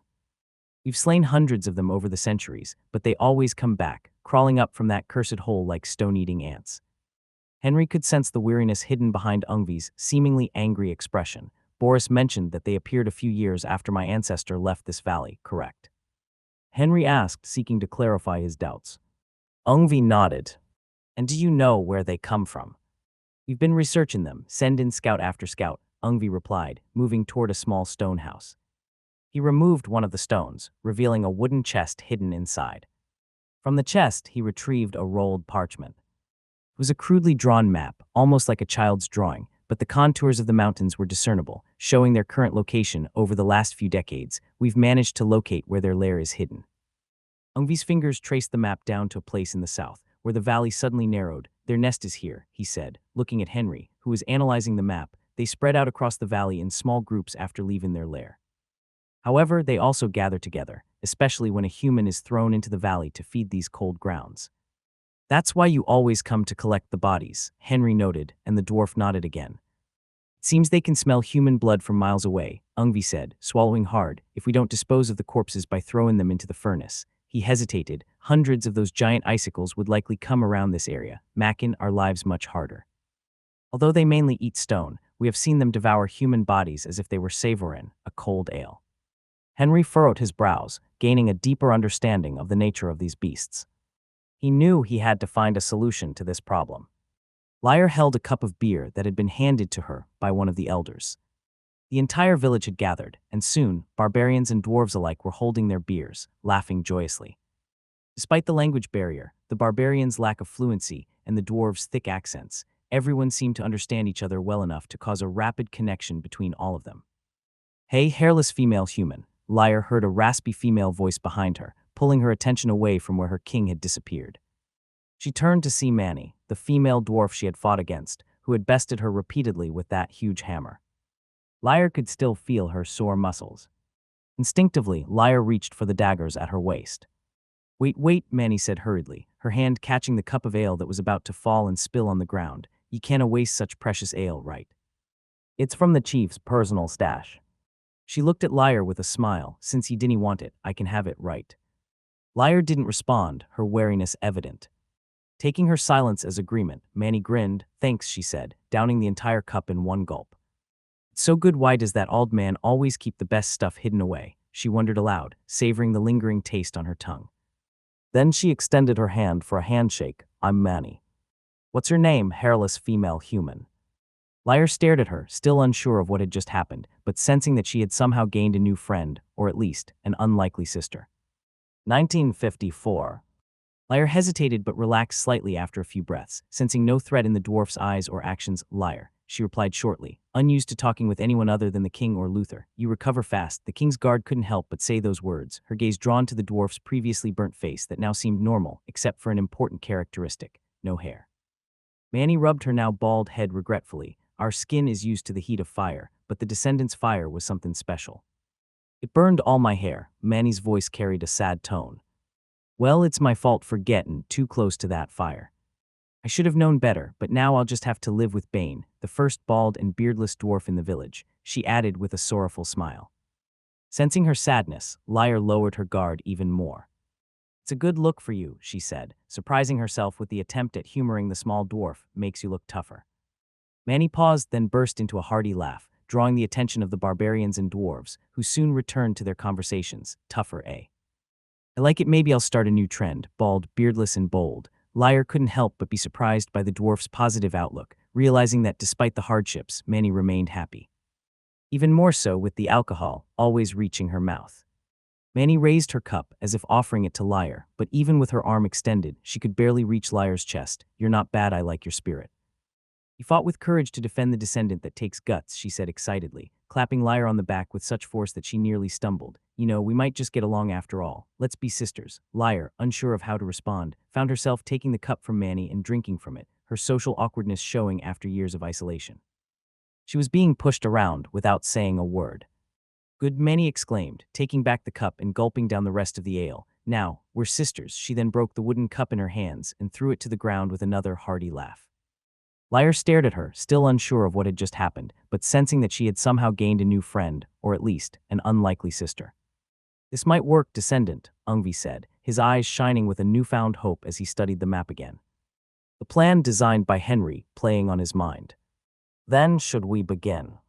Henry asked, his mind already imagining how easy this takedown of the capital of Eritrea might be. Next morning, Henry and his army, along with a dozen dwarves, including the 5 elders, made their way along a narrow mountain path. The wind howled around them, biting at their faces and threatening to sweep them off the edge as they marched in a long line. The path had been carved by the dwarves themselves over the centuries, designed for their build and size, offering the humans little room for error. Each step had to be taken with caution, their feet carefully placed on the snowy, rocky trail. Ungvi, leading the way, pointed ahead. "This way, descendant." "We're almost there," he said, keeping his voice low as they moved forward. "We'll soon be able to spot him." Henry nodded and kept following behind the dwarf, his steps firm as if the strong winds were nothing but a breeze. The barbarians were hugging the mountain with fear, not even daring to look down. Their huge frames meant that part of their feet hung off the narrow path, forcing them to walk as if tiptoeing. On the other hand, the dwarves moved with ease, as if they were on a casual winter stroll. "There," Ungvi whispered, pointing toward a massive hole in the ground surrounded by skeletal trees. Dozens of ice giants with glowing blue veins were guarding it, their jaws crunching on what seemed to be stones. They can eat anything.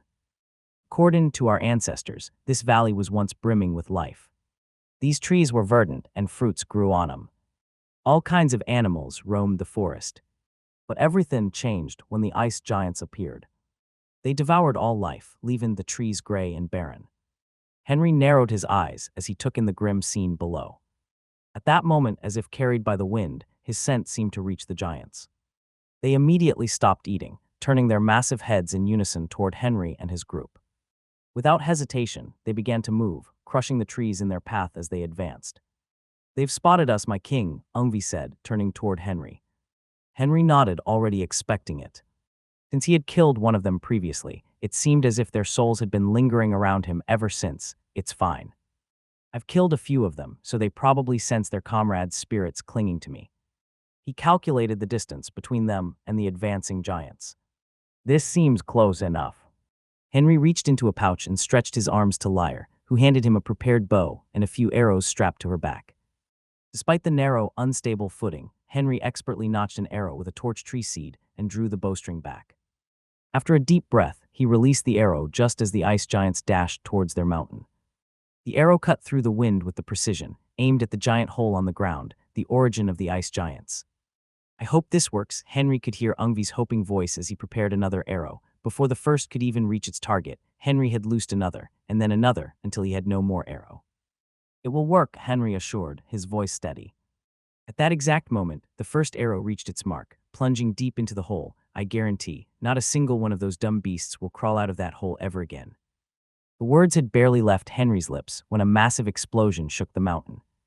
The first arrow had finally found the end of the hole, igniting and exploding with mana. In that instant, Ungvi and the others felt as if the entire world was on the brink of destruction. The deafening roar of the explosion reverberated through the mountains, causing the ground beneath them to shake violently. Some of the barbarians closed their eyes and hugged the mountain as hard as they could, afraid that the tremors and the wind would make them fall. However, that wasn't the end, and the first explosion was followed by 5 others.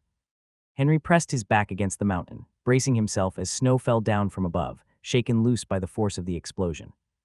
In front of them, the hole erupted with a blinding flash of light. A massive wave of heat and energy surged upward, destroying everything in its path. The ice giants were also caught into the explosion. Their glowing blue veins flickered and dimmed, and some of them stumbled and fell as the force of the explosion overwhelmed them. The flames coming out of the hole roared to life, hungrily consuming the trees and even melting some of the snow up the mountain. Henry could hear painful screams that seemed to be coming from somewhere, as if the mountains itself were groaning in pain, but at the same time were alive. The giant hole that made the lair and the origin of the ice giants disappeared together, with the dozens of creatures running towards them as the large volumes of snow coming from the top of the mountains swallowed all of them. Ungvi and the 4 other dwarf elders were bathed in a strange light. Ungvi swallowed nervously. "Descendant, is it really that simple?" he asked, unable to hide his surprise as snow continued to fall from the mountains like a white waterfall. Thankfully, the narrow paths they were on protected them from the worst of it. "Yes, it's that simple," Henry said confidently, patting his chest where the remaining torch tree seeds were stored, small seeds that had saved him many times before. The elders looked like they wanted to ask if he had more of those seeds, but before they could speak, they were interrupted by loud howls echoing through the valley. One howl was louder and more sorrowful than the rest, like a mother watching her child die. "It's the matriarch," Ungvi whispered, fear clear in his voice. The matriarch was the most ancient and powerful ice giant.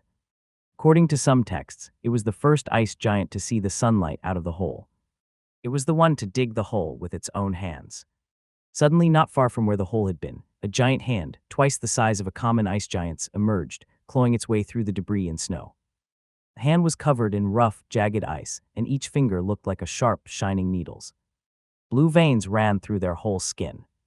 Henry watched as a head finally broke through the snow, howling as it struggled to pull its massive body free. "That's the first creature to crawl out of that hole," Henry muttered, seeing an ice giant the size of a modern building emerge from the snow. Its eyes held a strange mix of emotions as it looked at the ruins of its home. It let out a howl filled with both sadness and fury. In response to the sorrowful howl, dozens of hands began tearing through the snow, clawing their way out from beneath the icy layer.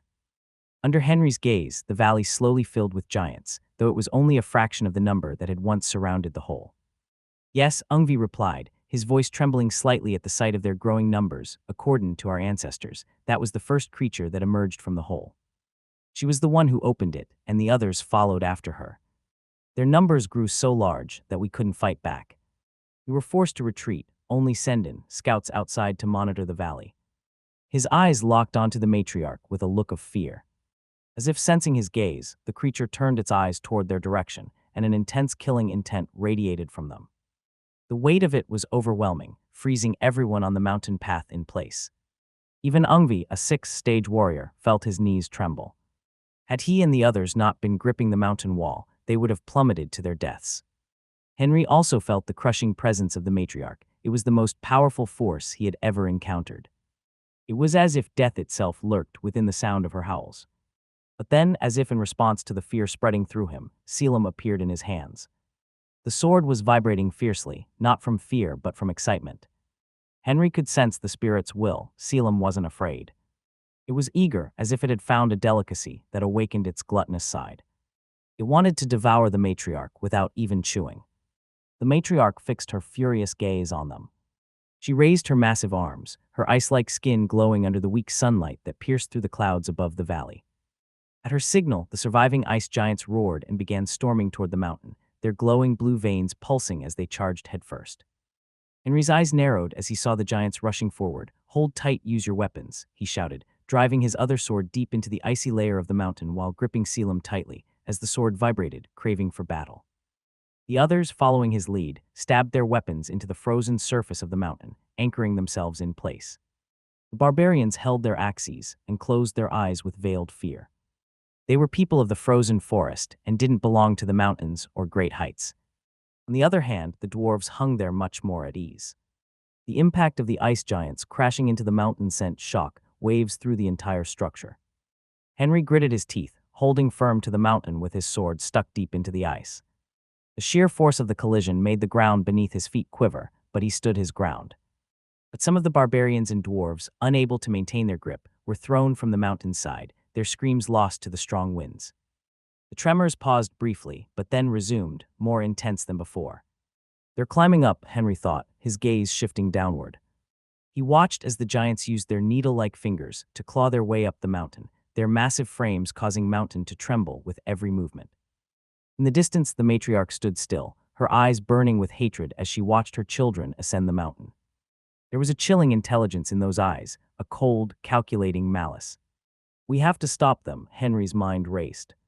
Giants were closing in fast, and with each passing moment, the risk of more of his men falling grew. He knew that if they reached their position, it would be over. They had to be stopped, and quickly.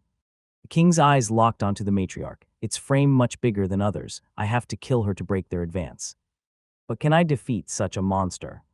Doubt crept in his mind as he considered the sheer size and power of the creature before him. The matriarch was likely stronger than any foe he had ever faced, perhaps even reaching the legendary 7th stage. As if sensing his hesitation, Selim shook fiercely in his grip. A purple flame covered the whole blade. The sword seemed to be urging him forward, taking out his fear and replacing it with fierce determination. "Let's do this," Henry decided, and without a second thought, he released his hold on the sword's handle. Henry fell toward the first ice giant, like an anchor falling towards the sea's bed. As he neared his enemy, Selim's purple fire shone even brighter, flickering with anticipation. With one fluid motion, Henry swung his sword, severing the giant's hand cleanly. The massive creature let out a bellowing roar as it lost its grip on the mountain and plummeted to the ground below. Henry used the falling giant's body to slow his descent, propelling himself toward the next target with precision. As he approached the second giant, Henry twisted in midair, his sword ready for another strike. The giant barely had time to react before Selim's blade cut through its head, sending its corpse tumbling down the mountainside. It didn't even have time to howl as its body crashed into the ground. Without wasting a second, Henry moved from one giant to the next like a force of nature, using their bodies or even the mountain to propel himself. His sword flashed again and again, like a purple comet. The sharp whistle of his sword and the painful cries of the ice giants covered the whole valley. One by one, the giants fell, creating a small mountain of corpses. Not a single one remained intact. After exterminating half of the giants climbing the mountain and unable to stop his descent, Henry landed on the pile of corpses reaped by his sword. Standing atop the pile of corpses, Henry caught his breath, Selim's purple flames still flickering along the blade, hungry for more. On top of the mountain, Ungvi watched with wide eyes, a mix of awe and disbelief. He swallowed hard, glancing between his hammer, Skybreaker, and Henry, who now stood on a pile of corpses. The sight was almost surreal, the ragged kind surrounded by the towering remains of the fallen giants. Ungvi exchanged a look with Lyre and the other dwarf elders. A silent agreement passed between them, and without hesitation, they jumped down, ready to join the battle, letting go of the weapon's handle. The elders descended like a storm, their hammers swinging with deadly precision. Each strike was aimed at the giants still clinging to the mountainside. Heads were crushed and arms were severed, sending more giants plummeting to their deaths below. The ground around Henry soon became littered with even more bodies, forming small mountains of defeated enemies. Skybreaker's silvery lightnings engulfed its enemies, killing them on the spot or even breaking their whole arms. After a few moments, Lyre and the dwarves landed near Henry, their eyes scanning the battlefield. Only 15 ice giants remained, still climbing determinedly up the mountain, their glowing blue veins pulsing with fury. They wanted to kill the barbarians and the remaining dwarves up the mountain. Well, that was easier than I expected, Ungvi said with a sigh of relief. Course it was, old dwarf Manny replied, rubbing her hairless head with a grin. Strong and bald Manny was in the fight, and those giants were easy pickings, couldn't dodge or strike back. Henry, Lyre, and the 5 dwarf elders stood atop the pile of ice giant corpses, side by side, facing the matriarch. The creature was massive, at least 10 times higher than a human, and her presence loomed over them, radiating a pure, ancient feeling. Her icy form crackled with the energy of centuries, and the air around them seemed to be even more cold, as if threatening to freeze the blood coursing through their veins. "What's the plan, descendant?" Manny asked, her voice trembling despite her best efforts to sound strong. She was Manny, the bold and fearless, yet even she couldn't stop her hands from shaking as she gripped her hammer tightly. The others were just as tense, but they held their ground, knowing there was no turning back. They had to fight and kill this beast. Henry didn't waste a second with words. He tightened his grip on Selim, feeling the sword's spirit humming with eager anticipation for the thrill of the battle ahead. Without hesitation, the king activated the sunflower steps and dashed toward the matriarch. His speed left a trail of melting snow behind him as he moved like a blur. The matriarch's cold eyes seemed to be able to follow his every move. As he closed in, she lifted her foot and slammed it down, causing sharp ice spikes to burst from the ground, as if the earth and ice itself obeyed her will. Henry twisted and dodged, narrowly avoiding the deadly spikes coming out of the ground beneath him. When he couldn't evade, he used Selim to slice through the ice, the purple flames covering the blade cutting cleanly through the transparent and freezing spikes. Behind him, Lyre and the dwarves exchanged determined glances and charged at the matriarch, without looking back. In the blink of an eye, Henry reached the matriarch's heel and swung Selim with all his might. "Sulfur cleave," he shouted in his mind. The purple fire on the blade flared as it connected, but to his disappointment, it barely left a scratch, only chipping the thick ice covering her skin. "Dodge Liege," Lyre's voice cut through the freezing winds.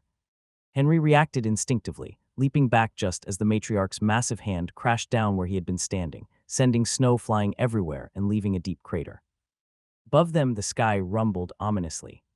Ungvi summoned all his strength and determination, his hammer crackling with silver lightning snakes. "I'll fry ye, cursed creature," he roared as lightning fell from the dark clouds, aimed at the matriarch's head. The creature howled in pain as a chunk of ice fell from her forehead, allowing them to see those lizard-like blue eyes.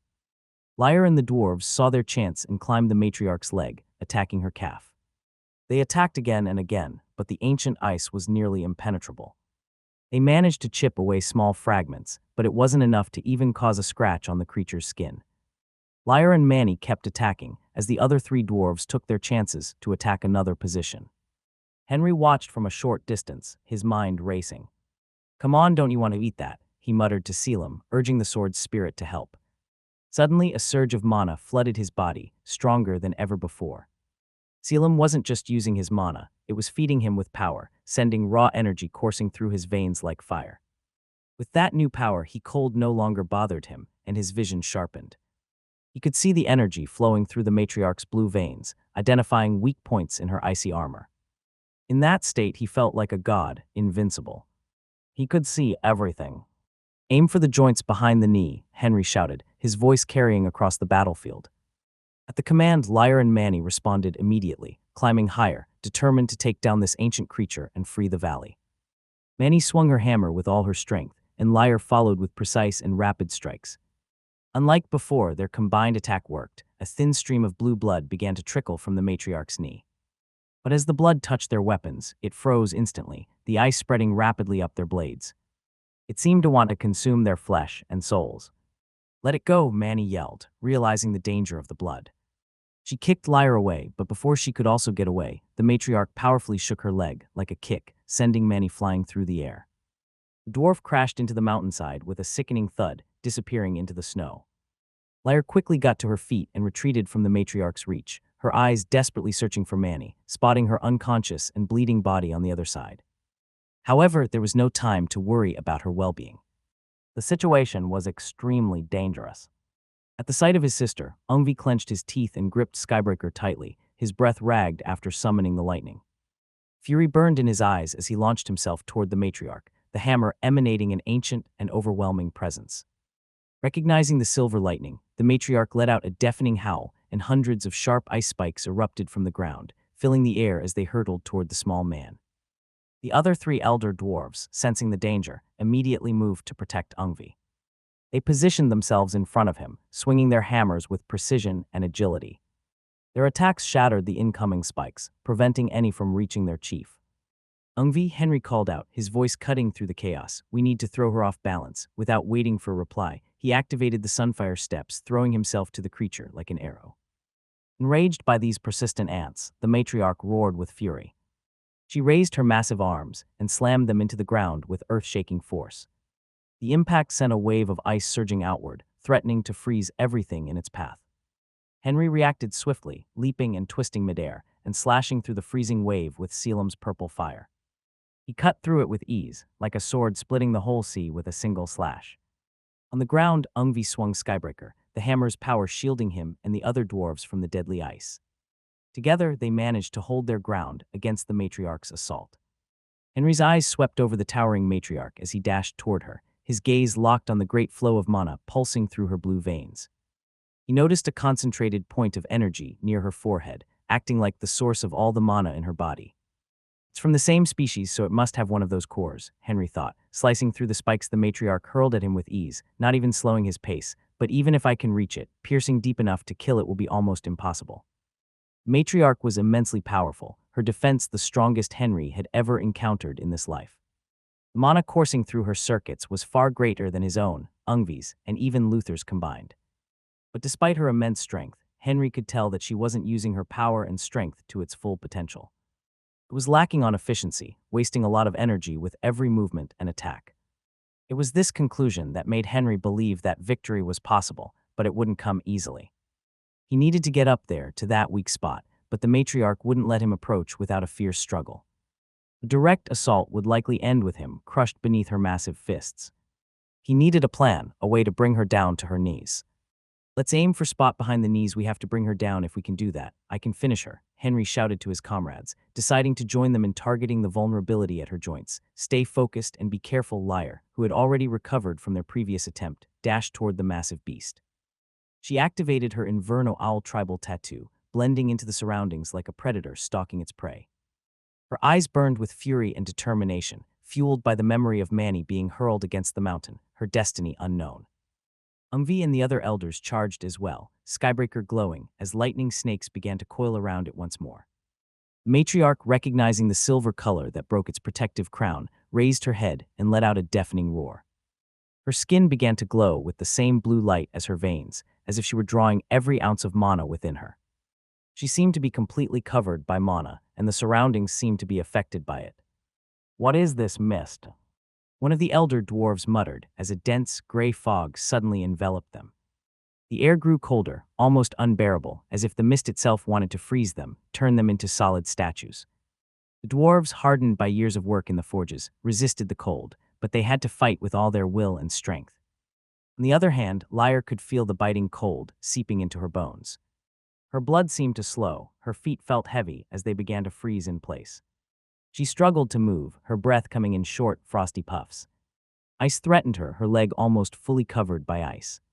Henry couldn't fully grasp what was happening, but through his heightened vision, granted by Sealam, he could see the truth. Mana radiating from the matriarch was transforming the very essence of the raw mana, bending it to her will. It was as if invisible tendrils were extending from her, seizing control of the raw mana in the environment. It was an unimaginable sight. The energy coming from the matriarch was covering the whole space around them. It was something that Henry wouldn't be able to replicate, even if he burned all mana within his body. They are moving, Henry thought, watching as the tendrils tugged the mana in the surroundings, forming deadly spikes in the air, ready to strike at Ungvi and his group. Ungvi and the others, blinded by the thick mist created by the matriarch, could feel something dangerous coming their way. The air around them grew heavy, and then, cutting through the fog, they saw hundreds of ice spears flying straight at them. It felt like the very valley they called home was trying to kill them. Behind me, Ungvi shouted, quickly pulling the three elder dwarves to safety. Skybreaker Lightning Dome. He smashed his hammer into the ground with all his strength, drawing in as much mana as he could. The lightning snakes wrapped around his hammer dove into the snow, racing through the ground like flashes of silver. Suddenly, they burst from the earth, shooting into the sky like snakes trying to become dragons, their roars echoing like a storm rising from the ground itself, rebelling against the heavens. The lightning broke apart the ice spears, shattering them into harmless pieces. The attack also cleared much of the mist that had surrounded them, giving them a brief moment of relief. They could now see the matriarch, standing still and glowing with a strange blue light. Lyre, who had been trapped by the ice, felt the cold grip loosening as the ice around her began to disappear into thin air. But the mist, although pushed back, slowly started to creep in again, closing the space around them. However, before the mist fully obscured the matriarch's figure, the haggard Ungvi shouted to his king, who was already by the creature's feet, "Descendant, I'll clear the way." The urgency in Ungvi's voice told Henry that the old dwarf was about to make a final, desperate move. Ungvi was putting everything on the line, trusting completely in the descendant of Garrett, the son of fire and anvil. "Do it," Henry shouted back, leaping upward and landing on one of the icy ridges covering the matriarch's massive form. He had abandoned his original plan to bring the creature down. The matriarch seemed unable to move after activating its spell, but Henry knew it would take more than brute force to bring her down. If Ungvi failed, those hundreds of ice spears would be aimed directly at him, making escape nearly impossible. He needed Ungvi to either disperse the mist or weaken the creature for him to strike a fatal blow. With Henry's approval, Ungvi raised his hammer once more, pointing it towards the matriarch's head. He took a deep breath, both hands gripping Skybreaker tightly. Suddenly, his entire body was enveloped in a bright silver light, which then flowed into the hammer, making it shine even brighter. "Snake's Ascension," Ungvi roared, and the silver light shot from his hammer, forming the image of a giant snake that slithered through the air as if it had wings, soaring toward the sky, aiming to strike down the matriarch. Seeing the opportunity, Henry pushed himself to move faster, scaling the matriarch's form as Selim continued to flood him with mana. In seconds, Henry found himself right by the matriarch's eyes, which seemed alert yet paralyzed, staring at him as if he were nothing more than a bothersome insect. Henry smiled grimly as he twirled Selim in his hands, positioning the blade right between the creature's enormous eyes. The sword vibrated eagerly, as if it was hungry for the kill. Without hesitation, Henry thrust the blade downward with all his might. The sword pierced through the matriarch's now blue skin effortlessly, as if cutting through water. Suddenly, a surge of powerful energy rushed into Henry's veins. Selim was absorbing the matriarch's mana, channeling it directly into him. He felt his mana circuits expanding, his heart racing as his capacity to store mana grew exponentially. As the matriarch's life force drained away, Henry could feel himself breaking through to the sixth stage. The creature once so powerful was defeated. 6 days later, Henry was mounted on his horse, leading a powerful force of dwarves, humans, and barbarians that marched behind him. The army made its way through the peaceful but eerie Screaming Valley, where bone-like trees cast long shadows over the snow as a weak sunlight shone upon them. Their heavy steps left deep and chaotic trails as they moved steadily forward. "Descendant will be a Riven in 2 days," Ungvi said, his voice carrying a hint of unease despite his efforts to sound confident. Henry glanced over at the dwarf, who clung tightly to Alaro's back as they rode together. Ungvi held an ancient map of the Screaming Valley that had been passed down through generations and generations of chief dwarves, a relic from the days when humans first invaded the valley, kidnapping the few of them and stealing their works before disappearing hundreds of years ago. "We just need to follow this path," Ungvi continued, but his words were cut off as the horse beneath him gave a sudden jolt. The map almost slipped from his hands as he clung desperately to Alaro, "Ye bald human with a grand beard, what are ye doin'?" "Let me get down," he shouted, his legs kicking as he tried to dismount, like a kid trying to get down of a toy. Olaro couldn't help but smile, quickly masking it by rubbing his beard. Ever since his arrival with the army, the dwarves had taken to calling him Bald Human, a nickname that struck a nerve. He had lost his hair at the tender age of 14, and it had always been a sensitive topic. Ungvi, naturally, had been the one to start it, and he wanted to pay back this old dwarf. So when Henry asked him to carry Ungvi on his horse, Olaro couldn't have been happier. These dwarves had never seen a horse in their lives, and when he arrived with them, they all kept their distance, as if a bit afraid of it. One dwarf who attempted to mount a horse had quickly screamed to be let down and refused to go near it again. Noticing their fear, Olaro saw an opportunity for some mischief. Throughout the journey, he would subtly nudge his horse, causing it to jump or move suddenly, just to see Ungvi's panicked reactions. Sorry, the horse must have been startled by something again. It's easily spooked. I'll try to keep it under control so it doesn't happen again. No need to dismount, Olaro said, keeping his gaze forward, still trying to hide his grin. Ungvi glared at the back of the bald man before him, debating if he should punch him on the back of the head or just get down from the horse. In the end, he stayed mounted, tightening his grip on Olaro's back, fearful of falling. Henry, riding alongside, noticed the childlike smile playing on Olaro's lips but chose to remain silent. Despite the teasing, the two seemed to be getting along well. Henry turned his attention back to the path ahead, his mind focused on the walls that encircled the capital of Eritrea. He could already sense that the upcoming battle would be straightforward, with little resistance expected. Most of Eritrea's soldiers had been killed, and their noble commanders, the backbone of their army, had perished on Stal's land. It would be an easy win, and he would soon strike Luak's side. 2 days later, a colossal wall emerged on the horizon, draped in a thick blanket of snow and ice. It stood like a frozen sentinel that had been guarding the city behind it for centuries, without taking a single second of rest, while also separating both sides of the valley. Sharp icicles covered the whole surface of the wall, like a porcupine. Though they couldn't see beyond the walls, Henry was certain that this was the barrier he had been searching for the last weeks. It protected the city nestled deep within the mountains from all the strange dangers coming from the Screaming Valley. However, this was the easiest route if they wanted to take down the city. The main route was filled with traps, and the lack of knowledge on the terrain meant that Henry would lose a significant portion of his army. Now, with the dwarves and a large contingent of troops, the city seemed vulnerable, at least from this side. It looks like the towers are abandoned, Olaro commented, narrowing his eyes as he studied the wall's battlements. There was no one guarding the parapets, and the whole place seemed to be silent and empty, not a single living soul could be seen. Ungvi, leaning forward from behind Olaro's broad back, tried to see as well. His old eyes looked carefully, but also saw no movement. The silence was strange. News of our invasion must have reached their capital by now, Henry said calmly, though with a sense of confidence. They've probably moved their soldiers to the main path up the capital, if they haven't already lost the will to defend this side over the years. The ice giants never reached this far because they have plenty of food where they are. So there was never any reason to guard this side, until now. Henry's words hung in the cold air, like an arrow ready to strike. He didn't want to waste any more time. Lyre, he called, and Lyre appeared beside him, almost as if she had been there the entire time, like a shadow following him on their journey. Henry handed her a small pouch. You and Manny need to go to the walls and place these seeds where the structure is weakest.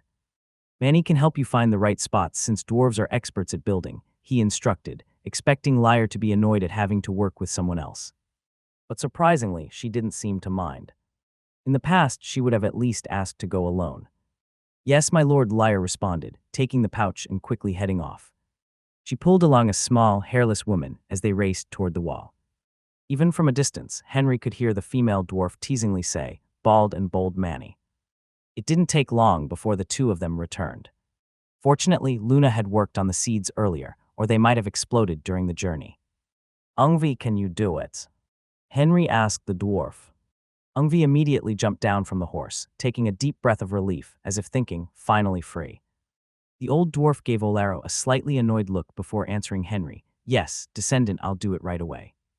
He raised his hammer, which became covered in silvery snakes of energy. As he swung it down, lightning struck the walls, and a great explosion followed. Inside the throne room of Eritrea, Lateral Silverson, now self-proclaimed king of Eritrea, sat on the throne with a sword in one hand and a cup of beer in the other. His eyes were full of anger and frustration, creating a heavy tension in the air. Beside him stood a golden-haired woman, the rightful queen of Eritrea, now reduced to a mere servant. She carried a silver tray, her face bruised and swollen, with purple marks and red eyes that betrayed a hard beating. "Have you still not found them?" Lateral demanded furiously, glaring at the soldier standing before him, the captain of the capital's patrol team. "No, your Majesty," the soldier began, catching himself as he almost addressed him by his former title. His eyes flicked briefly toward the golden-haired woman, a sorrowful glance, before correcting himself, "King Lateral." "You worthless scum," Lateral roared, throwing the cup at the soldier's face. The metal hit with a sickening thud, sending the soldier stumbling backward, blood flowing from a gash on his forehead. He lowered his head, staying silent even as blood dripped onto the floor. "They can't have just vanished into thin air," Lateral hissed, his grip tightening on his sword as his rage inflated even more as desperation mixed within him.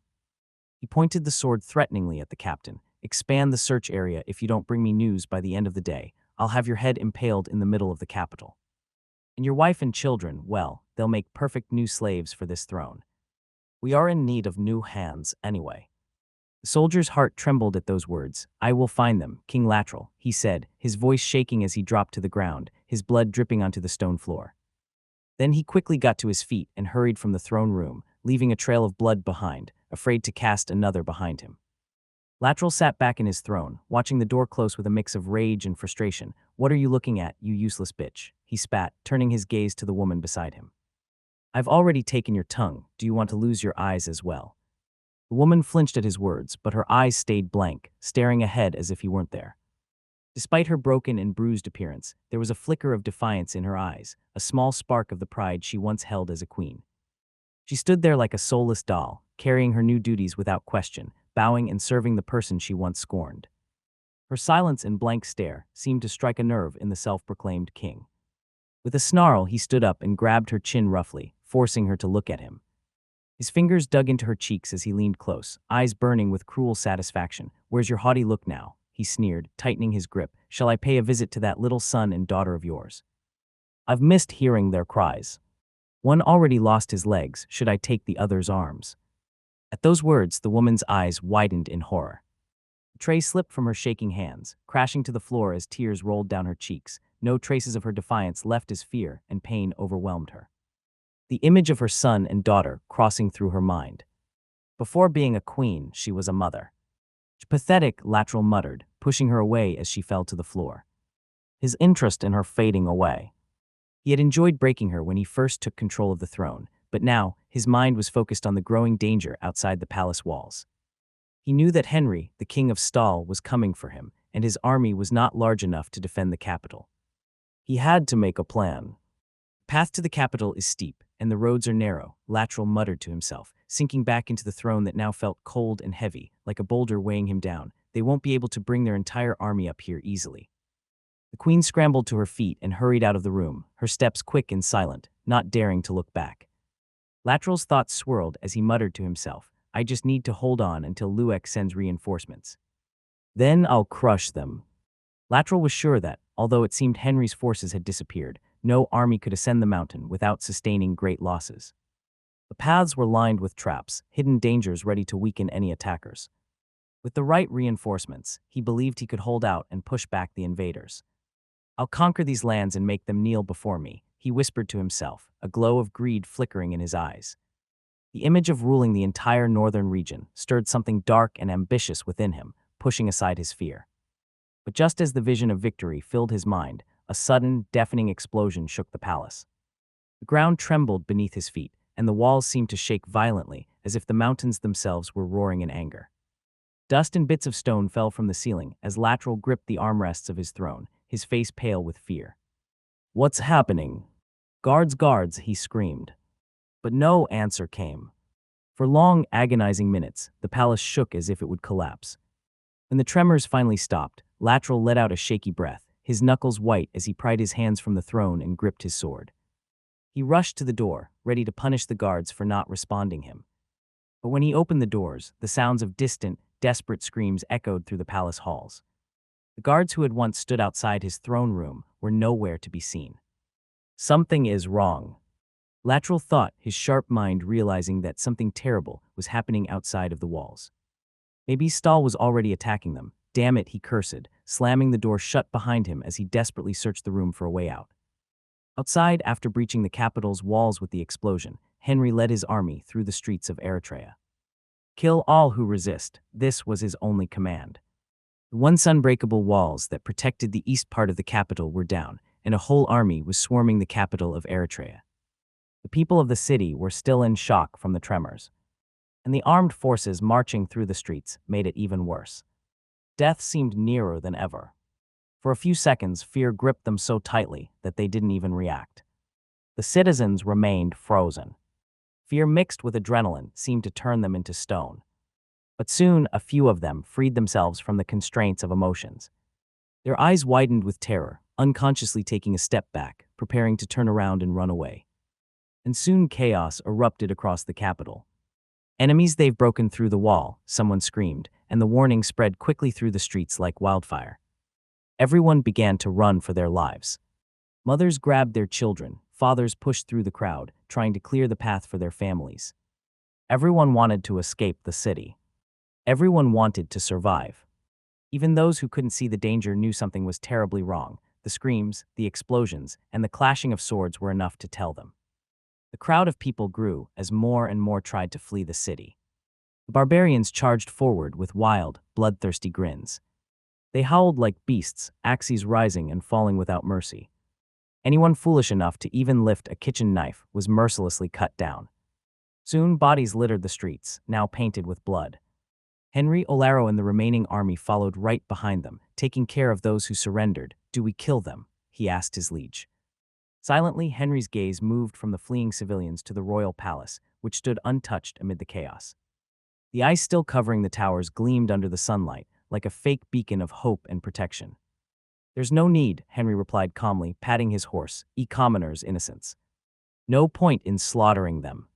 The goal was never to massacre the city, only to conquer it with minimal losses. Yes, all of these people were human resources. He needed them alive to work for the throne.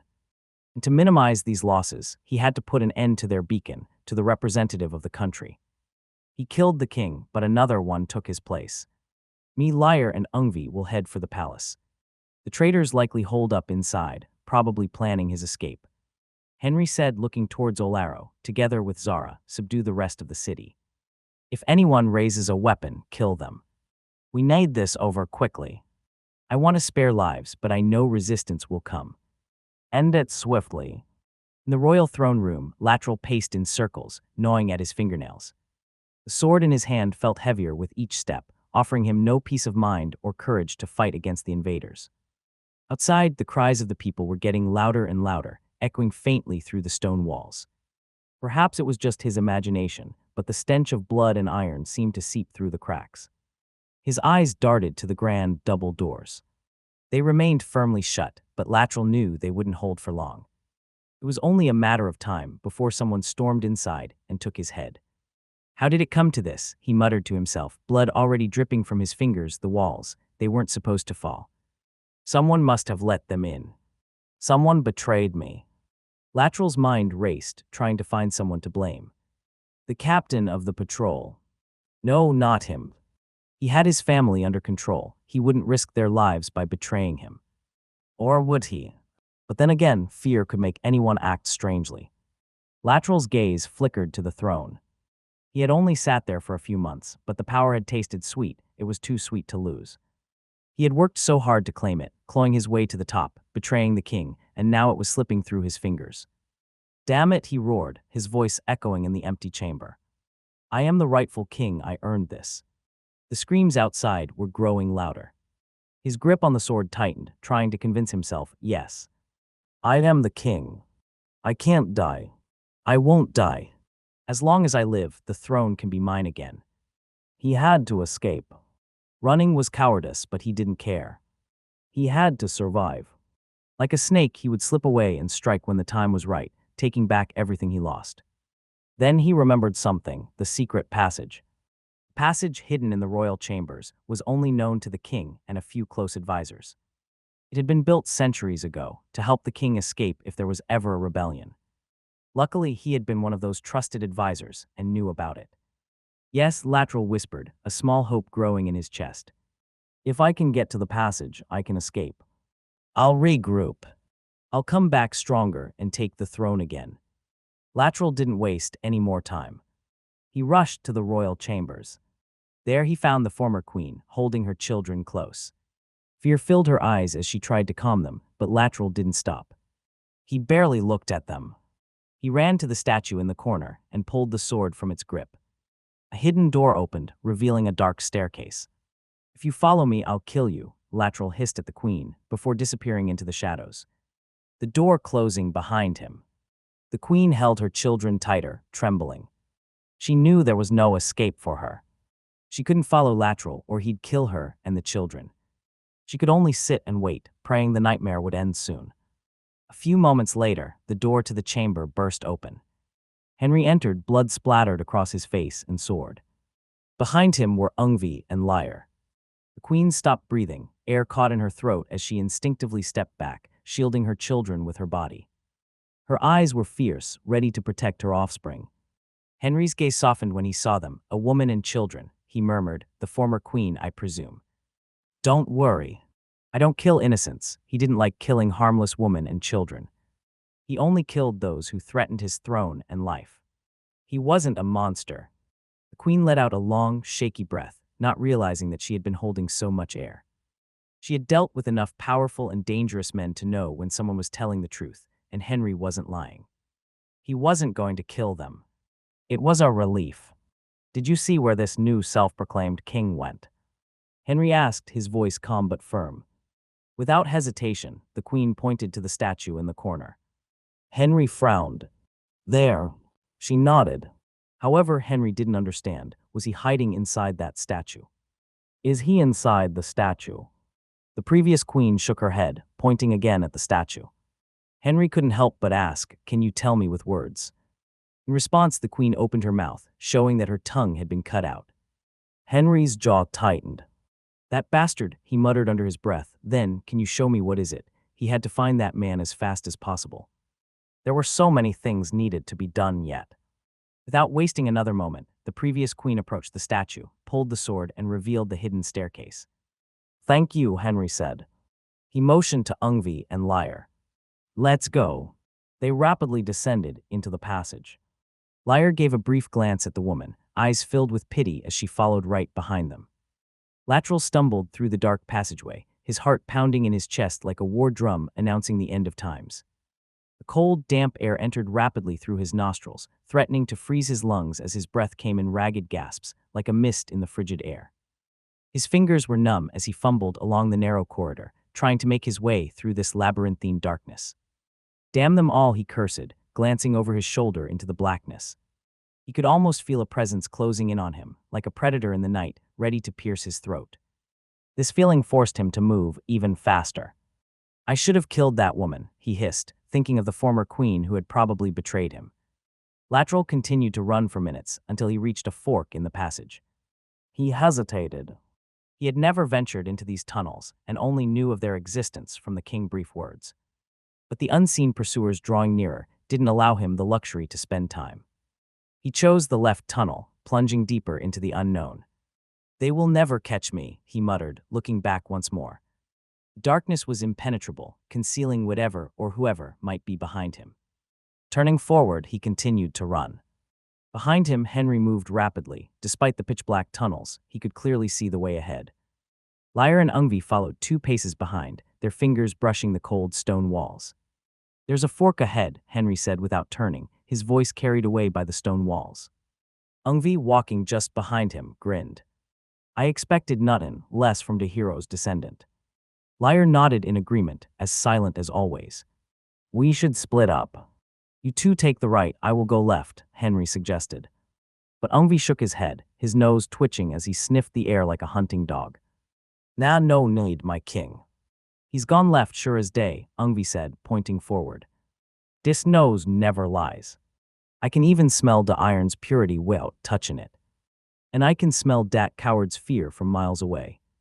Henry gave Ungvi a look but nodded. He trusted his men, especially when they were this certain. They would never do anything to let him disappointed. "Let's go then," Henry said, leading them forward. He could hear Lyre whispering to Ungvi, asking him about his tracking ability. Henry didn't interrupt. It wouldn't hurt for his guards to learn something new that could help him in the future. This tunnel never ends, Lateral cursed in his mind as he kept stumbling forward, his legs screaming in protest. The passage stretched on, seemingly endless, with no sign of an exit. His fingers were numb, his lungs burning with the cold air. He tried channel mana through his circuits to heat himself, but his scattered thoughts made it impossible.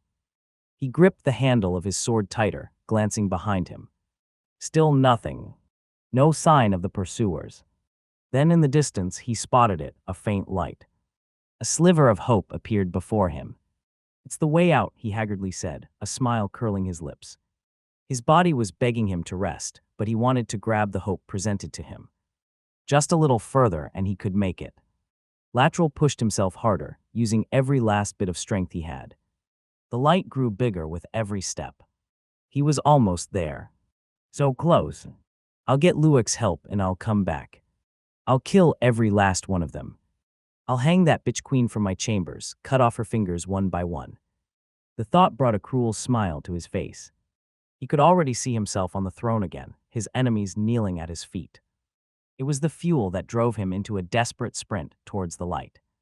But just as he reached the light, the ground vanished beneath him. Lateral felt himself falling into empty air, into the void, blinded by the light. His eyes unable to adjust to the sudden brightness after so long in the dark. His hair raced desperately as he plummeted. No, his instincts kicked in. His hand shot out, driving his sword into the stone wall. The blade caught with a screech, halting his fall just before the darkness below could swallow him.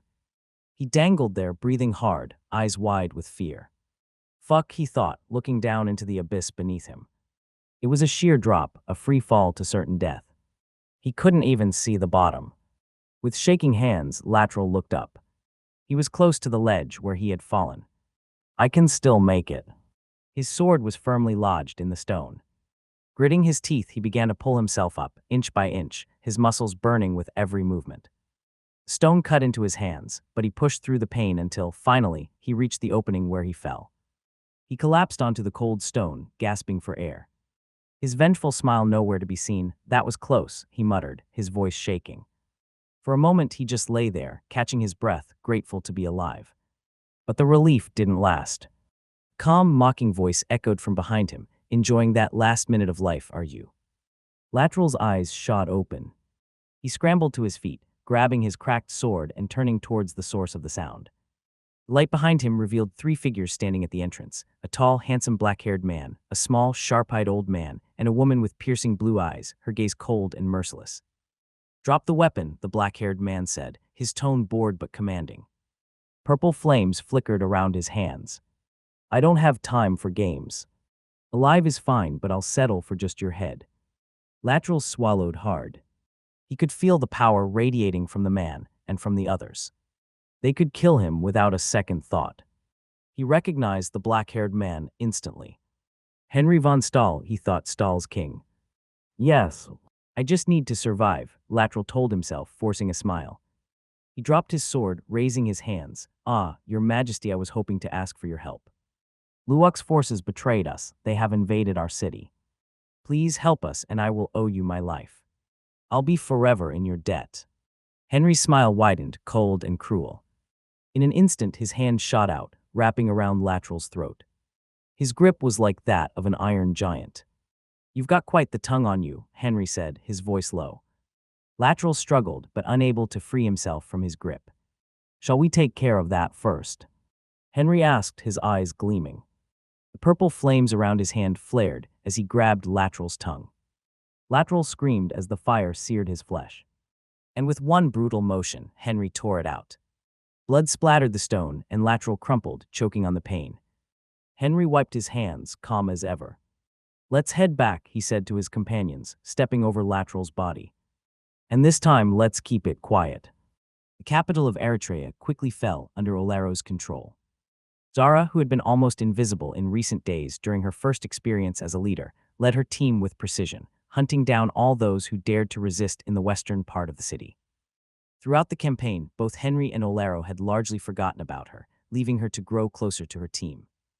Even when Henry entered the Screaming Valley, he left Zara behind with Olaro and the remaining troops. During this time, Zara made her team train relentlessly. She would rise before anyone else and finish long after the others had stopped.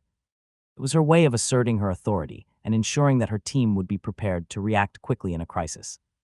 Now that hard work was paying off, Bolero had entrusted her with the responsibility of securing the western part of the city, while he and the rest of the army handled the rest. It took Zara and her soldiers only 2 hours to complete the task. General Zara called out as she approached Olero, who stood in the middle of the plaza in front of the castle, surveying the crowd of citizens kneeling on the ground, surrounded by soldiers. Her sword was still tainted with blood as her team followed closely behind, and hundreds of defeated people, heads bowed and trembling, trailed after them. "I have brought the captives," Zara said, her voice steady. "Those who resisted are dead, as you ordered, General." Her soldiers forced the prisoners to their knees. There was no distinction: women, children, the elderly, all were lined up, facing the castle and the plaza. Mothers clutched their children, whispering words of comfort in their ears, while men knelt patiently awaiting judgment. They held themselves as straight as they could, trying to shield their families from Olero and Zara's gaze. They were afraid that their families would die before their eyes. "You did well for your first mission, Zara," Olero said, his eyes lingering on her. Despite his attempt to remain distant, he had watched her push herself again and again, working harder than anyone else. The king had ordered him to give her room to grow, and she had exceeded his expectations. "Thank you, General," Zara replied, bowing her head slightly. Her tone was calm, almost indifferent, as if she expected nothing less. "What are we going to do with them?" She glanced at the thousands of kneeling residents, their faces filled with fear and uncertainty. Their eyes silently begged for mercy. "We'll wait for the king," Olero replied. "Our orders were clear: kill the ones who resisted, capture those who surrendered. It's not in our interest to kill everyone. These people don't seem particularly loyal to their king, or to that runaway rat. They'll fall in line under our king's rule easily enough." Zara nodded, her gaze drifting briefly to the palace, where the king had vanished, before returning to the captured citizens.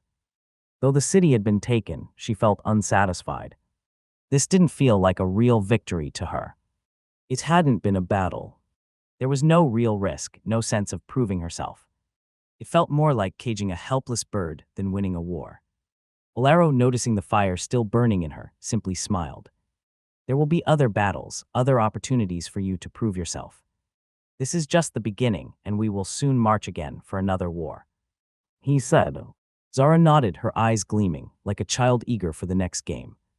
It wasn't long before the muffled sounds of screams echoed from the palace. All heads turned as Henry, Ungvi, and Lyre exited the gates, striding toward the plaza. Behind them, a beaten woman with golden hair staggered forward, clutching two children, one missing a limb. In Henry's grasp was Lateral Silverson, dragged by his hair, struggling to free himself, his mouth open as if to scream, but no sound came out. "My liege the king." The prisoners trembled at the sight, while all the soldiers, including Olero and Zara, dropped to their knees, eyes fixed on the handsome black-haired man who dragged the duke through the dirt. Henry ignored their actions, continuing his steady march until he stood at the center of the plaza where all could see him. He lifted the snake-like duke higher by his hair until Lateral's feet left the ground. The duke thrashed, trying to break free, but Henry's grip was like iron. His legs could only kick uselessly. Henry's cold eyes scanned the crowd of kneeling citizens and soldiers, his face devoid of emotion. "People of Eritrea," Henry's voice cut through the plaza. "This is your duke, Lateral Silverson, the man who betrayed your true king, Alonso Snowcrest. The man who stole the throne from its rightful ruler." Henry paused, watching as the captives looked at the duke with a mix of emotions, ranging from fear to hate. This man put them into this situation. He deserved to die.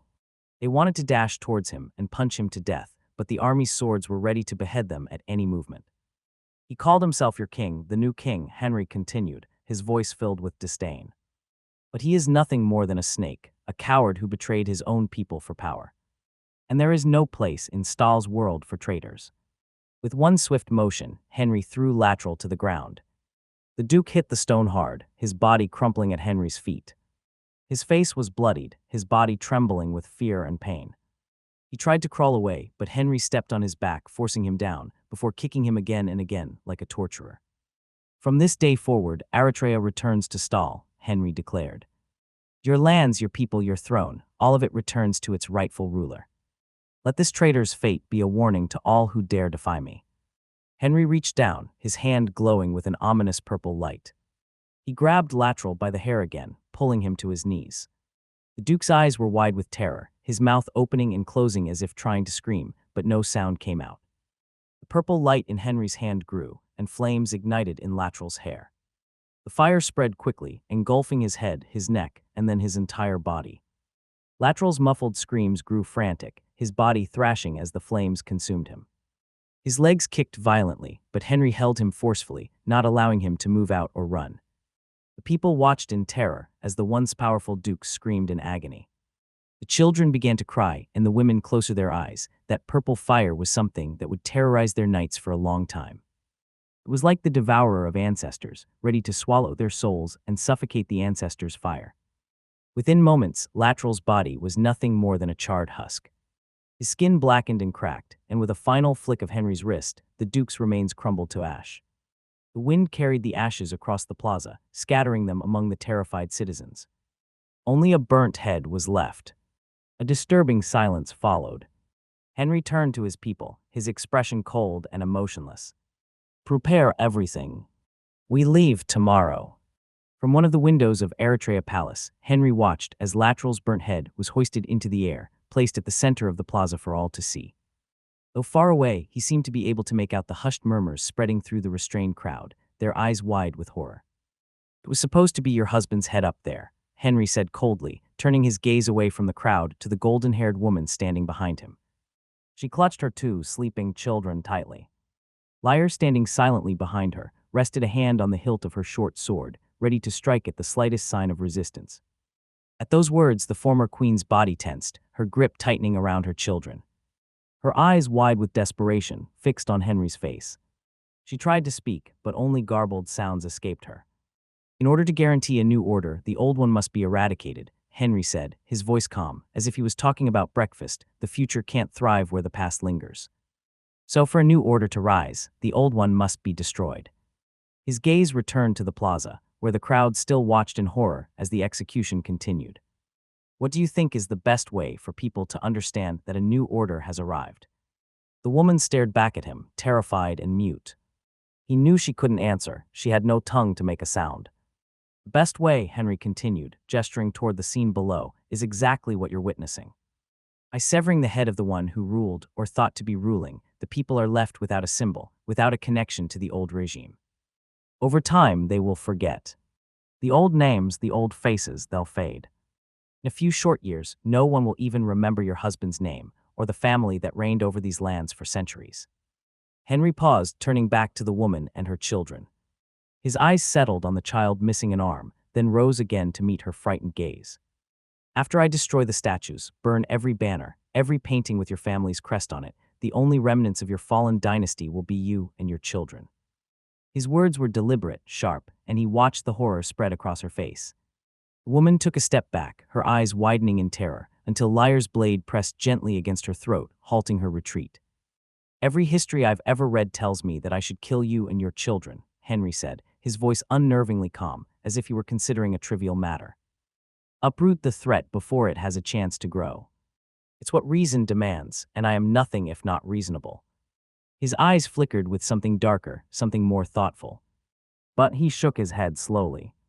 "Every fiber of my humanity tells me to spare you. So I'm torn, you see. Reason and heart are at war within me. I don't yet know which will win." He leaned forward slightly, studying her face with cold gaze. "So give me a reason to let you and your children live. Can you?" The woman's eyes darted toward her children. She couldn't speak, not without her tongue, but Henry could see the struggle in her. She understood what was at stake, her life, her children's lives, and she knew Henry was offering her a way out, slim as it might be. In Earth's history, there were many examples of royal families wiped out to secure a new regime, Henry thought, recalling the French Revolution. The revolutionaries had not only deposed King Louis XVI, but also executed him, severing the monarchy's connection to the people. The execution was a symbol, a break with the past, just as decisive as a blade cutting through flesh. By killing the king, the revolutionaries ensured that the old order would never rise again. The reign of terror followed, where thousands of aristocrats, royals, and enemies of the revolution met the same fate. Queen Marie Antoinette's death sent an even stronger message. However, the revolutionaries hesitated to execute Louis XVI's children publicly, fearing the backlash. Louis XVI, the young dauphin, was subjected to horrendous conditions and left to die a slow, miserable death behind closed doors, out of the public eye. The symbolism of sparing a child in public, but condemning him to suffer in private, was one Henry considered now. Killing this queen and her children would be the logical choice, Henry knew. It would uproot any potential threat to his new rule. Yet, despite everything, he couldn't bring himself to make that decision. The woman before him was powerless, without her tongue, without her title, and her children were weak and frightened. There was no battlefield here, no enemy to strike down. There had to be another way. The queen, understanding that Henry's question was an opportunity, acted quickly. She knelt, forcing her still groggy children to wake. They rubbed their eyes, disoriented, but when they saw their mother on her knees, they followed suit, kneeling beside her without hesitation. She couldn't speak, but her actions spoke clearly. She was offering herself and her children as subjects, acknowledging Henry's authority. Henry smiled, a small, satisfied smile. Good choice. Relief washed over him. His heart, it seemed, had won this battle. He wouldn't need to kill a defenseless woman and her children. They were no threat, not anymore. And perhaps more importantly, they could still be useful. The former queen held knowledge about this kingdom's lands that he could use for the next phase of his conquest. Yes, he thought to himself, I can use her. The woman remained on her knees, her children pressed close to her side. Henry nodded to Lyre, who removed her blade from the woman's throat, though she remained on guard. His eyes returned to the window, but this time he wasn't looking at the people, but at the horizon. The only thing left was Luwak, and he would be sure to take it down rapidly. Henry, Olaro, Ungvi, and Lyre stood around the large table in the center of the throne room, an outstretched map laid before them. The intricate lines and roads traced over it reflected the whole territory they had just conquered, giving them an idea of direction. Behind them, the former queen of Eritrea stood silently, her presence diminished, as if hoping to go unnoticed. But Henry had summoned her to the table for a reason. It looks like you've been using the White Merchant Road to trade with Luwak. Is it still in good condition? Henry asked, his fingers trailing across the map, following the route that snaked eastward toward Luwak's borders like the veins of a living body. These roads were like veins, supplying the kingdom with oxygen, much like Stahl. The queen's eyes darted nervously between the faces of those gathered, before nodding. She scratched the back of her hand, her fear evident, then bent down to write on a parchment. The sound of the quill scratching the paper was the only noise in the room. When she finished, she held it up for Henry to read. So the road south is in poor condition, but the eastern section is well maintained due to regular merchant use, Henry muttered, his eyes back on the map. Have you been to Luwak? How are their defenses? Again, the former queen nodded, quickly scribbling another response before lifting the parchment. Henry scanned the writing, his expression thoughtful. A stronghold at the border, and the only way through is by using the White Merchant Road. Henry clicked his tongue, annoyed. Why didn't anyone build another road? He muttered, shaking his head. It would have made things so much easier. The frustration was clear in his voice, though he knew the answer. Roads like the White Merchant Road was a great relic of the past, built by his own ancestor, strong enough to endure centuries of use in bad weather. The people of Eritrea lacked the resources and technology to construct anything similar. The road had become an artery for trade, vital to the cities and villages that had been built around it. To build another would have been costly and unnecessary. Merchants and travelers would always prefer to take a known path. It wouldn't take long for nature to devour it. Only one stronghold then. Once we get past it, we'll have a direct route into Luwak. We could reach the capital in a week, maybe a week and a half if we run into any trouble. Henry tapped the map thoughtfully, his mind racing with strategy. Luther should have already drawn most of their forces north, thinking we will attack from there. We have kept word of our conquest here from spreading, so we shouldn't expect resistance. What do you think, Olaro? Henry asked, glancing up at his general. Olaro, who had been quietly observing the map, nodded. I agree, my king. But since you want this war over quickly, I suggest we leave the barbarians and infantry behind. Our cavalry can move faster on its own. He shot a look at Ungvi. We can bring a few dwarves with us. They're light enough not to slow down the horses. Ungvi's eyes narrowed. Bald human, he snapped, pointing a finger at Olaro. We ain't small. We just choose to grow our beards and hair instead o' height. Why tall fool what's so great 'bout being tall, eh? Before the argument could escalate, Henry cut in, his voice sharp. Enough, both of you. I'm tired of your bickering. Lyre also seemed irritated, her fingers creeping toward the dagger at her side, as though ready to remind them both how easily arguments could be settled. These two had been getting on her nerves lately. They were always competing and bickering, be it about alcohol or strength. They were like kids. Anyway, Henry said, rubbing his temples, Olaro's plan is sound. If we leave the infantry and barbarians behind, we can reach Luek's border in 4 days, 5 at most, and still have enough strength to take the stronghold that same day. Olaro smiled smugly at Ungvi, but his satisfaction was short-lived as Henry added, you, however, will stay behind Olaro. You will stay here with Zara to stabilize the region and survey the cities. Send her to collect reports from the villages. Luke's scribes will need that information when they arrive. Olaro's smile faded.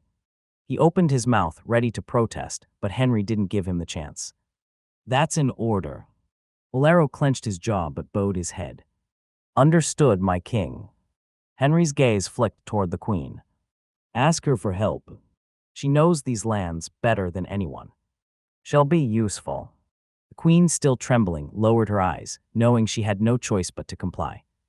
She was only a servant now, not the queen that commanded reign in the kingdom. Next morning, Henry led the cavalry down the winding mountain path from the capital of Eritrea toward the White Merchant Road. Behind him, the dwarves clung tightly to the riders, their arms wrapped around their partners in a death grip. They didn't mind heights, but a moving height was something else entirely. Every jolt, every shift of the horse beneath them sent ripples of fear through their small bodies. The descent was easy, the road well-maintained from centuries of merchant use. It was smooth enough for wagons, ensuring a swift journey as Henry's cavalry sped down the mountain. The snowfur horses were like ghosts. Juice so why no, Ungvi's voice grumbled through the hundreds of cavalry, we dwarves ain't scared a heights. But ye make this horse move any faster and I'll lose me breakfast. At the head of the army, Henry didn't bother turning around, a faint smile tugging at the corner of his lips. It was soon replaced by a thoughtful expression as his mind took him to the plans and way ahead. There was only one objective at the moment, take down the enemy and then stabilize this region. Then a smile appeared on his lips, go south. At the southeastern border between Stal and Luek, a chaotic scene was unfolding as hundreds of Luakian pursued a small cavalry troop of 20 men, racing toward the edge of a dense forest. Agusa, the promising young archer under General Luther's tutelage, was at the head of the cavalry. His eyes darted between the forest ahead and the pursuers closing in behind. He waited for the perfect moment before shouting, turn. Agusa pulled the reins of his snowfur horse, and the cavalry turned around in unison, bows drawn and ready. In one smooth motion, he reached for the bow strapped on his back and knocked an arrow. Loose, Agusa barked, his fingers releasing the tension of the bowstring. 20 arrows flew through the cold air, finding their marks in the packed rank of the pursuers. Some fell dead immediately, while others collapsed in pain, clutching their wounds and screaming. However, their comrades didn't care and pressed on, trampling their fallen comrades. Agusa wasted no time. He slung his bow over his back again and spurred his horse toward the forest, casting a quick glance over his shoulder to ensure the enemy followed behind them. After them, a voice bellowed from the middle of the pursuing army. Anyone who brings me ahead will have gold enough to live like a noble for their whole life. The promise of riches made them to pursue the enemy like a pack of hungry wolves, blind to the dangers of chasing a cavalry into the thick woods. Greed overtook reason and they charged into the forest, scrambling without setting a formation. Agusa and his troops urged their horses to go faster, weaving through the trees with ease. His heart raced not from fear, but from adrenaline and anticipation. When they neared a towering tree with a thick rope tied around it, he raised his sword. As the last of his men passed the tree, he slashed through the rope.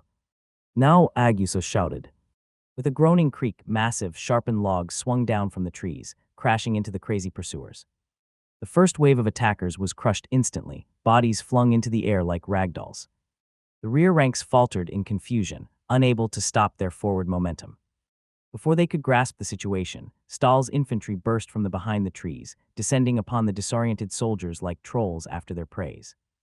Swords flashed in the sunlight, and blood sprayed across the snow. Luek's forces had no clear leadership. They were slaughtered before they had a chance to defend themselves. The few who tried to fight back were quickly cut down. Agusa patted the neck of his snowfur horse, watching the massacre unfold with a detached expression. His eyes were cold, emotionless, as if he had grown accustomed to the sights and sounds of war. The screams, the blood, the desperate pleas, it was all just noise to him now. And the last of the pursuers had fallen. The once pristine white snow was littered with corpses. The bright red of blood seemed to be a stain, impossible to be removed or washed away. It could only be hidden by the falling snow and devoured by time. Not a single soul could escape Stahl's hands. "Go back and finish off the wounded," Agusa commanded, his voice calm. "Make sure none are left breathing." His soldiers obeyed without hesitation, moving to finish off those who still clung to life, even those outside of the forest. Agusa gave a final glance at the carnage, pulled his reins, and spurred his horse deeper into the forest.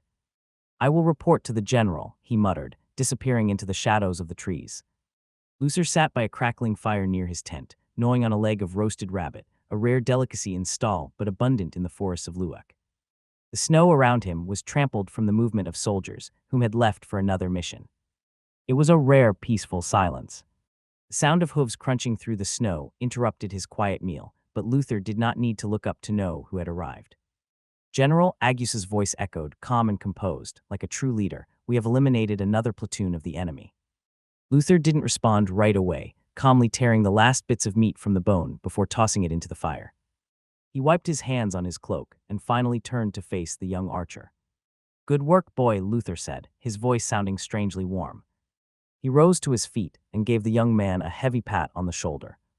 "Seems you've got more than just talent with a bow. You have got a good head for strategy, too." Agusa lowered his eyes, unsure whether to feel proud or embarrassed by the praise. His respect for the white-haired general was clear in every movement he made. "There's only 2 weeks left until the king arrives," Luther continued, his eyes shifting south toward the heart of Luak. "Until then, we will keep thinning their numbers, little by little. By the time the king attacks on the capital, Luak will be too weak to put up much of a fight." Agusa nodded, glancing in the same direction. "Shall we hit another city, General?" Luther chuckled softly, then tapped Agusa lightly on the head with his finger. "Say, that is what I mean.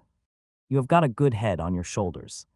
Agusa smiled faintly as Luther continued, "We will hit more cities near the border, yes. We have spent weeks setting up this perimeter, taking out villages and drawing their soldiers into our traps. No sense stopping now." For weeks, Luther had led his forces in precise, guerrilla-style warfare, raiding villages within a 5-day ride from Morante, the heart of Stahl's forces in the border. Each time they struck hard and fast, minimizing civilian casualties while baiting Luak's soldiers into pursuing them. The pattern was always the same: set the trap, let the enemy come, and wipe them out before they could regroup. So far, 5 villages had fallen, and over 1,000 of Luak's soldiers had been killed. Luther's strategy was working. Using the dense forest to their advantage, Stahl's forces moved like ghosts through enemy territory, setting traps and ambushes that left only their enemies' bodies. However, Luther knew that such strategies wouldn't have worked in open plains or deserts, since they didn't have much knowledge about it. It worked here because the environment was largely similar to Stahl's lands. "There are only 2 more villages within range," Luther said, heading toward his horse. "Let's hit them hard. By the time we're finished, the king will have an easy march straight to their capital." An eerie silence covered the capital of Luak as 3 city guards patrolled the streets, their hands resting on the hilts of their swords. The citizens, seeing the guards approach, quickly lowered their eyes, their faces pale with fear. They trembled, avoiding any movement that might draw attention. It was as if they hoped to melt into the shadows, to disappear entirely. The guards marched, stopping in front of a small wooden door. One of them pounded on it so hard the door shuddered, nearly breaking apart. "Jason Morn," one of the guards called, his voice echoing through the quiet streets. "You've been summoned to join the army in the north to fight the invaders. You are ordered to leave immediately." No response came from inside. The guards exchanged annoyed glances before nodding to each other. With a swift kick, the door was forced open, the wood cracking and breaking into pieces. A moment later, screams erupted from within the house, reverberating down the streets and alleys. "Let go of me, you bastards! You have already taken my father and brothers to the north. I can't leave my mother and sisters." The guards dragged a struggling teenager, no older than 15, out of the house. His face was bruised, the skin around his eyes swelling where they had struck him with the pommel of their swords. He thrashed against their grip, but they were much stronger than him. He was only a kid. They will die without someone to take care of them, the boy shouted, still struggling to break free from them. One of the guards, fed up, struck him hard across the mouth with the hilt of his sword. The blow knocked out several of his teeth, and blood spattered onto the ground. Shut your mouth, the guard snapped, his patience gone. You should consider it an honor for you and your family to be called by the king to fight for the crown. After the attack, the boy's screams disappeared into desperate gasps as he was dragged further down the street. Blood dripped from his lips as his eyes desperately reached for the broken doorway of his home. There his mother stood, clutching his 3 young sisters, their faces filled with tears and colored by helplessness. The boy's father and brothers had left him with the responsibility of protecting them, and now, despite his struggle, he was powerless to fulfill that promise. Around them, the neighborhood was silent. Men, women, the elderly, and children all kept their heads bowed. The women, many of them mothers and sisters, knew the pain of watching loved ones be taken. Men, meanwhile, silently thanked their ancestors that today, it was not yet their turn to be dragged into the conflict. Scenes like this played out not only within the capital, but across the entire kingdom of Luek. Fathers and sons were being pulled from their homes, forced to march north to face Luther's troops. It was the second time in half a decade this had happened, the first being when Luek had launched its failed invasion of Stahl. The impact was felt everywhere. Fields lay untended, food grew scarce, and villages suffered without enough men to hunt or work the land. With half the kingdom's male population sent to the front lines, even the nobility could not escape conscription. Inside Luek's royal palace, King Falmer sat at a long dining table, slicing into a slab of beef. The dim firelight flickered over his face, casting shadows that danced along the walls.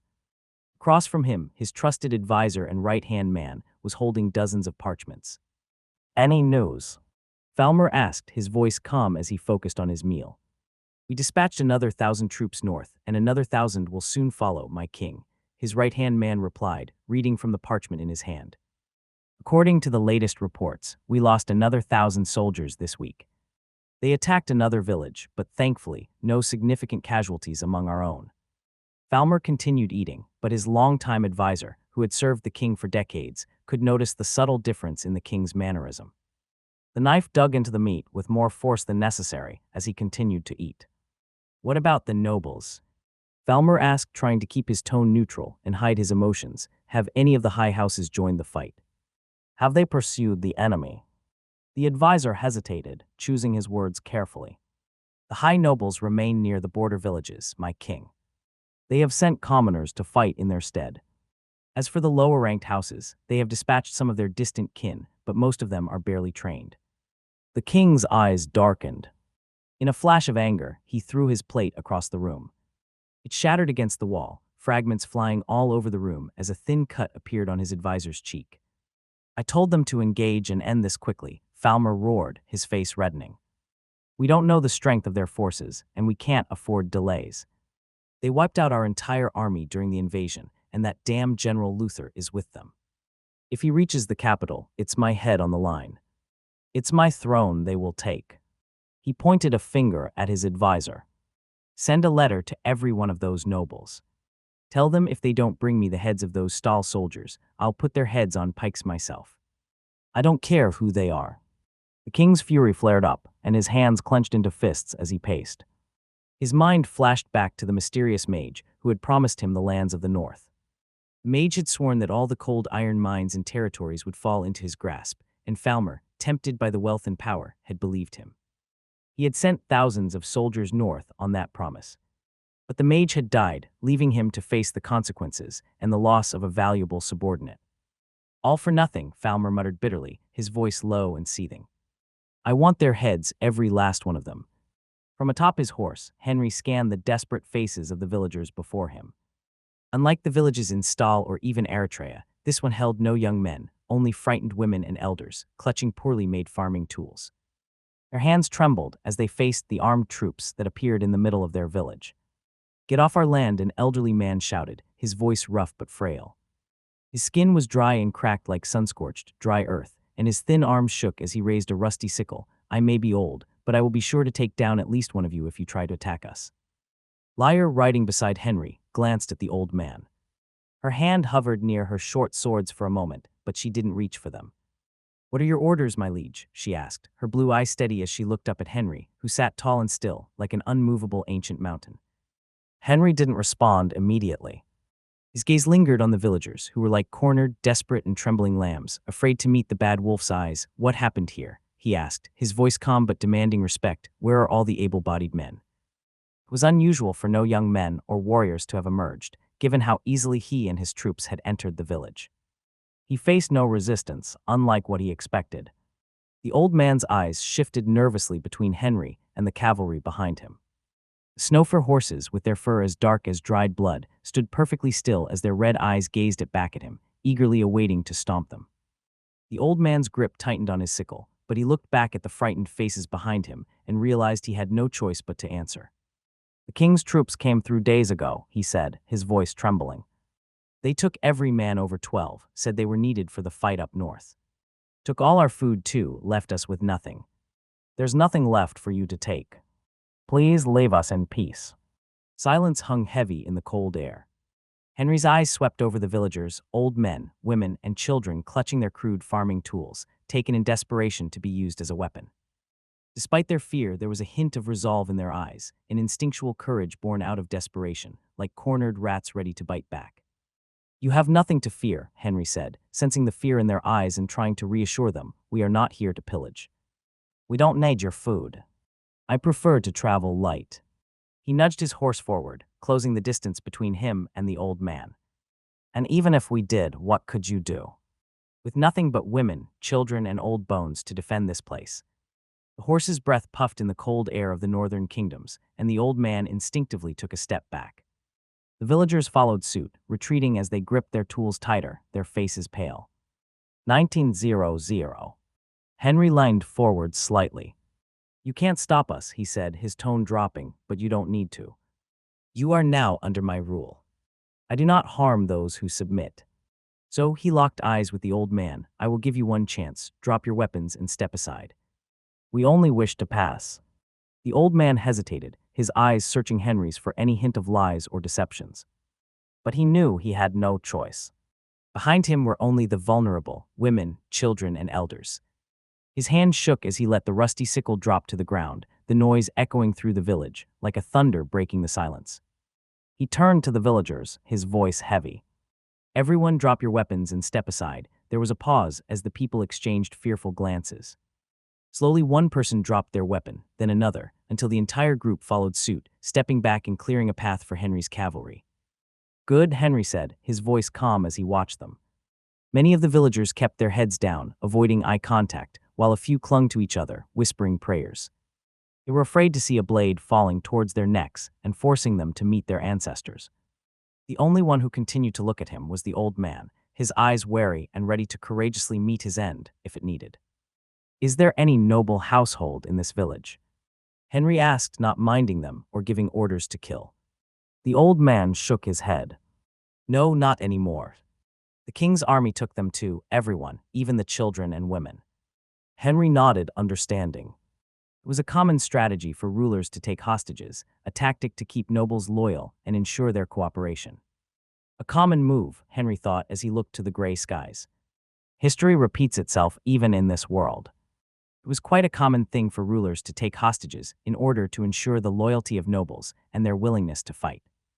This tactic was more common in medieval and early modern periods when central authority was limited and kings needed to be reassured, applying pressure and control over the nobles. In ancient China, during the Warring States period, the Chinese rulers often used hostages to secure alliances or ensure the loyalty of nobles and vassal states. The children or close relatives of nobles were taken to the royal court to guarantee their cooperation. If a noble rebelled or failed to fulfill their military obligations, their family members could face death. It was the same for feudal Europe, the Mongol Empire, and the France of Louis XVI. The practice of taking hostages to ensure that the nobles were going to willingly cooperate was used. Without another thought, Henry nudged his horse forward, signaling for the troops to advance. The villagers trembled as the horses' hoofs hit the ground. The sound seemed to be like the horns of hell calling them all, announcing their deaths. However, this sound kept distancing itself until it finally disappeared, and they finally had the courage to open their eyes and look around. They survived. Not a single drop of blood was spilled. Inside a grand, opulent room in the royal palace of Luwak, Falmer stood before a large portrait of himself, the soft sunlight streaming through the tall windows illuminating every detail. He had paid a small fortune to a traveling painter from a distant kingdom to capture his image in this frame. The portrait painted his deep black eyes and light brown hair. A golden crown rested on his head as he held an ornate sword. The artist was talented, wasn't he? Falmer remarked, his voice tinged with pride as he admired the portrait. None of my ancestors ever managed to get a painter to immortalize them. I am the first. He took a slow sip from his metal goblet, his gaze fixed on his own image. He captured the essence of this king perfectly. His right-hand man, standing a few steps behind, nodded obediently. Yes, my king. He captured your royal aura well. But his eyes couldn't help but flicker between Falmer's real appearance, his round face and protruding belly, and the heroic figure in the painting. Falmer continued to stare at the painting, the room falling into a heavy silence. If the king is so mighty, he said slowly, shouldn't the people follow suit? Should a king have to leave his throne to solve the problems of the kingdom himself? His grip tightened on the metal goblet, leaving imprints of his fingers on its surface. Another 300 soldiers lost in the north. Didn't you say the Duke went personally to handle it? And yet all I receive is news of failure after failure. Why? The right-hand man's throat tightened as he struggled to find the right words. Over the past few weeks, the throne had mobilized thousands of commoners and noble forces, yet they couldn't seem to quell what was reported as a small band of Stahl's troops. They were only met with failures. The Duke reports that the enemy hides deep within the forest, he explained carefully. He's already sent troops in, but the terrain and their traps have taken a heavy toll. None returned alive. They are also using some kind of red horses to outmaneuver our forces. It is impossible to capture them. He paused, trying to add a hopeful note. But the Duke assures us he is preparing a trap. We should expect results within the next week. Promises more empty promises, Falmer shouted, flinging the metal goblet across the room. It struck his advisor's arm, the pain sharp but familiar, an old routine that had already found its place in his life. The advisor didn't flinch. He had endured the king's rage countless times. This wasn't the first one. But what Falmer said next sent a chill down his spine. Since you're so confident in your promises and the Duke, perhaps I should send your child to the north. They must get some credit for their father. Falmer's voice was cold, each word deliberate. They're smart like you, aren't they? Maybe they will even solve this problem faster for their king. My king, they're only 9 years old, the right-hand man stammered, ignoring the throbbing pain in his arm. I am certain the Duke will succeed and bring you the head of the enemy leader. Falmer's eyes bore into him, the right-hand man who had served him faithfully for decades, solving problems while Falmer enjoyed the comforts of the throne and all the carnal sins. 9 years old is plenty old enough to learn the taste of blood, don't you think? The advisor's knees trembled, and he dropped to the floor, pressing his forehead against the cold wooden tiles. Please, my king, I have served you loyally my entire life. I beg you, reconsider. I will go myself to assist the Duke and ensure the invaders are dealt with. Falmer looked down at the man who had once been his most trusted servant, the one who had made his life easy for so many years. His eyes flicked back to his portrait, its depiction of power and control giving him a sense of satisfaction, a reminder of his authority. He was the king and the one responsible for moving the pieces. You will be the one to solve this problem for your king, Falmer said, his voice calmer now but still laced with anger. I do not want more promises. I want results. He paused, eyes narrowed. Can you accomplish that and put my mind at ease? Yes, my king, the kneeling man responded, his voice resolute despite the fear and desperation gripping his heart. Then you leave today, Falmer declared. And just remember, every failure will cost your children a limb. The right-hand man's entire body shuddered as he clenched his fists, anger burning beneath his skin. But he held his tongue and bowed even lower, hitting his head against the tiles. I understand, my king. I will bring back the heads of the invaders and lay them beneath your throne. Falmer nodded, satisfied. You may live.